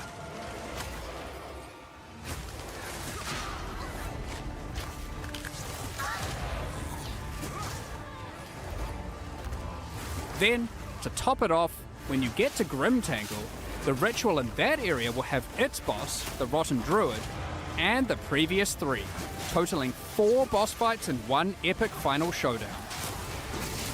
That's where the unique rewards come into play. By completing these epic boss ritual encounters, you then get to spend your tribute on unique items. Given ritual is the content of the league, we wanted to make sure it worked in multiplayer well. Historically, only the creator of the area gets to spend tribute at the end, while your friends just have to watch. We've made some improvements to this experience. In 055, every party member earns their own tribute and can spend it on their own rewards. Not bad. So no one has to miss out. In order to make it not too rewarding in groups, we've restricted it so party members are unable to reroll the shop and they have fewer options available to choose from. So that's the campaign and a multiplayer improvement, but what about the endgame? Okay. Given that ritual was already available to be added to your maps. Well, once you reach the endgame, you'll still have ritual encounters in every area, and they'll still give unique items and omens, but we've added one extra mechanic here to add new difficulty and reward heights to your endgame maps. After completing rituals in endgame, you want to keep an eye out for this item, a sacred bloom, which you can spend tribute on to acquire. If you happen to find one, you can then use it and apply an entrance to the Wildwood to an in-game map of your choice on the Atlas. Then, when you enter that map, you'll find this entrance at the start of the area. By entering it, you're sent into the Wildwood. You have limited time here, but while in the Wildwood you can find wisps, and you want to follow the trails of them and collect as many as possible. There are 3 different types of wisps: primal, vivid, and wild. When you then have to exit the Wildwood, the wisps are freed and will spread across the map, possessing and influencing many monsters. Primal wisps, when freed, can cause normal monsters to become magic monsters. Vivid wisps, when freed, can add additional modifiers to rare monsters. And wild wisps add rarity of items dropped to all monsters. If you're rarely lucky, keep an eye out for these sacred wisps. I wonder what they do. Of course, you can gather all 3 types of wisps if you really want to juice your maps. And by using ritual tablets, you can increase the amount of wisps found while in the Wildwood. Be warned though, while affected monsters drop better items, the wisps also empower them, making them considerably more difficult to defeat. So, that's the Forbidden Rites event. Okay. While it isn't a full league in the traditional sense, it gives you the perfect opportunity to start in a fresh economy. For those of you who enjoy having clear goals to work towards, this event league also introduces a new set of 8 challenges. Nice. These include completing the campaign rituals, defeating named rare monsters, reaching level 90, and more. Completing them will earn you 4 exclusive cosmetic rewards and a statue for your hideout to commemorate your success. Okay. Swarm your enemies with the Locust Footprint effect.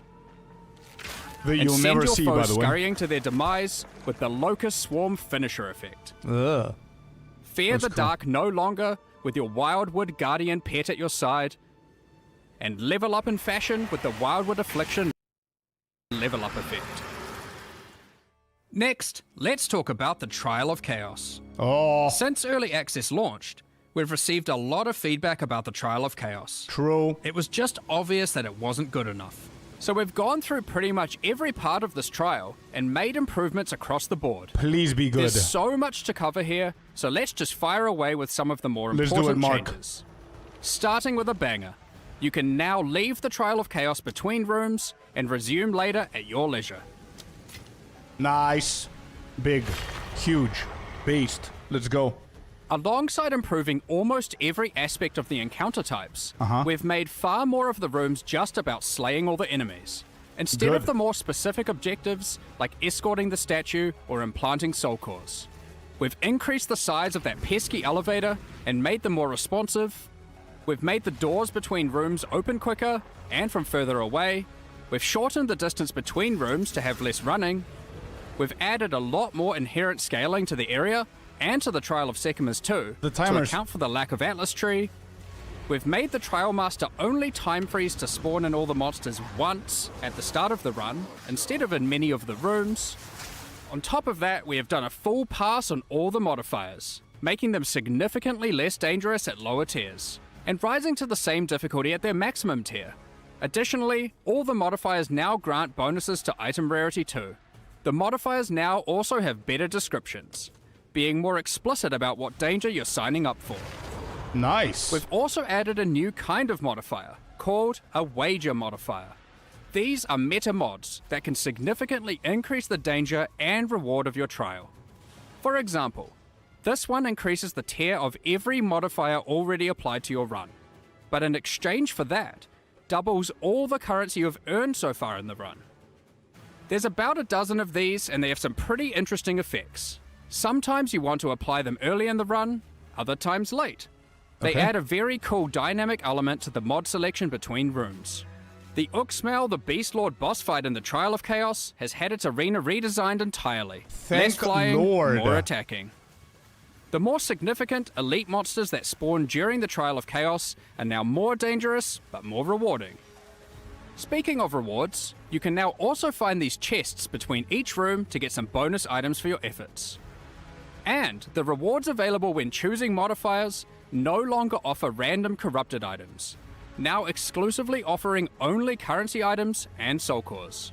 Oh, and we've done a full balance pass on those too, to make them more powerful, alongside adding some new ones to the trial and endgame. Ooh, that's big. Speaking of the trial and endgame, for those looking for a greater challenge, you'll no longer need to have to stop after 10 rooms. Okay. You can now continue all the way to room 30, with the difficulty and rewards escalating as you progress. Combined with the previously mentioned wager modifiers, the rewards of these runs can get very, very juicy. What? Reaching these later rooms will also allow you to obtain all 3 Trial Master fragments in a single run, giving skilled players a clear and reliable path towards facing the Trial Master rather than leaving their progress entirely to chance. We've moved the functionality of the wager currency mechanic from magic inscribed ultimatums that could drop from the Trial Master into the base mechanic. This can be accessed at the end of every 10th room.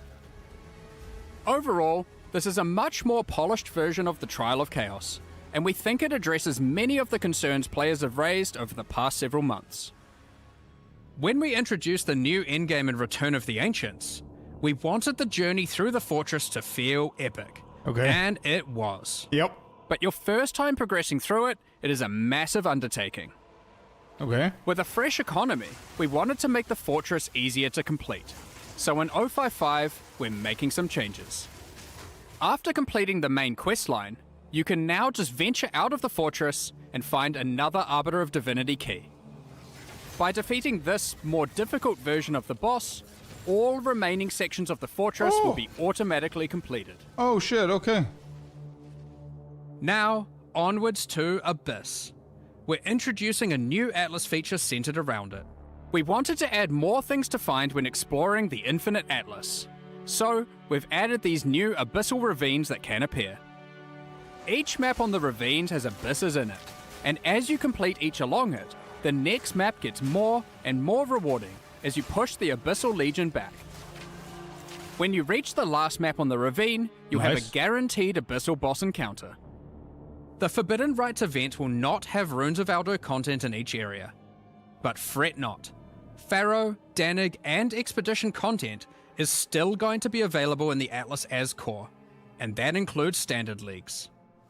You can now continue to find expeditions in-game, but from Act 4 onwards. In the endgame, expedition tablets will now be available, allowing for some new levels of investment into the league. Such as having 2 full expeditions in just one area, alongside up to 2 standalone remnant encounters. Okay.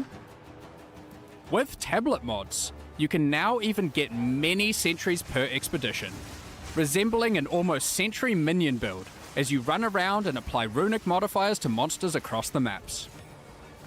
The existing Runes of Aldo League will continue to run, so if you want to keep playing there, finishing your endgame and completing challenges, feel free to do so.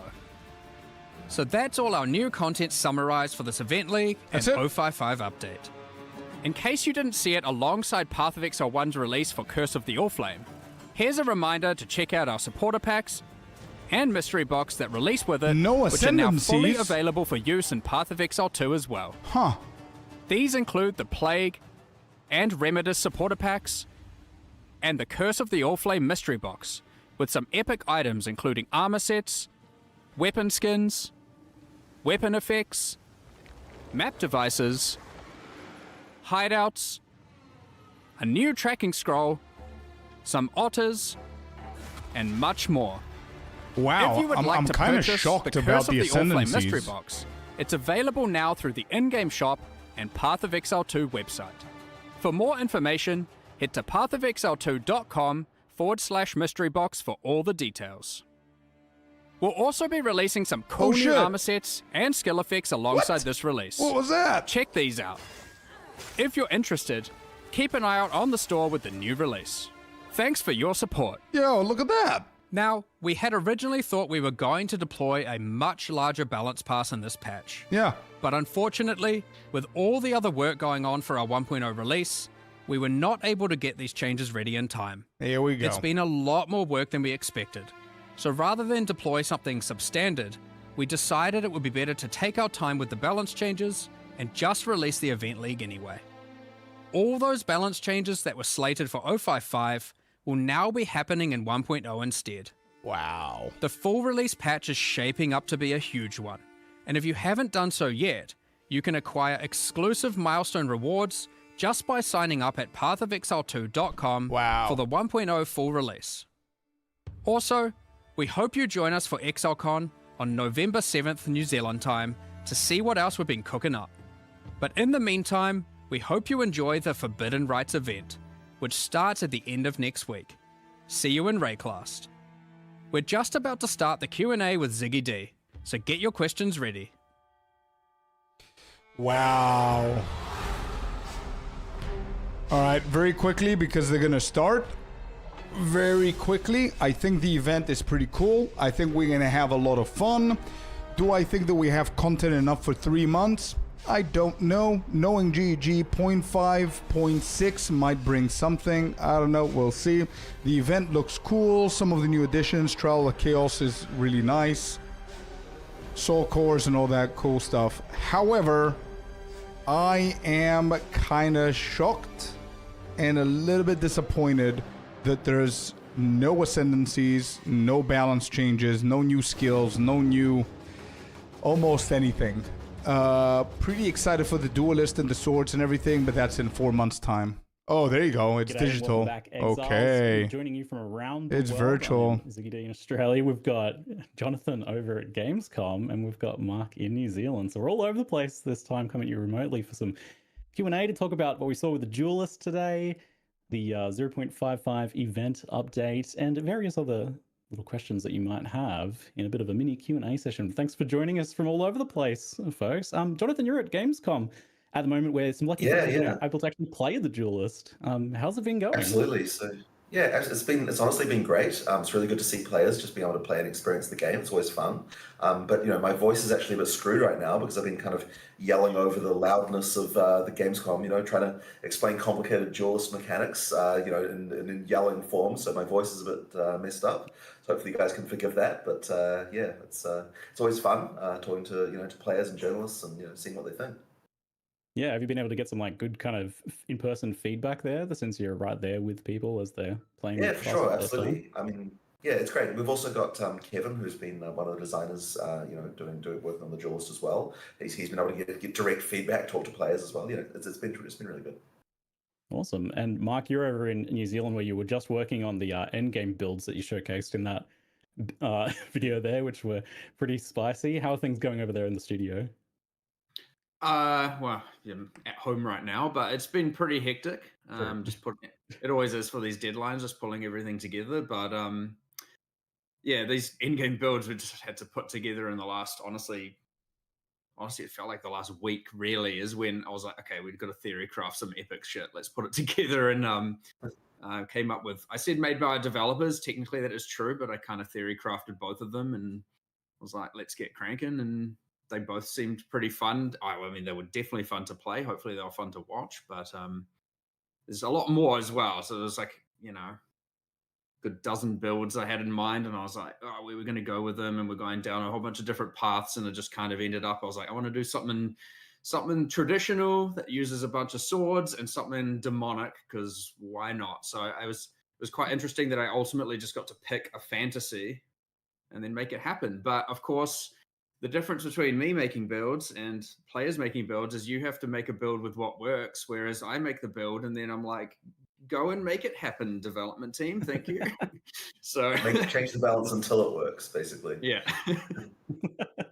Make this a thing. Well, you certainly have a lot to work there with the Duelist. There is a lot going on there. I know, Jonathan, you personally were just telling me earlier that you're like very excited for the Duelist in particular, and that it's the most fun you've had with the game so far, or something to that effect. What is it Absolutely. like that you love about it?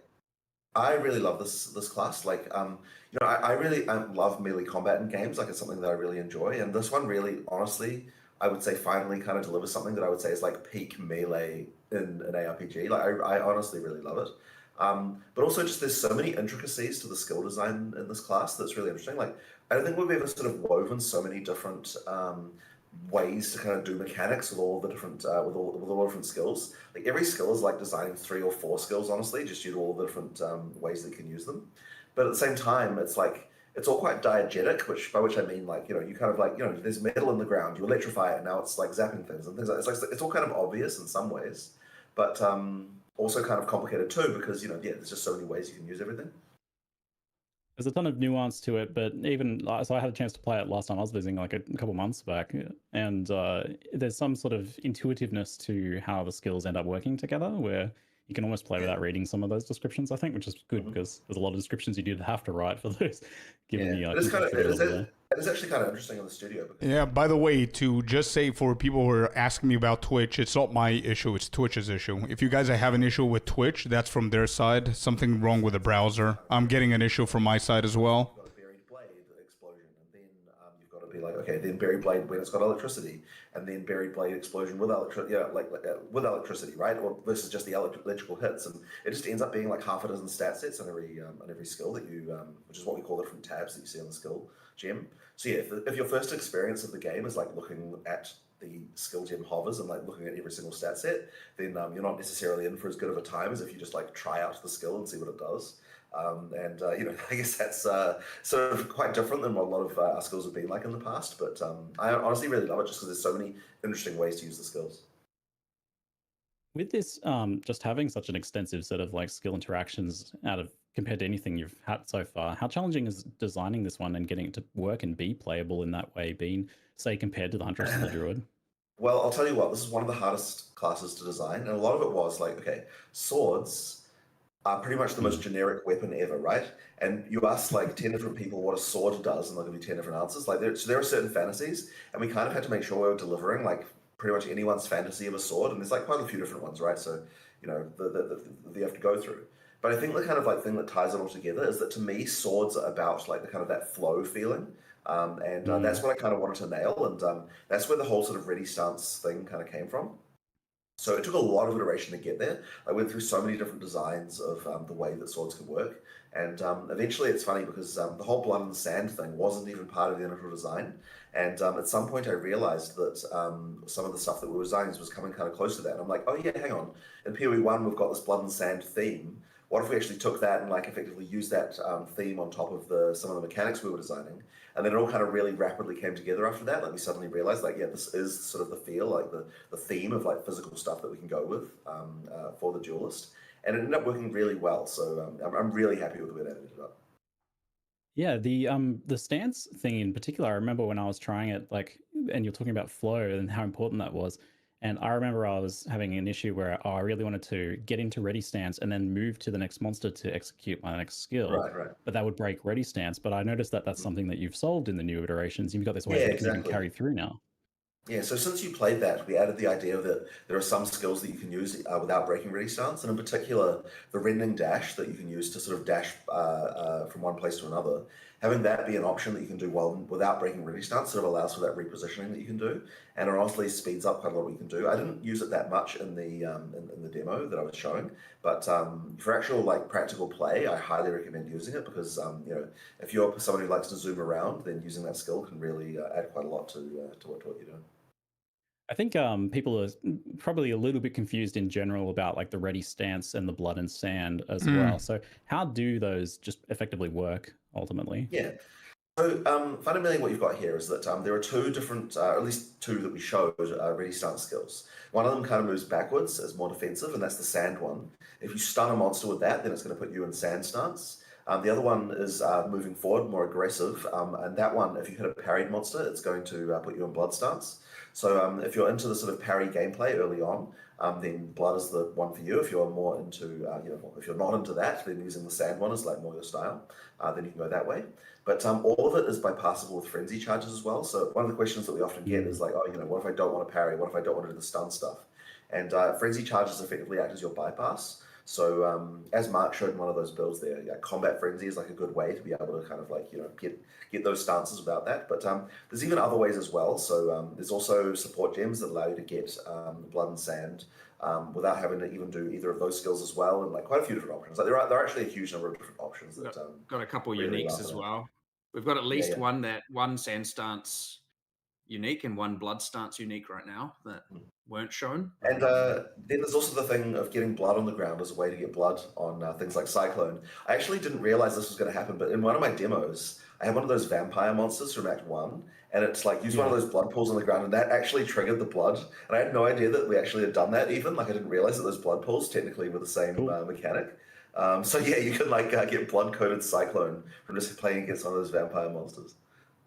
Well, that sort of touches on one of my other questions then. So like some people, I think, especially people who maybe just played a little bit of parry when Huntress first came out, and obviously since then it's changed quite a bit. But about parry, some people are definitely worried about parry. Like they see that as like a negative for a class to be focused on that because of the bad experience someone had with it or something. So how has parry changed or been improved here? And also how like mandatory is it for the duelist playstyle there? Good question. Well, certainly we didn't want it to be mandatory because that was one of those things we did with the Huntress where parry was really important for that class initially. And we wanted to make sure that it wasn't here. That being said, it is a duelist. I want parry to be a thing for it. So like, we did want at least one of the archetypes to involve that. But at the same time, one of the big issues that we've had with parry, kind of two things really, like it just comes down to unreliability. So there's a new change that we've just implemented for parry, which was actually quite complicated to do. And it's a little bit complicated to explain as well. But effectively what we've done is we've made it so that when you're parrying, your character is effectively enlarged against skills that are parryable. So that means that you'd kind of have this problem before where you'd feel like you would try to parry something and it looked like the monster would kind of hit you, but it just didn't. Yeah. And that was happening all the time, and like one of the frustrating things about parry. So what we've done is now that we've made this change, it means that monsters hit you much more reliably when you're parrying, and so it just makes the whole thing a lot better. But the other issue that we had as well is just boss fights. Like some boss fights just don't really have a lot of parryable attacks, and that's where the shield thing comes in. We can do the shield bash to allow you to parry a monster even when they're not attacking you. So that one's kind of like, it also can be used during clearing as well. But I sort of saw that as fixing like the boss fight problem of like, just some bosses just don't have abilities that easy to parry. So it makes the whole thing a lot more reliable in any context right there. So both of those changes together really do improve the feel quite a lot compared to what we had before. And honestly, like, I love to parry personally, but as I said, even with that said, we know it's not for everyone, so we wanted to make sure there's other options too. Yeah, that shield, the buckler shield bash parry was super satisfying when I was messing around with that. So it is. Yeah, guys, everybody's having issues with Twitch. It's not just this stream. Everybody's having issues with with Twitch. I think that's it's down. So that you got right from the beginning, normally people don't look at the videos for like the base skills like that. Like technically there are videos for it. If you go in the alt menu, you can get to it. But like nobody's really digging into there and looking for that. So it's kind of hard to find where to explain that. But I guess anyone who listens to this live stream will know about it. And hopefully that'll slowly make its way through the community. I was going to ask because I didn't even know about that until you told me about it later. What were you saying? Yeah. A couple more parry things there for a bit later as well. We have a, not that I'm trying to spoil everything. We have a new reservation skill called codenamed Arcane Parry right now, which is effectively it charges up, and then when you parry, it does a much more significant shockwave comes out of you, just to like allow for a lot more area of effect coverage. And that means that all those monsters get parried as well, by the way.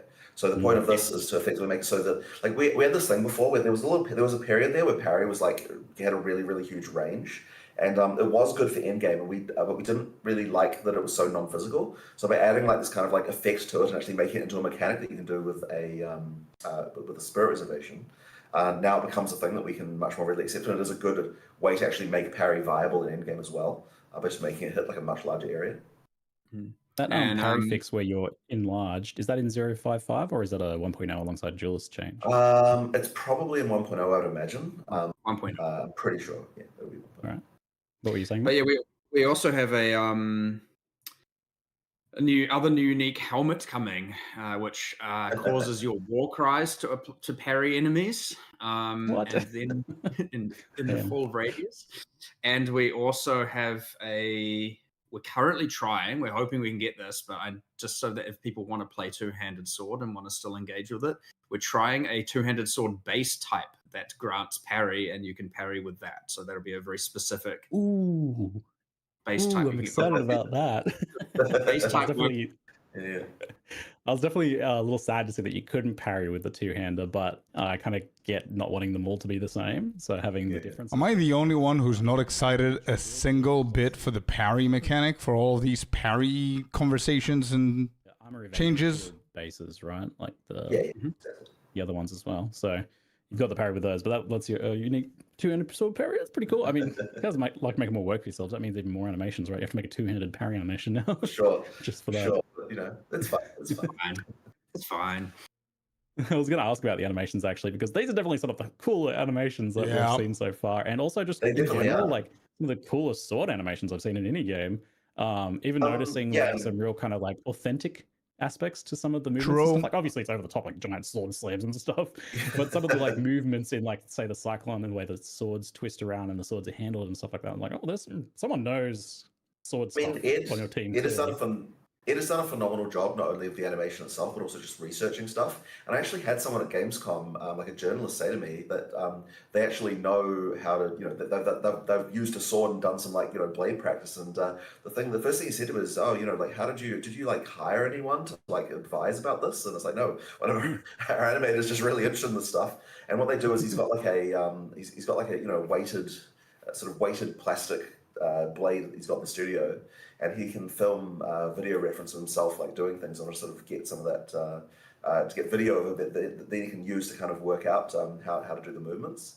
But he's just really interested in all of this kind of stuff, and he does a lot of research, like watching YouTube videos of actual people like doing this stuff, and like it's resulted in like just a really amazing looking set of animations. Like honestly some of the best animation work we've done. Yeah, I would have believed if you had said like, oh yeah, we had some Hebo guy came in, we mocapped them or something. So that's really impressive work. So some great stuff. Yeah, it looks super wicked. But at the same time, like you've also not been afraid to go a bit over the top there. All right, let's go for 0.55, Ziggy. Come on. Yeah.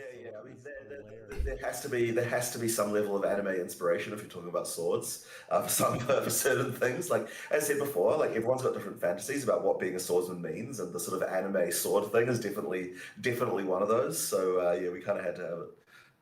Yeah, you've tried to touch on all of those. You definitely got that dash in kind of nothing personal anime thing where they slice and then fall apart afterwards. Yeah, exactly. So I'm not sure if we even showed that in the video really, but we actually have some new tech now where all of the monsters are capable of being sliced into pieces. Oh, okay. So the gore. Works, like all the monsters are being like split up, and then we can. It's actually a mechanic. You know what? Actually, one of the in-game builds had it, didn't it? Where you slice monsters up. And then we've even got mechanics to take advantage of that, like the one that makes so that some of the chunks explode after they get sliced up. Yeah, so it's an actual thing now. We kind of originally did it just as a visual cool thing, but we turned an actual game mechanic as well now, so that's kind of interesting too. I had the meat chunks on bleed. I think we're calling them meat chunks internally. Meat chunks on bleed, but I didn't have the meat chunks on slice and dice or whatever. Right, okay, you didn't know that one. No, with that's a different build. Right. All up, I know that this has been a pretty challenging class to showcase, and it's something we chatted about quite a bit, how you wanted to like show, you know, the campaign and the end game. And I think like having both of those here in this showcase has been really good for people so they can see and have like kind of like that full picture. Obviously, you wanted the slower technical stuff to show like how the animations work, how the interactions work, and then you wanted the end game to show like what people can aspire to. But how well do you think overall that you've been managed to communicate the duelist here? Because I feel like it's a hard thing to nail down without actually playing it. Mostly because, like, you know, you can see the fluidity, sort of, but you don't really know how it feels. So, I mean, I think one of the reasons why we're so keen to demonstrate it at Gamescom, so a bunch of people can get their hands on it. Yeah, honestly, it's just been really good. Like, a lot of people really enjoyed it. So I think I was a little bit worried, right? Because, like, I was worried, like, will people understand ready stance and so on? And You know what I'm also waiting worried for? Not really about details for 0.55, but I'm waiting to hear the actual date of the release. They said next week. Do I just assume Friday, or are they going to surprise me? Also, I want to hear, is this shit going to go on for 3 months, or is it going to go for... It just doesn't matter. Whenever you're done, you just hop onto Runes of Aldur. They're going to update shit into there? Are we going to get one every month? Are we going to get... What's happening? Are we getting patch notes today? Or are we getting patch notes next week? These are the things that I want to find out what's happening. So those endgame builds look very spicy. I know a fear was that like some people would feel that swords were too weak or too slow because you were showing just that early campaign side of things. Yeah.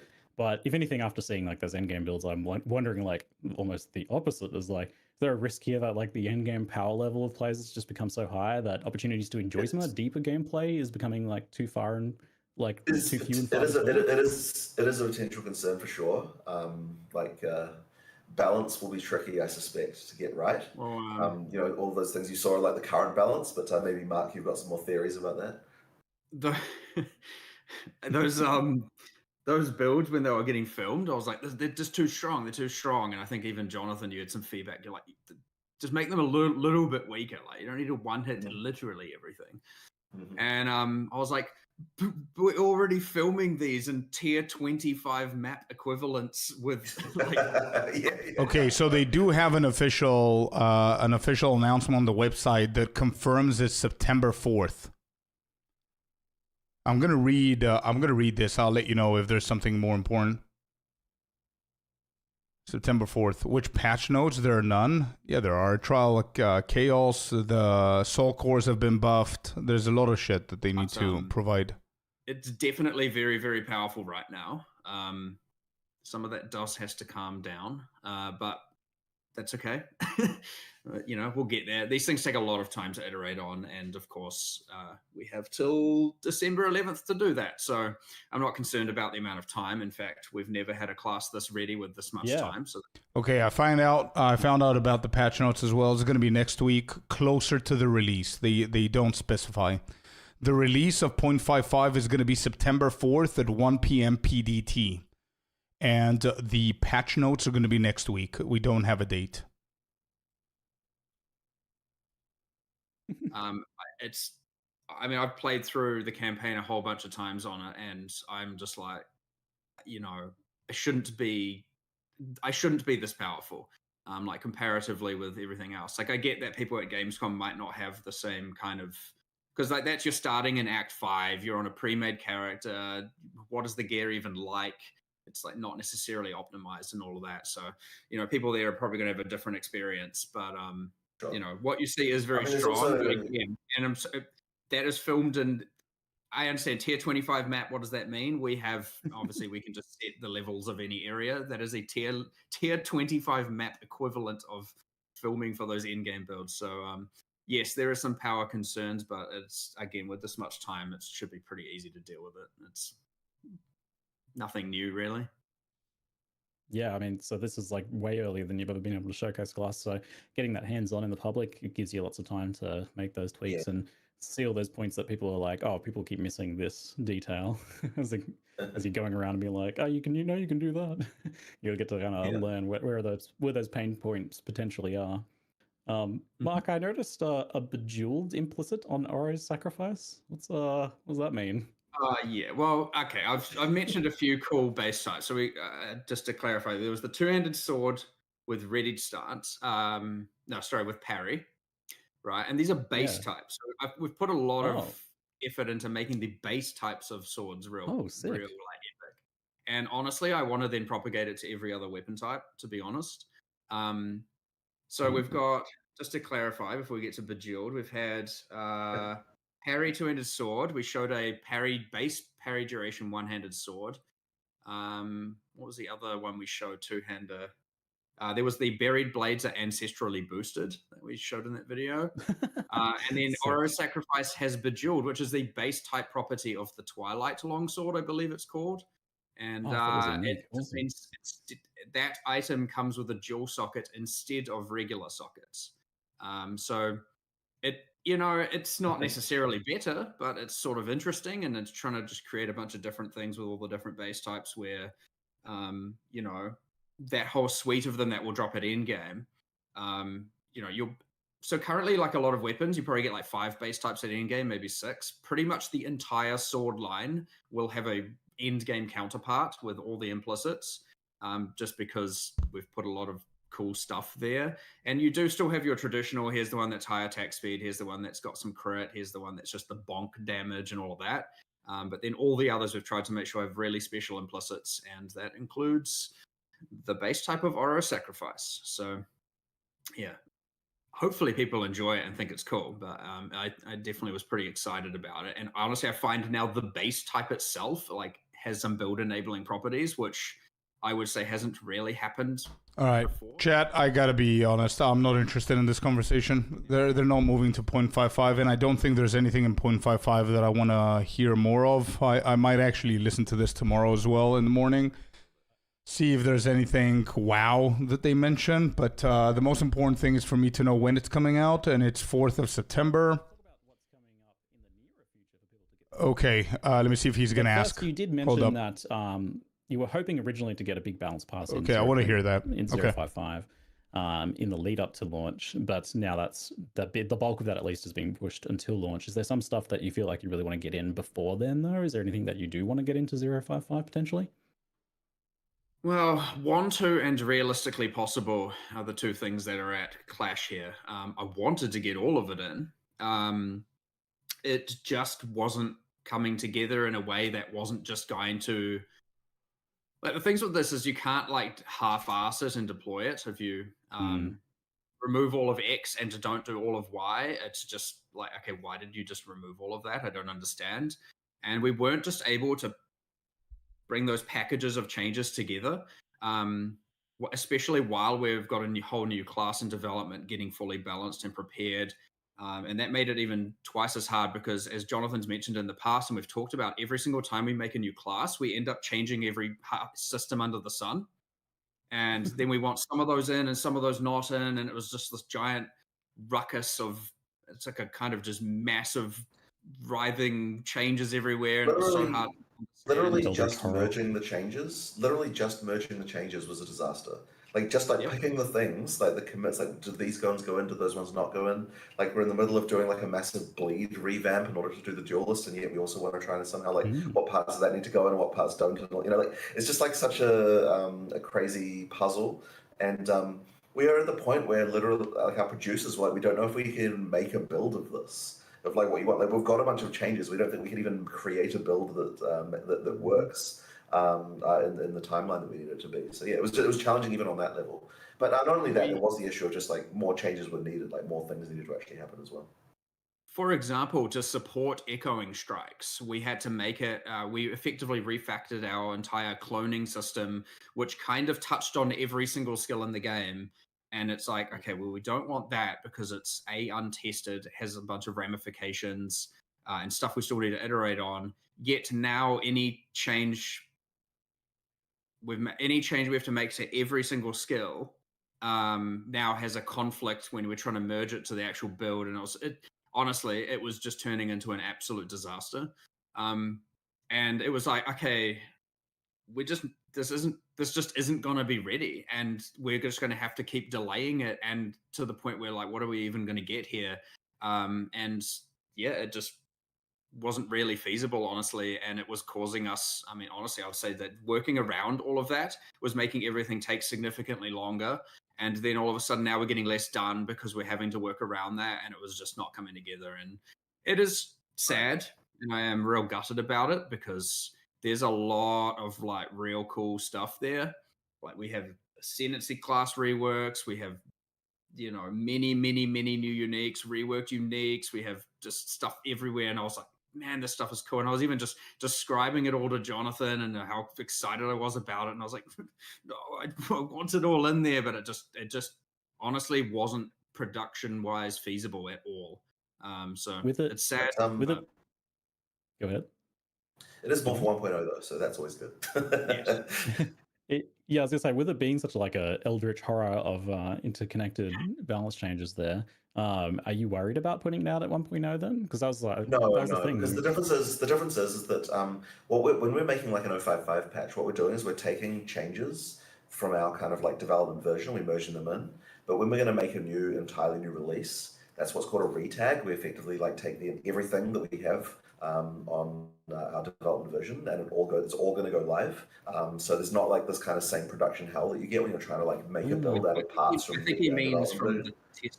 I think he means from the testability sake, maybe. Well, like... sure, I guess so. I mean, yeah, there's always that, but you know, I mean, look, 1.0 is going to get a hell of a lot of testing. You know, like obviously, you know, there's a lot of stuff to do there. So our QA team will be all over that. We got more time now to make sure it's right as well. So yeah, for sure. Yeah. Since most of the balance changes are being deferred to 1.0, I won't like dive into too many of the balance related questions at this point, since it's all still obviously quite a ways away. But one of the things we did discuss was the plus levels side of things, and that is probably the one that came up the most. And I know you guys said in the past that you were reviewing some changes in 0.5 from that to see how they landed. But it does seem like plus levels are still seen as quite a bit of a problem, crowding out uniques and increasing inavailability in some cases as well with some of the stuff from the Runes of Aldor. So how are you feeling about plus level balance overall at this point now, or moving forwards towards 1.0? Is that on your radar there?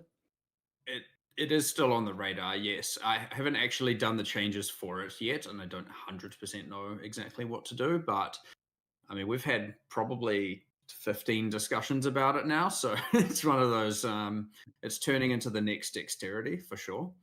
And we'll see. We'll end up somewhere for sure. I just don't know exactly what that is right now, but it's the second on the spreadsheet. There's like a spreadsheet called Mark to do something, and it's the second one. So it's what's number one out of interest? Right. We're having another balance meeting today to discuss it. So what is number one? It's probably just whatever I added last. Number one is reserved for this hasn't been sorted in the list yet. Okay. Because I just insert at the top of the sheet when I add stuff. So and then it gets reprioritized. But that one stays at number 2. I see. Okay. Have you guys discussed like some of the things being kicked around? I've seen like, I don't know what's a good solution and what's not and for what reasons here, but have you discussed like, maybe like level 30 is the cap that you can reach for gems, or limiting the amount you can get there? Or is it more of something you're looking at, it's maybe just about getting the numbers right, like we just want to bring those down to certain levels? Where do you kind of feel it is? Caps have, there is a cap, but yes, caps have been discussed. I think the important thing we want to do is not kill.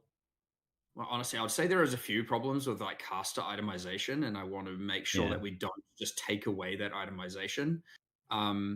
Even very early in the game, caster itemization isn't as good as it could be. But it's really hard when you're dealing with fundamental mod pools. Like even early game runes are not as impactful, obviously, for casters, right? Where you get like flat damage ones for attackers and casters don't, and it propagates all the way through. And I get that some of the leagues have added some, breach caster items, for example, have added some in-game itemization, but there is a more fundamental problem here for sure. So I just don't want to make the itemization for casters worse. Let's make it really. That's honestly how it is. Yeah, it'll be interesting to see what you come up with there then. I get that it extends further than just casters, but like that's the main thing of not wanting to ruin. I know there's separate discussions there. Everyone has a different perception of like, what is good itemization or not. I'm talking about just generally what we believe to be good itemization, as opposed to I don't necessarily see an inherent problem with plus levels. I think it's just that the power level of it and its availability is high to the point where it does crowd out other item choices. So it feels like you're, if it's not that, then it's not worth using effectively. We definitely have a thing right now where every single caster unique that gets made, it's like doesn't have plus gem levels, sucks. And Jonathan seems insanely tired. He can barely keep his eyes open. You kind of want to default to be like, this needs +4, this needs +6, this needs plus, and it's like, do we really have to put this on literally everything? Yeah, but to compare, like, in the same way that you're making when you're making a weapon, like generally you can't just be like, nah, I'm not going to put any damage mods on it. So like a martial weapon. So it just doesn't feel quite the same. And I do understand why. I've discussed that before, but anyway, we'll see what happens, but we will do something. All right. So the Forbidden Rights event, so just to clarify for folks, this being an event is different to a regular expansion. It's a different thing entirely. It's not a league and expansion in that same way. So what of the changes that you talked about are specific to this Forbidden Rights event versus core game changes here as well? Yeah, so this is our first time ever that we've had a league be both running and core. And we just noticed there was a lot of people still playing Runes of Elder. We didn't want to end it. So we wanted to keep that running. So we've had to do a large number of hacks to both support something being core and not. But it's weird. The tablets are for the event and standard league. So because the league is in every area in Runes of Elder, you don't get tablets to further it. What else have we changed there? I mean, you don't get remnants in every area during the event, but you can once you start using tablets. And it's honestly for those who've obviously played leagues and seen leagues go core, or people who played our previous leagues for POE2, like Fate of the Val, and then the Temple became core. Ultimately, it should feel like all the content from Runes of Elder is now in its core state while you're playing in the event and standard leagues. And if you continue to play Runes of Elder, you should notice no difference. That's pretty much it. We have made some changes, like obviously it's not introduced now until, so currently in the Forbidden Rights event, the content, the characters aren't introduced until Act 4, when you're doing the quest in Act 4. So you won't see any through Act 1, 2, and 3. What else is different there? I think the only other thing we may have, I'm pretty sure we changed it, is, which I don't know how people are going to respond to this one, but we've removed from the Forbidden Rights and Standard League, so it's not in the current Runes of Elder, it didn't want to affect the economy, but Elder Saga, the mods from it are now in the core mod pool of what can generate on logbooks, as opposed to requiring that item. You'll have to determine the rarity yourself, and then we've replaced that outcome from the Remnant encounters, just so that the entirety of the end game for that isn't just Elder's Sagaing, and that's it. Sure. Okay. Awesome. That's for the event. Good stuff. The ritual, speaking of like the end game here for the league, for the new league, the event, the Sacred Bloom from the rituals that lets you add the Sacred Wildwood to maps.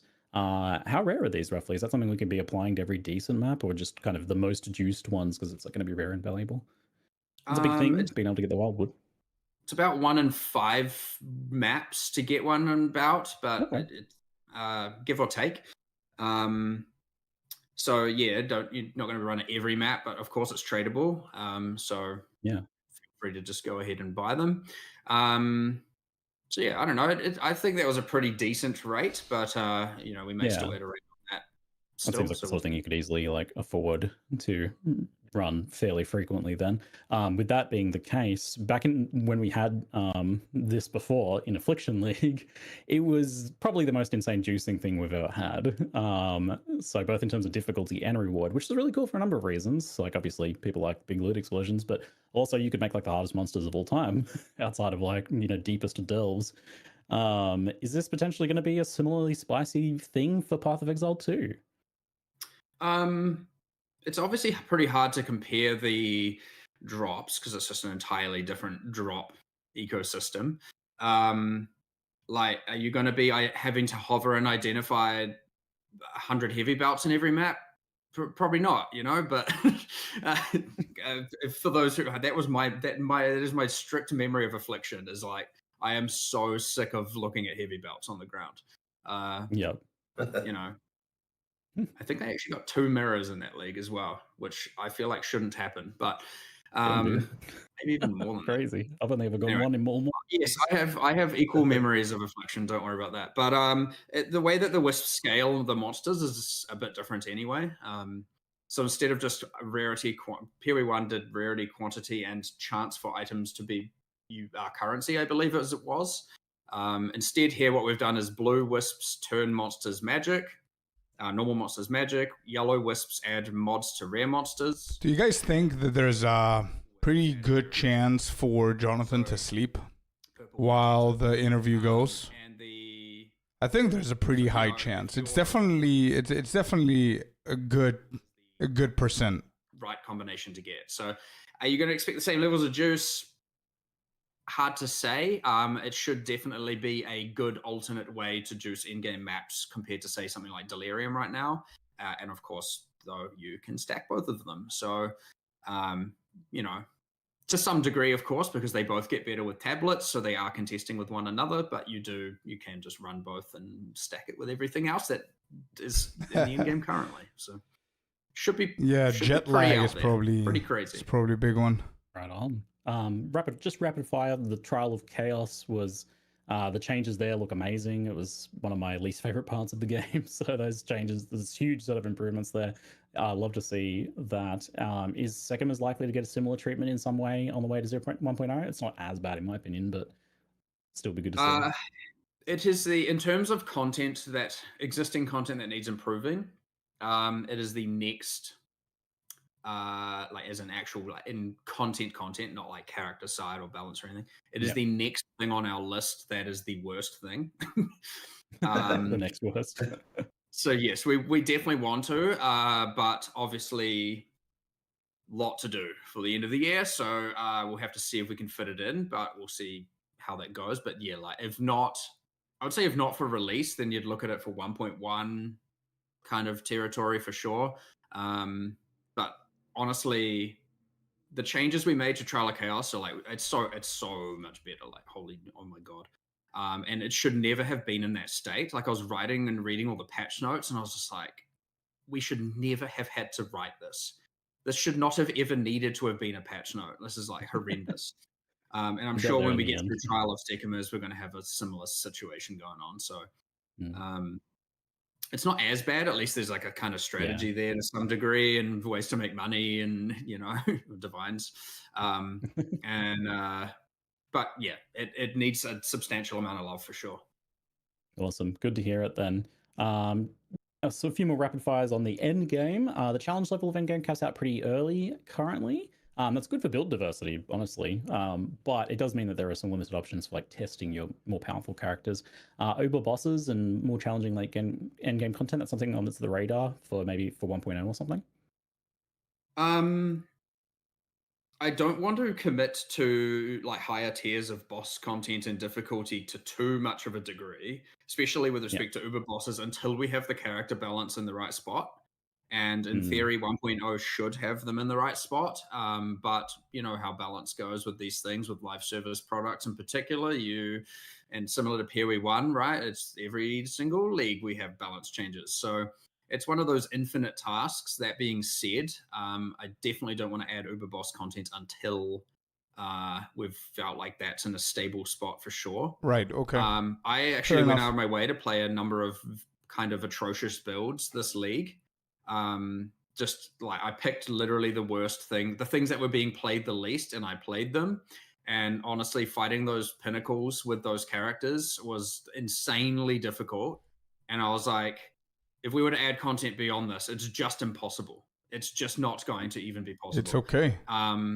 It was actually like, and I played a good character as well. And I was just like, okay, we need to, we've got some work to do here before we go and create a bunch of content that a bunch of players will literally never be able to even achieve, even if they did everything right.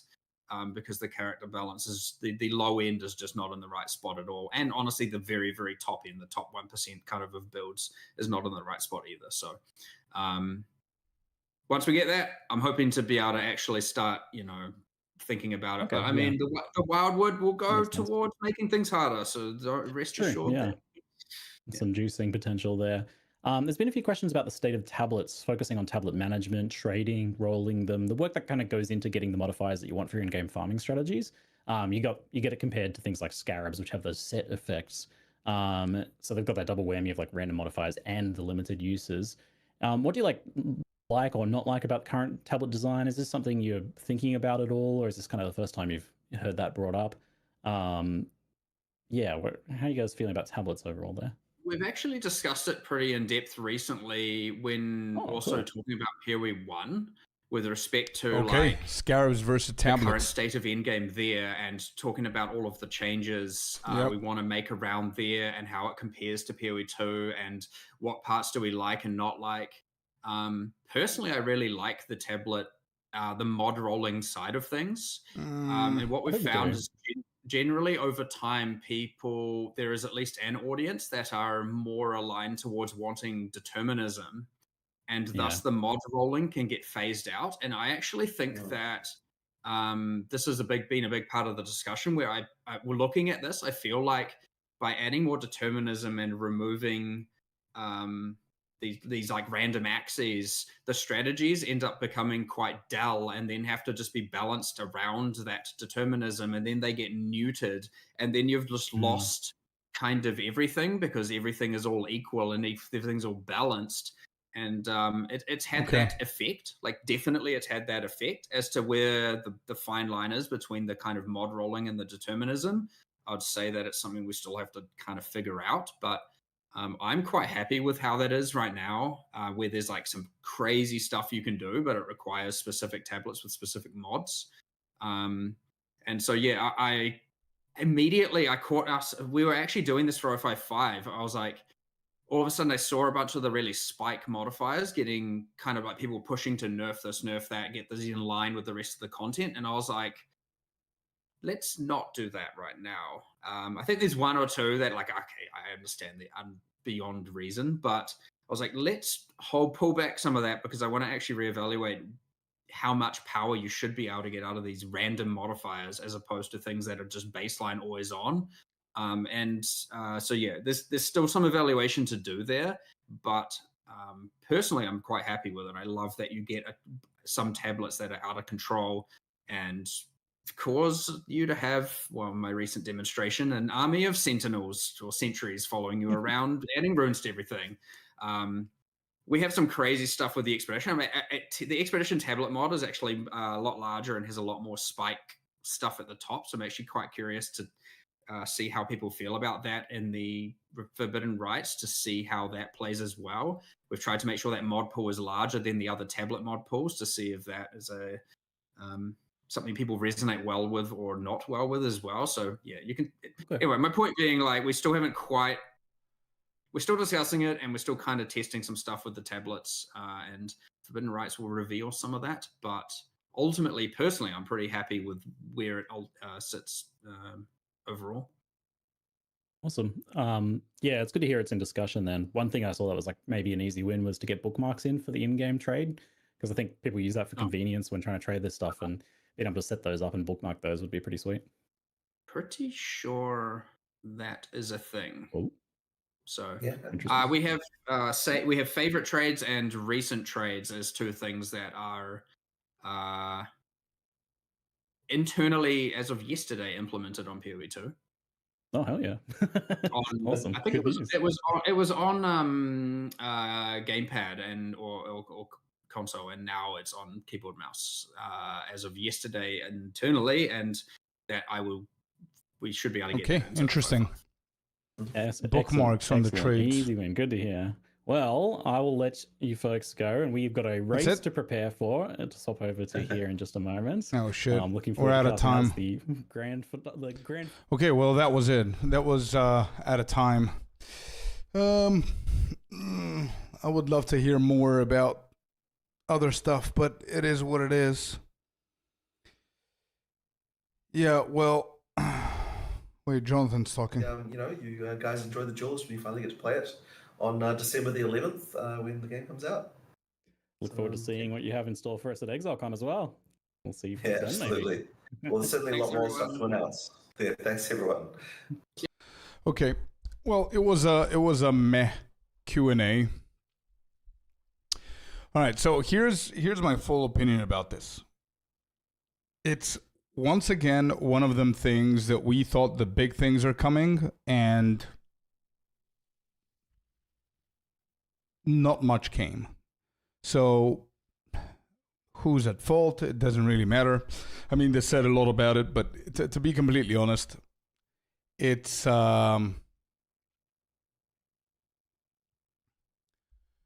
It's okay, dude. Like, it's fine. We're big boys. We can deal with disappointment without being whatever. You know what I mean? Dude, it's fine. It's a game. I mean, hoping for the stars and getting barely off the ground is definitely, it feels bad, but we can deal with the feels, right? Who cares? It's fine.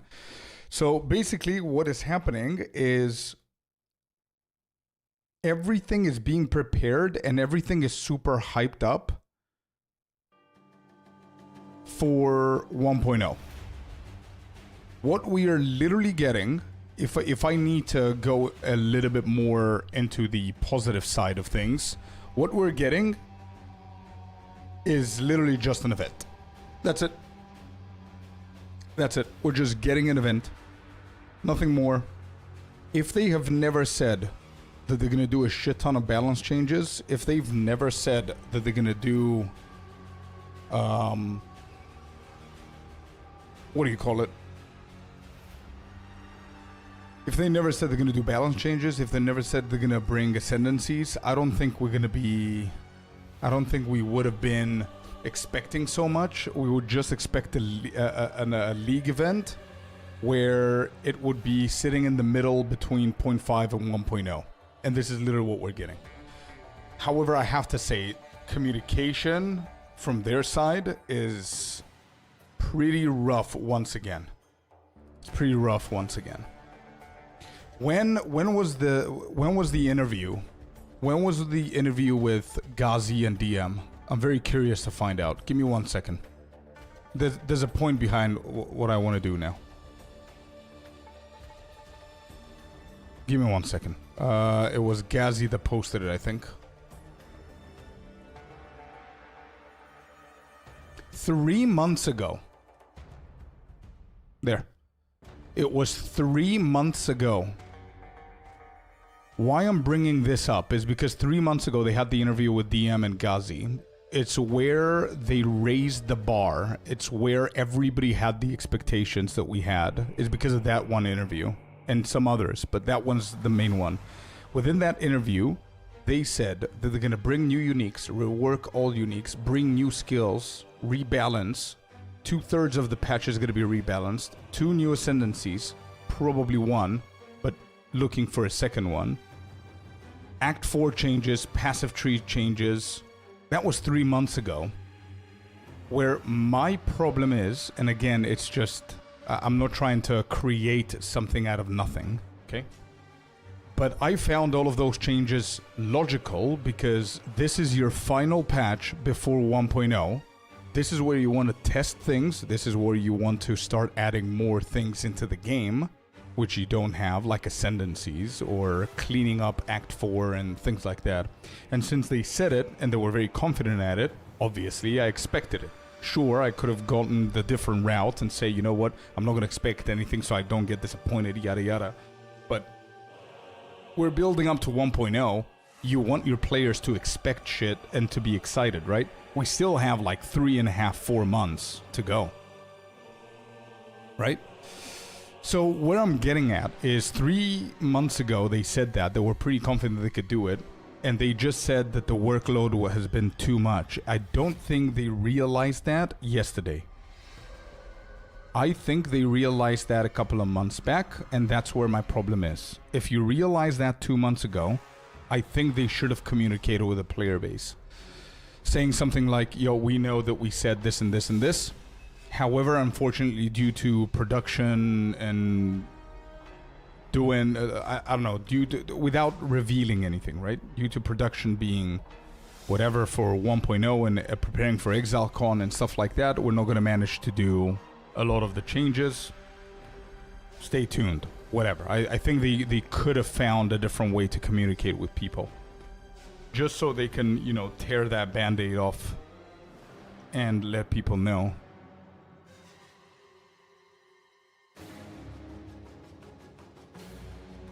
You know what I mean? I think it's the communication, the problem here. But with that out of the way, now that I said my piece, that's the only negative thing that I'm thinking about. Now, with that out of the way, it's just an event, right? It's an event. It is what it is. And on top of that, we're getting some core stuff happening, which is Trial of Chaos is going to be reworked. It looks a lot better. Soul Cores are going to be reworked, which they look better. They are going to be testing a few things, so Trial of Chaos and stuff included, but they're going to be testing tablets for Kalgoran League. They're going to be testing that in the event. That they hope to have balance changes? Nope. They explicitly said that the balance changes are going to be the 2/3 of the whole patch. That's the whole point. We're doing 0.55. That's what they said in the interview. I've watched it like probably 6 times because I was doing videos on it. Now the event sounds fun with the rituals and everything. We're definitely going to be playing it. However, I don't know if it's going to be something that's going to keep us busy for 3 months. I don't know if that's going to be something. I doubt it. I doubt it's going to be something that's going to keep people busy for 3 months. I have no idea if they're going to add more things into it. But it is what it is. Anyway, the release date is September 4th, 1 p.m. PDT. Patch notes are coming next week. We don't know when, but patch notes are coming next week. And that's about it.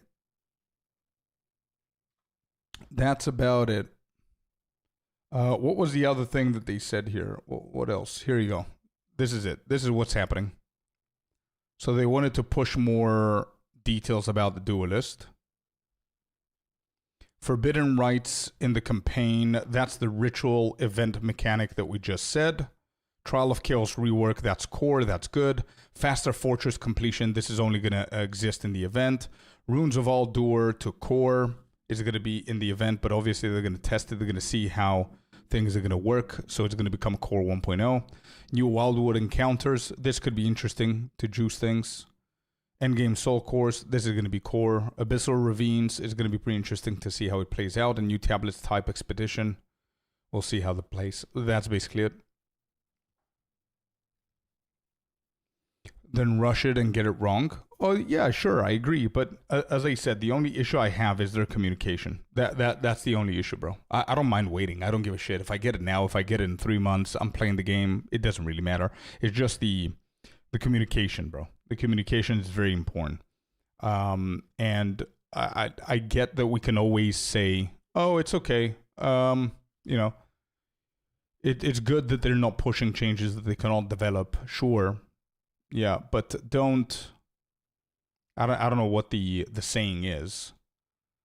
Actually, I know. Don't bite more than you could chew. That's the saying right there.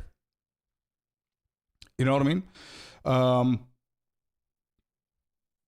But yeah, the reason why I really liked what they said 3 months ago is because it made sense to prepare for 1.0. You need the balance changes now so you can see what you've done and how well it's going to play out for 1.0. You need the new ascendancy so you can close that chapter, so you can also test them and balance change them for 1.0. You know? But it's okay. It's fine. We're going to get everything 1.0. I'm just hoping the 1.0 is going to be good at release. There's going to be so many things. It's either it's going to be overpacked or it's going to be underwhelming for a 1.0 release. That's what I'm saying.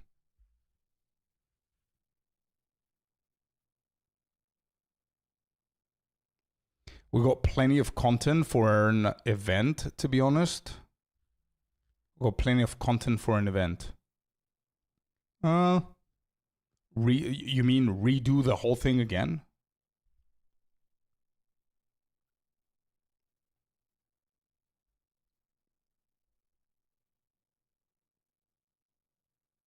I agree 100%. What Tarp is saying is correct. 100%. Definitely. However, I don't understand why the 2 ascendancies that are missing are not in the game. How is that clashing with the duelist? So the next 3 months squandered instead of being used to test out changes. I mean, they are testing some changes. They're testing I'm pretty sure this ritual... You remember what I told you about the trials? Do an event with the trials so you can see how they play out without telling people that it's for the trials. It could be something about the core for ritual. They might be having some issues with ritual that they don't know what to do, and this is a test to see how players are going to respond. They might do something like that, like the uniques, for example. They might not like the fact that they're only for uniques. I don't know. I'm just brainstorming now. But they are testing Trial of Chaos. They're testing the Soul Cores. They're going to test the Ravines. They're going to test the tablets for the expedition. Rune of Aldur to core. They're going to test a few things, just not the things that they told us they're going to do.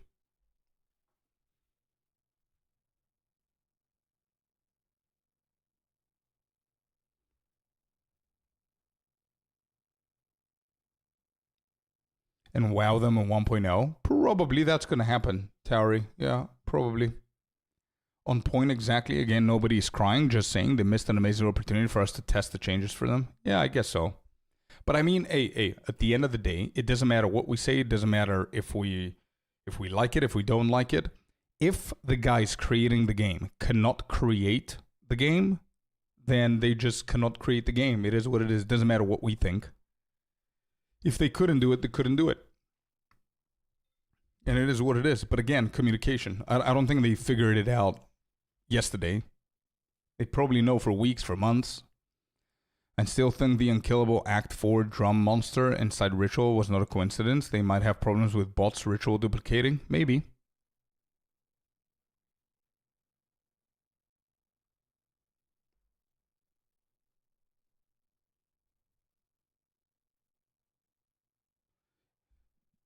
Is my understanding of the league correct that in order to do it, you start at level 1? Yes. Yep, it is correct. I feel that whenever we log into the game and you go into the actual game, you're gonna get a little box that's gonna say forbidden what? Forbidden rights. Like not here. Log in. Create a character. Somewhere here, you're gonna have it. Maybe it's gonna be a third one. Somewhere in this page, you're gonna have the forbidden rights, and you're gonna create a new character there.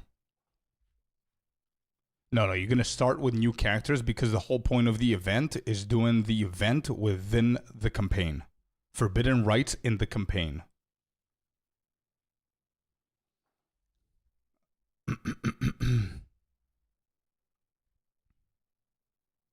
And to be completely honest, why would you want to do the event with your existing mains? You're just going to clear everything in like a day, right? I mean, this, if you think about it like this, if they came 3 months and they said, no, we're not expecting to do any balance changes, nothing new is going to come because we're preparing for 1.0, people would scoff, people would sigh, but people would have an understanding and they would wait patiently. And then they could have just said, but in between, because it's 6 months between 0.5 and 1.0, in between, we're thinking of doing an event that's just going to be something fun, like we did with Fresha. That's it. That's it. That's it. That's all you want to do. You know what I mean? Just say it as it is. Every announcement has an announcement of an announcement of an announcement of something cryptic, of something mysterious, of something that keeps us guessing. Oh shit, is it daggers? Is it swords? Is it, oh my god, there's going to be a new ascendancy. There's going to be this coming, that coming. And it's our fault, obviously, but we're doing it out of excitement, bro. You know what I mean? People are excited. People are excited to play the game. Don't do this to them. I don't know, man.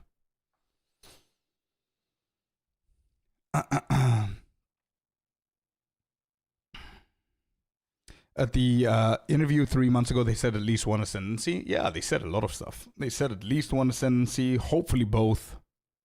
New uniques, new abilities, passive tree reworks, Act 4 reworks, and a shit ton of balance changes. Chaos changes, they said, Ignite changes. Do we have a release date? We do. 4th of September. 1 p.m. PDT. Yep.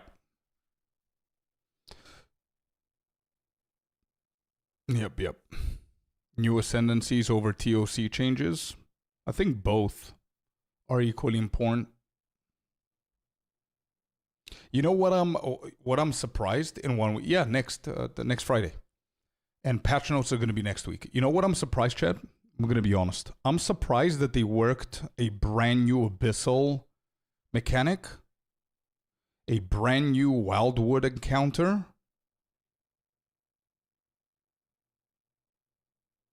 into a league that's Ritual League. You know what I mean? I'm a little bit surprised with these two. I'm kind of thinking that they're trying to test things with these two. There are more MTX and new packs than changes in 0.55, yeah. I was hoping to do something with Abyssal. Yeah, I don't know. I'm excited for it. I'm just surprised to see these kind of changes.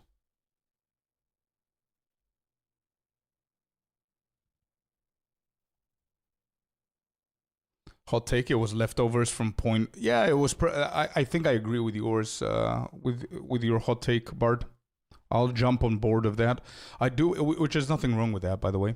It's nothing wrong. It's a smart thing to do. They might have all of these ideas here and everything that they're adding here could literally be their leftover ideas and whiteboard bullet points that they've had for 0.5 that never made it officially. And they said, you know what? Those are good ideas. Let's just keep them to the side. We might actually create a league out of them, like an event out of them. Yeah, I see that. I see that as happening. Sure.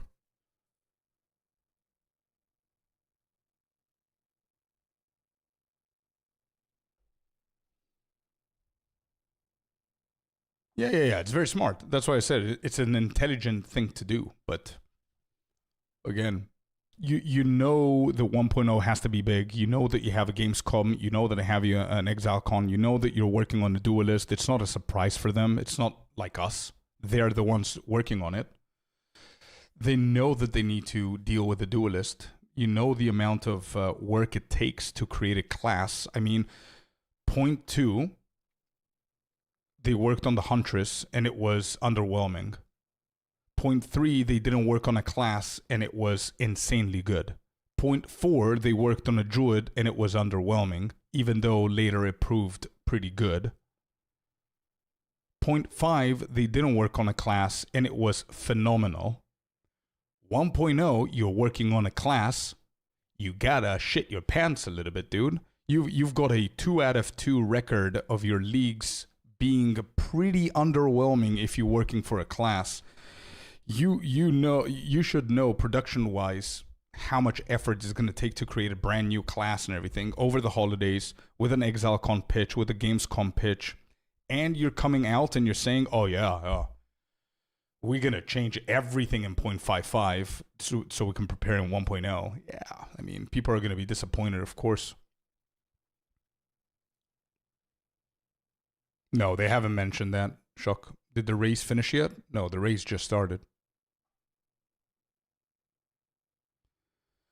So I guess why I'm mentioning that is because I'm kind of worried and a little bit frightened of 1.0. 1.0 is going to be delayed, calling it now.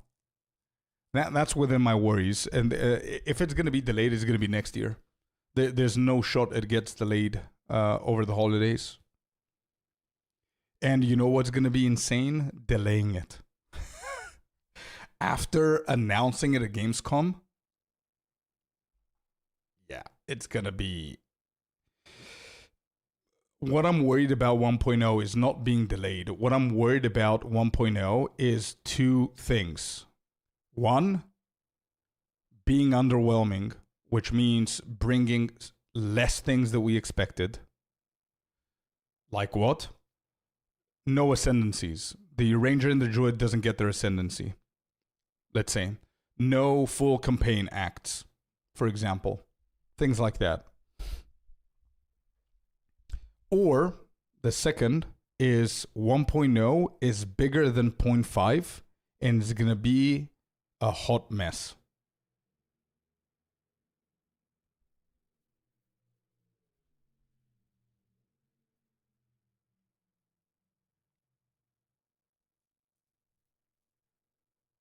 They will have chance to info on ExileCon. I even that I think it's gonna be too late.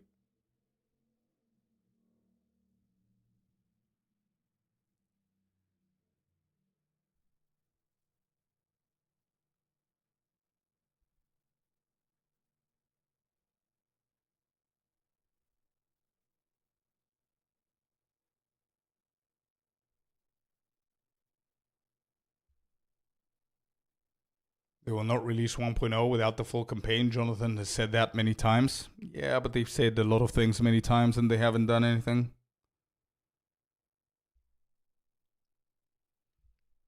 I mean, they called... I don't want to be a dick, but they did say that they're going to bring so many different things in 0.55.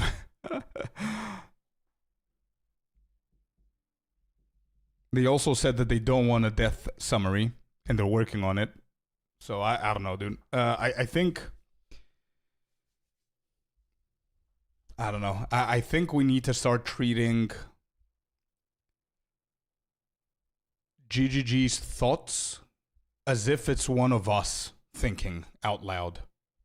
Because I feel that they're obviously they're set there in the middle of battle with against all of these players that have opinions and content creators demanding shit and ARPGs sniping them and all that stuff, that Jonathan and Mark are just trying to not fit in, but trying to fit all the pieces of the puzzle together, and they're getting excited because they're players as well and they're excited for the game and all that stuff. So they're revealing more things that they can handle, and they're biting more than they can chew. And then they realize, oh shit, this is not possible. You know what I mean?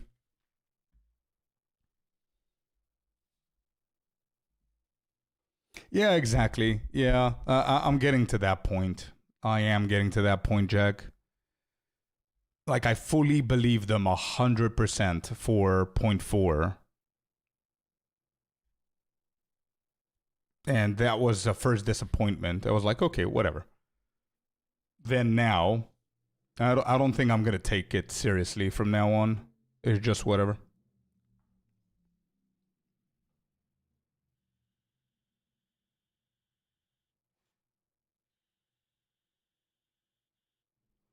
It strips away your time. Absolutely.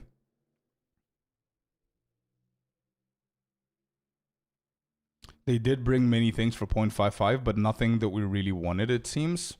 Well, to be completely honest... If you ask me, and I know you guys are not going to like what I'm going to say.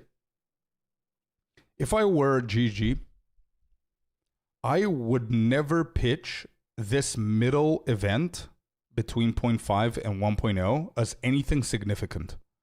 I would have just came over and gave you something very basic. Yo, we know that you guys have a 6-month period because obviously, as you can expect, 1.0 is going to have a lot of stuff coming, and production team needs to be in their A game.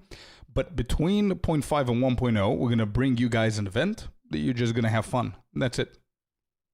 That's it. That's it. Interviews, you just close that subject with exactly that.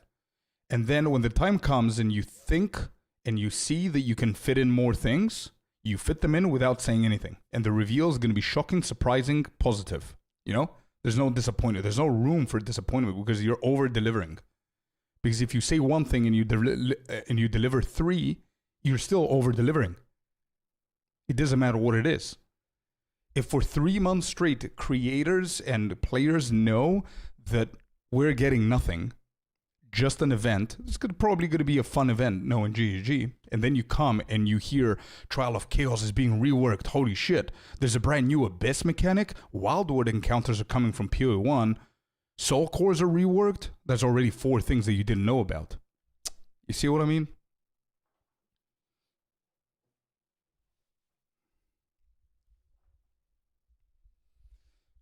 Do you have any plans for a build for 0.55 at the moment? Well, since there's nothing new, I'm probably going to go for plants. And I don't think I'm going to try and zoom. I don't think this is going to take me 3 months to finish. I think I'm just going to go good old Oracle Plant Daddy, the build that I did in 0.4 with Bone Storm and all that. And just have fun with a build that I know that I'm going to have fun on. And I don't care about meta shit. I don't care about gemling. I'm tired with all of that. You know, I've done it so many times this league. It's already been like 3 months, right? So I'm just going to go Plant Daddy. Yeah, I'm going to do one character throughout the whole thing. And if I get bored, I'm telling you from now, chat. Well, hello there, you sexy If I get beast. bored, I'm going to play another game. And that's it until 1.0, or we'll see. I have a lot of work to do for 1.0. Yo, Dern, thank you very much for the 9 months in a row. Welcome in. Cheer up. Oh, I'm good. I'm just tired and a little bit disappointed. That's it. It's fair enough. I think I'm allowed to be a little bit disappointed if GG's the one that disappoints me. For anybody who's here every single day, you know that I'm always glazing and I'm always saying the most positive things. You know what I mean? So, why on earth even bother with this? I did all the builds. I went in 0.5, 0.4, so just skipping it. Why would you bother with this? Is because it's just a fun event, bro. You know what I mean? It's just a fun event. You're never going to play this event again. It's just for now. Nobody knows if this is going to go core. You get the chance to try the Trial of Chaos, something new. Abyssal Ravines has something new. New tablets for the expedition. New endgame soul cores. They're new shit. If you like the game, you could just try this event. Again, it's not mandatory, Christian. It's definitely not mandatory. That's honestly what you should have been doing the entire time. They're human. They make goals and miss them. It is really super simple, man. Yeah, but they're human. They make goals and they miss them. Okay, sure. So if you work for somebody, if you work for me and you tell me, bro, guaranteed 100,000%, you're getting A, B, C, D for this deadline. Whenever there's a month between your deadline and you know that you have 10% of what you promised, aren't you going to go to your boss and say, hey, boss, just letting you know, I'm working overtime, but there's no chance that I can finish them. Just letting you know, what can we do? This and that. Wouldn't you do that? Are you going to wait for the deadline and go to the meeting and say, yeah, I said I'm going to do 10 things. I did 1. Yeah. I mean, is what it is. I'm human. I'm missing my goals. Is that what you're going to do, Dizzy? It's not that simple, bro. I understand it. It's very easy to just say, oh, it's whatever. It's not that simple. I know it's not that complicated. It's not that deep. We're just chatting. We're just a bunch of gamers, nerds, chatting because we were waiting for something more, and we got something less. It's fine. It's okay. I'm allowed to be a little bit toxic every now and then. You know what I mean? They did not guarantee you anything, brother. Do you understand how public speaking works? You're not their boss. That's not what I'm saying. Oh my God, Dizzy. Oh my God, bro. I gave you an example because you said they're human, they're missing their goals. It's not the same thing as you missing your goals in your office than a huge company that has the best ARPG and there's millions or thousands of people watching their announcements and their interviews say something and not deliver. Do you understand the difference between those two? Do you understand the difference between those two, dude? You fucking up at work, nobody gives a shit about it, apart from your boss. You're either going to get replaced or you're going to get excused and warned. And your salary is going to be affected. GGG announcing something, the whole gaming world listens, expects, creates a timeline to take off their work, affects a lot of people. You understand what I mean? It's not the same thing. People give a shit if they announce something and not deliver. You messing up your job, nobody cares about it because you're an individual. I'm not talking about an individual. I'm not talking about Mark promising that he's gonna lose weight and go to the gym and him not doing it. Nobody cares about that. It's about a public game, a live service. You understand what I mean? But again, it's not that deep. We're going too deep into this. It's too deep. I said my piece. It's communication issues. It's communication issues.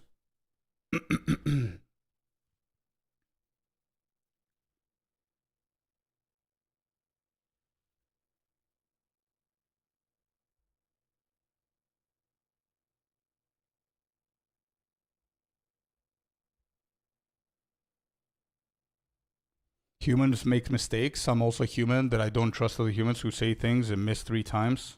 Yeah, fair enough.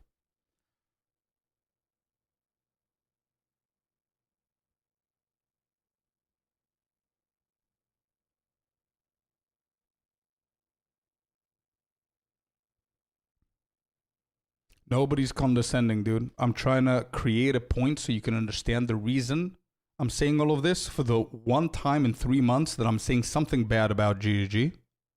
Okay? And you're telling me a completely different thing.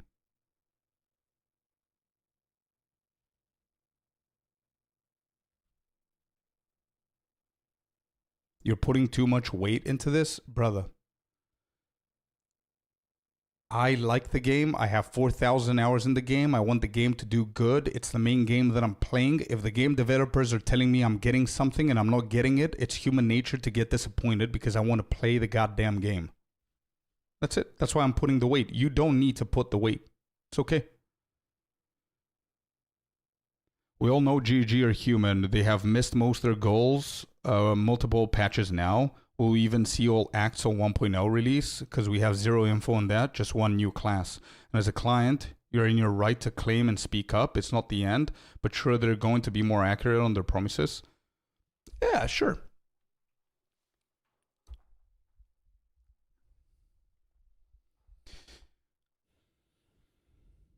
They are, absolutely, I agree. Their work is incredible.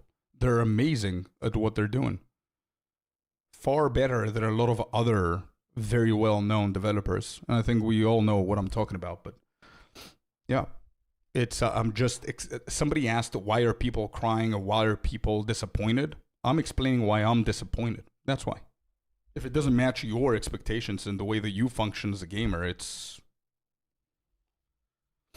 okay. It's fine. And again, as I said before I explained everything, that we're still going to play this. We're going to have fun. I'm pretty sure this is going to be a very, very fun event. 100%. Nothing I said makes me think otherwise. Nothing. I only said the communication is the problem. That's it. And yeah, somebody said in chat, Crimson said that they have a problem with their communication. Yeah.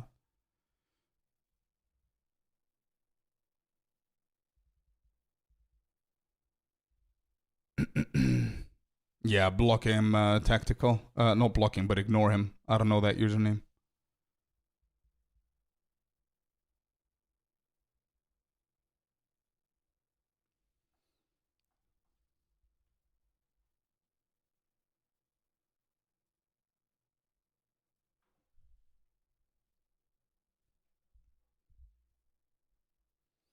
I thought the event is only 1 month, but it's 3 months. Guess what? They never mentioned. I have no idea.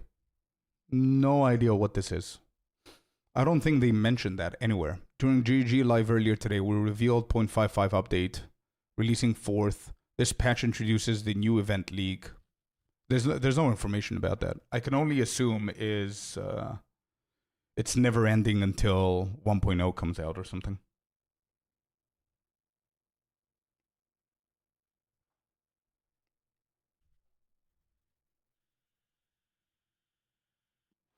They're going to reset economy, not for the runes of Aldur, but if you want to play this, you need to start from level 1 with no currency.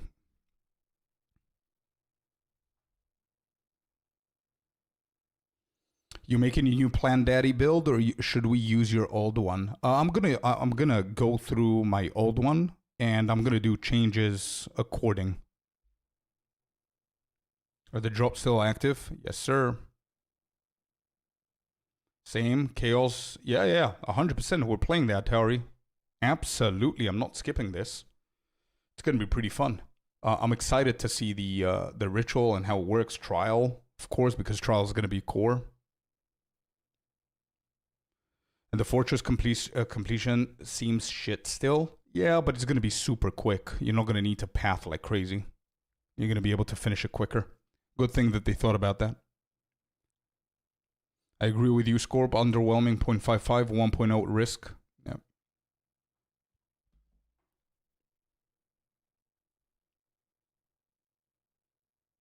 Can I get a link for your old Plan Daddy? Yeah. And it's not that old, by the way. It's like 0.4, and I did a lot of changes for 0.5, but it's still not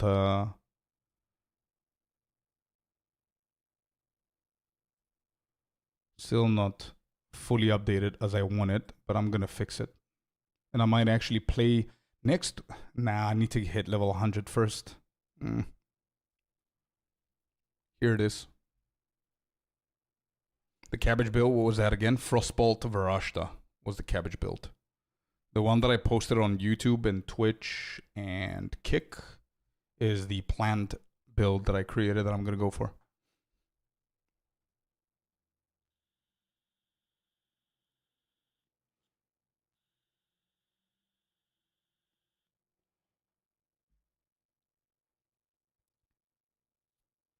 I think GG are one of the better companies out there. Yeah, they are. Absolutely. I do not disagree for a second. They absolutely are.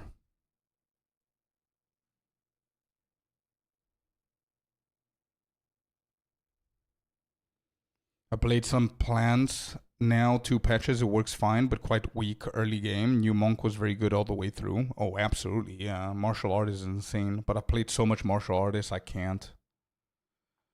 Please check DM.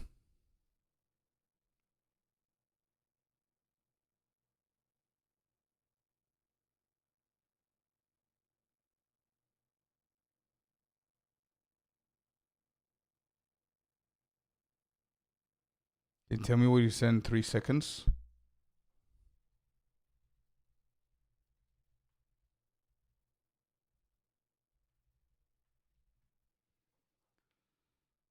I would recommend for all new players and casuals plans. Chill and great gameplay and hinder slow as enemy. Yeah, it's so fun, man. It's so chill. I love that build.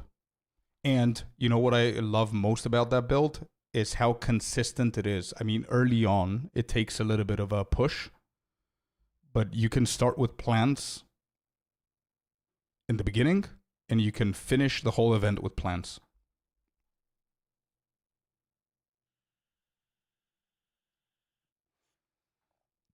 Reddit users implying 1 month league duration. I swear I saw it during the reveal. I don't know if you find anything, please let me know, dude. Do we know if Grim Pillars will be in 0.55? Yeah, all the builds are going to be there, bro. I mean, you could roll whatever you want. Grim Pillars is a great build. Oh yeah, Act 4 and above. Yeah. It's going to be there, but it's going to be later.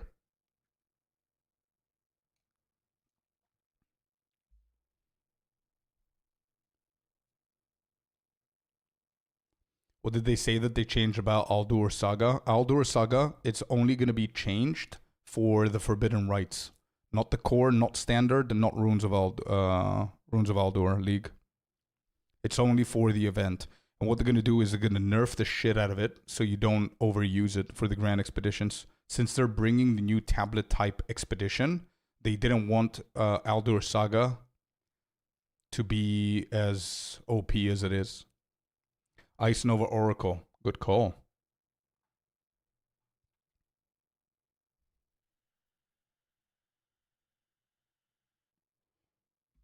Yeah, we're going to play this build for sure.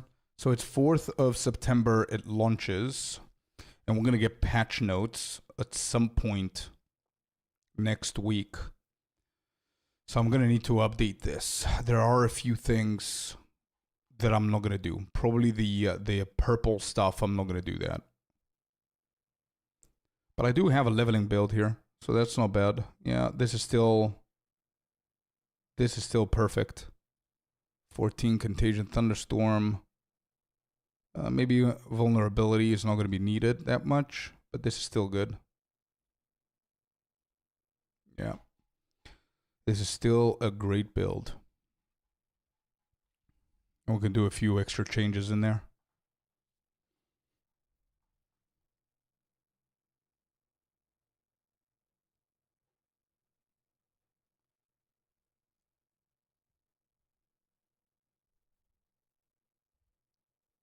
Now, when we're bored, Hex Blast. Make it viable. Scorpium, yeah.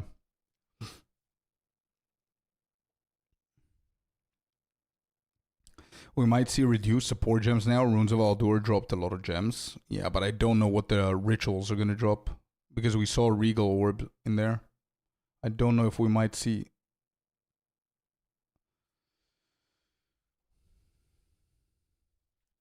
That Trial of Chaos rework for the Giga endgame farm looked insanely broken, by the way. Did anyone notice that? Hi, I'm John. Did you guys notice that?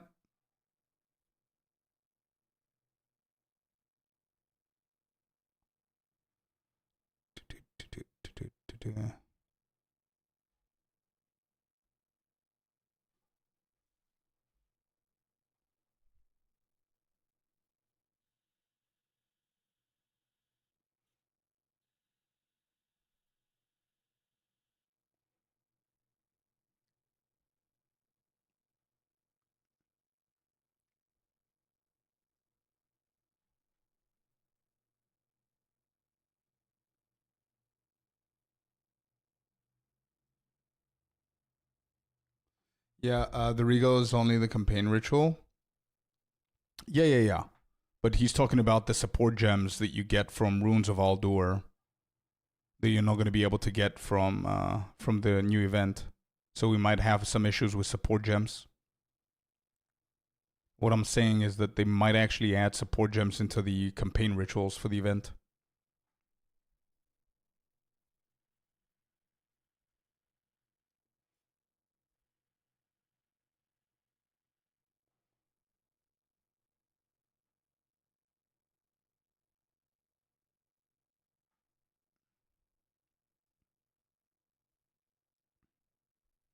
All right, where is it? The wager thing.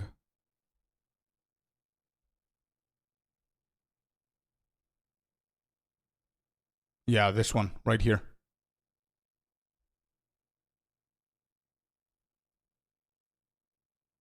This right here. Did anyone notice the loot that dropped here? Obviously, they don't have a filter. Look at that.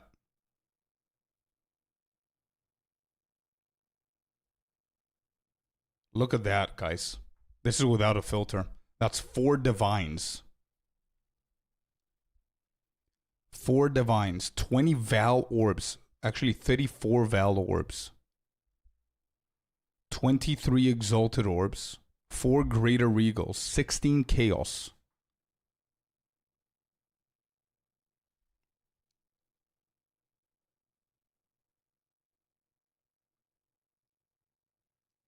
$30 room TOC. Yeah. The, as I said, the Giga endgame farming. 2 greater exalted. 1 Exalt course. Yeah, but don't forget that they said they reworked them. I missed it, but when is the event? 4th. September 4th. Next Friday. 4 divines, yeah, not bad.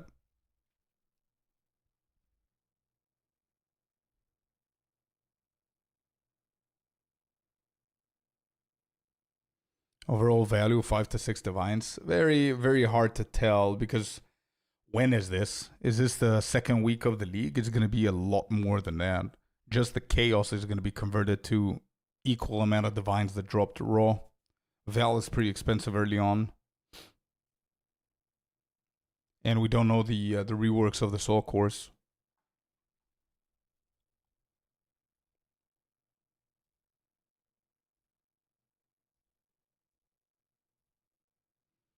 Pretty good loot here.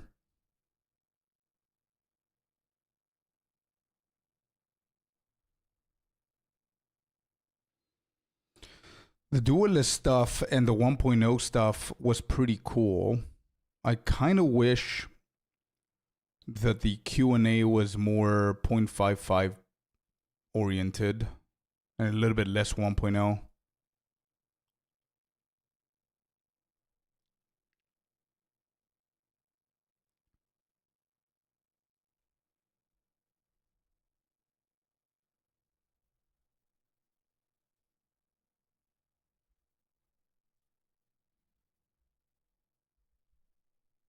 With all the problems with +1 to all levels, they make one so-called +1 to slams. Yeah, but they did say that they're looking at it.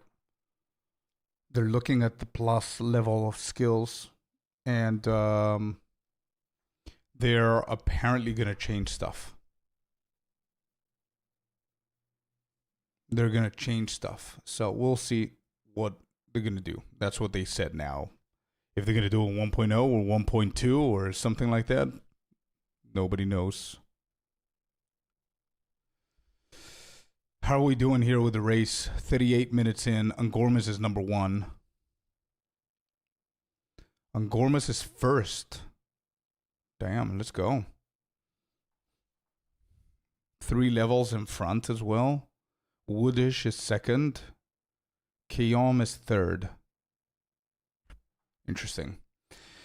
Those drops look awesome. I've always liked Chaos Trials. Once I run a load in, one go to learn the choices to take or not take. Yeah, 100%. Now with the rework, it's going to be even better.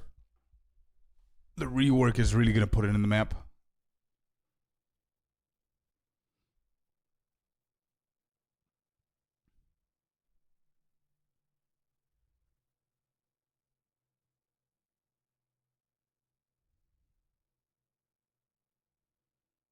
And Gormus is locked in, dude. Let's go. All right. So.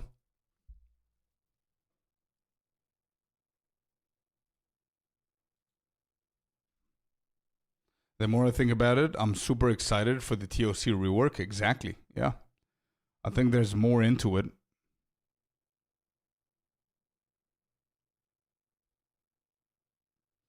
I think there's more into it, man.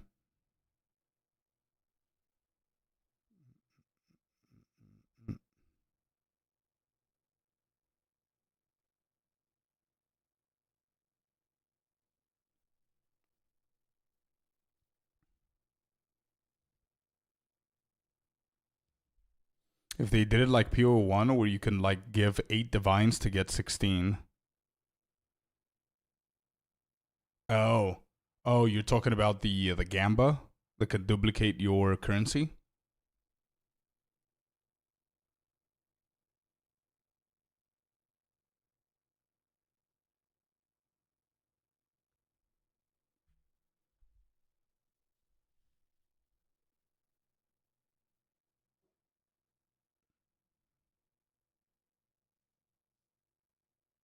You sacrifice currency?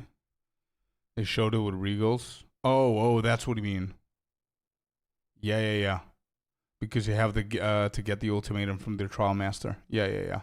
I see what you mean now.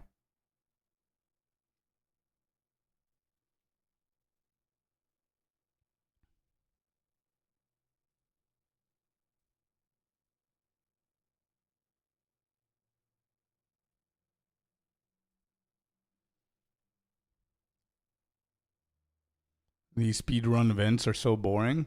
I'm enjoying it, bro. They're done for like less than 2 hours, and you see some goated gameplay. It's insane. The skill is so great. I mean, it's 41 minutes in. They're already in Act 2.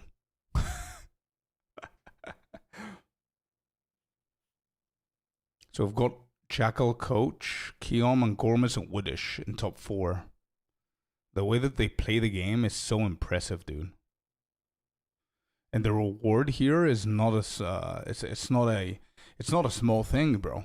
You get invited to ExileCon, VIP ticket and all expenses paid.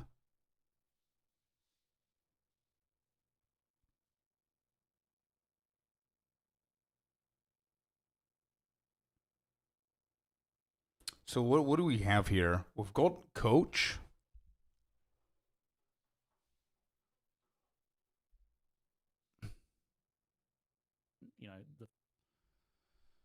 We've got Coach, the 6 sisters, Keom, and Gormus and Woodish are literally neck to neck. Literally neck to neck, dude.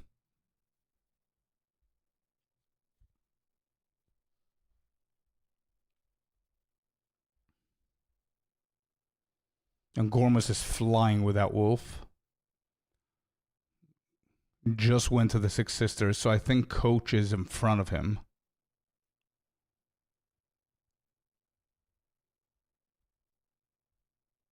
All right, Angormus is the first one to go to...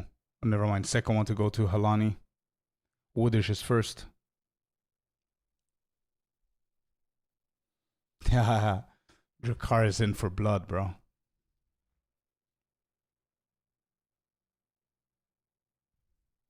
It is only if you see nuances and how they move through zones.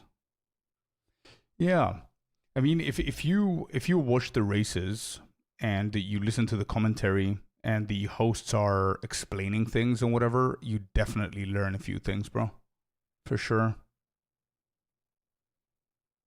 Oh, that's bad from Angormus. Oh boy, that was a good pause. He almost died there. He got hit while sprinting. If he didn't pause and he died, he would have had a 2.5 minute penalty, by the way. Which would 100% take him off the top 5. Because they're literally seconds away from each other. So Angormus was almost fried there. Like, for example, you're going to notice that everybody's on Wolf form because Wolf has a higher base movement speed. And it's also faster if you could just spam your space and you just hop with the Wolf instead of sprinting. It's safer so you don't get hit and stunned. And it's also quicker. That's why they're all dodge rolling with the Wolf.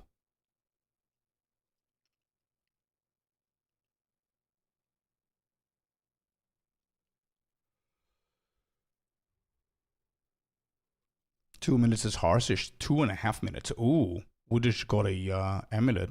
I saw a unique amulet. I didn't see what it was. But if Woodish gets the sure-footed sigil, it's over.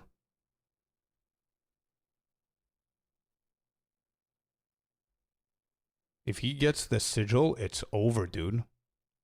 Oh, he's the first one to meet. Never mind. The second one to get in there. Coach is already done. He was behind them. And now Coach is done with Jamanra.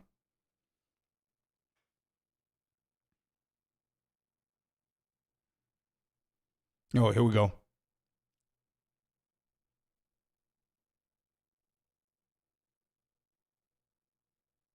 3-second difference, chat. You see what I mean? Look at Woodish and look at Angormus. They're literally 3 seconds. Wow. And then Jakal is 50 seconds behind and 28 seconds. Like the top 3 between the first one and the 6th one. Not top 3, but top 6. They have a 133 second difference. So if you die, you're out of the top 6 100%.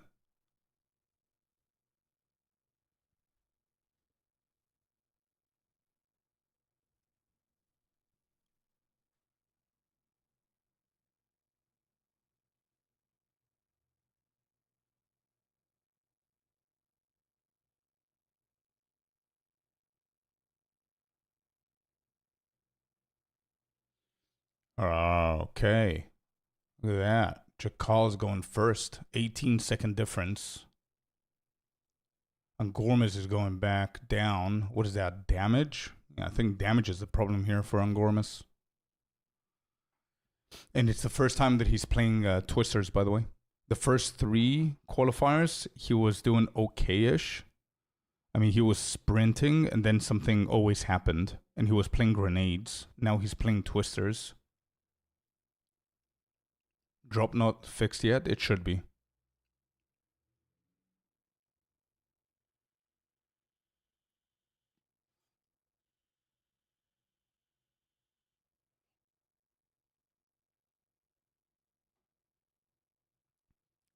Yeah, Kiom just finished with Jamanra, taking off the body armor.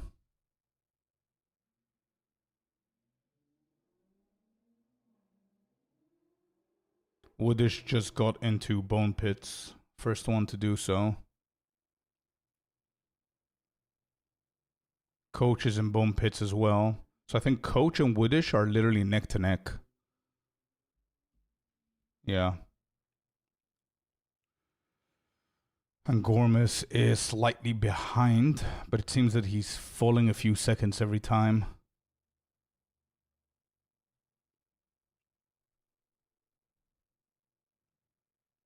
Woodish, I think Woodish is the only one that's stuck onto the Merc with the nades. I don't know what's the decision making there for Gormus to go nades after 3 races. To go away from nades and go to twisters.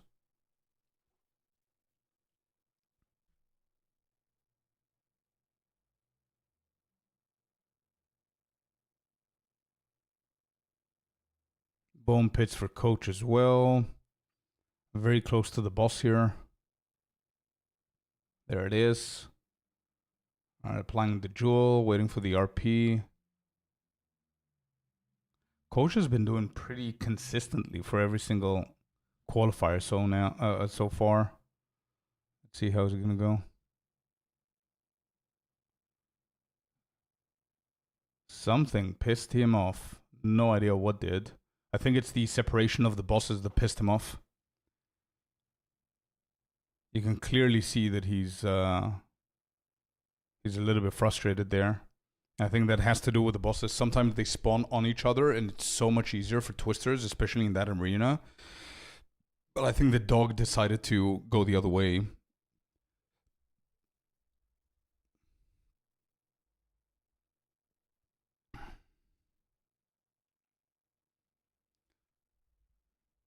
Could you talk through how they read which way to go?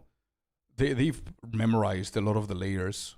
So there's a lot of reading points like curves and walls and everything. You're gonna notice that the majority of them, actually all of them, almost all of them, are either playing with terrain to be showed in the mini map that they're looking at, so they can see the surfaces and the grounds and everything like that, so they can tell what kind of layout they're getting. Like you see there, all the walls and everything. And the ones that don't have the walls, they have 100% transparency on the maps, so it can be super clear to them what's the layout, and it all has to do with layouts. So for example, you enter a map and you go straight, and let's say that map is Keth. For example, you enter Keth, and what you want to do is keep going straight. If you're met by a wall, you just turn and you just hug the wall and keep going, and chances are you will find a checkpoint, which is going to be the boss. If you don't find it, then it's the opposite side. So things like that is how they know, and they've practiced and they memorized it. And there's some maps that have like 20, 30 layouts. It's insane. So that's why I say that it's a very different kind of breed of players. Claim option, yeah, probably Twitch is being weird.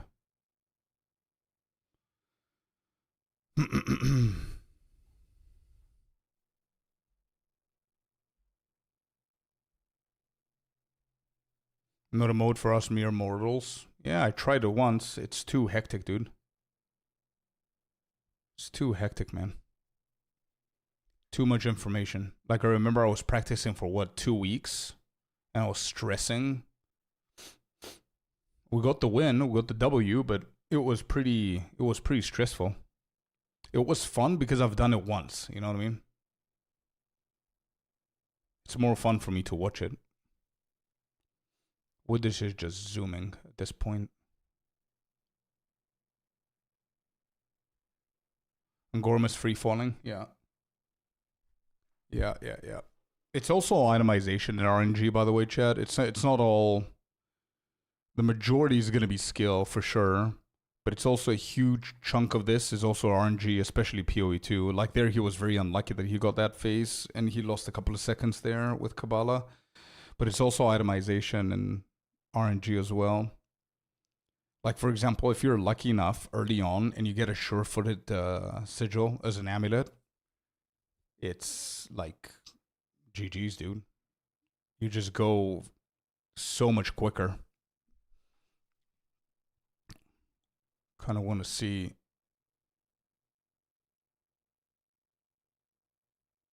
Doesn't seem that Angormus is that lucky with the items. I want to see Woodish's items as well, because it seems that he's miles in front of Angormus at the moment, where they were literally neck to neck. I mean, that near death for Angormus definitely set him back a couple of seconds. It could have been worse. It could have been an actual death and a 2.5 minute penalty, but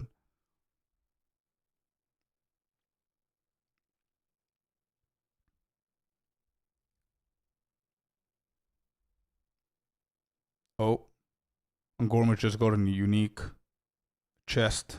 Okay. I didn't manage to see what it is. Is it Kaom's heart?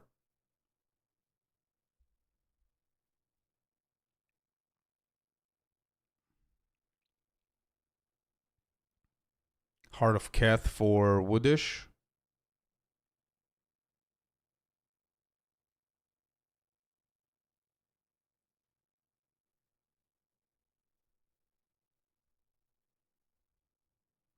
The thing about Angormus is he picks up very, very quickly. I'm expecting to see him fly very, very soon. He's really good at these layouts. And also, he's really good in Act 3. And he's playing Twister now. So if he's confident with his Twister, he should be fine. Woodish is the only mercenary in the top 6, and usually Merc's grenades, they start falling off mid-Act 3, I would say. Twister clear is insane.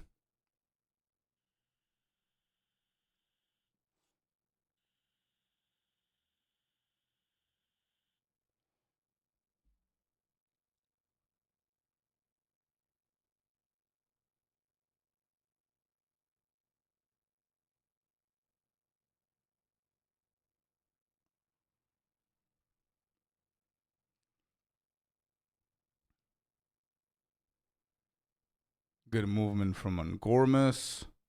Is he going to read that correctly? Yes, he is. Oh, he's looking at it. Yeah. He got it. Nice. That's a good time. He's already at the boss.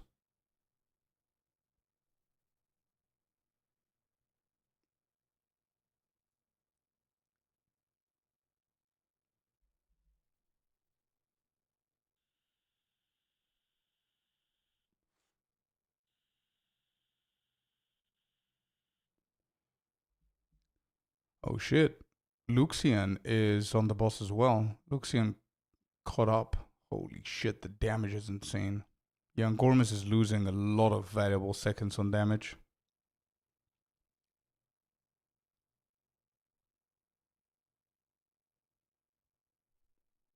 A lot of seconds on damage there.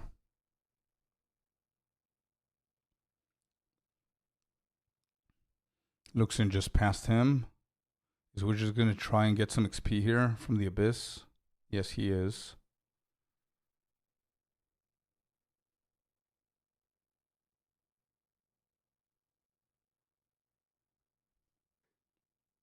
What are the seconds now? 38 seconds between first and second. Wow. Luxian is flying, dude. Did he get something? He went from 7th to 3rd. In between like 2 or 3 zones. I wonder if we got something juicy. Because his damage is insane.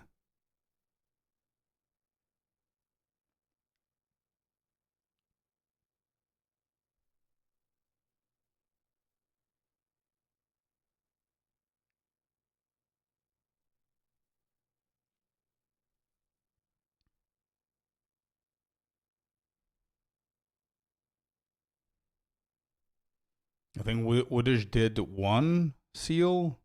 He got the other one now. Oh, he did 2 seals. That's the 3rd one. He's done. Yep. Woodish is done with the seals. He's going for the Titan.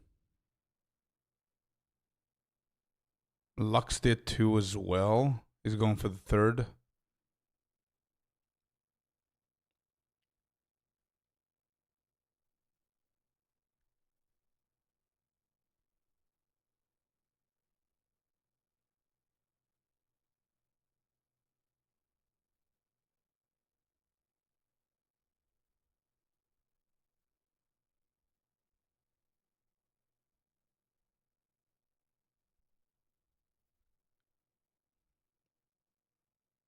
Coach is in the Titan as well. So Woodish and Coach are both in the Titan. And Gormus and Luxian. Yeah, and Gormus is a little bit behind.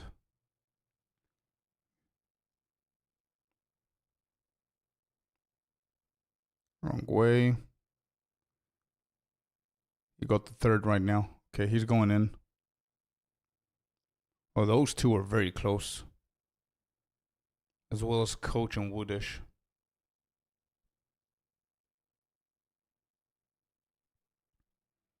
I think this is the interesting and the stressing part. One death, it's over for whoever dies first. You're out of the top 6 immediately.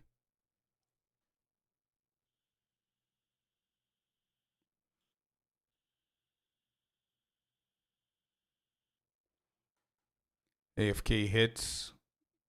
Yeah.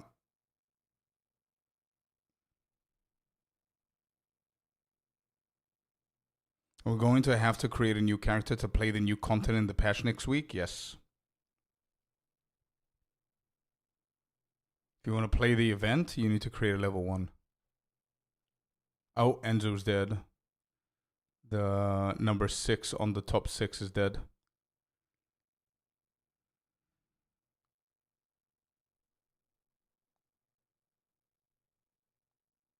Oh, wow. Is Coach good?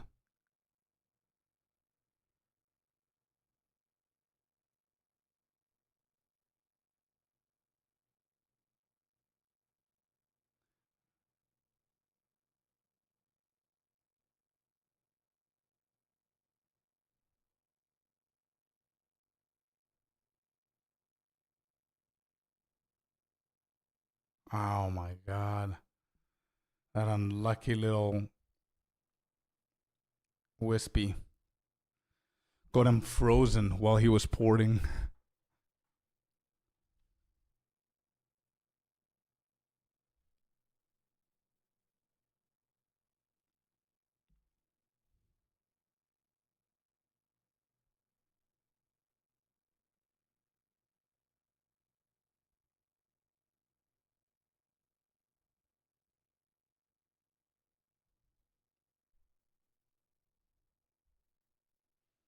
Oh, and Gormus and Luxian are neck to neck. And Gormus actually caught up, dude.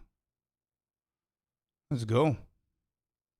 He caught up with Luxian. He's like 11 seconds behind, apparently. Which I don't think so. I think he's in front now. They're not updated. Yeah, he's got big damage. Bro, if Angormus locks in, I think he has bigger damage than Coach. And Coach is second. Angormus is fourth. His damage is so much better.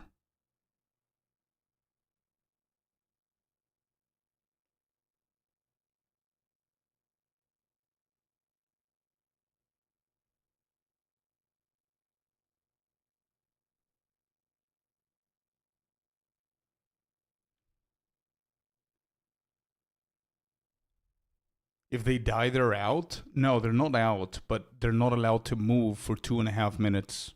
They're completely locked in place. And if you look at the top 6, you're going to notice that they're within seconds with each other. So if one dies, it's very hard for them to keep up afterwards because they lose 2.5 minutes.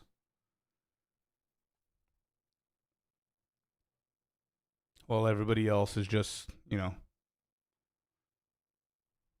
pushing and rushing.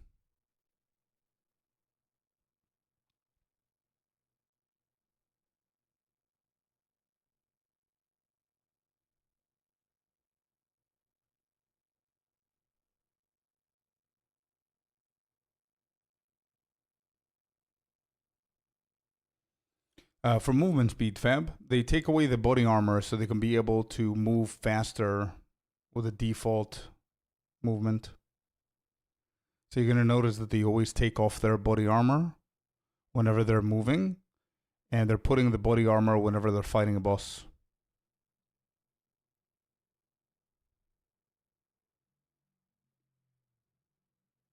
Seems that Woodish doesn't even need a body armor at this point.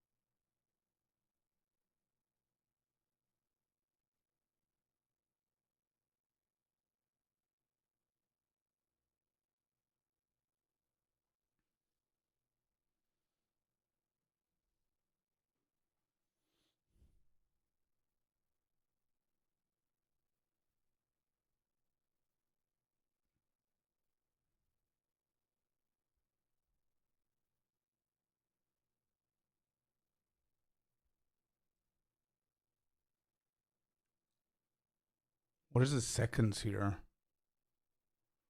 Oh, Woodish is done with the boss. This is where grenades excel, actually, at this stage. And he's gonna start slowly slowing down.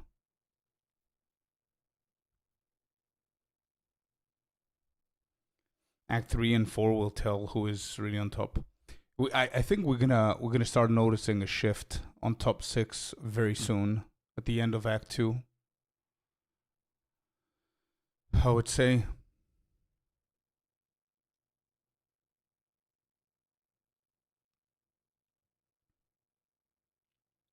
Like, Luxian was in front, and now he's just entering. Whereas Angormus was behind him, and now they have a good 28-second difference, which is probably more at this point. Scorp, what is your take on the announcement in the end? I had the huge section talking about it. Kind of disappointing that we didn't get what we were told that we were gonna get, but it's fine. It seems like a fun event, and that's it. It's gonna be an event with some core changes, and that's that. That's it, bro. Not much to say. You're almost out of the runnings. Oh yeah, absolutely.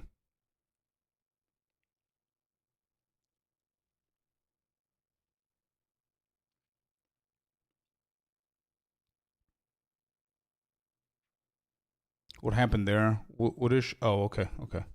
He had to reset twice because he had a bad read. And now somebody can catch up. Oh, is he go? Where's he going? Wait, what is Woodish doing?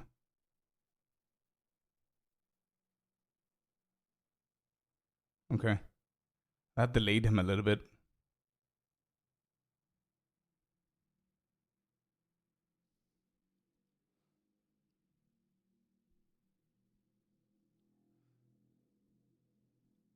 Bro, if Angormus has a good read, no, he could potentially catch up. I mean, Coach is on the boss, bro. Coach caught up. He's on the boss. Woodish just finished the boss. Coach just got to the boss. Ah, shit. Angormus is going to do the strong box as well. I think it's a known bug with the unclaimed on Twitch. It should be fixed. Twitch has had issues all day today. Angormus is on the boss as well. No? What is he getting? What is he doing? Sisters?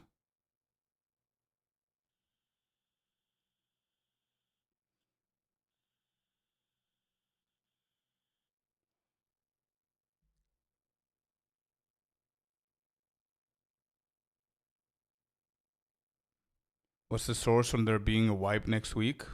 The source is GG. It's an event. In order for you to enter the event, you need to create a character.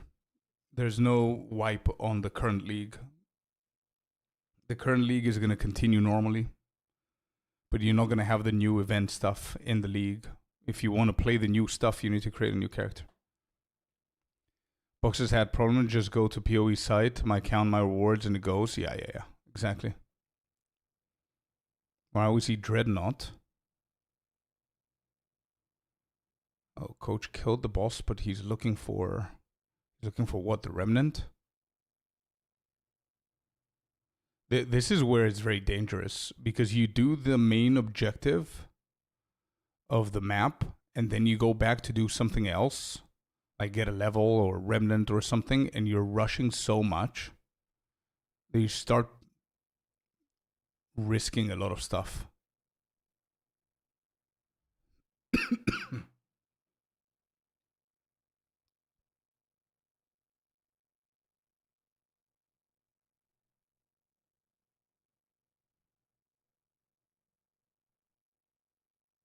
Oh, he didn't kill the boss. Okay. Yeah, Woodish is flying at this point.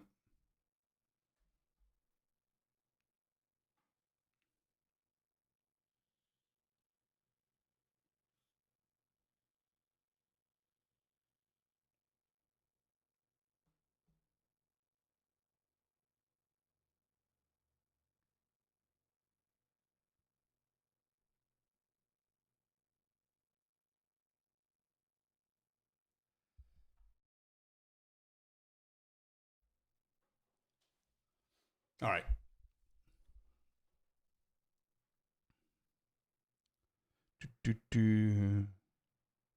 This.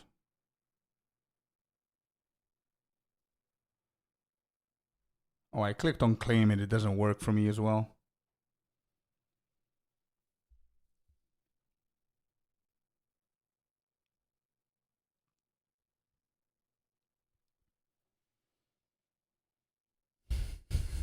Let's go, Rycon. What's up, dude?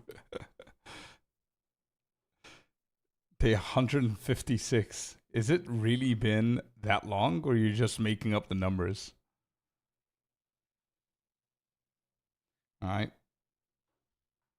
We see Dreadnought for Angormus as well.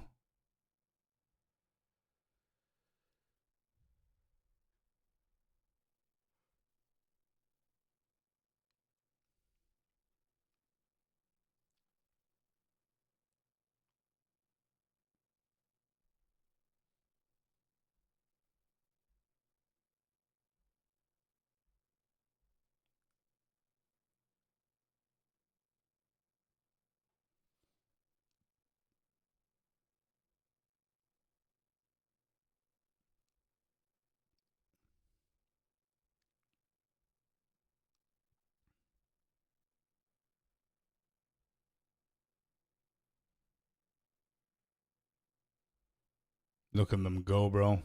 These four, especially those three at the bottom, are very, very close to each other.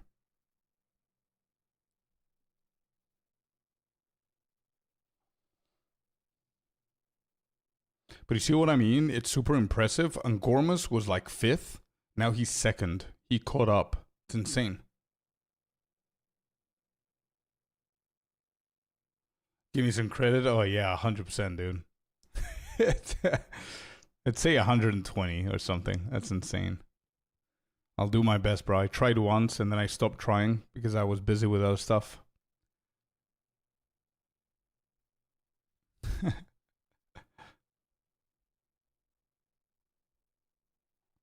And Gormans is the boss as well. First one to the boss. Between those three. Woodish is already in Act 3, by the way.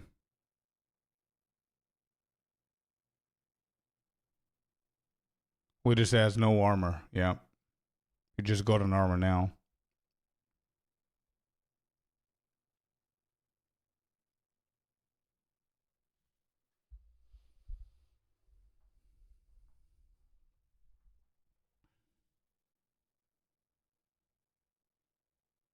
Is that a fox shade on coach? Looks like it.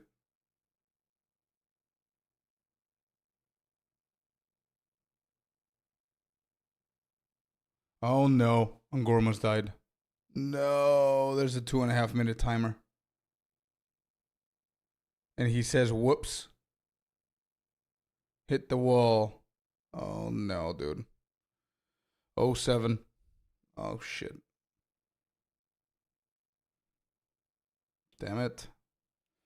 I didn't see it. They're gonna do a replay probably. Now coach is gonna be able to coach is gonna be able to catch up. Yeah, that's fuck shade. Luxian is on the boss. He's in front of coach. So Woodish is first, Luxian is second, coach is third. And then I don't know. Kiom is probably gonna be next. And Gormus is gonna be 6th. Or somebody else is gonna push 6th. Let's see.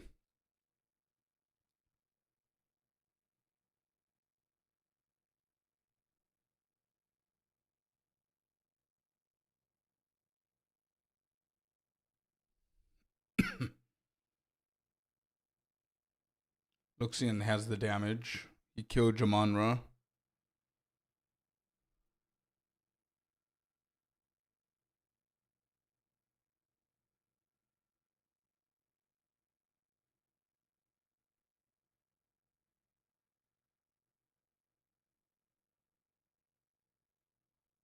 And Gormus is still on the penalty.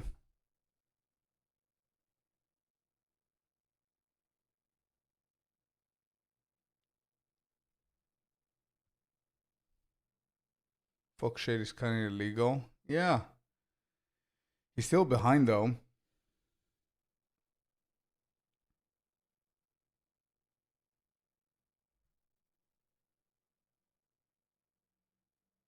Yeah, I don't know, Carl. I don't know what gear he has.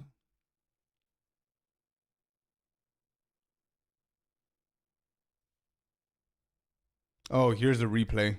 How? He said he hit the wall. What happened?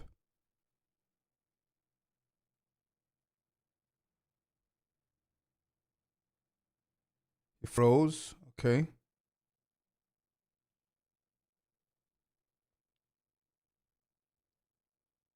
Okay.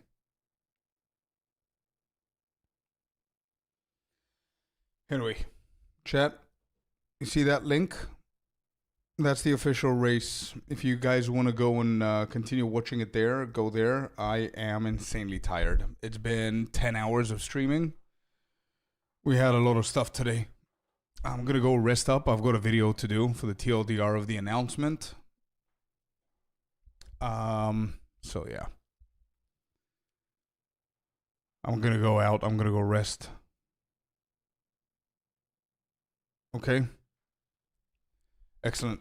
Thank you guys very much for being here. Make sure that you follow if you haven't. Yeah, it's been a crazy stream today. I'm going to be back tomorrow as usual. I'm going to keep our grind to 100. And that's it. Thank you all very much. I'm going to release a video for all the most important things that you should know about the release.